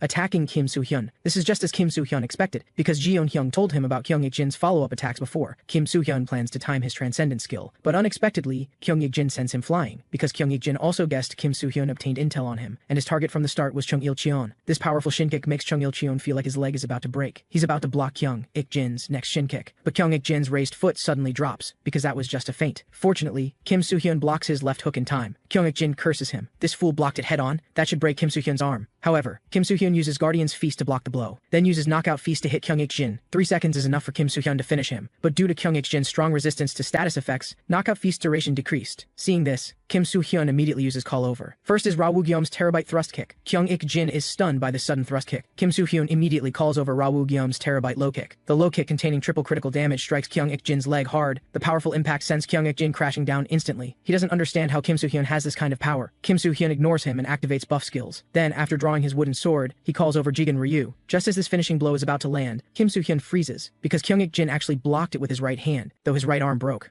As a result, as a return gift, he delivers a vicious left hook to Kim Soo-hyun. The intense pain from his right hand infuriates Kyung-ik-jin, but his leg is grabbed again. Kyung-ik-jin says coldly, "If you're down, give up." Persisting is unseemly. After using Berserker, Kim Soo-hyun grips his leg tightly. He reminds Kyung-ik-jin, "Did you forget something? There are 2 of us." Chung-il-cheon uses copy and instantly learns Jigen Ryu. Speechless, Kyung-ik-jin is utterly speechless. Chung-il-cheon uses Jigen Ryu to strike him down hard. This battle, the quest is finally complete. Kim Soo-hyun will pass out in 1 minute. However, he first checks the newly obtained Master Card. The skill is called Tactical Schemes, an attack card. Kim Soo-hyun feels this skill can be used on Cheon Tae-ho. Meanwhile, at Area C guarded by Cheon Tae-ho and Ha Seon-woo, Ju-hak-jung, dissatisfied with West High, comes to defect. After he finishes bad-mouthing that idiot boss Kang-suk, Ha Seon-woo smiles. How wonderful to have someone who knows Gangbuk West High's inner workings defect. Just when Ju-hak-jung thinks his defection succeeded, Ha Seon-woo suddenly questions him. "You didn't think I'd say that, did you?" He can roughly guess why Ju-hak-jung came to defect, to drive a wedge between him and Cheon Tae-ho, just as Kim Soo-hyun wakes from unconsciousness and wants to check the Tactical Schemes skill again. Chung-il-cheon keeps tugging at him, because Kyung-ik-jin is about to get up again, but his current physical condition really isn't enough to stand. Kim Soo-hyun uses the Elder skill, asking Kyung-ik-jin if he wants to join West High. Kyung-ik-jin tells him to stop joking. "I will never betray Lord Jo-yoon." Quest pop-up notification. The Elder card is ineffective on targets under status effects. Kim Soo-hyun realizes Kyung-ik-jin was also brainwashed like the others. Then there's only one method. He uses the Nullify card to remove Kyung-ik-jin's brainwashing. Afterward, Kyung-ik-jin says he doesn't remember why he followed Jo-yoon. He was originally close with Kang Se-chan. In that case, Kim Soo-hyun asks him again,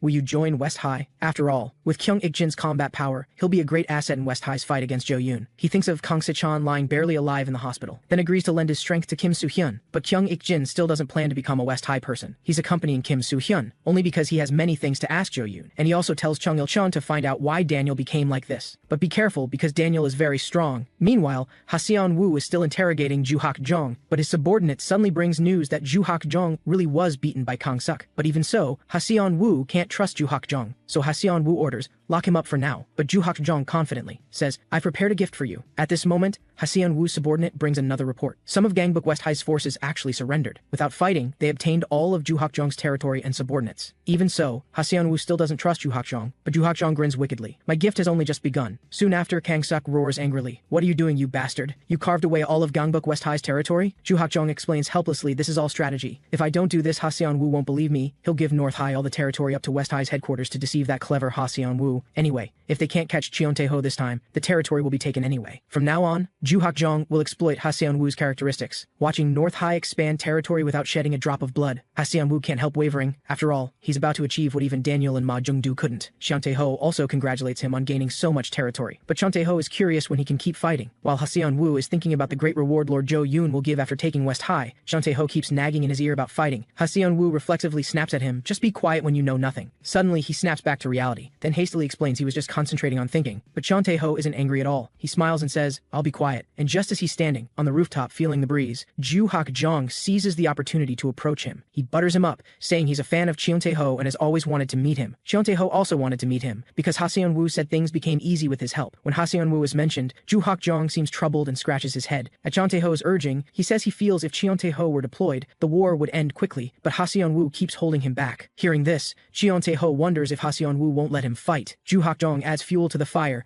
suggesting Ha Seon-woo wants to hog all the credit. Inside Gangbuk West High, Kang-suk roars, "It's time to deal with Cheon Tae-ho and Ha Seon-woo, because Ju-hak-jung has notified him. West High's main force will move to Area C to wait for the enemy." This strategy is called Dragnet, though Kang-suk doesn't know what it means either. Kyung-ik-jin is also called by Kim Soo-hyun to continue dealing with Cheon Tae-ho. Just as he's about to depart, a figure gradually approaches. The person is North High's rank 2 Daniel. He asks the traitorous Kyung-ik-jin, "Do you want to come back now?" Kyung-ik-jin is surprised how he got in. Actually, all of Kyung-ik-jin's subordinates outside have already fallen. Daniel doesn't want to waste words with Kyung-ik-jin. He'll spare Kyung-ik-jin if he just tells him where Chung-il-cheon is. But Kyung-ik-jin just betrayed. How could he betray again now? Although Kim Soo-hyun told him to deal with Cheon Tae-ho, he thinks it's better to deal with Daniel first. Daniel asks in confusion, "Are you really going to fight me?" It turns out that when Kyung Ik-jin decided to leave Gangbuk North High, Jo-yoon could no longer use the camera card on him. He originally wanted to find Kyung Ik-jin himself, but when Daniel learned that Kyung Ik-jin was defeated by Kim Soo-hyun and Chung Il-cheon, he requested that Jo-yoon let him go instead. "Because I know Kyung Ik-jin, I must make him taste the flavor of betrayal." Daniel asks Jo-yoon not to worry. He'll make sure Kyung Ik-jin can never form a squad again. And now, Kyung Ik-jin realizes the situation is bad, because his attacks have no effect on Daniel at all. Daniel is completely toying with Kyung Ik-jin. He wonders about Kyung Ik-jin's arms. Were they broken when fighting Kim Soo-hyun? Kyung Ik-jin questions him, "Why are you following Jo-yoon? Kang Se-chan used to be everyone's idol." Daniel originally thought that way too. Kyung Ik-jin questions him, "Were you lying from the very beginning?" Daniel says coldly, "It seems you have many misunderstandings about me. That guy Kang Se-chan isn't the talent who can unify Gangbuk." Daniel says while turning off the lights, "Don't think of me as too bad, because I genuinely like Jo-yoon. I've been searching for the man who can unify Gangbuk." Kyung Ik-jin doesn't wait for him to finish and attacks again with a kick. However, Daniel easily dodges it again. But Kyung Ik-jin wasn't actually using a kick. He was just pretending both his arms were broken, just to land this left hook that could deal Daniel a fatal blow. Kyung Ik-jin's attack indeed successfully lands on Daniel's face, but Daniel just laughs. His hands start rotating. Daniel's Aikido is incredibly powerful. Before Kyung Ik-jin can even react, he's already knocked to the ground. Daniel relays Jo-yoon's words to him, "Execute Kyung Ik-jin and then return." On the other side, Kim Soo-hyun is shocked to learn that Kyung Ik-jin has disappeared. A subordinate judges from the fighting traces at the scene that someone must have fought with Kyung Ik-jin. Kim Soo-hyun exclaims in surprise, "Did Ma Jung-do come? Then doesn't that mean there's no one to deal with Cheon Tae-ho now?" He suddenly realizes he needs to confirm Kyung Ik-jin's safety first. So Kim Soo-hyun orders Kyung Ik-jin's personal forces to be dispatched to search for him personally. Meanwhile, Kang-suk roars out Ju Hak-jong's name, because dealing with Cheon Tae-ho has made no progress whatsoever. Kang-suk has already done what Ju Hak-jong said, bringing everyone to Area D and perfectly setting up the dragnet. Kang-suk tells him to explain the strategy quickly. "Do we just need to ambush the enemy here?" Ju Hak-jong says Area D is large, not suitable for ambushes, but rather good terrain for overwhelming enemies with numbers. Seeing that Kang-suk still doesn't understand, Ju Hak-jong says helplessly, "It means it's suitable for group fighting." Just then, a subordinate reports, "The enemy has appeared. Cheon Tae-ho is attacking." He came alone again this time. However, this time Cheon Tae-ho seems to have become very weak. He's different from when he attacked before, as if he has a lot on his mind. Ju Hak-jong tells Kang-suk what he did to Cheon Tae-ho. After hearing it, Kang-suk immediately shows a wicked smile. He roars, "Now's the chance. Cheon Tae-ho is getting weaker. Today we'll wipe away our past humiliation and deal with Cheon Tae-ho." Kim Soo-hyun watches all of this through the camera skill. Without Kyung Ik-jin, he must go himself, because tactical schemes is a card that requires getting close to the opponent to use. Today is the day to deal with Cheon Tae-ho. Kang-suk greets him enthusiastically again. But Cheon Tae-ho asks in confusion, "Who are you?" Kang-suk roars, "I'm Kang-sek, you bastard." His potential also starts struggling against its limits at this moment. Under the curious questioning of the twin brothers, Ju Hak-jong reveals he simply exploited their characteristics. Between Cheon Tae-ho and Ha Seon-woo, there exists a difference few people know about. Cheon Tae-ho, who craves battle, really likes Ha Seon-woo, who can satisfy his desires, while Ha Seon-woo, who craves fame, also really likes Cheon Tae-ho, who helps him. Ju Hak-jong used their desires to get close to them. He deliberately gave large amounts of West High territory to Ha Seon-woo, causing him to fall into fame-seeking madness. So Ha Seon-woo said things to Cheon Tae-ho he shouldn't have said, and Cheon Tae-ho would feel very disappointed. Hearing this, the twin brothers praise, "Ju Hak-jong is truly despicable and dirty." But Ju Hak-jong understands that Cheon Tae-ho is different. That guy is genuine about Ha Seon-woo. Because when Ju Hak-jong provocatively asked if Ha Seon-woo wanted to hog all the credit, Cheon Tae-ho warned him to prepare to die if he talked about Ha Seon-woo like that again. Thus, Ju Hak-jong's divide and conquer had no effect on Cheon Tae-ho at all, so he should use Cheon Tae-ho's loyalty to replace the divide and conquer strategy. Ha Seon-woo has already been blinded by fame, so manipulating Cheon Tae-ho, who's all alone, is very easy. After a subordinate passed him the message that Ha Seon-woo has been kidnapped by Ju Hak-jong, Cheon Tae-ho immediately becomes anxious. The subordinate adds fuel to the fire, saying the kidnapping location is in Area D, you must hurry there, and Cheon Tae-ho completely lacks the mind to discern false intelligence. He thus goes alone to rescue Ha Seon-woo under Ju Hak-jong's calculations. Then, Ju Hak-jong clearly tells Kang-suk, "An opportunity this good only comes once today. Everything is proceeding according to plan." When Cheon Tae-ho is distracted worrying about Ha Seon-woo, the winner of this battle is destined to be Kang-suk. He roars, "What is everyone doing? Cheon Tae-ho is weak right now. Hurry up and beat him to a pulp." Some of North High subordinates still want to go forward to help Cheon Tae-ho. Yang Cheon-seol can't help but feel fortunate, because he didn't want to participate in such dirty tactics in the first place. Hong Baek-gi thinks the same way. So the two of them decide to deal with North High's small fries and stall for time. Someone else will deal with Cheon Tae-ho anyway. And Cheon Tae-ho is just taking hits one-sidedly. He hopes these despicable guys from West High will spare Ha Seon-woo. Meanwhile, Ha Seon-woo inside North High is stunned when he hears this news. He pushes away the messenger. Ha Seon-woo finally realizes his mistake and wants to go help Cheon Tae-ho. But his path forward has already been blocked, because Jang Ji-hyuk already knew he would pass through here. Chung Il-cheon is looking forward to fighting his long-unseen senior Ha Seon-woo. Ha Seon-woo says coldly, "This is troublesome. I hope Cheon Tae-ho is okay." And Kang-suk is also puzzled about what Cheon Tae-ho is doing, because he's kneeling on the ground admitting he's lost and can't fight anymore. As long as Kang-suk is willing to spare Ha Seon-woo, Cheon Tae-ho will do anything. Well then, Kang-suk is going to play golf with him. Finally, the golf club slams hard on the ground, but Cheon Tae-ho is completely unharmed, because this isn't the duel Kang-suk wants. He tells Cheon Tae-ho to listen carefully. Ha Seon-woo hasn't been captured. You were just deceived by Ju Hakjong's strategy. This was a trap from the very beginning. Eom Chang Wong and Du Minyo don't understand. What stupid thing is Kang Suk doing? The two of them want to deal with Cheon Tae-ho as quickly as possible. Just then, the quest pop-up warns Kim Soo-hyun, if the quest fails, all rewards will be reclaimed, and no more quests will be received in the future. And the quest pop-up is warning about is the defeat Cheon Tae-ho quest. Kim Soo-hyun doesn't understand what's happening. Ma Jung-do, rank number 3 at North High, knows that Cheon Tae-ho is an underestimated officer. With his original strength, it wouldn't be strange if he rose to rank 6 or higher. Cheon Tae-ho is only rank 7 because he likes the number 7. He asks Kang Suk why he revealed the truth. Not long ago, Jeon Hyung said Cheon Tae-ho fights purely by instinct, but he heard Cheon Tae-ho learned wrestling before. Therefore, Kang Suk, known as Rhino, really wants to have a real duel with him. Cheon Tae-ho murmurs, finally found it. You're the true strong fighter I've been looking for. Kang Suk thanks him for the recognition. The next second, a fist lands on his face. Kang Suk is actually knocked out with one punch. All other officers immediately launch attacks at Cheon Tae-ho, but no one can withstand even one exchange with Cheon Tae-ho. The overwhelming pressure makes West High's subordinates flee in fear. Ji Eun Hyung is still one step too late. He curses inwardly. Kang Suk is truly too foolish. He actually let Cheon Tae-ho show his original strength. Ji Eun Hyung takes off his glasses and also attacks him. Cheon Tae-ho says disdainfully, that reckless appearance, even more foolish than me. Knowing you can't win, why even step up? But Ji Eun Hyung is just stalling for time. Kim Soo-hyun, who came with him, uses the ancient flow martial arts Taejun as a sneak attack, but it has no effect at all. Cheon Tae-ho exclaims excitedly, finally get to fight West High's boss. His heavy punch slams toward Kim Soo-hyun. The powerful impact makes Kim Soo-hyun drop to one knee.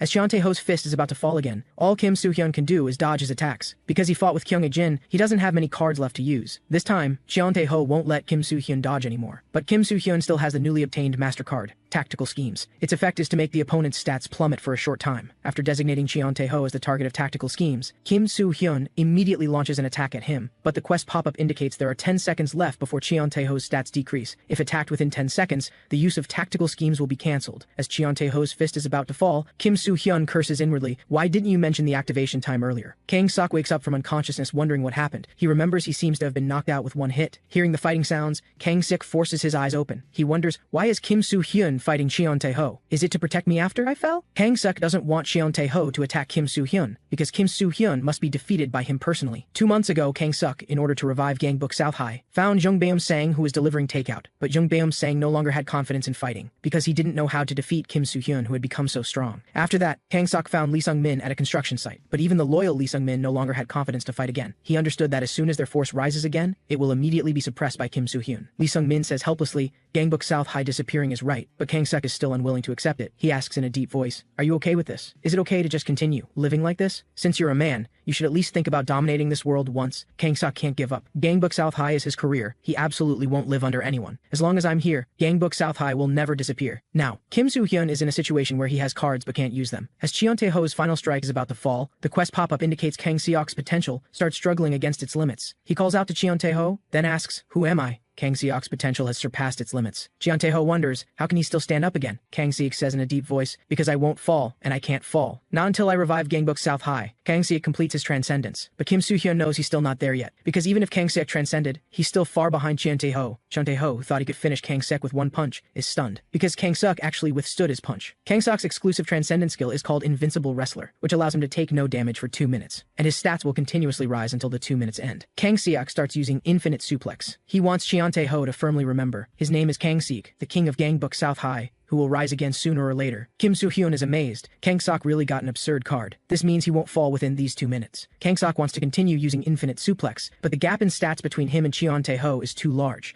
At this rate, Kang Seok can only be a punching bag for these 2 minutes. Cheon Tae-ho praises, your endurance is pretty good. You can actually withstand my punches. Kang Suk really becomes a punching bag. He can't react to Cheon Tae-ho's attacks at all, as Cheon Tae-ho's attack is about to fall again. But this time, Kang Seok dodges. He can clearly feel that Cheon Tae-ho has slowed down. Cheon Tae-ho at this moment also feels strange, because he feels like his body suddenly weakened, and this is of course because Kim Soo-hyun's tactical schemes was successfully activated. He reminds Kang Suk to pull himself together. Right now, only Kang Suk can still fight. Everyone else has been defeated by Cheon Tae-ho. You must deal with Cheon Tae-ho, he says in a deep voice. Don't order me around. I'm the king of South High. I won't follow anyone's orders, but I'll repay you for your previous help. Although Cheon Tae-ho feels he's slowed down, he's happy he's now on the same level as Kang Seok. The two bodies collide heavily. Kim Soo-hyun wonders, does Kang Seok want to use wrestling? But Ji Eun-hyung knows this will be very disadvantageous for Kang Seok, because what Cheon Tae-ho uses isn't ordinary wrestling, but Senegalese wrestling. Unlike ordinary wrestling that only uses grappling, traditional Senegalese wrestling allows strikes. Cheon Tae-ho understands this type of wrestling should be unfamiliar to Kang Suk. Kang Suk says in a deep voice, then teach me. Kim Soo-hyun observes the battle with some surprise, because the two people fighting are absolute madmen. This requires no tricks whatsoever. It's a pure duel between beasts without any disguise. Kim Soo-hyun exclaims in amazement, it's actually a head-on match without needing any tricks. But Ji-eun-hyung understands. They can't deceive. They can only duel like this. Because both of them are super stupid. After Kang Seok grabs Cheon Tae-ho, he delivers a fierce suplex. And after Cheon Tae-ho grabs Kang Seok, he also delivers a brutal suplex. The high-intensity battle starts to tire Cheon Tae-ho. This time, others are about to rush forward to deliver the final blow. But Kang Seok roars, nobody move. Whoever dares to move, I'll attack them first. Kang Seok understands his body has reached its limit. But Cheon Tae-ho has also reached his limit. The two share the same thought, which is to fight until the very last moment. Their fists land solidly on each other. This flesh-pounding sensation makes both Cheon Tae-ho and Kang Seok happy. Next comes the final strike of this battle. After a loud crash, Kim Soo-hyun is curious who the winner will be. Cheon Tae-ho calls out the name Kang Seok, then laughs. He exclaims in admiration, this was a perfect fight. The winner of this battle ultimately belongs to Kang Seok. He can't help but feel gratified, because Cheon Tae-ho finally remembers his name. The main quest to defeat Cheon Tae-ho is thus completed. Kim Soo-hyun immediately activates the newly obtained Master Card. This skill is called Card Buffet. Kim Soo-hyun thinks to himself, after Cheon Tae-ho falls, only one person remains at North High, and that's Ryu Si-kyung, ranked number 10. Ryu Si-kyung greatly anticipates Gangbuk West High's arrival. Meanwhile, Aom Chang-won asks on the phone, can you still be this relaxed now? Han Jae-ha tells him not to be too nervous. Ryu Si-kyung will die today anyway, because Han Jae-ha's plan started 2 months ago. Just as Kim Soo-hyun wants to check the card buffet skill from the Master Card, the fallen Cheon Tae-ho stands up again. He excitedly wants to fight another perfect battle, and Gangbuk West High has no one left who can fight now. Kim Soo-hyun immediately puts his hand on his back. He thinks this guy Cheon Tae-ho must have been brainwashed by Jo Yoon too. He just needs to use Nullify to remove the brainwashed state. But the quest pop-up indicates Nullify failed to activate, because Cheon Tae-ho has no status abnormalities. Kim Soo-hyun is shocked. This guy simply just loves fighting, and touching the back for Cheon Tae-ho is a signal to fight. If Kim Soo-hyun doesn't strike first, he's going to make a move. Kim Soo-hyun curses inwardly. This guy is a 100% pure lunatic. He has a flash of insight and shouts, if you want to fight strong opponents, why not just go fight Jo Yoon? Hearing this, everyone present is stunned. But Cheon Tae-ho has an expression of sudden realization. On the other side, Chung Il-cheon just faces off with Ha Seon-woo. Ha Seon-woo has intelligence on all of Gangbuk West High's officers, so he knows Chung Il-cheon uses the speed-based capoeira, and the way to beat Chung Il-cheon is to get close to him. But what surprises Ha Seon-woo is that Chung Il-cheon actually uses the ancient flow martial arts Taejun. Ha Seon-woo is surprised. This is clearly Kim Soo-hyun's technique. Chung Il-cheon then delivers a powerful left hook. Ha Seon-woo is shocked again. Isn't this Kyung Ik-jin's technique? Although he doesn't know why this is happening, he still counterattacks calmly. But Jang Ji-hyuk on the side shouts to wait, because he has a phone call for Ha Seon-woo. On the phone, Cheon Tae-ho excitedly tells Ha Seon-woo he fought a perfect battle. Under Ha Seon-woo's stunned gaze, Cheon Tae-ho says his goal is to fight Jo Yoon. Ha Seon-woo is shocked. Are you crazy? Do you want to abandon everything and join West High? Just then, a West High subordinate reports to Jang Ji-hyuk, Ju Hak-jong has returned to West High, and North High's territory has been returned to West High. Ha Seon-woo's entire strategy has turned to nothing.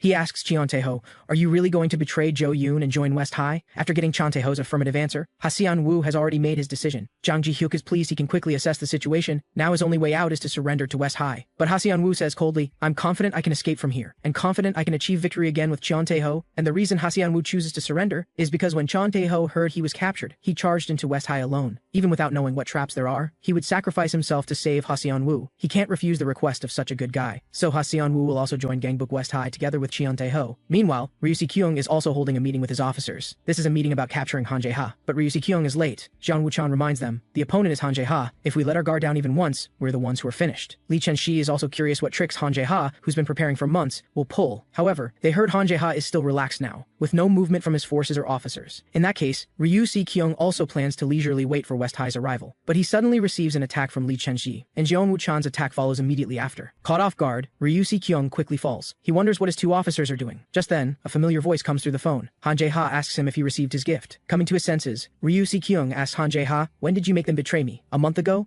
Or a week ago? Han Jae-ha says mockingly. What nonsense are you talking about? The day after Ryu Si-kyung betrayed Han Jae-ha, he started planning. Han Jae-ha carefully prepared all of this to take revenge on him. He advises Ryu Si-kyung, from today on, don't trust anyone, because he's already arranged everything around Ryu Si-kyung. Han Jae-ha has no interest in unifying Gangbuk. He just needs to kill this traitor Ryu Si-kyung. Han Jae-ha will make Ryu Si-kyung regret betraying him. The main quest also updates at this time to deal with Ryu Si-kyung. The first step is to make Han Jae-ha's first strategy succeed. He will slowly torture Ryu Si-kyung until death. Ryu Si-kyung exclaims in admiration, worthy of being Han Jae-ha, truly impressive. But what Han Jae-ha doesn't know is, guys like these can't hurt him at all. Making these officers of Ryu Si-kyung betray him has thoroughly angered him. Ryu Si-kyung tells Han Jae-ha to use his brain more. No matter what, you absolutely can't beat me. Han Han-jae-ha smiles. That's not necessarily true. The main quest updates to make his second strategy succeed. Ryu Si-kyung's other officer, Jung Ui-hyuk, hears the commotion and immediately runs in to check the situation, but he's grabbed by the throat. Ryu Si-kyung questions him, "You're also Han-jae-ha's man, right?" Jung Ui-hyuk hastily says, "I also know what the situation is, because I came over after dealing with those traitors. These personal forces of Ryu Si-kyung were preparing at the entrance to attack him. They must have turned to Han-jae-ha before." Jung Ui-hyuk reminds Ryu Si-kyung, "This is not a small matter. It's become a situation where you can't trust anyone. In that case, Ryu Si-kyung can't trust that he hasn't betrayed him either." Jung Ui-hyuk directly says that Han-jae-ha also tried to recruit him. He knew Jung Ui-hyuk joined North High so long ago, but only became Ryu Si-kyung's officer, so Han-jae-ha invited him to join Gangbuk West High. After all, North High's hierarchy is set in stone. No matter how hard Jung Ui-hyuk tries, he can't climb. Joining West High will have better prospects. But Jung Ui-hyuk still coldly told Han-jae-ha to get lost. "You have to know, he and Ryu Si-kyung have been good friends since kindergarten." Jung Ui-hyuk says solemnly, "I'm not an ungrateful bastard, I'll stand by your side." Ryu Si-kyung apologizes for his earlier suspicion. He asks Jung Ui-hyuk what the plan is next, and Jung Ui-hyuk says they need to clean up the internal traitors. Only then can they deal with Han-jae-ha with peace of mind. Meanwhile, Han-jae-ha is still leisurely playing pool. Suddenly a subordinate hurriedly reports, "This is bad. Ryu Si-kyung is reorganizing internally. He seems to want to execute all traitors." This is calmer than Gu Ha-jun imagined. He thought Ryu Si-kyung would rush over in agitation. However, all of this is within Han-jae-ha's expectations. Han-jae-ha tells everyone to relax for now. Jung Ui-hyuk is following Ryu Si-kyung to execute traitors. Soon, all the traitors are cleaned up. Jung Ui-hyuk wonders, how did Han-jae-ha convince these guys? He actually persuaded over 100 personal forces. Ryu Si-kyung thanks him. Without Jung Ui-hyuk, he might have lost his mind. Now Ryu Si-kyung only needs to deal with Han-jae-ha. Then another subordinate arrives, shocked. "What's the situation here?" Ryu Si-kyung furiously questions him. "Where is Han-jae-ha?" The subordinate asks in terror. "Ryu Si-kyung, what's going on?" Ryu Si-kyung says coldly, still acting even after it's all over. Just then, Jung Ui-hyuk says, "The boss is calling." Ryu Si-kyung wonders, did Jo-yoon call because he knows the situation? Jung Ui-hyuk grins wickedly. It's the new boss, Han-jae-ha. A familiar voice comes through the phone again to Ryu Si-kyung. Han-jae-ha asks mockingly, "How did you get fooled again? Didn't I tell you not to trust anyone?" Although Jung Ui-hyuk did refuse Han-jae-ha's invitation the first time, but right after he told Han-jae-ha to get lost, Han-jae-ha told this fool to think carefully. Jung Ui-hyuk only became an officer because he knew Ryu Si-kyung for 10 years, but North High won't leave someone with average abilities alone. Even if Ryu Si-kyung objects, he'll eventually be eliminated. Han-jae-ha promises him, "If you come to West High, you won't have these concerns. I'll make you into West High's Ryu Si-kyung, because I only want revenge." Ryu Si-kyung asks, "Did Han-jae-ha incite my subordinates this way?" Han-jae-ha asks back how he could possibly incite over 100 forces. Actually, he only incited 3 of Ryu Si-kyung's officers. What Han-jae-ha finds most distasteful is that Ryu Si-kyung betrayed him and received 100 personal forces as a reward from Jo-yoon. He must eliminate Ryu Si-kyung's 100 personal forces, but he doesn't have many forces himself, so he used his brain. Thus, Ryu Si-kyung personally cleaned up his own 100 subordinates. Because he was deceived by Jung Ui-hyuk, who was following Han-jae-ha's instructions. Ryu Si-kyung roars out Han-jae-ha's name in fury. Han-jae-ha grins wickedly, "Don't start exerting yourself so soon, because the real show is just beginning. This is a squad Han-jae-ha specially created to capture Ryu Si-kyung." Ryu Si-kyung scoffs, "Will wearing masks make a difference? Don't be ridiculous." Han-jae-ha asks him, "You don't think there are only small fries inside, do you? It's been so long, why don't you greet your former comrades?" Ryu Si-kyung is struck hard by a headbutt. Eum Chang-woong has been waiting for this day for a long time. The next second, a figure uses Jeet Kune-do against Ryu Si-kyung. Seo Dong-jung is utterly disgusted by this guy who destroyed Gangbuk East High. A powerful kick follows immediately. Ra Woo-gyeom, formerly ranked number 2 at East High, has also arrived. But Ryu Si-kyung laughs at this moment. He's finally tasted the flavor of betrayal. He's going to get serious. Ryu Si-kyung will definitely kill Han-jae-ha. His potential starts struggling against its limits. 2 months ago, Han-jae-ha formed the people from the former East High into the Han-jae-ha squad. Although a long time has passed, everyone is still not used to it. But there's no helping it. After they were defeated, they became part of Gangbuk West High. Han-jae-ha tells everyone this is all because of Ryu Si-kyung. Gangbuk East High became like this because it was betrayed by a once trusted officer. Gangbuk East High must return this humiliation. Starting today, Han-jae-ha will conduct training to deal with that guy. He created this lineup to study all of Ryu Si-kyung's weaknesses. However, Han-jae-ha says those who want to give up should give up. This will be extremely difficult training. Everyone at West High has been waiting for this day to come. Ryu Si-kyung asks disdainfully, "So what do you want?" He thought he had already defeated this guy. But the situation isn't as he thought. The guy who took his hit actually didn't pass out. Ryu Si-kyung clearly heard the sound of bones breaking. He doesn't know how the opponent stood up. And of course, East High made preparations before the battle. Each of them is wearing a reinforced spine protector belt. The people from East High know Ryu Si-kyung's fighting power. Today they'll make Ryu Si-kyung die at their hands. Hearing this, Ryu Si-kyung laughs mockingly. He asks, "Do you really know my fighting power?" 2 months ago, Ryu Si-kyung successfully completed his undercover mission. So Jo-yoon bestowed a reward, which was 100 strong personal forces. They would have become a major combat power for Ryu Si-kyung. After announcing this reward, Jo-yoon hesitated somewhat, because he didn't know whether to give Ryu Si-kyung 6 training cards. After thinking, Jo-yoon still trained Ryu Si-kyung. At that time he was surprised. How did his strength suddenly explode? Jo-yoon tells Ryu Si-kyung to demonstrate his value. If he's just worthless trash, he'll abandon Ryu Si-kyung at any time. Eum Chang-woong is shocked that the squad created to deal with Ryu Si-kyung was actually wiped out. This is different from Ryu Si-kyung's strength they saw last time. The lineup prepared for months cards turn to nothing like this. Seo Dongjung doesn't understand how can a person get this strong so fast. They don't know what to do. Now, at this moment, Ra Woo-gyeom flying kicks toward Ryu Si-kyung again. However, Ryu Si-kyung doesn't want to play with him anymore. He only wants to know where Han Jae-ha is. On the other side, Kim Soo-hyun finally finds a place with no one around. He's going to see what use the newly obtained card buffet skill has. As his thought moves, a humming sound rings out. An option appears before Kim Soo-hyun asking whether to enter the card buffet. He chooses to enter without hesitation, and what meets his eyes is a large array of arranged cards. The quest pop-up indicates as long as Kim Soo-hyun pays buffet points, he can take the cards he wants. After picking up a card, he can learn the required buffet points. The Ultimate Power Leap card requires 100 PG. Completing quests will earn points, and the buffet points Kim Soo-hyun has accumulated so far total 32,800 PG. On the other side, Eom Chang-woong and the others of course won't reveal Han Jae-ha's location. Ryu Si-kyung can just go die. Seo Dongjung still wants to go forward to support. Ryu Si-kyung says furiously, "If you don't talk, I'll kill you all. I'm only sparing you for old time's sake." Hearing the word old times, Eom Chang-woong immediately bursts out laughing. He asks, after Ryu Si-kyung lost his mind for revenge, did he forget something? Just then, Ryu Si-kyung's phone rings. A subordinate at North High headquarters reports to him, "This is bad. Ryu Si-kyung, all your territory has been taken." While he was fighting the enemy, Han Jae-ha easily took all the territory. North High's top officers are very angry, therefore, Ryu Si-kyung is now at the center of enemy territory, with West High's officers eyeing him hungrily. And the reward after Han Jae-ha's third strategy succeeds is to reduce Ryu Si-kyung's stats. The furious Ryu Si-kyung roars out Han Jae-ha's name again. Just then, a tall figure gradually approaches. 2 months ago, he got a good taste of Ryu Si-kyung's suplex. Although Ryu Si-kyung has no idea who this person is, he says coldly, "Hey kid, I'm not in the mood for jokes right now." Where exactly is Han Jae-ha? Gu Ha-jun orders Ryu Si-kyung to shut up. Go ahead. The main quest also updates at this time to defeat Ryu Si-kyung. Gu Ha-jun won't let Ryu Si-kyung successfully reach Han Jae-ha. But Gu Ha-jun and Ra Woo-gyeom appear and block his path. Ryu Si-kyung doesn't want to waste time with them. Right now, he only wants to know where Han Jae-ha is. Gu Ha-jun immediately starts throwing punches with Return of the Overlord. Ra Woo-gyeom attacks with kicks as well. Ryu Si-kyung's face twists in utter disgust. Before the battle began, Han Jae-ha predicted that Ryu Si-kyung, having fallen for all his schemes, would be agitated. And emotional control is the most crucial element in combat. An agitated Ryu Si-kyung won't be able to utilize all his techniques. When they're almost done fighting, Han Jae-ha will appear. He said, if it's too hard to beat Ryu Si-kyung, just holding him down is fine. An agitated opponent is weak. Han Jae-ha told Gu Ha-jun and Ra Woo-gyeom they could release all their accumulated stress, because Ryu Si-kyung would make an excellent toy. Ryu Si-kyung can't help but curse inwardly, damn it. Because if he focuses on just one person, he'll get attacked from the other side. But if he attacks the other guy, he'll get attacked by the first one. Realizing something's wrong, Ryu Si-kyung forces himself to calm down. If this continues, he won't be able to do anything. Seeing this, Gu Ha-jun signals Ra Woo-gyeom to stop as well. He can tell Ryu Si-kyung has calmed down, so they need to guard against Ryu Si-kyung's next move. Between the three of them lies a collapsed West High underling. Ryu Si-kyung suddenly kicks him toward Gu Ha-jun. Caught off guard, Gu Ha-jun is momentarily restricted. Ryu Si-kyung instantly turns and runs. Seeing this, Ra Woo-gyeom immediately gives chase, but Ryu Si-kyung's footsteps suddenly pivot. Then he viciously locks onto Ra Woo-gyeom. Ryu Si-kyung's escape was an act all along. His battle plan succeeded. Gu Ha-jun can't make it in time to provide support. Ra Woo-gyeom is slammed hard onto the ground. Gu Ha-jun realizes they fell into his trap. He immediately grabs the just risen Ryu Si-kyung. But with just Gu Ha-jun alone, Ryu Si-kyung doesn't consider him a threat at all. Gu Ha-jun reminds him, "Did you forget something? Because we prepared motorcycle spine protector belts in advance. Everyone from Gangbook West High can stand up twice."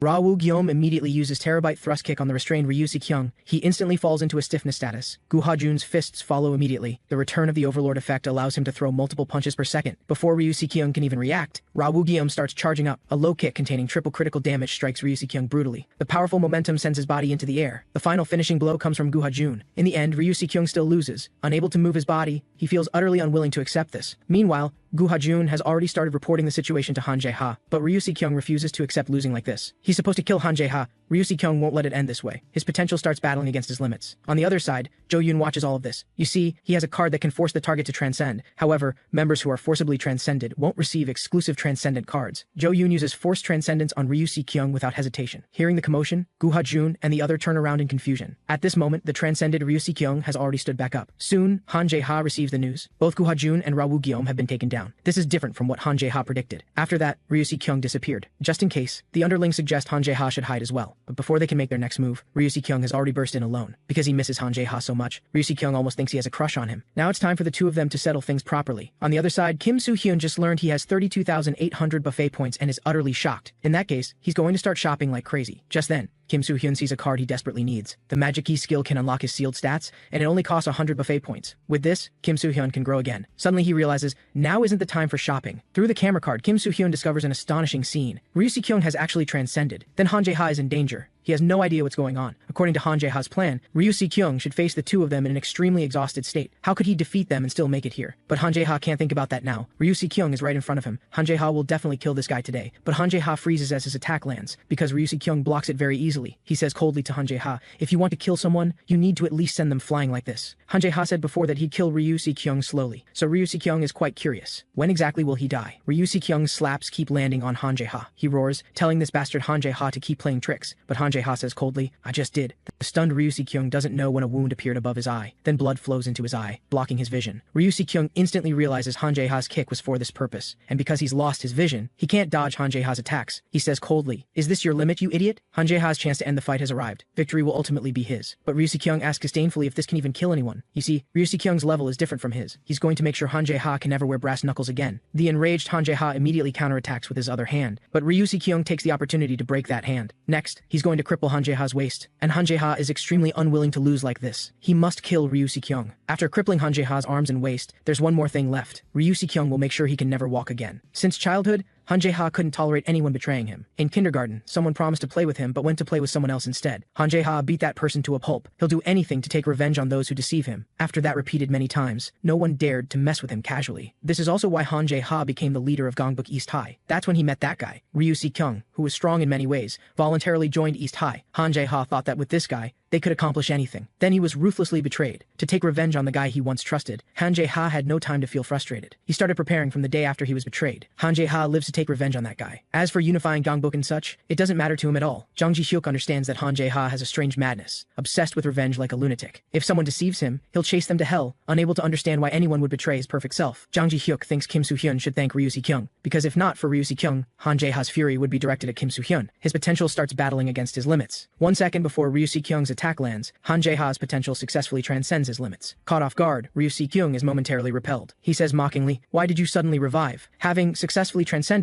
Han Jae-ha recovers his memories, and obtains an exclusive transcendent card, Revenge Wraith, become a ghost crazed with revenge, growing stronger the deeper the hatred for the revenge target. Not only does he lose the sense of pain, but his attacks also inflict abnormal status effects. Han Jae-ha viciously hurls the bowling ball in his hand at Ryu Si-kyung. He instantly falls into a stiffness status. Han Jae-ha laughs maniacally in a bowling alley. We should play bowling. Ryu Si-kyung also raises a bowling ball and hurls it at him viciously. He also loves bowling very much. Han Jae-ha raises another bowling ball to attack. Ryu Si-kyung, caught in abnormal status, has his stats reduced. Han Jae-ha compliments that his bowling isn't bad. Ryu Si-kyung returns the compliment without hesitation. The West High underling watching from the side is dumbfounded. He's not sure if this is really okay. If they keep this up, someone will actually die sooner or later. Both of their bowling balls completely shatter under the tremendous force. Ryu Si-kyung's speed is still faster. Just when he thinks it's all over, Han Jae-ha, who feels no pain, won't fall just like that. Ryu Si-kyung is instantly dumbfounded. He doesn't understand how, after being beaten this badly, why hasn't he fallen yet? Han Jae-ha roars maniacally, because I'm going to kill you today. Feeling the intense killing intent, Ryu Si-kyung instantly understands. The madman before him is serious. Until he kills him, Han Jae-ha absolutely won't fall. Fear gripping him, Ryu Si-kyung starts overthinking. There's only one way he can think of to end this. That is to let himself die. Ryu Si-kyung, having executed a perfect suplex again, smiles smugly. However, Han Jae-ha clings to him again like a demon. Chung Il-cheon arrives at the bowling alley under Jang Ji-hyuk's instructions, because Jang Ji-hyuk understands that Han Jae-ha alone against Ryu Si-kyung is far from enough. But the scene that greets the anxious Chung Il-cheon when he pushes open the door is bizarre. Han Jae-ha is standing there alone. He asks Chung Il-cheon, can you tell me where Ryu Si-kyung is? Because blood is blocking my vision. Ryu Si-kyung got away. Ryu Si-kyung, not far away, shouts angrily, you psycho lunatic, what is this all for? I was just following orders from above. Does that deserve this much? And Han Jae-ha finally locates Ryu Si-kyung by following his voice. But Ryu Si-kyung has lost his will to fight. He admits he's lost. He doesn't want to fight anymore. Ryu Si-kyung truly regrets it. He shouldn't have betrayed him in the first place. He finally understands one thing. That is, he must never betray Han Jae-ha. Han Jae-ha has won this battle. Ryu Si-kyung apologizes for everything he's done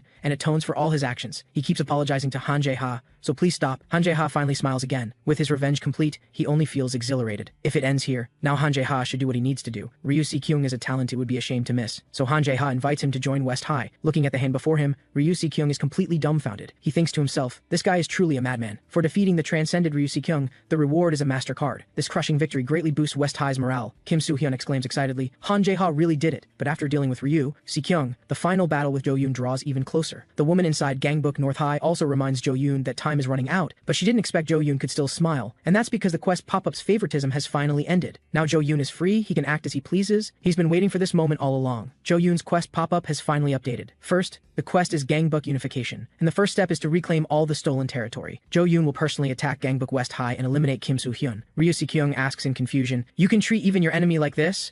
Han Jae-ha says seriously, "This is who I am. Whether someone is my enemy or not, if they have abilities I want, I'll obtain them." Ryu Si Kyung asks again, "What if I betray you again?" Han Jae-ha smirks wickedly. "Then I misjudged you, and of course I'll take revenge again." Somewhat relieved, Ryu Si Kyung asks Han Jae-ha to give him some time to sort things out. Just then, a West High underling reports to Han Jae-ha, "We have a problem. Our people in Zone C have been attacked." Han Jae-ha says strangely, "There shouldn't be anyone attacking us now. Don't tell me it's you again, Ryu Si Kyung." But Ryu Si Kyung doesn't even have any subordinates to command now. He has no idea who did it either. Chung Il-cheon tells Han Jae-ha to rest for a bit. He'll go check it out first. Han Jae-ha tells him to be careful, because he feels something isn't quite right. The new MasterCard is called Elixir. Kim Soo Hyun doesn't know if this is a good thing, but he must hurry and finish shopping to get back. Kim Soo Hyun buys a large number of training cards to help everyone grow. Just as he's shopping enthusiastically, a special card catches his attention. It's a trade card that burns a member's potential and mind to explosively increase combat power. Kim Soo Hyun instantly realizes that Hyo Kyung-tae was hit by Jo Yoon using this card. Although this card is very dangerous, Kim Soo Hyun hesitates but still purchases it. Meanwhile, Jang Ji-hyuk is looking for the suddenly disappeared boss. After that battle, everyone's condition isn't great. Jeon Tae-ho went back to the office first to regroup and should return with Ha Seon-woo. Just then, another underling reports, "We have a problem. People in Zone B have all been attacked." Ji Yoon-hyung asks in confusion, "Wasn't this war over? Who's doing this now?" Jang Ji-hyuk immediately orders to find out who the attacker is. At this moment, a low voice says, "That shouldn't be necessary, because I've come in person." Everyone present is instantly dumbfounded, because the newcomer is Daniel, ranked number 2 at Gangbuk North High. He mutters, "He's not here either." Ji Yoon-hyung didn't expect Daniel to appear at a time like this. They must buy time now, until Cheon Tae-ho arrives. But the next second, Daniel appears right in front of Ji Yoon-hyung. Seeing through Ji Yoon-hyung's little scheme at a glance, he asks in confusion, "Will Cheon Tae-ho's arrival change anything?" Ji Yoon-hyung immediately throws a sneak punch, but by the time he realizes it, his own body has already been flipped over. Daniel tells him something. "Know your limits." The other West High officers immediately swarm forward. However, they're all too fragile. No one can withstand even a single move from Daniel. He says coldly, "I won't show any more goodwill. Whether you live or die is your choice. I'll just ask one question. Where exactly is Chung Il-cheon?"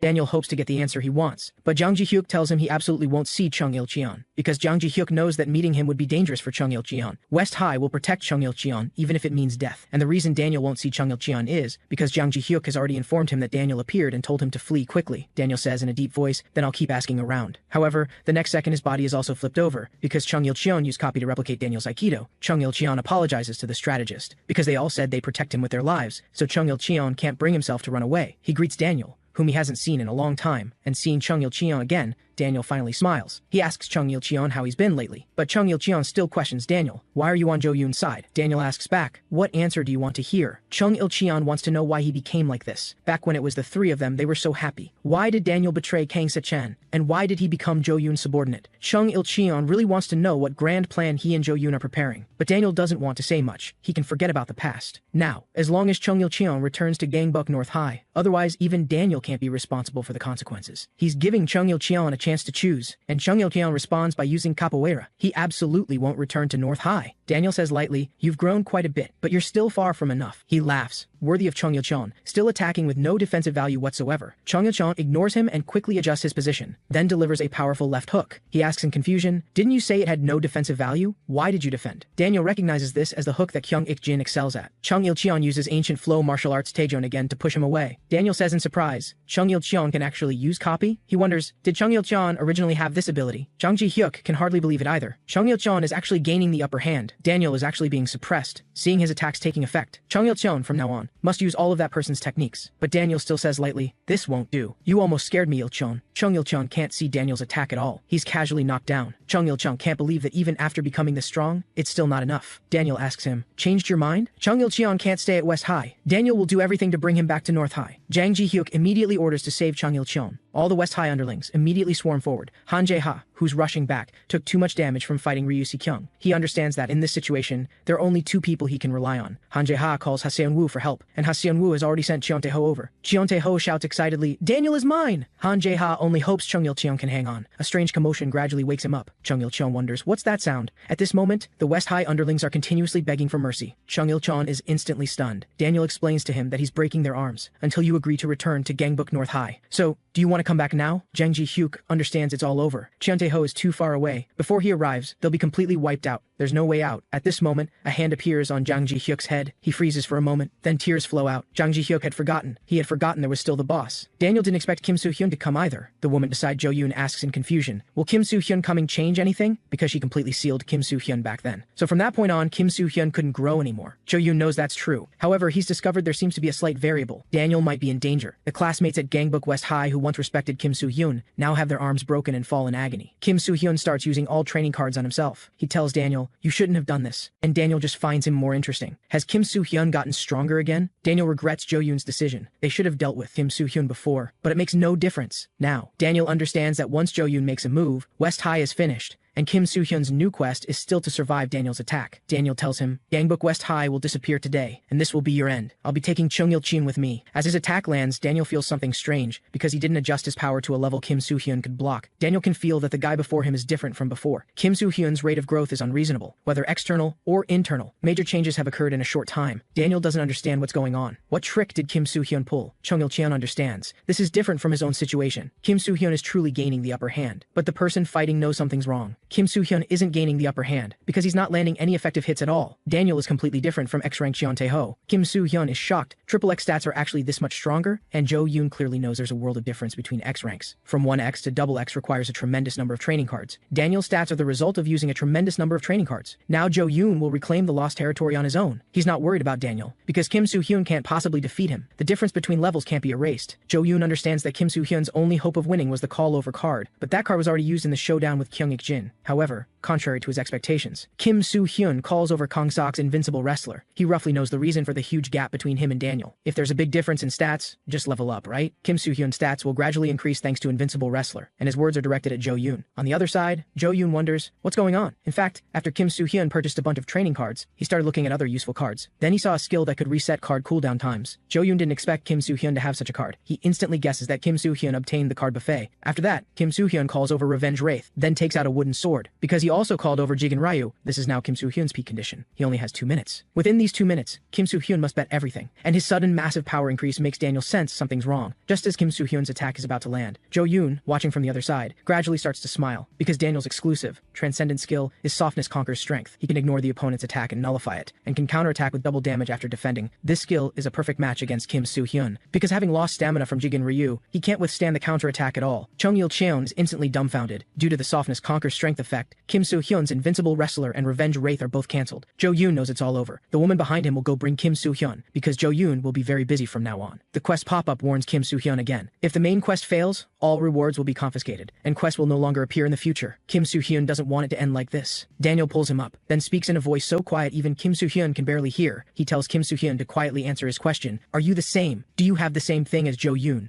Kim Soo-hyun immediately plays dumb and asks Daniel, do you have delusions or something? But inwardly he's shocked. How did Daniel figure it out? How could a normal person possibly guess that something like receiving quests exists? But just a moment ago when Daniel was speaking, Kim Soo-hyun sensed his hostility toward Jo-yoon. However, since Kim Soo-hyun denied having the same thing as Jo-yoon, Daniel is about to end all this directly. Kim Soo-hyun immediately activates his negotiation mist skill. Within the mist, not only does the probability of persuasion increase, but he can also become invisible. Daniel wonders, why is there suddenly such thick fog? Kim Soo-hyun doesn't waste words and asks directly, what did you see with Jo-yoon? And who exactly are you? Seeing this bizarre scene, Daniel realizes he must have guessed correctly. Since Kim Soo-hyun sensed his hostility toward Jo-yoon in that instant, this might be an opportunity for both of them. Kim Soo-hyun asks Daniel, want to have a proper talk? At this moment, the others from West High also can't see the two of them because the fog is too thick. Suddenly another subordinate reports, bad news. Jo-yoon from Gangbuk North High has broken in alone. The woman beside Jo-yoon wonders, why did he suddenly stop? This is because Jo-yoon can no longer see Daniel. Just like when Ma Jung-do couldn't catch Kim Soo-hyun, Jo-yoon begins to suspect what they're discussing using negotiation mist, and he must return first. 5 minutes later, the thick fog finally clears, and the figures of Kim Soo-hyun and Daniel reappear. Daniel says disdainfully, as expected, it won't work. You're of no help to my plan. Since you can't match Jo-yoon, the negotiation has failed. Just as Daniel's attack is about to land, he greets someone he hasn't seen in a long time. Jeon Tae-ho exclaims excitedly, I felt Daniel's sincere fist. So are we fighting now? But Jeon Tae-ho alone is clearly not enough. Ryu Si-kyung, feeling a bit unwell, also arrives, because he feels Han Jae-ha is more frightening than Jo-yoon. Kim Soo-hyun tells Daniel to think carefully with that smart brain of his. Can you really defeat all of us? Daniel exhales and asks, so should I run away? Jo-yoon had told him before that if things don't look good, retreat immediately. Daniel has already successfully stalled for time. During this time, Jo-yoon has already reclaimed all the stolen territory, so it's time to end this. Finally, Daniel says goodbye to Chung-il Cheon. Jeon-hyung urgently tells Ryu Si-kyung, we can't let Daniel go. Since Jo-yoon has already taken back the territory, we should at least capture North High's second in command. However, Ryu Si-kyung knows this is impossible. Even though Daniel says he's running away, if they fight now, Gangbuk West High will be completely annihilated. And North High doesn't just have Daniel. If the executives ranked 4 through 6 also start moving, things will get difficult. Kim Soo-hyun suddenly tells Jeon-hyung not to worry, because this battle is definitely not a defeat. The next day, Gangbuk West High holds another meeting. This war is both a victory and a defeat. It's a defeat because Jo-yoon took back all the territory West High had seized, but compared to territory, West High gained something more valuable, which is recruiting talent from Gangbuk North High. Cheon Tae-ho is happy to meet everyone and ready to fight anytime. After Ha-seon-woo introduces himself as Cheon Tae-ho's friend, he suggests putting on a shirt. After Ryu Si-kyung introduces himself, he asks for everyone's support going forward. Han Jae-ha sighs, these are all reliable newcomers.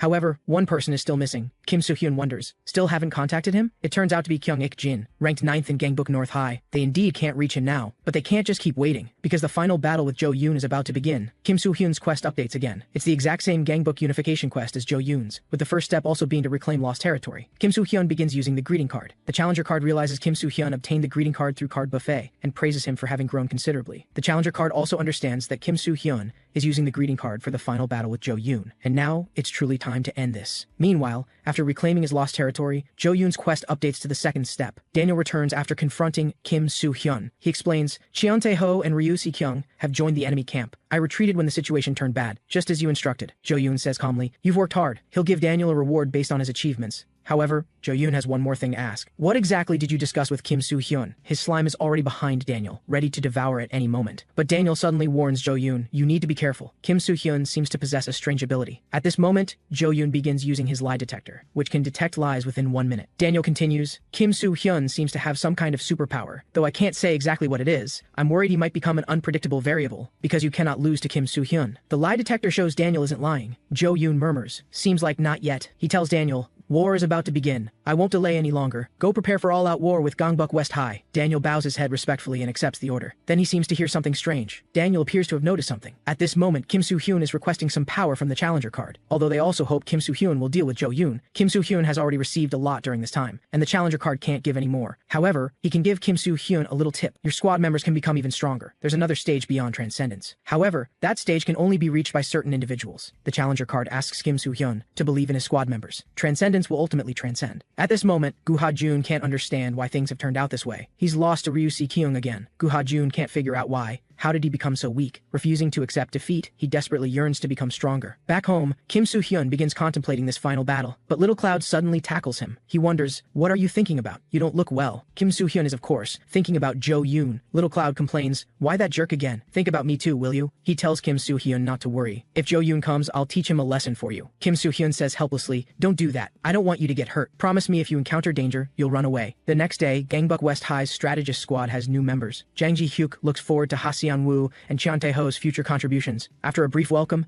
Kim Soo-hyun asks what the next plan is. Jang Ji-hyuk says bluntly there isn't one, because Jo-yoon's combat power exceeds their imagination, making it impossible to formulate a proper plan. To think he could reclaim all the territory alone. Jeon-hyung can't think of any way to counter such a monster. Ha-seon-woo tells them, that's not all. Gangbuk North High has other executives too. Ha-seon-woo has intel on those guys and begins introducing them. First is Hong Ji-gwang, ranked 6th in North High. He's currently 18 years old, 1.91 meters tall, weighing 112 kilograms. Moreover, Hong Ji-gwang was originally a loyal follower of Kang Se-chan, but one day he suddenly became Jo-yoon's lackey. It's a long story. Ha-seon-woo continues Hong Ji-gwang's fighting technique is close quarters combat, but the others present suddenly freeze. Ha-seon-woo wonders, are you scared by close quarters combat? Kim Soo-hyun points behind him and asks, is this guy the Hong Ji-gwang you mentioned? Hong Ji-gwang says calmly, acknowledging your question. Ha-seon-woo is somewhat surprised. How did he get here? Coming here is actually quite simple for Hong Ji-gwang. All the West High members present immediately rush forward. Daniel didn't expect that guy to go to Gangbuk West High alone, though there's nothing to worry about. It's been a long time time since he gathered with these people like this. Jungjun and SAOG-1, ranked 5th in North High, Jungjun says impatiently. That's not important. Get to the point. SAOG-1 feels this place is boring as expected. He should have gone to West High with Hong Ji-guang. That said, Daniel reminds them, Hong Ji-guang acting without permission should probably be dealt with, Ma Jung-do says in a deep voice. I'll educate him properly. Then Daniel gets straight to the point. Jo-yoon is going to wage all-out war directly with Gangbuk West High, then unify Gangbuk. Only these 5 remain in Gangbuk North High. Their mistakes could lead to North High's defeat. So now, advance southward and attack Gangbuk West High. SAOG-1 wonders, what about Jo-yoon? Daniel explains, he's already moved ahead, going alone to attack Gangbuk West High.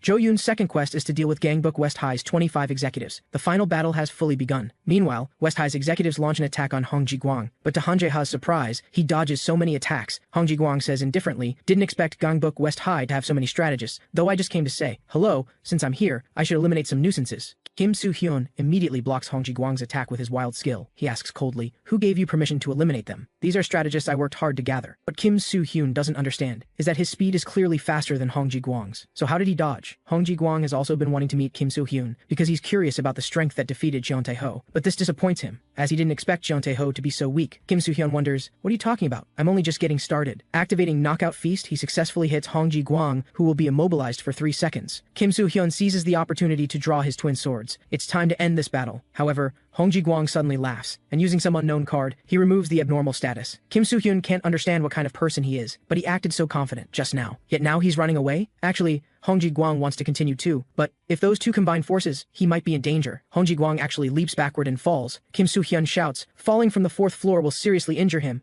We must catch that guy. But the subordinates who came to support find it strange, because they didn't see anyone downstairs. But Hong Ji-guang really did fall just now. Kim Soo-hyun instantly thinks of a possibility. At this moment, a subordinate reports again, bad news. Jo-yoon has broken in alone just like before. He's sweeping through our territory by himself, and including Daniel. North High's executives are all heading south, targeting West High's territory. Kim Soo-hyun decisively orders, gather all executives. Jo-yoon coming in alone is West High's opportunity. He's too immersed in his power and has made an arrogant decision. Kim Soo-hyun needs to know Jo-yoon's location now, because such a good opportunity might not come again. But Han Jae-ha understands. The remaining North High executives are a problem. If they unite with Jo-yoon, West High will be in serious trouble. The method to prevent them from meeting is simple. Just sacrifice one person. West High needs to send one executive north to stall for time. This will be a difficult mission that will result in severe injuries. Ryu Si-kyung and Jeon Tae-ho can't go because they're crucial forces for dealing with Jo-yoon. At this moment, a deep voice speaks up. He'll take on that role. Soon after, Hong Ji-guang receives a message. This is West High's plan to send someone to stop North High's executives from meeting Jo-yoon. However, the identity of the executive West High sent hasn't been revealed yet, so Hong Ji-guang plans to eliminate that person before they can interfere. Hong Ji-guang can't help but be curious who West High sent. Meanwhile, Jang Ji-hyuk is very anxious because that person isn't suitable for this role. He thinks it would be better to send the fast Chung Il-chon. That person is too reckless. But Kim Soo-hyun has already decided. He believes in the guy who volunteered to go north. North High's people have already heard West High will send an executive to stall for time, but they didn't expect them to come alone without any forces. And he is Gu Ha-jun, ranked 3rd in Gangbuk West High. Daniel, who soon gets the news, finds it interesting. He knows there are only 2 outcomes for Gu Ha-jun trying to stop these executives alone. If he doesn't become crippled, this will become a new legend. His potential has somehow reverted to awakening status. After obtaining 10,000 buffet points, Kim Soo-hyun opens card buffet again. Then he sees a card that can revert a squad member's awakening status to the previous stage. Thus, Gu Ha-jun's potential changed from transcendence back to awakening status. The battle quickly begins. Gu Ha-jun, who refuses to accept defeat, has only one thought: he must win. He's unwilling and won't lose again. Gu Ha-jun understands he needs to improve even more. He must continue progressing, constantly, so he won't be eliminated again. Hong Ji-guang, ranked 6th in North High, soon gets word that Gu Ha-jun is indiscriminately attacking North High's territory. If this continues, Gu Ha-jun will hinder the other executives' progress. Hong Ji-guang immediately finds this interesting. He'll handle this personally. However, there's no need for that, because Gu Ha-jun will deal with him first before continuing. In that case, Hong Ji-guang doesn't need to go through the trouble of finding Gu Ha-jun. He's curious. Does Gu Ha-jun, who couldn't even beat Ryu Si-kyung, really think he can stop all of North High's executives alone? Gu Ha-jun doesn't answer but quickly throws a punch. Then he understands one thing. This guy has exceptional endurance. Hong Ji-guang complains, weren't we still talking? This is really rude of you. If this is all there is, Hong Ji-guang can't help but feel disappointed. This unbelievable striking power makes Gu Ha-jun realize he's not just exceptionally durable. Hong Ji-guang sits back down and tells Gu Ha-jun to stand up. He can wait a moment. Gu Ha-jun tells him not to worry. I wouldn't have come if I'd fall this easily. I believe I'll win. But Hong Ji-guang is curious how he could possibly win. On the other side, Jo-yoon is still attacking Gangbuk West High alone. Ju Hak-jong believes that no matter how strong he is, he's just one person, and absolutely can't face so many forces at once. months. However, beyond Ju Hakjong's understanding, human wave tactics have no effect on Zhou Yun. Ju Hakjong doesn't understand what's happening. Is Zhou Yun really human? How can a human possibly be this strong? Ju Hakjong feels despair, because strategy has no meaning against this kind of monster. Just when he thinks everything will end, Xian Taeho excitedly attacks Zhou Yun. He roars, "I betrayed you. That means you have to fight me now." West High's people immediately get excited. Now they finally don't have to worry about surviving, because someone who can fight Zhou Yun has arrived. Xian Taeho has been waiting for this day. He asks Zhou Yun, "What type of fight do you prefer?" However, before Xian Taeho finishes speaking, Zhou Yun's single strike drives him headfirst into the ground. West High's people are completely dumbfounded. With this, Xian Taeho realizes Zhou Yun likes the direct type, so now it's his turn. Xian Taeho is excited to have another perfect fight. His punching power begins to explode, each strike containing terrifying impact force. Xian Taeho tells Zhou Yun to show his real strength. He knows Zhou Yun is just going through the motions. Since Xian Taeho wants to see it so badly, Zhou Yun will grant his wish. As Zhou Yun activates his card skill, Xian Taeho instantly flies backward and crashes hard into a wall. West High's people are left in complete shock, because Xian Taeho didn't even last 1 minute. He didn't expect to be so far behind Zhou Yun. He's never encountered anyone like this. If he'd known, Xian Taeho would have betrayed Zhou Yun sooner. The time he stalled is also important, because Kim Soo-hyun's tactical scheme skill was successfully activated. It makes the opponent's ability values plummet temporarily, and can't be removed with cards. Since Zhou Yun looks down on Gangbuk West High so much, Kim Soo-hyun will lead West High's executives to take down Zhou Yun. Now Kim Soo-hyun can finally see Zhou Yun's drastically reduced ability values. On the other side, Gu Ha-jun must win, because he has someone he must defeat. At least before that, he doesn't want to lose. Hong Ji-guang says unhappily, "Seems you really look down on me. Then please begin, Mr. Gu Ha-jun. I'll give you a miserable defeat." Gu Ha-jun is confident in his strength, because he's worked really hard. Hong Ji-guang absolutely won't be able to withstand it. However, things don't go as planned. Hong Ji-guang wonders, is this your strength? Gu Ha-jun didn't expect his endurance to be this strong,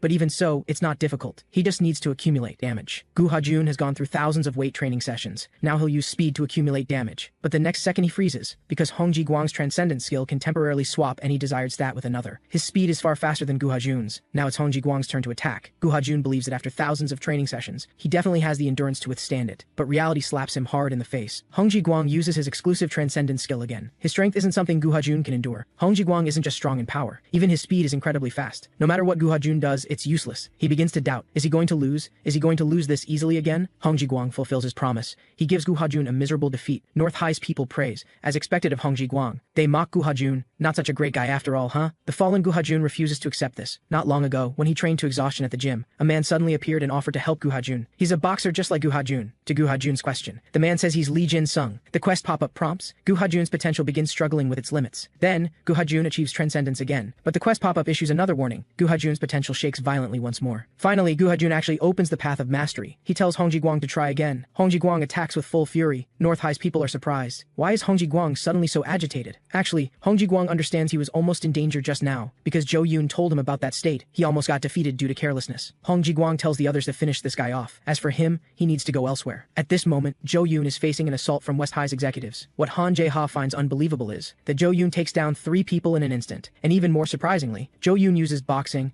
Muay Thai, and wrestling. He's actually using all fighting techniques. Han Jae-ha is shocked. Is this even possible? Xian Taeho roars, "Let's go another round." Ryu Si-kyung quickly locks Zhou Yun from behind. As he exerts force to perform a suplex, Zhou Yun easily breaks free. Ryu Si-kyung's wrestling has no effect on him. Kim Soo-hyun understands the longer this drags on, the worse for West High. They must end this before Zhou Yun's subordinates arrive. At this moment, Hong Ji-guang suddenly appears on the battlefield. He explains that situation to Zhou Yun. Kim Soo-hyun doesn't understand how he got here. Given Hong Ji-guang's distance from here, it's impossible to arrive this quickly. Combined with all the previous strange occurrences, Kim Soo-hyun is now certain Hong Ji-guang is Copy Cloud. On the other side, North High's subordinates surround Gu Ha-jun. They mock this foolish guy who dared to recklessly break in alone. Just as North High's people are about to finish off Gu Ha-jun, a powerful left hook knocks one down. The newcomer needs to know immediately what's most urgent for Gangbuk West High. Kyung Ik-jin has no time to explain to Gu Ha-jun. He needs to know the battle situation. Gu Ha-jun briefly explains, West High's main force is battling Zhou Yun. We must stop North High's executives from joining Zhou Yun. But Gu Ha-jun understands that in this situation, Kyung Ik-jin alone isn't enough. Kyung Ik-jin responds oddly, "Who said I'm alone?" From now on, the 318-member Kyung Ik-jin squad declares entry into battle. The news quickly reaches Gangbuk West High. The Kyung Ik-jin squad appeared and saved Gu Ha-jun. Now Kyung Ik-jin is taking his 318 personal forces to intercept North High's executives. Jang Ji-hyuk understands the Kyung Ik-jin squad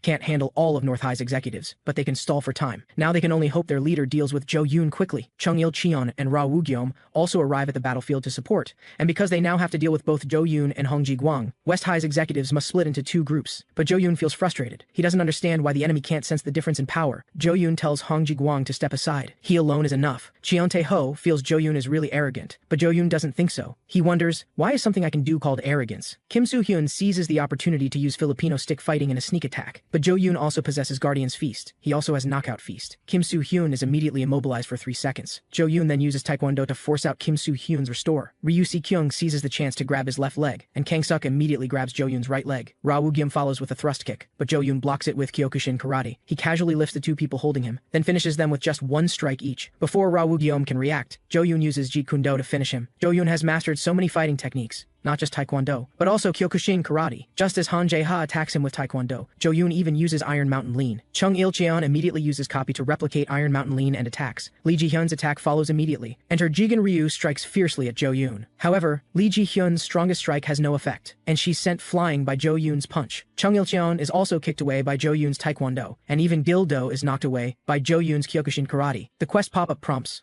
Lee Ji-hyun's potential begins struggling with its limits. A few months ago, Lee Ji-hyun sought help from her master because she hadn't stopped training but somehow couldn't progress. The master understands she's hit a plateau. The sword is a very fickle thing. Sometimes no amount of training brings progress. To break through, one must confront mortal danger. The master tells Lee Ji-hyun, you can overcome it by facing an enemy beyond imagination. There's no plateau in the face of death. Lee Ji-hyun's potential transcends its limits. Jo Yoon begins walking toward her, and having achieved transcendence, Lee Ji-hyun receives an exclusive transcendence card. Lightning Quick Draw. Draw the sword with aggressive god speed to attack the enemy. Lee Ji-hyun successfully delivers this incredibly fast quick draw slash. But the next second, she's knocked down by Jo Yoon's punch. Hong Ji-guang says, you've worked hard, Jo Yoon, to think you could defeat everyone alone. Now Jo Yoon can finally achieve his first objective, which is to absorb Kim Soo-hyun. Just as Jo Yoon is about to grab Kim Soo-hyun, to Hong Ji-guang's surprise, Kim Soo-hyun grabs Jo Yoon first. He's been waiting for this moment all along. Kim Soo-hyun bought cards specifically targeting Jo Yoon from Card Buffet. One is the restraint card that can briefly stop the opponent's movement, and another is the prohibition card that can disable one of the opponent's cards. Jo Yoon shouldn't have been careless at this final moment. Kim Soo-hyun successfully restrains him, and designates Jo Yoon's Drain Magic skill to be disabled. But the quest pop-up indicates failure, because the opponent doesn't have the Drain Magic card. Jo Yoon asks Kim Soo-hyun coldly, do you understand now? My star-absorbing art can absorb the opponent's stats and life force to permanently increase my own stats,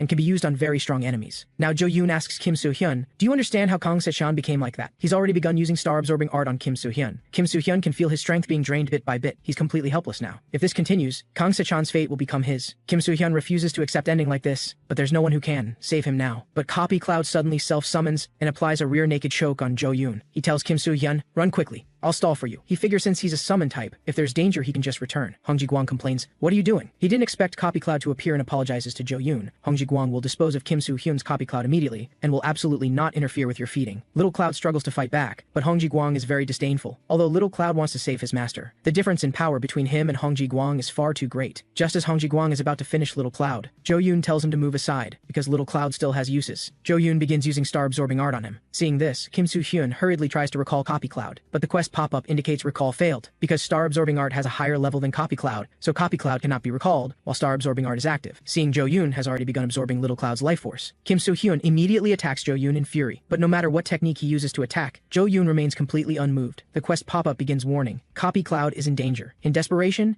Kim Soo-hyun kneels and apologizes to Jo Yoon. It's all my fault. Please stop. Just spare Little Cloud. Copy Cloud was Kim Soo-hyun's first diamond card. After Copy Cloud gained independent consciousness, Kim Soo-hyun already treated him as a living person, even celebrating Little Cloud's birthday. Although Little Cloud didn't understand what a birthday was at first, seeing his master care so much about him made him happy. One day, he asked his master a question he was curious about. What is family? Kim Soo-hyun explains, it's people who share the same blood. Then it seems Little Cloud can't have family. But Kim Soo-hyun continues, that's not the only way to be family. Relationships as close as sharing blood are also called family. What matters most is hearts connected. We're already family. As Jo Yoon finishes using star-absorbing art, Little Cloud falls silently to the ground. No matter how Kim Soo-hyun calls to him, there's no response. Not long ago, when Kim Soo-hyun met with the Challenger card, he asked this question, what would happen if something happened to Copy Cloud? After a brief silence, the Challenger card answered, it's just a card. You can think of it as a consumable card. This means it will vanish when its life reaches the end. Finally, Copy Cloud, regaining a bit of consciousness, apologizes to Kim Soo-hyun, because before being summoned, he was always in an empty darkness, where only loneliness and emptiness existed. Until one day,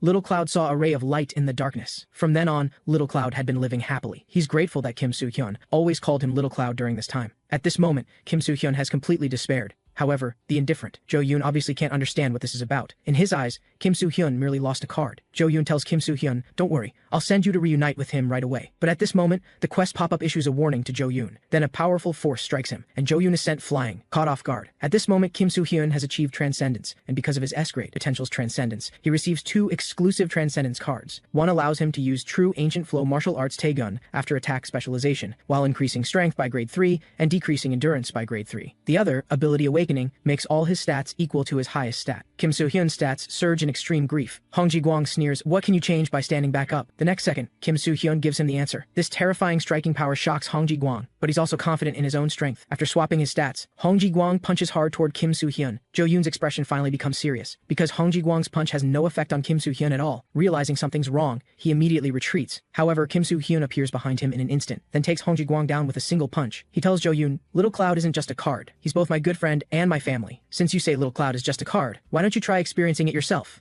Kim Soo-hyun begins absorbing Hong Ji-gwang's stats. However, the next second, he's kicked away by Jo-yoon. Kim Soo-hyun wonders, "Didn't you say it's just a card? Does this mean Hong Ji-gwang is also an important card?" Jo-yoon coldly tells Kim Soo-hyun, "Don't get it wrong. I'm just stopping your stats from rising. They're all just cards to me." Jo-yoon begins using star-absorbing art on Hong Ji-gwang. Kim Soo-hyun immediately uses true ancient flow martial arts Taegun to repel him. He didn't expect that for stats. Jo-yoon could even absorb his own subordinates as nourishment. It seems Jo-yoon is beyond redemption. Kim Soo-hyun isn't a hero or a police officer, but he believes this kind of person can't be allowed to remain in the world. Then let's end this today. Kim Soo-hyun begins attacking with true ancient flow martial arts, Taegun. This speed surprises Jo-yoon somewhat. He sees Kim Soo-hyun is different from before. Could it just be because of transcendence? In that case, Jo-yoon needs to get serious. He begins using boxing to attack Kim Soo-hyun. Both simultaneously use knockout feast on each other. Kim Soo-hyun is immediately immobilized for 3 seconds, but Jo-yoon is also immobilized for 3 seconds, after they both use nullify skills. The two, having removed abnormal statuses, fiercely punch at each other again. A pure melee battle. Kim Soo-hyun can now withstand Jo-yoon's punches. However, thinking of the departed Little Cloud, Kim Soo-hyun's fury burns even hotter. Then, he actually sends Jo-yoon flying. Charging forward, Kim Soo-hyun begins using call over and card chapter skills. He calls over Gu Ha-jun's return of the Overlord and Rawu Guillaume's thrust kick. The explosive power from combining the two is terrifyingly powerful. Kim Soo-hyun understands he can't drag this out. He must use his full combat power. He uses terabyte low kick to deliver triple critical damage to Jo-yoon. Even the powerful Jo-yoon is moved by this. Next, Kim Soo-hyun will use true ancient flow martial arts Taegun to end the battle. At this moment, the quest pop-up prompts, "Tactical scheme's duration has ended. Jo-yoon's stats have been restored." Kim Soo-hyun once again becomes powerless to fight back. Jo-yoon coldly asks if he was dreaming about winning.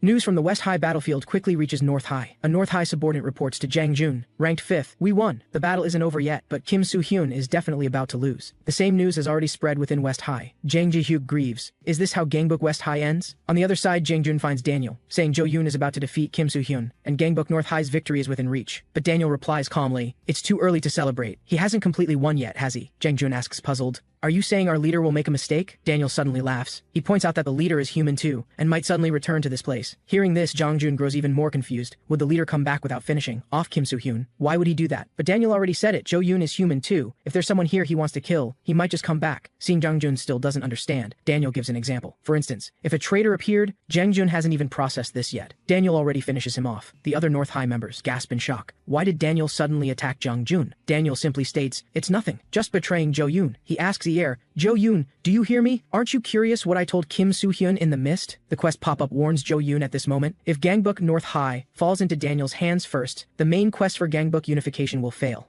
Daniel continues speaking to the heir. "If you want to know, don't touch Kim Soo-hyun and come back here. Otherwise, I'm taking over Gangbuk North High." It turns out that last time, after Kim Soo-hyun used negotiation mist, he told Daniel that he could receive quests and obtain rewards. Though Daniel found this explanation hard to believe. The truth is exactly that. Kim Soo-hyun grew stronger because of quests that suddenly began one day. He asked Daniel, who demanded proof, if there could be any other possibility. How could a weakling like me possibly become the boss of Gangbuk West High in such a short time? And according to Kim Soo-hyun, Jo-yoon is the same. He was originally just a model student who was good at studying. Even if Daniel can't believe it, he must believe it. The reason someone like Jo-yoon could become the boss is because we can obtain rewards by completing quests and then grow stronger. Hearing this, Daniel can't help but laugh. He thinks this world has truly gone mad. Daniel isn't sure if he can trust Kim Soo-hyun, and Kim Soo-hyun's words end there. Since he's being sincere with Daniel, from now on, Daniel must respond with sincerity as well. Kim Soo-hyun asks Daniel what his true purpose really is. This might be a once-in-a-lifetime opportunity. The two of them might be able to help each other. After brief consideration, Daniel also reveals his purpose and the story of North High. Kim Soo-hyun is stunned after hearing him out. Now, Daniel asks Kim Soo-hyun the most important question. Are you sure you can really defeat Jo-yoon? Can you defeat Jo-yoon using the quest you receive? After a brief silence, Kim Soo-hyun's answer is, I will win. With that, Daniel is certain. From now on, he'll stand on Kim Soo-hyun's side. After the mist clears, they must work together to deceive Jo-yoon. And before that, Kim Soo-hyun welcomes Daniel to Gangbuk West High. Because he has to fight people he knows, Daniel feels somewhat unpleasant. He tells the North High people to obediently drop their weapons, because the North High people themselves know clearly that facing Daniel they don't have the slightest chance of winning. At this moment, Jo-yoon is already furious. He gives Hong Ji-gwang the authority to finish off the exhausted Kim Soo-hyun. Before leaving, Jo-yoon also feeds Hong Ji-gwang many cards. Kim Soo-hyun still wants to stop Jo-yoon. Hong Ji-gwang won't give him the chance, because the leader said it's already over. Just as Kim Soo-hyun grows frustrated, a deep voice calls out to Hong Ji-gwang, "Since you're so eager to end this, let's start by ending me. Go, Kim Soo-hyun. Hurry and do what you need to do. I'll handle things here." Gu Ha-jun arrives to the rescue. He's here to defeat Hong Ji-gwang. At this moment, Jang Jun at North High struggles to his feet and attacks Daniel. He's been dissatisfied with Daniel from the very beginning. Daniel asks puzzled, "What would you do if you were satisfied? Confess your love to me? And why are you standing up again? Wouldn't it be more comfortable to keep lying down?" Jang Jun demands, "Why betray Jo-yoon?" Daniel counters, "Why can't I betray him?" Jang Jun also understands that direct attacks won't work on Daniel. But before long, Jo-yoon will arrive. So what Jang Jun can do now is attack vital points. He wants to be of help to Jo-yoon. However, reality doesn't go as Jang Jun wishes. His intentions are far too obvious. Daniel's strength completely overwhelms him. But Jang Jun's purpose is achieved, because that person has already rushed back. Gangbuk North High's leader Jo-yoon admits it's his mistake. He should have dealt with Daniel earlier. Daniel says coldly, "This is your limit as a leader." Jo-yoon begins attacking with boxing, but to his surprise Daniel actually dodges. Logically, with such a huge difference in stats, dodging should be impossible. Jo-yoon continues attacking with Taekwondo, then with Kyokushin Karate, but Jo-yoon can't figure out what trick Daniel is using to dodge his attacks, and as Daniel's hands rotate, Jo-yoon immediately loses his balance due to Aikido. He wonders, is Daniel using Kim Soo-hyun's cards? But if there were cards to counter me, Kim Soo-hyun would have used them himself, so Daniel isn't using cards. Seeing this, Daniel understands he guessed correctly. Next, he'll show Jo-yoon a battle that can be won without quests. On the other side, SEOG-1, North High's 4th ranked, also receives news of Daniel's betrayal. According to the messenger, Jang Jun has been defeated by Daniel. Daniel is now confronting Jo-yoon. SEOG-1 suddenly finds things getting interesting. At this moment, someone appears and tells him something even more interesting. The traitor isn't just Daniel. There's me, Kyung-ik-jin, too. SEOG-1 asks confused, "Didn't Daniel take care of you?" Regarding this matter, Kyung-ik-jin has something to say. Jo-yoon is watching all of us. If we just keep following Jo-yoon, we'll all be in danger. It turns out that when Daniel fought Kyung-ik-jin earlier, he deliberately turned off the light so Kyung-ik-jin could escape. Daniel whispered to Kyung-ik-jin, "If we just keep following Jo-yoon, we'll all die. You must believe this fact. Afterward, remember to persuade the other executives to betray Jo-yoon." But SEOG-1 obviously won't believe a traitor's words. Kyung-ik-jin asks him, "Don't you really think Jo-yoon is strange? That guy's various behaviors are all bizarre." Gangbuk North High is becoming stranger and stranger. Before Kyung-ik-jin finishes speaking, SEOG-1 strikes. Of course he won't believe the traitor before him, and doubt the powerful Jo-yoon. However, if Kyung-ik-jin can make things interesting, he might consider it. Then Kyung-ik-jin understands. He'll make SEOG-1 feel a good rush of dopamine. At another battlefield, Jo-yoon still pretends not to understand what quests are, but Daniel has already heard from Kim Soo-hyun about completing quests to obtain rewards. Jo-yoon asks Daniel, "Do you believe it? Do you really believe Kim Soo-hyun can defeat me?" Jo-yoon says coldly, "You're wrong, Daniel. Kim Soo-hyun can't beat me. It's not too late. I can tolerate one betrayal. Return to Gangbuk North High. My plan needs you." However, Daniel's answer is straightforward, "I refuse." Then from now on, the two are completely broken. To Jo-yoon's surprise, Daniel dodges his attack again. He continues attacking with Jeet Kune Do, then Muay Thai. But Daniel evades them all. This defies all logic. Daniel says coldly, "During my time following you, I've memorized all your moves." Jo-yoon's first attack is boxing. Then comes Taekwondo or Jeet Kune Do. Jo-yoon obtained his fighting skills through chance. This means he has a fatal flaw, lack of experience. Daniel has already seen through Jo-yoon with his exceptional mind. But he understands this alone isn't enough. This alone still can't defeat Jo-yoon. Although Jo-yoon has less fighting experience, his base stats are too high. Daniel knows there's only one way to win. His hands begin rotating again. Jo-yoon, his balance broken, is sent airborne again, and Daniel's only way to win is to use Jo-yoon's own strength against him. Just as Daniel's attack is about to land, Jo-yoon extends his hand against Daniel's abdomen. Now everything should end. Jo-yoon knows he absolutely can't withstand this strike. Daniel seems stunned too. Then he laughs, because he deliberately showed an opening. Daniel's transcendence skill can nullify an opponent's attack and counter with double damage, with the drawback that it can only be used once every 3 days. Daniel's hands begin rotating again. He's already memorized this move of Jo-yoon's too. He's won this battle. Even Jo-yoon can't withstand an attack twice as strong as his own. The next second, Daniel is truly stunned. Jo-yoon praises Daniel's plan as perfect, but this alone isn't enough. Daniel didn't memorize Jo-yoon's strategy, because he's never used strategy. Jo-yoon activates his artifact skill again. This time Daniel has no way to respond. The battle seems to end just like that. Jo-yoon begins using star-absorbing art on Daniel. Daniel never expected he would ultimately lose. In his final moments, 2 people appear in his mind. Daniel apologizes to Kang Se-chan and Chung Il-cheon. Not long ago, Kim Soo-hyun learned shocking news in the mist. Daniel revealed that Kang Se-chan already knew he would end up that way. That guy's intuition has always been accurate. Before that day came, Kang Se-chan asked Daniel for a favor. power. At that time, he told Daniel that something might happen to him soon. Although Daniel had no idea what he was suddenly talking about, King Se-chan already had a premonition. He told Daniel that if something happened to him, suspect Jo-yoon first. It's complicated to explain. King Se-chan knew Daniel wouldn't believe him even if he explained. Finally, he asked Daniel to promise him one thing. If something happens to me,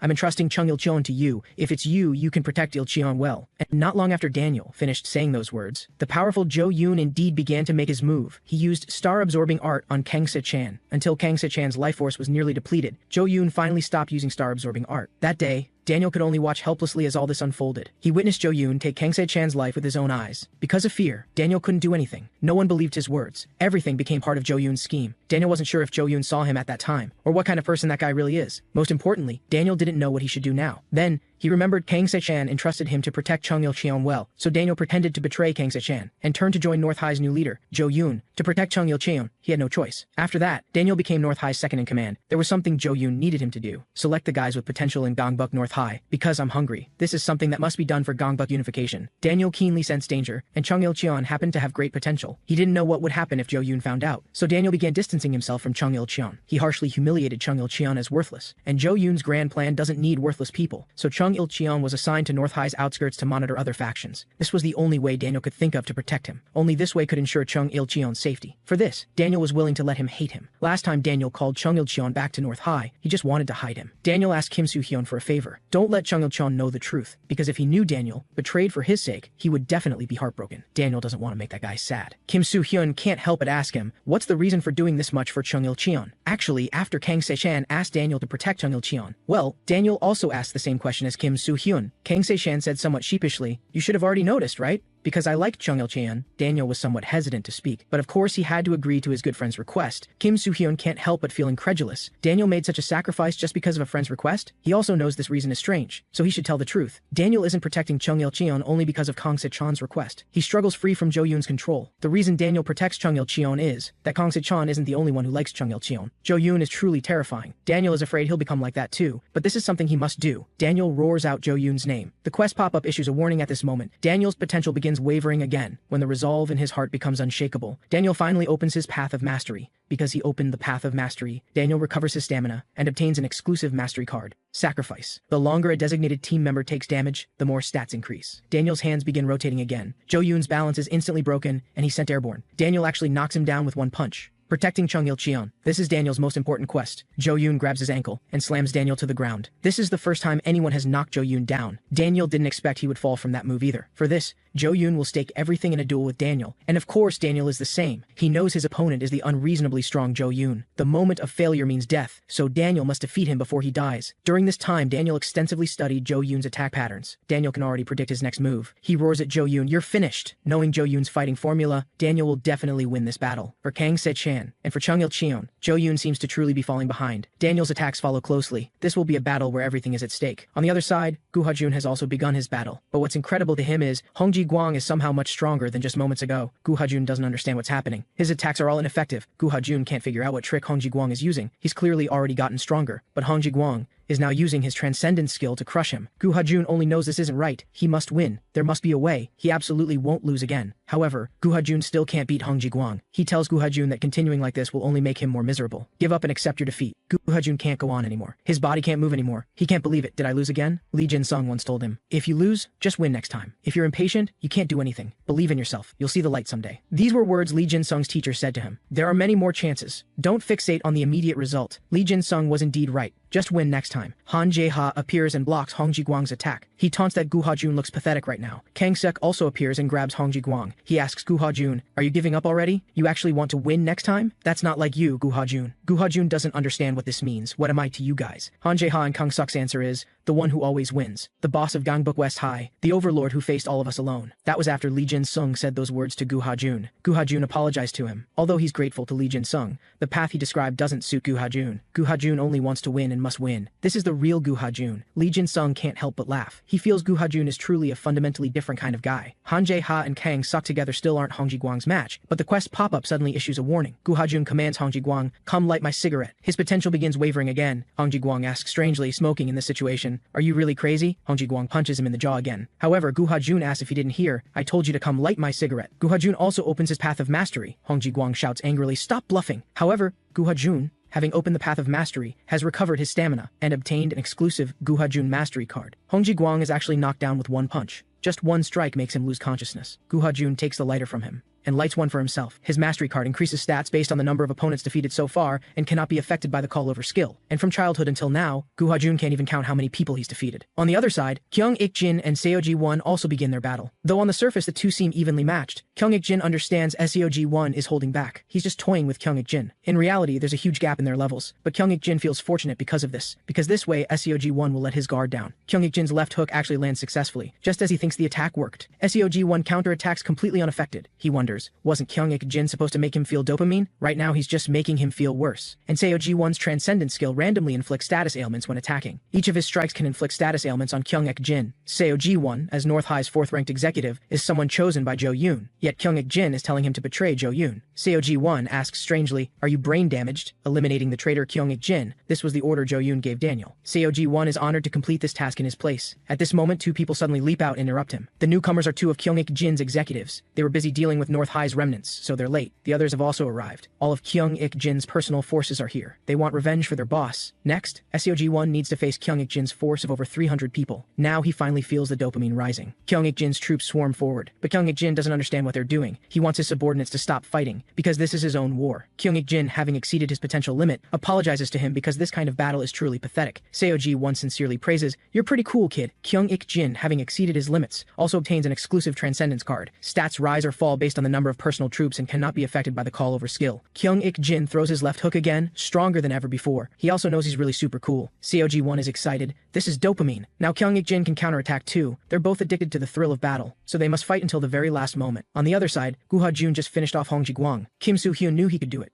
A subordinate quickly brings news of the outcome between Kyung Ik-jin and Seoji-won. The two of them fell at the same time. Everyone is shocked that Kyung Ik-jin actually defeated North High's fourth-ranked Seoji-won. With this, North High's morale will surely drop. Now is the chance to deal with Jo Yoon. But bad news arrives quickly. Daniel has been defeated by Jo Yoon. Hong Ji-guang knew this would be the result. In his eyes, no one can defeat Jo Yoon. The next second, his neck is grabbed tightly. Kim Soo-hyun coldly uses drain magic on Hong Ji-guang. Thus, Hong Ji-guang's stats rapidly decline as his muscles atrophy. Correspondingly, Kim Soo-hyun's stats begin to rise. Only when Hong Ji-guang completely loses consciousness does Kim Soo-hyun stop draining magic. Han Jae-ha asks confused, "Did Hong Ji-guang get choked out?" Kim Soo-hyun tells everyone, "Now we're going to rescue Daniel and take down Jo Yoon." Han Jae-ha reminds Kim Soo-hyun that there's something to do before that. Gangbook North High still has remaining executives. They must first deal with that guy. North High's Mount Tai, Ma Jung-do. The good news is, Jo Yoon was seriously injured after his duel with Daniel. Needing to recover, he can't move for now. Jo Yoon has a skill that can slowly restore his stamina within 2 hours, and reset all card cooldown times. He orders Ma Jung-do to block all enemies, and Ma Jung-do's answer is, "I will complete the mission flawlessly." He's already waiting in formation with his subordinate executives and all his forces. Although Kim Soo-hyun wants to avoid a duel with Ma Jung-do, he's guarding the only path to Jo Yoon. Going around might also lead to an ambush. Han Jae-ha tells Kim Soo-hyun not to worry so much, because Jang Ji-hyuk said he's already made arrangements. After Ma Jung-do receives Jo Yoon's orders, a subordinate brings news that Gangbook West High is attacking. This time they've gathered all of West High's forces, too many to count. Ma Jung-do tells everyone to listen carefully. This is the only path Gangbook West High can take. If we're breached, Jo Yoon will be attacked, so we must hold them back. All subordinates immediately respond in unison. They immediately set out to intercept the West High forces. Only Ma Jung-do's two executives remain and ask him a question. Is it true that Jo Yoon was seriously injured in the duel with Daniel? And after hearing the affirmative answer, the two executives immediately launch a sneak attack on Ma Jung-do. They finally believe what Jang Ji-hyuk said. Gangbook North High has no future. However, their attacks have no effect on Ma Jung-do, just as they think they're dead. Ma Jung-do simply embraces them gently and expresses understanding for their actions. "You've had a hard time during this period." Ma Jung-do tells them to leave slowly. The two executives immediately flee in terror. Ma Jung-do is also ready. He will defend Jo Yoon to the death. Gangbook West High quickly clears out Ma Jung-do's forces. Then Kim Soo-hyun has a question. "Are you really going to face all of us alone, Ma Jung-do? Gangbook North High is almost finished. No matter how strong you are, you can't stop all of us. Jo Yoon is just using you to buy time. Join Gangbook West High. I won't use you. If you join now, this long war can end. I'll treat you well." Ma Jung-do coldly asks Kim Soo-hyun, "Are you trying to make me feel ashamed?"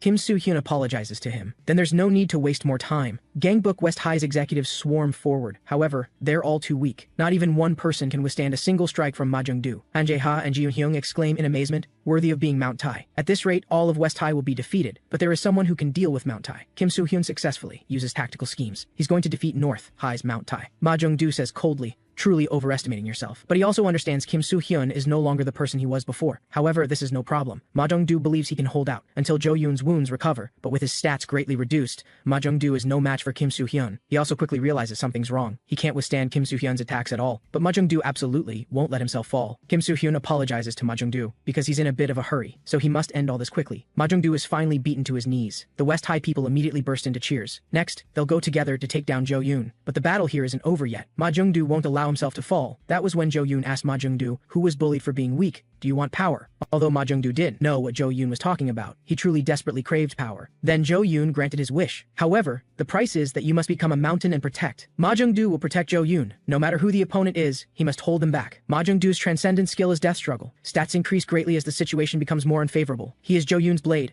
Mount Tai. Kim Soo-hyun didn't expect there to be such a broken card as Death Struggle. It's completely a special card made for fighting multiple opponents. Although Gangbuk West High has many people on their side, Kim Soo-hyun understands this won't work. Against someone like Ma Jung-do, numbers are meaningless. Gangbuk West High with hundreds of people present can't do anything against Ma Jung-do alone. Ji-eun-hyung reminds Kim Soo-hyun, "We don't have time to deal with Ma Jung-do. Before long, Jo Yoon will recover from his injuries. We must get past Ma Jung-do and leave quickly." But there's a problem right now. Who will handle Ma Jung-do? Aside from Kim Soo-hyun, no one is a match for Ma Jung-do. But at this moment, Gil-do steps forward. Facing Kim Soo-hyun's objection, Gil-do states his purpose isn't to win. He just needs to hold back Ma Jung-do so Kim Soo-hyun can go to Jo Yoon. Kim Soo-hyun must also consider the bigger picture. However, he leaves some executives to help Gil-do hold back Ma Jung-do. The others follow Kim Soo-hyun to Jo Yoon, but Ma Jung-do won't let them succeed. Cheon Tae-ho and Ryu Si-kyung immediately attack. Cheon Tae-ho can't wait to play with Mount Tai. Ryu Si-kyung tells Han Jae-ha to hurry. Kim Soo-hyun seizes the opportunity to penetrate deeper into North High with 4 executives. He tells Gil-do to be careful too. Although the opponent is called Mount Tai, Gil-do believes he's ultimately human too,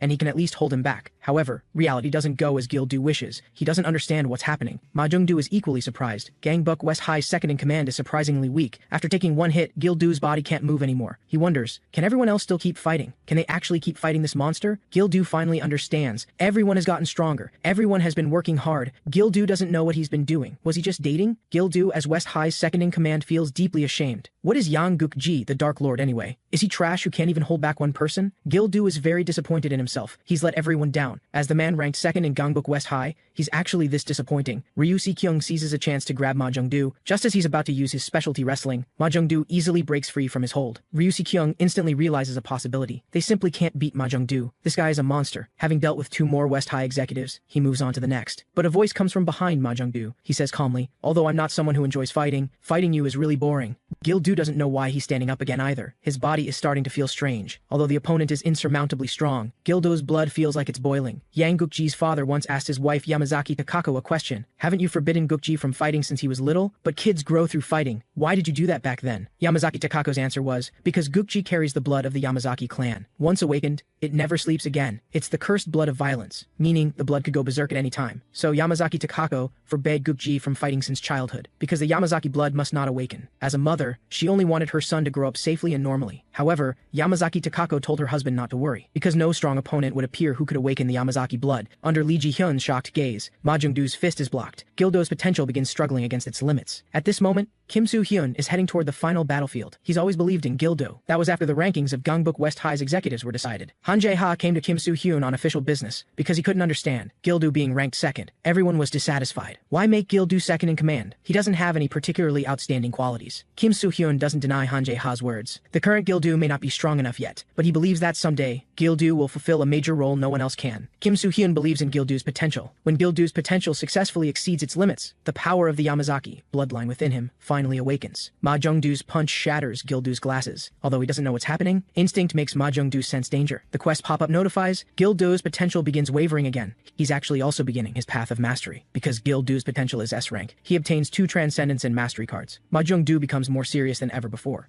And because Gil-do is unconscious, he can't recover stamina. His transcendent skills are Yamazaki bloodline and kill on sight. His mastery skill is Dark Lord Stage 2, and when unconscious in battle, he awakens into an unconscious state that feels no pain. Stats also rise based on the actual combatant's abilities. Gil-do's power completely erupts. Ma Jung-do can feel it. After passing out and standing back up, his entire aura has changed. Is his body moving purely through his obsession with fighting? Ma Jung-do has an ominous feeling. His instinct tells him this guy is dangerous. So Ma Jung-do wants to end it with one strike, but he doesn't understand what's happening. Gil-do actually dodges it. Gil-do's Dark Lord Stage 2 ability raises his own stats while reducing surrounding enemy stats by 2 levels. He begins using Yamazaki style, Kyokushin karate. Ma Jung-do can also feel himself slowing down, but he can't just take the hits. To protect Jo-yoon, Ma Jung-do is willing to become his mountain. He activates Death Struggle again. His stats rise once more, nearly matching Gil-do in his unconscious state. The others from West High never expected Gil-do to be this strong. After all, his opponent is someone revered as Mount Tai, yet Gil-do's strength matches his evenly. However, West High's officers can see it. The difference is actually quite obvious. Gil-do's situation is very unfavorable. Ma Jung-do had heard from Jo-yoon before that unconscious state means fighting using all your combat techniques while unconscious. Therefore, you must learn many fighting techniques for the unconscious state to be powerful enough. But even entering unconscious state is useless for Gil-do because he only knows Kyokushin karate. Ma Jung-do can feel this man is dangerous. For Jo-yoon's sake, he must eliminate all possibilities. This is a lethal strike to put the unconscious state to sleep. Just when Ma Jung-do thinks he's successfully dealt with Gil-do, the kill on sight ability activates. After receiving the opponent's lethal attack, it counterstrikes with double the damage. This powerful strike catches Ma Jung-do off guard. Lee Ji-hyun immediately uses lightning quick draw, which unconditionally hits enemies. She won't miss this golden opportunity. Eom Chang-woong's attack follows right after. The West High crew launches another group assault. Yang Cheon-seol begins using Thunder Suplex, planning to end Ma Jung-do with this move. As West High's underlings watch in shock, Gangbuk North High's Mount Tai finally falls. The entire arena erupts in cheers. Ma Jung-do wonders, have I already lost? I absolutely cannot lose. Jeon-hyung starts directing. Lee Ji-hyun takes care of Gil-do. Everyone else regroups with Kim Soo-hyun. But to West High's surprise, Ma Jung-do, desperate to repay his debt, stands up again. He became strong from weak almost overnight. Ma Jung-do doesn't know what Jo-yoon did to him. He's nothing more than an experiment Jo-yoon conducted. If Jo-yoon doesn't want it, he can revert Ma Jung-do any time. Ma Jung-do instantly recalls his past self, enduring endless humiliation. He wholeheartedly wishes to become the mountain protecting Jo-yoon. The quest pop-up issues a warning. Ma Jung-do's potential begins to waver again. He's actually unlocked his own path of mastery. Even under Dark Lord's debuff, his stats are still terrifying. But at this moment, Kyung-ik-jin arrives with over 300 people. His stats are equally formidable. Meanwhile, Kim Soo-hyun encounters resistance. He warns the white-haired woman beside Jo-yoon to get lost, but the white-haired woman has already been ordered to stop West High's people. At her command, figures emerge from the darkness. Kang Seok wonders, North High still has forces left? Must be just small fries, right? But Kim Soo-hyun, who can see stats, freezes when he used Negotiation Mist last time. Daniel told Kim Soo-hyun that Jo-yoon has personally trained forces, because Jo-yoon doesn't just want to unify Gangbuk, he wants to unify all of Seoul. Therefore, the elites Jo-yoon personally trained might only be slightly weaker than Daniel. This was Daniel's first time seeing those guys in Gangbuk too, but they're still away. In any case, Kim Soo-hyun must be careful. Han Jae-ha worries that at this rate, Jo-yoon will recover from his injuries. However, because Daniel gave them a hint, Kim Soo-hyun and Chung Il-cheon found help, and he's now appeared. The white-haired woman is instantly stunned. Because that legendary man has appeared, Chen Woo-han, who unified Gangbuk in one day with the Imperial Dog Alliance. His stats are unprecedentedly terrifying. Not long ago, Chen Woo-han refused Chung Il-cheon's request for help without hesitation, because he'd already made it clear before. That was the last time. Even for relatives, there won't be a next time. He told Chung Il-cheon to endure hardship on his own if he wanted to, but another voice makes the request again. Kim Soo-hyun, as West High's leader, humbly begs Chen Woo-han for help, because at this rate Jo-yoon will take over Gangbuk. Kim Soo-hyun isn't asking Chen Woo-han to help him stop Jo-yoon. If he loses, everyone will be in danger. Kim Soo-hyun wants to protect the people important to him. He'll do anything, but he can't let his people get hurt.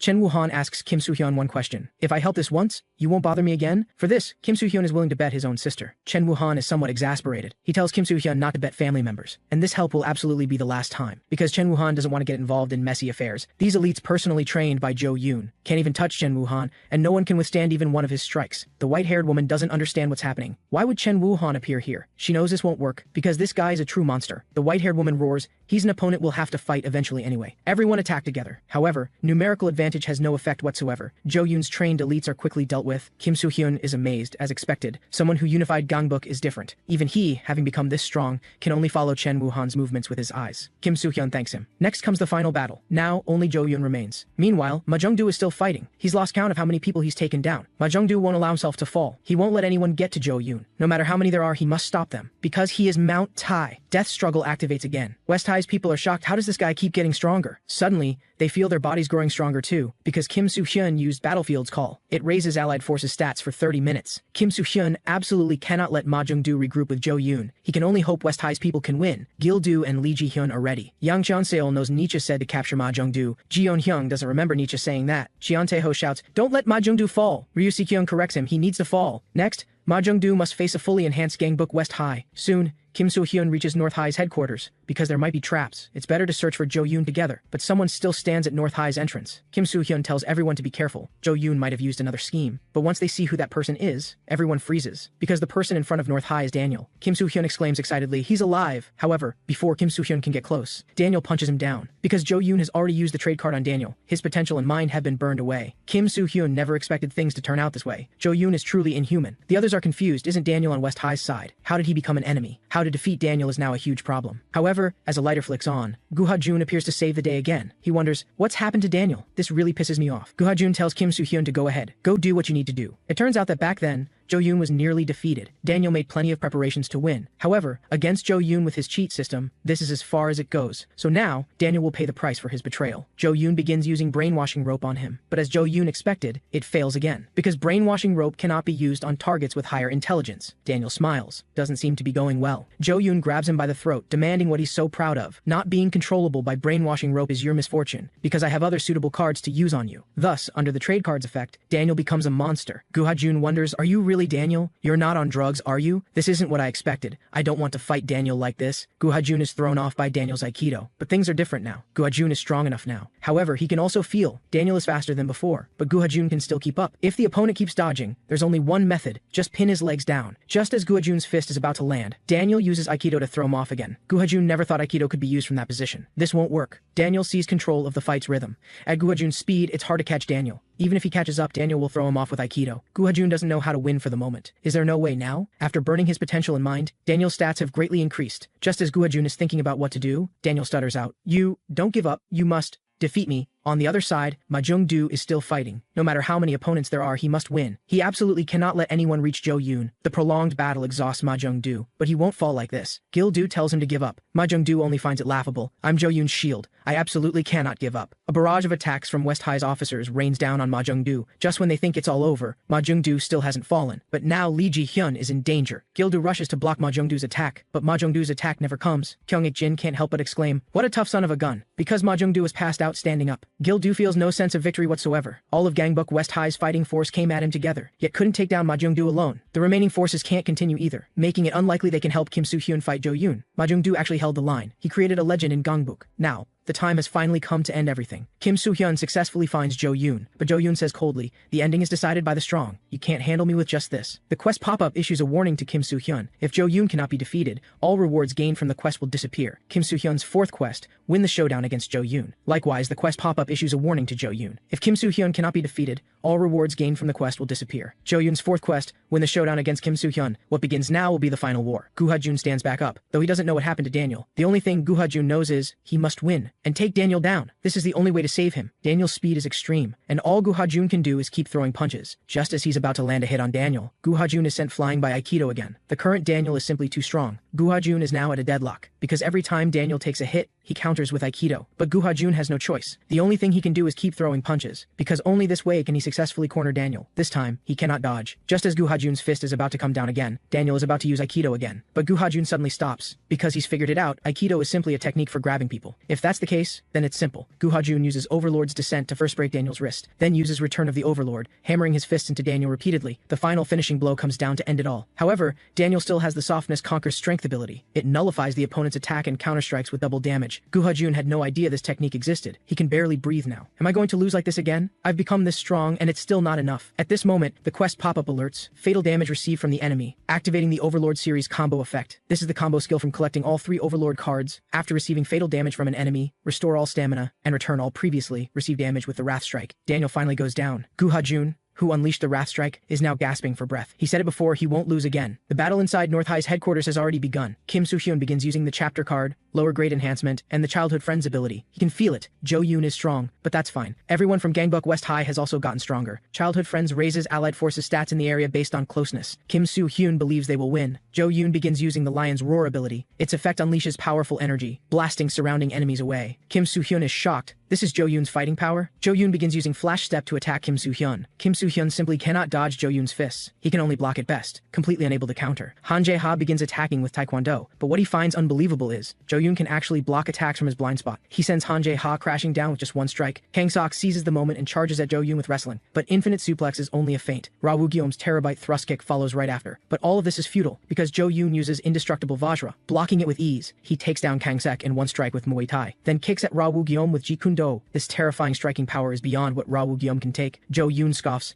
Is this all Gangbuk West High has? Do you really think this is enough to beat me? Jo Yoon begins using Fist Spirit Unity. Its effect raises stats based on the number of combat technique cards in hand. Jo Yoon understands that Kim Soo-hyun fights his way through with strategy no matter who the opponent is, so he's curious. How does Kim Soo-hyun plan to beat him? Seeing Jo Yoon's unmeasurable stats, Kim Soo-hyun is also taken aback, but it's only just beginning. Kim Soo-hyun spent every last point for this final battle. He understands that West High's combined stats still can't match Jo Yoon, so Kim Soo-hyun made many preparations for today. Today is Jo Yoon's end. His only weakness is that he stands alone, but Gangbuk West High is not. We share a deep bond. Kim Soo-hyun uses a card to restore allied forces' stamina in range and raise their stats. Kang Sok roars. My name is Kang Sok, the king of Gangbuk South High who will rise again one day. Han Jae-ha tells Kang Sok to calm down. Stop going on about being the king of Gangbuk South High. We need to deal with Jo Yoon first. Ra Woo Gyeom attacks in his usual silence, equally desperate not to lose. Jo Yoon instantly closes the distance with Ra Woo Gyeom, but Chung Il-cheon uses copy and unleashes Lion's Roar. Jo Yoon is stunned. Isn't that my technique? Chung Il-cheon tells everyone to focus on the fight. Kim Soo-hyun begins attacking with true ancient flow martial arts Tae-gun. He can tell the tide is turning, because West High's attacks are landing. Keep surrounding and attacking Jo Yoon like this, then find the opening to end the fight. This attack, Jo Yoon absolutely cannot block it. However, Jo Yoon uses the data exchange ability. It temporarily swaps any desired stat with another. Kim Soo-hyun is shocked. Isn't that Hong Ji-gwang's card? It turns out Jo Yoon also prepared for this battle. He also spotted the call over ability at the card buffet. Jo Yoon calls over COG-1's Jack of all trades ability. Attacks can randomly inflict status ailments on the opponent. After being hit, Kang Sok falls into a faint status, temporarily unable to act. After being hit, Han Jae-ha falls into a silent status, temporarily unable to attack. Ra Woo Gyeom falls into a weakness status, his stats temporarily dropping. Chung Il-cheon falls into a sluggish status, his speed temporarily slowing. The three in status ailments are helpless against Jo Yoon's attacks. Kim Soo-hyun immediately uses Recovery Peach. It restores stamina for himself and up to 3 teammates, usable only once per month. Han Jae-ha,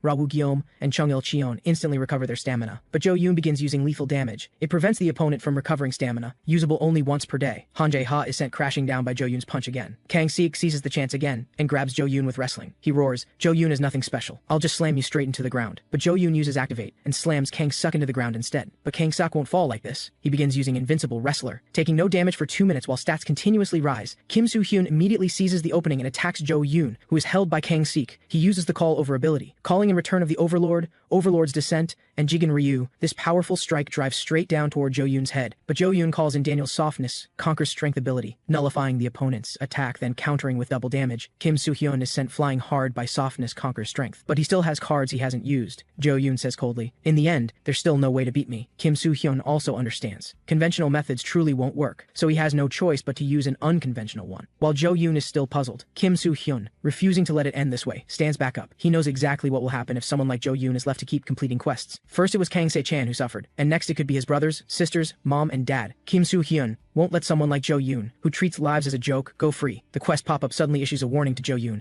Kim Soo-hyun's stats are skyrocketing. It turns out he used the trade card on himself, burning his own potential in mind. Jo Yoon never imagined Kim Soo-hyun would do this, and after using the trade card, Kim Soo-hyun's stats have also reached unmeasurable. Before Jo Yoon can even react, Kim Soo-hyun drives his fist straight into his face. Jo Yoon can feel the gap between them. Even though both are at unmeasurable status, Kim Soo-hyun is simply stronger than Jo Yoon. Jo Yoon simply cannot touch him. Now it's Kim Soo-hyun's turn to fight back. Not long ago, he used the greeting card again to meet with the challenger card. Kim Soo-hyun asked, what exactly is the trade card? The challenger card explained. It's a card that grants enormous power by burning your mind and potential. The higher your potential and mind, the greater the boost. Kim Soo-hyun asked, how can I use the trade card on myself? But the answer he received didn't change at all. The challenger card curiously asked Kim Soo-hyun, why are you working so hard to deal with Jo Yoon? Is your agreement with us that important? Or do you have other reasons? Kim Soo-hyun has no obligation to stop Jo Yoon, but Kim Soo-hyun knows that only he can stop Jo Yoon. The challenger card sincerely praised him. You truly are kind. That is exactly why we chose you, Kim Soo-hyun. Jo Yoon is being completely overwhelmed. He doesn't understand why. Why would Kim Soo-hyun go this far? Just to stop me, he's willing to sacrifice himself. He must pull himself together now. If he's defeated like this, Jo Yoon's quest will fail. His mind races, searching for a way to turn the tide. Suddenly, Jo Yoon has a flash of inspiration. He immediately uses Activate to push Kim Soo-hyun back, then focuses all his cards while charging forward. Jo Yoon's most powerful attack card, the ancient martial technique Overlord's Fist. The devastating force sends Kim Soo-hyun's body flying backward. Jo Yoon knows he cannot beat the current Kim Soo-hyun, so there's only one way to turn things around. That is to return Kim Kim Soo-hyun to the state before he burned his potential and mind. Jo-yoon also purchased the MasterCard elixir at the card buffet, a legendary remedy that restores all status effects and stamina. A vial of liquid instantly appears in Jo-yoon's hand. He begins using the elixir on Kim Soo-hyun, then launches Overlord's fist at Kim Soo-hyun again. Kim Soo-hyun takes the hit before he can recover. Jo-yoon uses Overlord's fist again, aiming to end the fight. But the next second, Jo-yoon is stunned because Kim Soo-hyun actually blocked it. After all, a healed Kim Soo-hyun with restored stats shouldn't be able to block Jo-yoon's Overlord's fist. To Jo-yoon's shock, Kim Soo-hyun's stats are still unmeasurable. It turns out all of this was within Kim Soo-hyun's calculations. Back then,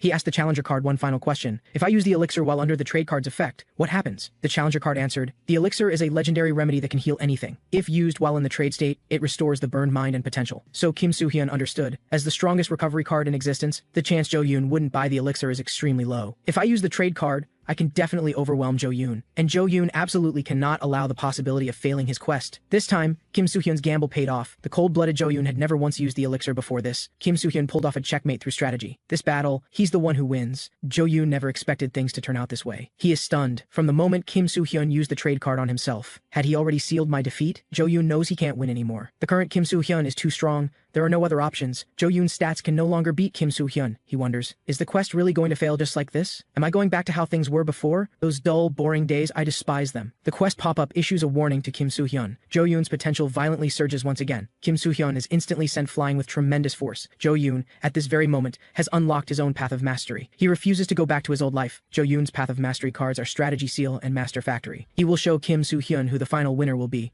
Kim Soo-hyun has no idea how strong Jo-yoon has become, so his only option right now is to watch for an opening and strike first. But before Kim Soo-hyun can make a move, he's already taking hits. Jo-yoon is blindingly fast. Kim Soo-hyun can't react in time. Jo-yoon is even stronger than he imagined, and Kim Soo-hyun is at a complete loss. And keep in mind, Jo-yoon hasn't even used his mastery card yet his stats are already this overwhelming. Suddenly, a furious shout brings Jo-yoon to a halt. Lee Hyun-dong, ranked 17th at Gangbuk West High, arrives with backup. The West High crew quickly surrounds Jo-yoon. Kim Soo-hyun is stunned. Lee Hyun-dong, what are you doing? Aren't you supposed to be guarding the inside? Get back before you get hurt. Lee Hyun-dong replies calmly, we're not here to win, we're just here to buy some time. Because we're the weakest of Gangbuk West High. There's only one reason we came here, to sacrifice ourselves for you. So please restore your stamina as fast as you can. Come up with a strategy to take down Jo-yoon, and win, just like you always do. Jo-yoon sends Lee Hyun-dong crashing to the ground with a single punch. Jo-yoon sneers, what a waste of breath. Kim Soo-hyun immediately seizes the opening and launches at Jo-yoon, but he can no longer match Jo-yoon as he is now. Jo-yoon moves in to end it. Lee Hyun-dong snaps, who said you get to end this? I'm not done yet. Lee Hyun-dong's potential begins to clash against his limits. He says in a low, steady voice, don't get in the way of something great. This is the moment for Kim Soo-hyun to unify Gangbuk. Lee Hyun-dong achieves transcendence. His transcendence skill is weakest body. His attack power rises in proportion to the stat gap between him and his opponent. Lee Hyun-dong knows he doesn't have what it takes to unify Gangbuk, so stay out of Kim Soo-hyun's way, you bastard. For Kim Soo-hyun's cause, Lee Hyun-dong will hold the line no matter what, but he's still too weak. And this is as far as Lee Hyun-dong can push himself. Jo-yoon grabs him and starts using star-absorbing art. Kim Soo-hyun, burning with rage, launches another attack at Jo-yoon. In the past, every time Kim Soo-hyun returned to Gangbuk West High, Lee Hyun-dong would line up all the guys to salute and greet him. Before the fight with Jo-yoon even began, Lee Hyun-dong had already congratulated Kim Soo-hyun on unifying Gangbuk. Kim Soo-hyun was a little embarrassed. He hadn't unified it yet, but Lee Hyun-dong believed he would. Kim Soo-hyun told everyone saluting him to get back to their posts. He told Lee Hyun-dong to stop putting everyone through this every single time. Lee Hyun-dong was puzzled. Torture. Everyone does this voluntarily. But I'm sorry. I haven't been much help lately. I really wanted to be useful to you. I'm sorry for letting you down. I just can't keep up with everyone else's growth. But Kim Soo-hyun shakes his head. You've done more than enough. Without you, West High would have fallen apart from the inside. Everyone has their own role to play. Without you, there would be no me. Those words hit Lee Hyun-dong deep. Right then, he made up his mind. One day, he would truly become someone Kim Soo-hyun could rely on. Kim Soo-hyun absolutely cannot let Jo-yoon land another blow. The pain from Little Cloud's departure is already overflowing inside him. The quest pop-up suddenly flashes a warning at Jo-yoon. Kim Soo-hyun's potential is surging violently once again. Jo-yoon immediately shifts his focus. But by now, Kim Soo-hyun has already activated his path of mastery. Jo-yoon is caught completely off guard and sent flying with a kick. As Jo-yoon gets back up, he hears laughter, because Lee Hyun-dong knows Jo-yoon is finished, because Kim Soo-hyun is genuinely angry now. It's time for that man to return, the one Lee Hyun-dong has always missed. Kim Soo-hyun's mastery cards are indomitable and tank top Kim Soo-hyun. He quickly tightens his tank top, and tank top Kim Soo-hyun makes his return. Jo-yoon says coldly, how pathetic. You're treating this fight like a joke. I never liked you from the very start. Their fists crash hard into each other's faces. In the heat of the fight, they can both feel it. They are perfectly matched. Their stats are equal, and right now it's a dead even fight. One moment of carelessness from either side, and it will mean lethal damage. This is the first time Kim Soo-hyun has faced an enemy this strong, but he won't lose. Since their stats are equal, the winner will be decided by which mastery card they choose to play. Kim Soo-hyun opens with True Ancient Flow Martial Arts Taegun, but Jo-yoon just laughs. Before Kim Soo-hyun can react, his True Ancient Flow Martial Arts Taegun is already sealed. Kim Soo-hyun never saw this coming. Jo-yoon has a card like that, fine. Kim Soo-hyun switches to boxing, but the next second, boxing is sealed too. No matter. Kim Soo-hyun immediately goes in with Taekwondo, but the next second, Taekwondo is sealed as well. Kim Soo-hyun is stunned. Jo-yoon got a totally broken card like that? His Beast Mode and Filipino Stick Fighting are sealed right after. It turns out Jo-yoon's mastery card lowers the opponent's stats and absolutely seals every attack card he knows for 5 minutes. Kim Soo-hyun thinks, it's over. Every single one of his attack cards is sealed. Lee Hyun-dong watches anxiously. Why isn't he fighting back? But there's nothing Kim Soo-hyun can do. He has no fighting techniques left. Jo-yoon is really moving in for the kill now. His other mastery card, Master Factory, scales damage with the number of cards he holds. An unstoppable blow that cannot be dodged. A devastating strike slams into Kim Soo-hyun with terrifying force. His body is sent flying like a cannonball. Lee Hyun-dong watches in agony. Jo-yoon knows it's over. Kim Soo-hyun's quest has finally failed. But Kim Soo-hyun suddenly snaps upright and launches a surprise attack. Jo-yoon is baffled. You took a hit from Master Factory. How are you still standing? Is that your mastery card too? It turns out Kim Soo-hyun's mastery skill, Indomitable, lets him endure up to 3 of his opponent's attacks through sheer willpower. But right now, that skill is completely useless. Without any fighting techniques, Kim Soo-hyun looks like a total mess. Jo-yoon tells him, this is who you really are. Victory will be mine. Indomitable activates again. But Kim Soo-hyun doesn't know what to do. He still has 1 mastery card left, but he can't use it yet, because that card is the key to turning everything around. The Tank Top Kim Soo-hyun card, once activated, not only restores stamina, it also upgrades one of his attack cards. That upgraded card's damage then scales with the total number of cards he holds. Jo-yoon finds it strange. Why isn't Kim Soo-hyun using his remaining mastery card? He can only think of 2 reasons. Either the mastery card he got is an attack card, or it's a type that powers up attack cards. Kim Soo-hyun activates Indomitable and stands up again. He will defeat Jo-yoon within 5 seconds, and he believes he can do it. It's not that Kim Soo-hyun is avoiding combat because his attack cards are sealed. Among the techniques he has drilled thousands of times, there is one he can still use. The jab. The very first move Kim Soo-hyun ever used when he started fighting back. But even that does nothing against Jo-yoon. That's enough. Kim Soo-hyun, if this keeps going, you're going to die. It's okay if Gongbuk doesn't get unified. But for himself, and for everyone else, Kim Soo-hyun has to see this through, even as Jo-yoon completely dominates him. Lee Hyun-dong cannot figure out how Kim Soo-hyun is supposed to beat Jo-yoon in 5 seconds. Then suddenly, it hits him. This scene looks just like that time. Kim Soo-hyun keeps throwing himself at Jo-yoon. Now it's time to end this. Jo-yoon unleashes Overlord's fist straight at Kim Soo-hyun. The sheer force of the blow seems to knock Kim Soo-hyun unconscious. He finally falls. Jo-yoon knows Kim Soo-hyun has nothing left. His recovery cards are all used up, and whatever remains can't touch Jo-yoon. Jo-yoon begins using star-absorbing art on Kim Soo-hyun. Then Jo-yoon freezes. Kim Soo-hyun is holding him, and Jo-yoon can't move. The reason Jo-yoon assumed Kim Soo-hyun's attack cards were all combat techniques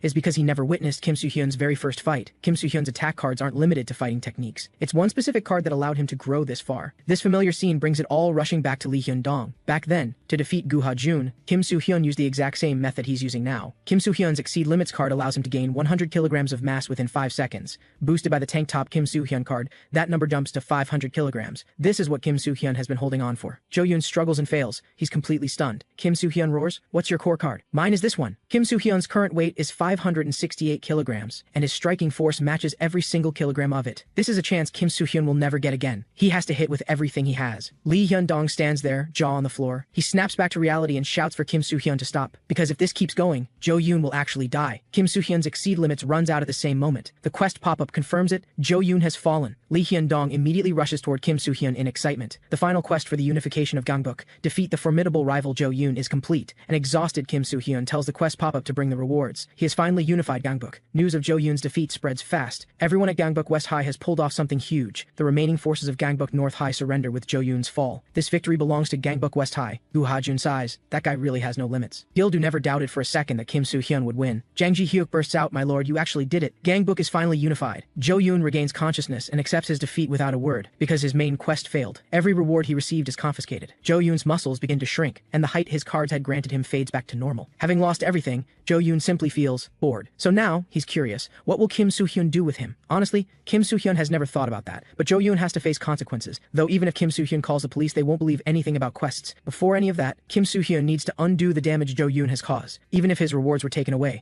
the harm he caused remains. Kim Soo-hyun doesn't know how many people Jo-yoon has harmed. What about Seo Jin-tae? He uses the elixir. Things have to be dealt with one at a time. Kim Soo-hyun silently pleads, "Please wake up, Daniel." True to its reputation as the most powerful healing card, Daniel regains consciousness consciousness almost immediately. He looks at Kim Soo-hyun and has no idea what just happened. Kim Soo-hyun tells Daniel it's all over. Because I took down Jo-yoon, then someone else calls out to Daniel. Chung Il-cheon is here too. He now knows that Daniel never actually betrayed anyone. But Daniel had specifically asked Kim Soo-hyun to keep it a secret. Kim Soo-hyun doesn't care about that. As long as the outcome is good, that's enough. Chung Il-cheon throws his arms around Daniel and breaks down in tears. Kim Soo-hyun watches from the side with a quiet, warm smile. Before long, everyone at Gangbuk West High gets the news. Kim Soo-hyun has actually unified Gangbuk. Word spreads that Kim Soo-hyun tore Jo-yoon apart and scattered the pieces in every direction. Most importantly, they heard Kim Soo-hyun doesn't flush. It's been a while since Kim Soo-hyun has heard rumors like that. Lee Hyun-dong, just like always, lines up all the guys to greet him. Congratulations on unifying Gangbuk. You're amazing. But please remember to flush. Kim Soo-hyun thanks everyone from the bottom of his heart. Everything he's achieved is because of them. He hopes to continue counting on them from here on. Then more people arrive. It's Kang Se-chan, along with Daniel and Chung Il-cheon. Kang Se-chan congratulates Kim Soo-hyun on unifying Gangbuk. After the fight ended, Daniel and Chung Il-cheon had gone to visit Kang Se-chan and brought him the news that Kim Soo-hyun had defeated Jo-yoon. Chung Il-cheon doesn't know how much longer Kang Se-chan plans to stay in bed. Wake up already and celebrate with us. Just then, Kim Soo-hyun shows up too. No matter what, he has to try and save Kang Se-chan. Daniel picks up on the cue and takes Chung Il-cheon outside. It took Kim Soo-hyun a while to obtain a new elixir. Kang Se-chan has been unconscious for too long. Whether the elixir will even work is still uncertain, but Kang Se-chan wakes up smoothly, and he can already guess Kim Soo-hyun used that power to save him. Kim Soo-hyun shakes his head. Just like Daniel said, sharp instincts. Things have gone quiet on Jo-yoon's end, because Kang Se-chan had told everyone to leave him alone. Kim Soo-hyun still doesn't know what to do about Jo-yoon. Then one of the guys comes running. We've got a problem. Kim Soo-hyun is stunned. At this point, what else could possibly happen? Meanwhile, at Gangbuk North High, every single person looks up toward the roof because someone is standing at the edge. Jo-yoon takes one last calm, deep breath. Teachers are desperately pleading for him to come down, but Jo-yoon takes the step anyway. In the horrified eyes of everyone watching, Jo-yoon's body plummets. He admits Kim Soo-hyun won. That's all there is to it. Jo-yoon has no regrets whatsoever. He only regrets that he could have kept playing, could have done more interesting things. Kim Soo-hyun and Kang Se-chan arrive too late. As Jo-yoon's breathing stops, Kim Soo-hyun receives a new main quest. He never expected Jo-yoon to die like this. Jo-yoon committed terrible things, but Kim Soo-hyun can't help feeling hollow about how it ended. He doesn't know if showing up here was the right thing to do. Then Kang Se-chan arrives at the funeral with the others. None of them really wanted to be here, but they came anyway. Even if Jo-yoon was a bad person, a person still died. Kim Soo-hyun leaves the funeral arrangements to Kang Se-chan. He has something he needs to think over, because a main quest appeared the moment Jo-yoon died. This time, all the quest requires is using the greeting card. After the war, everything returns to peace. Kim Soo-hyun hopes it stays this way, but things are so peaceful that no quests are coming. Kim Soo-hyun has no idea how to get the greeting card. It isn't showing up in the card buffet, and crafting it through Cardmaster feels too risky. Just then, Baek Chae-ryung asks Kim Soo-hyun why he's spacing out alone. Kim Soo-hyun's brain glitches, and he says, "Long time no see. They literally saw each other yesterday." Baek Chae-ryung thinks he doesn't look good sitting alone like that. There's actually something she's been wanting to ask. She heard that Gangbuk or whatever has been unified, so she asks if he's finally free. Baek Chae-ryung invites him to grab a meal together this weekend. Kim Soo-hyun says they could just eat at the school cafeteria. Baek Chae-ryung flushes slightly. Do you really not get what I mean? Either way, we're having a meal together this weekend. I'll let you know the time and place later. When Kim Soo-hyun gets home, his sister Kim Da-hyun cuts straight to the point. That girl is trying to confess, even though that's usually the guy's job. I seriously don't get it. What does she even see in you, with all your flaws? Kim Soo-hyun asks if she has a death wish, but honestly, he doesn't know what to do. Kim Da-hyun tells him to stop being an idiot and go. But first, what does he actually think of her? Kim Soo-hyun answers honestly. She seems assertive, but she's kind once you're talking with her. She's pretty, and she's fun to be around. Kim Da-hyun tells him to just date her then. Kim Soo-hyun starts thinking about what it would mean to accept the confession. Would I actually have a girlfriend? Baek Chae-ryung would be my girlfriend? The weekend comes fast. Baek Chae-ryung mutters, "Where is that guy? Why isn't he here yet?" She starts worrying he might ghost her, and she dressed up carefully for today. Then a low voice calls out to her, and she's led away. Meanwhile, a late Kim Soo-hyun is sprinting at full speed toward the meeting spot. He bought a new outfit especially for today. But suddenly, someone attacks him out of nowhere. Things are very different now. The attacker is sent flying with a single kick. The startled attacker is confused. Are you remnants of Gangbuk North High? But if they were North High remnants, there'd be no reason for masks. The only reason to wear masks is so Kim Soo-hyun can't recognize them. That tells Kim Soo-hyun these are people he knows. His opponent says, impressed, quick as always, but it won't matter, because today is the day you die. Meanwhile, Baek Chae-ryung is following someone who claims Kim Soo-hyun sent them to pick her up. She wonders where Kim Soo-hyun is and why he isn't picking up. Could he be planning a surprise? But she quickly realizes she's been tricked. The one leading the group tells the others to keep a close eye on her, because she's essential to our plan. Kim Soo-hyun takes down everyone surrounding him in no time, but when he sees the faces under the masks, he freezes. Then someone he never expected steps forward. He has no idea what's going on. Why is Yang So-ha here? It turns out she's behind all of this, because she found out that Baek Chae-ryung and Kim Soo-hyun were meeting this weekend, and it was Kim Da-hyun who told Yang So-ha as a friend. When Yang So-ha learned Kim Soo-hyun might accept the confession, she went completely still. After hanging up, Yang So-ha didn't know what to make of it. She didn't know what she would do if those two started dating. She was the one who liked Kim Soo-hyun first. She must not have made it obvious enough. Yang Chanseo hears something and knocks on the door, asking if everything's okay. But Yang So-ha has already made up her mind. She'll make sure Kim Soo-hyun knows how she feels. Meanwhile, Kang-sok gathers everyone still loyal to him, because he's going to betray Kim Soo-hyun. Since Gongbuk was unified, Kim Soo-hyun has gotten very lax. Kang-sok plans to revive Gongbuk South High while he has the chance, restart his operation, and reclaim his throne. But Kang-sok can't figure out how to get past the swarm of officers protecting Kim Soo-hyun. Then, the part-timer from the taekbaki shop comes looking for him. Yang So-ha wants in on his plan. She has information. She tells him Kim Soo-hyun is meeting a woman named Baek Chae-rang this weekend. No officers will be with him that day. Kang-sik takes in the information and asks, "You want something in return, don't you?" Sure enough, she wants Kang-sik to lure Baek Chae-ryung away, so she can be alone with Kim Soo-hyun. What happens to Baek Chae-ryung is not her concern. Finally, Yang So-ha asks Kang-suk, "Do you understand what I'm asking?" And Baek Chae-ryung trusted the situation because she recognized Kang-suk as one of Kim Soo-hyun's people. But now it's clear something is very wrong. Baek Chae-ryung demands, "What is this? Where is Kim Soo-hyun?" The next second, she's grabbed. Kang-suk snarls at her to shut her mouth. "I was never loyal to that guy. I was never his underling." If he could, Kang-sik would crush her too. But for the sake of what comes next, he holds back. Kang-sik orders his men to keep a close eye on her, because Kim Soo-hyun will come looking. At this point, Kim Soo-hyun has no idea what's going on.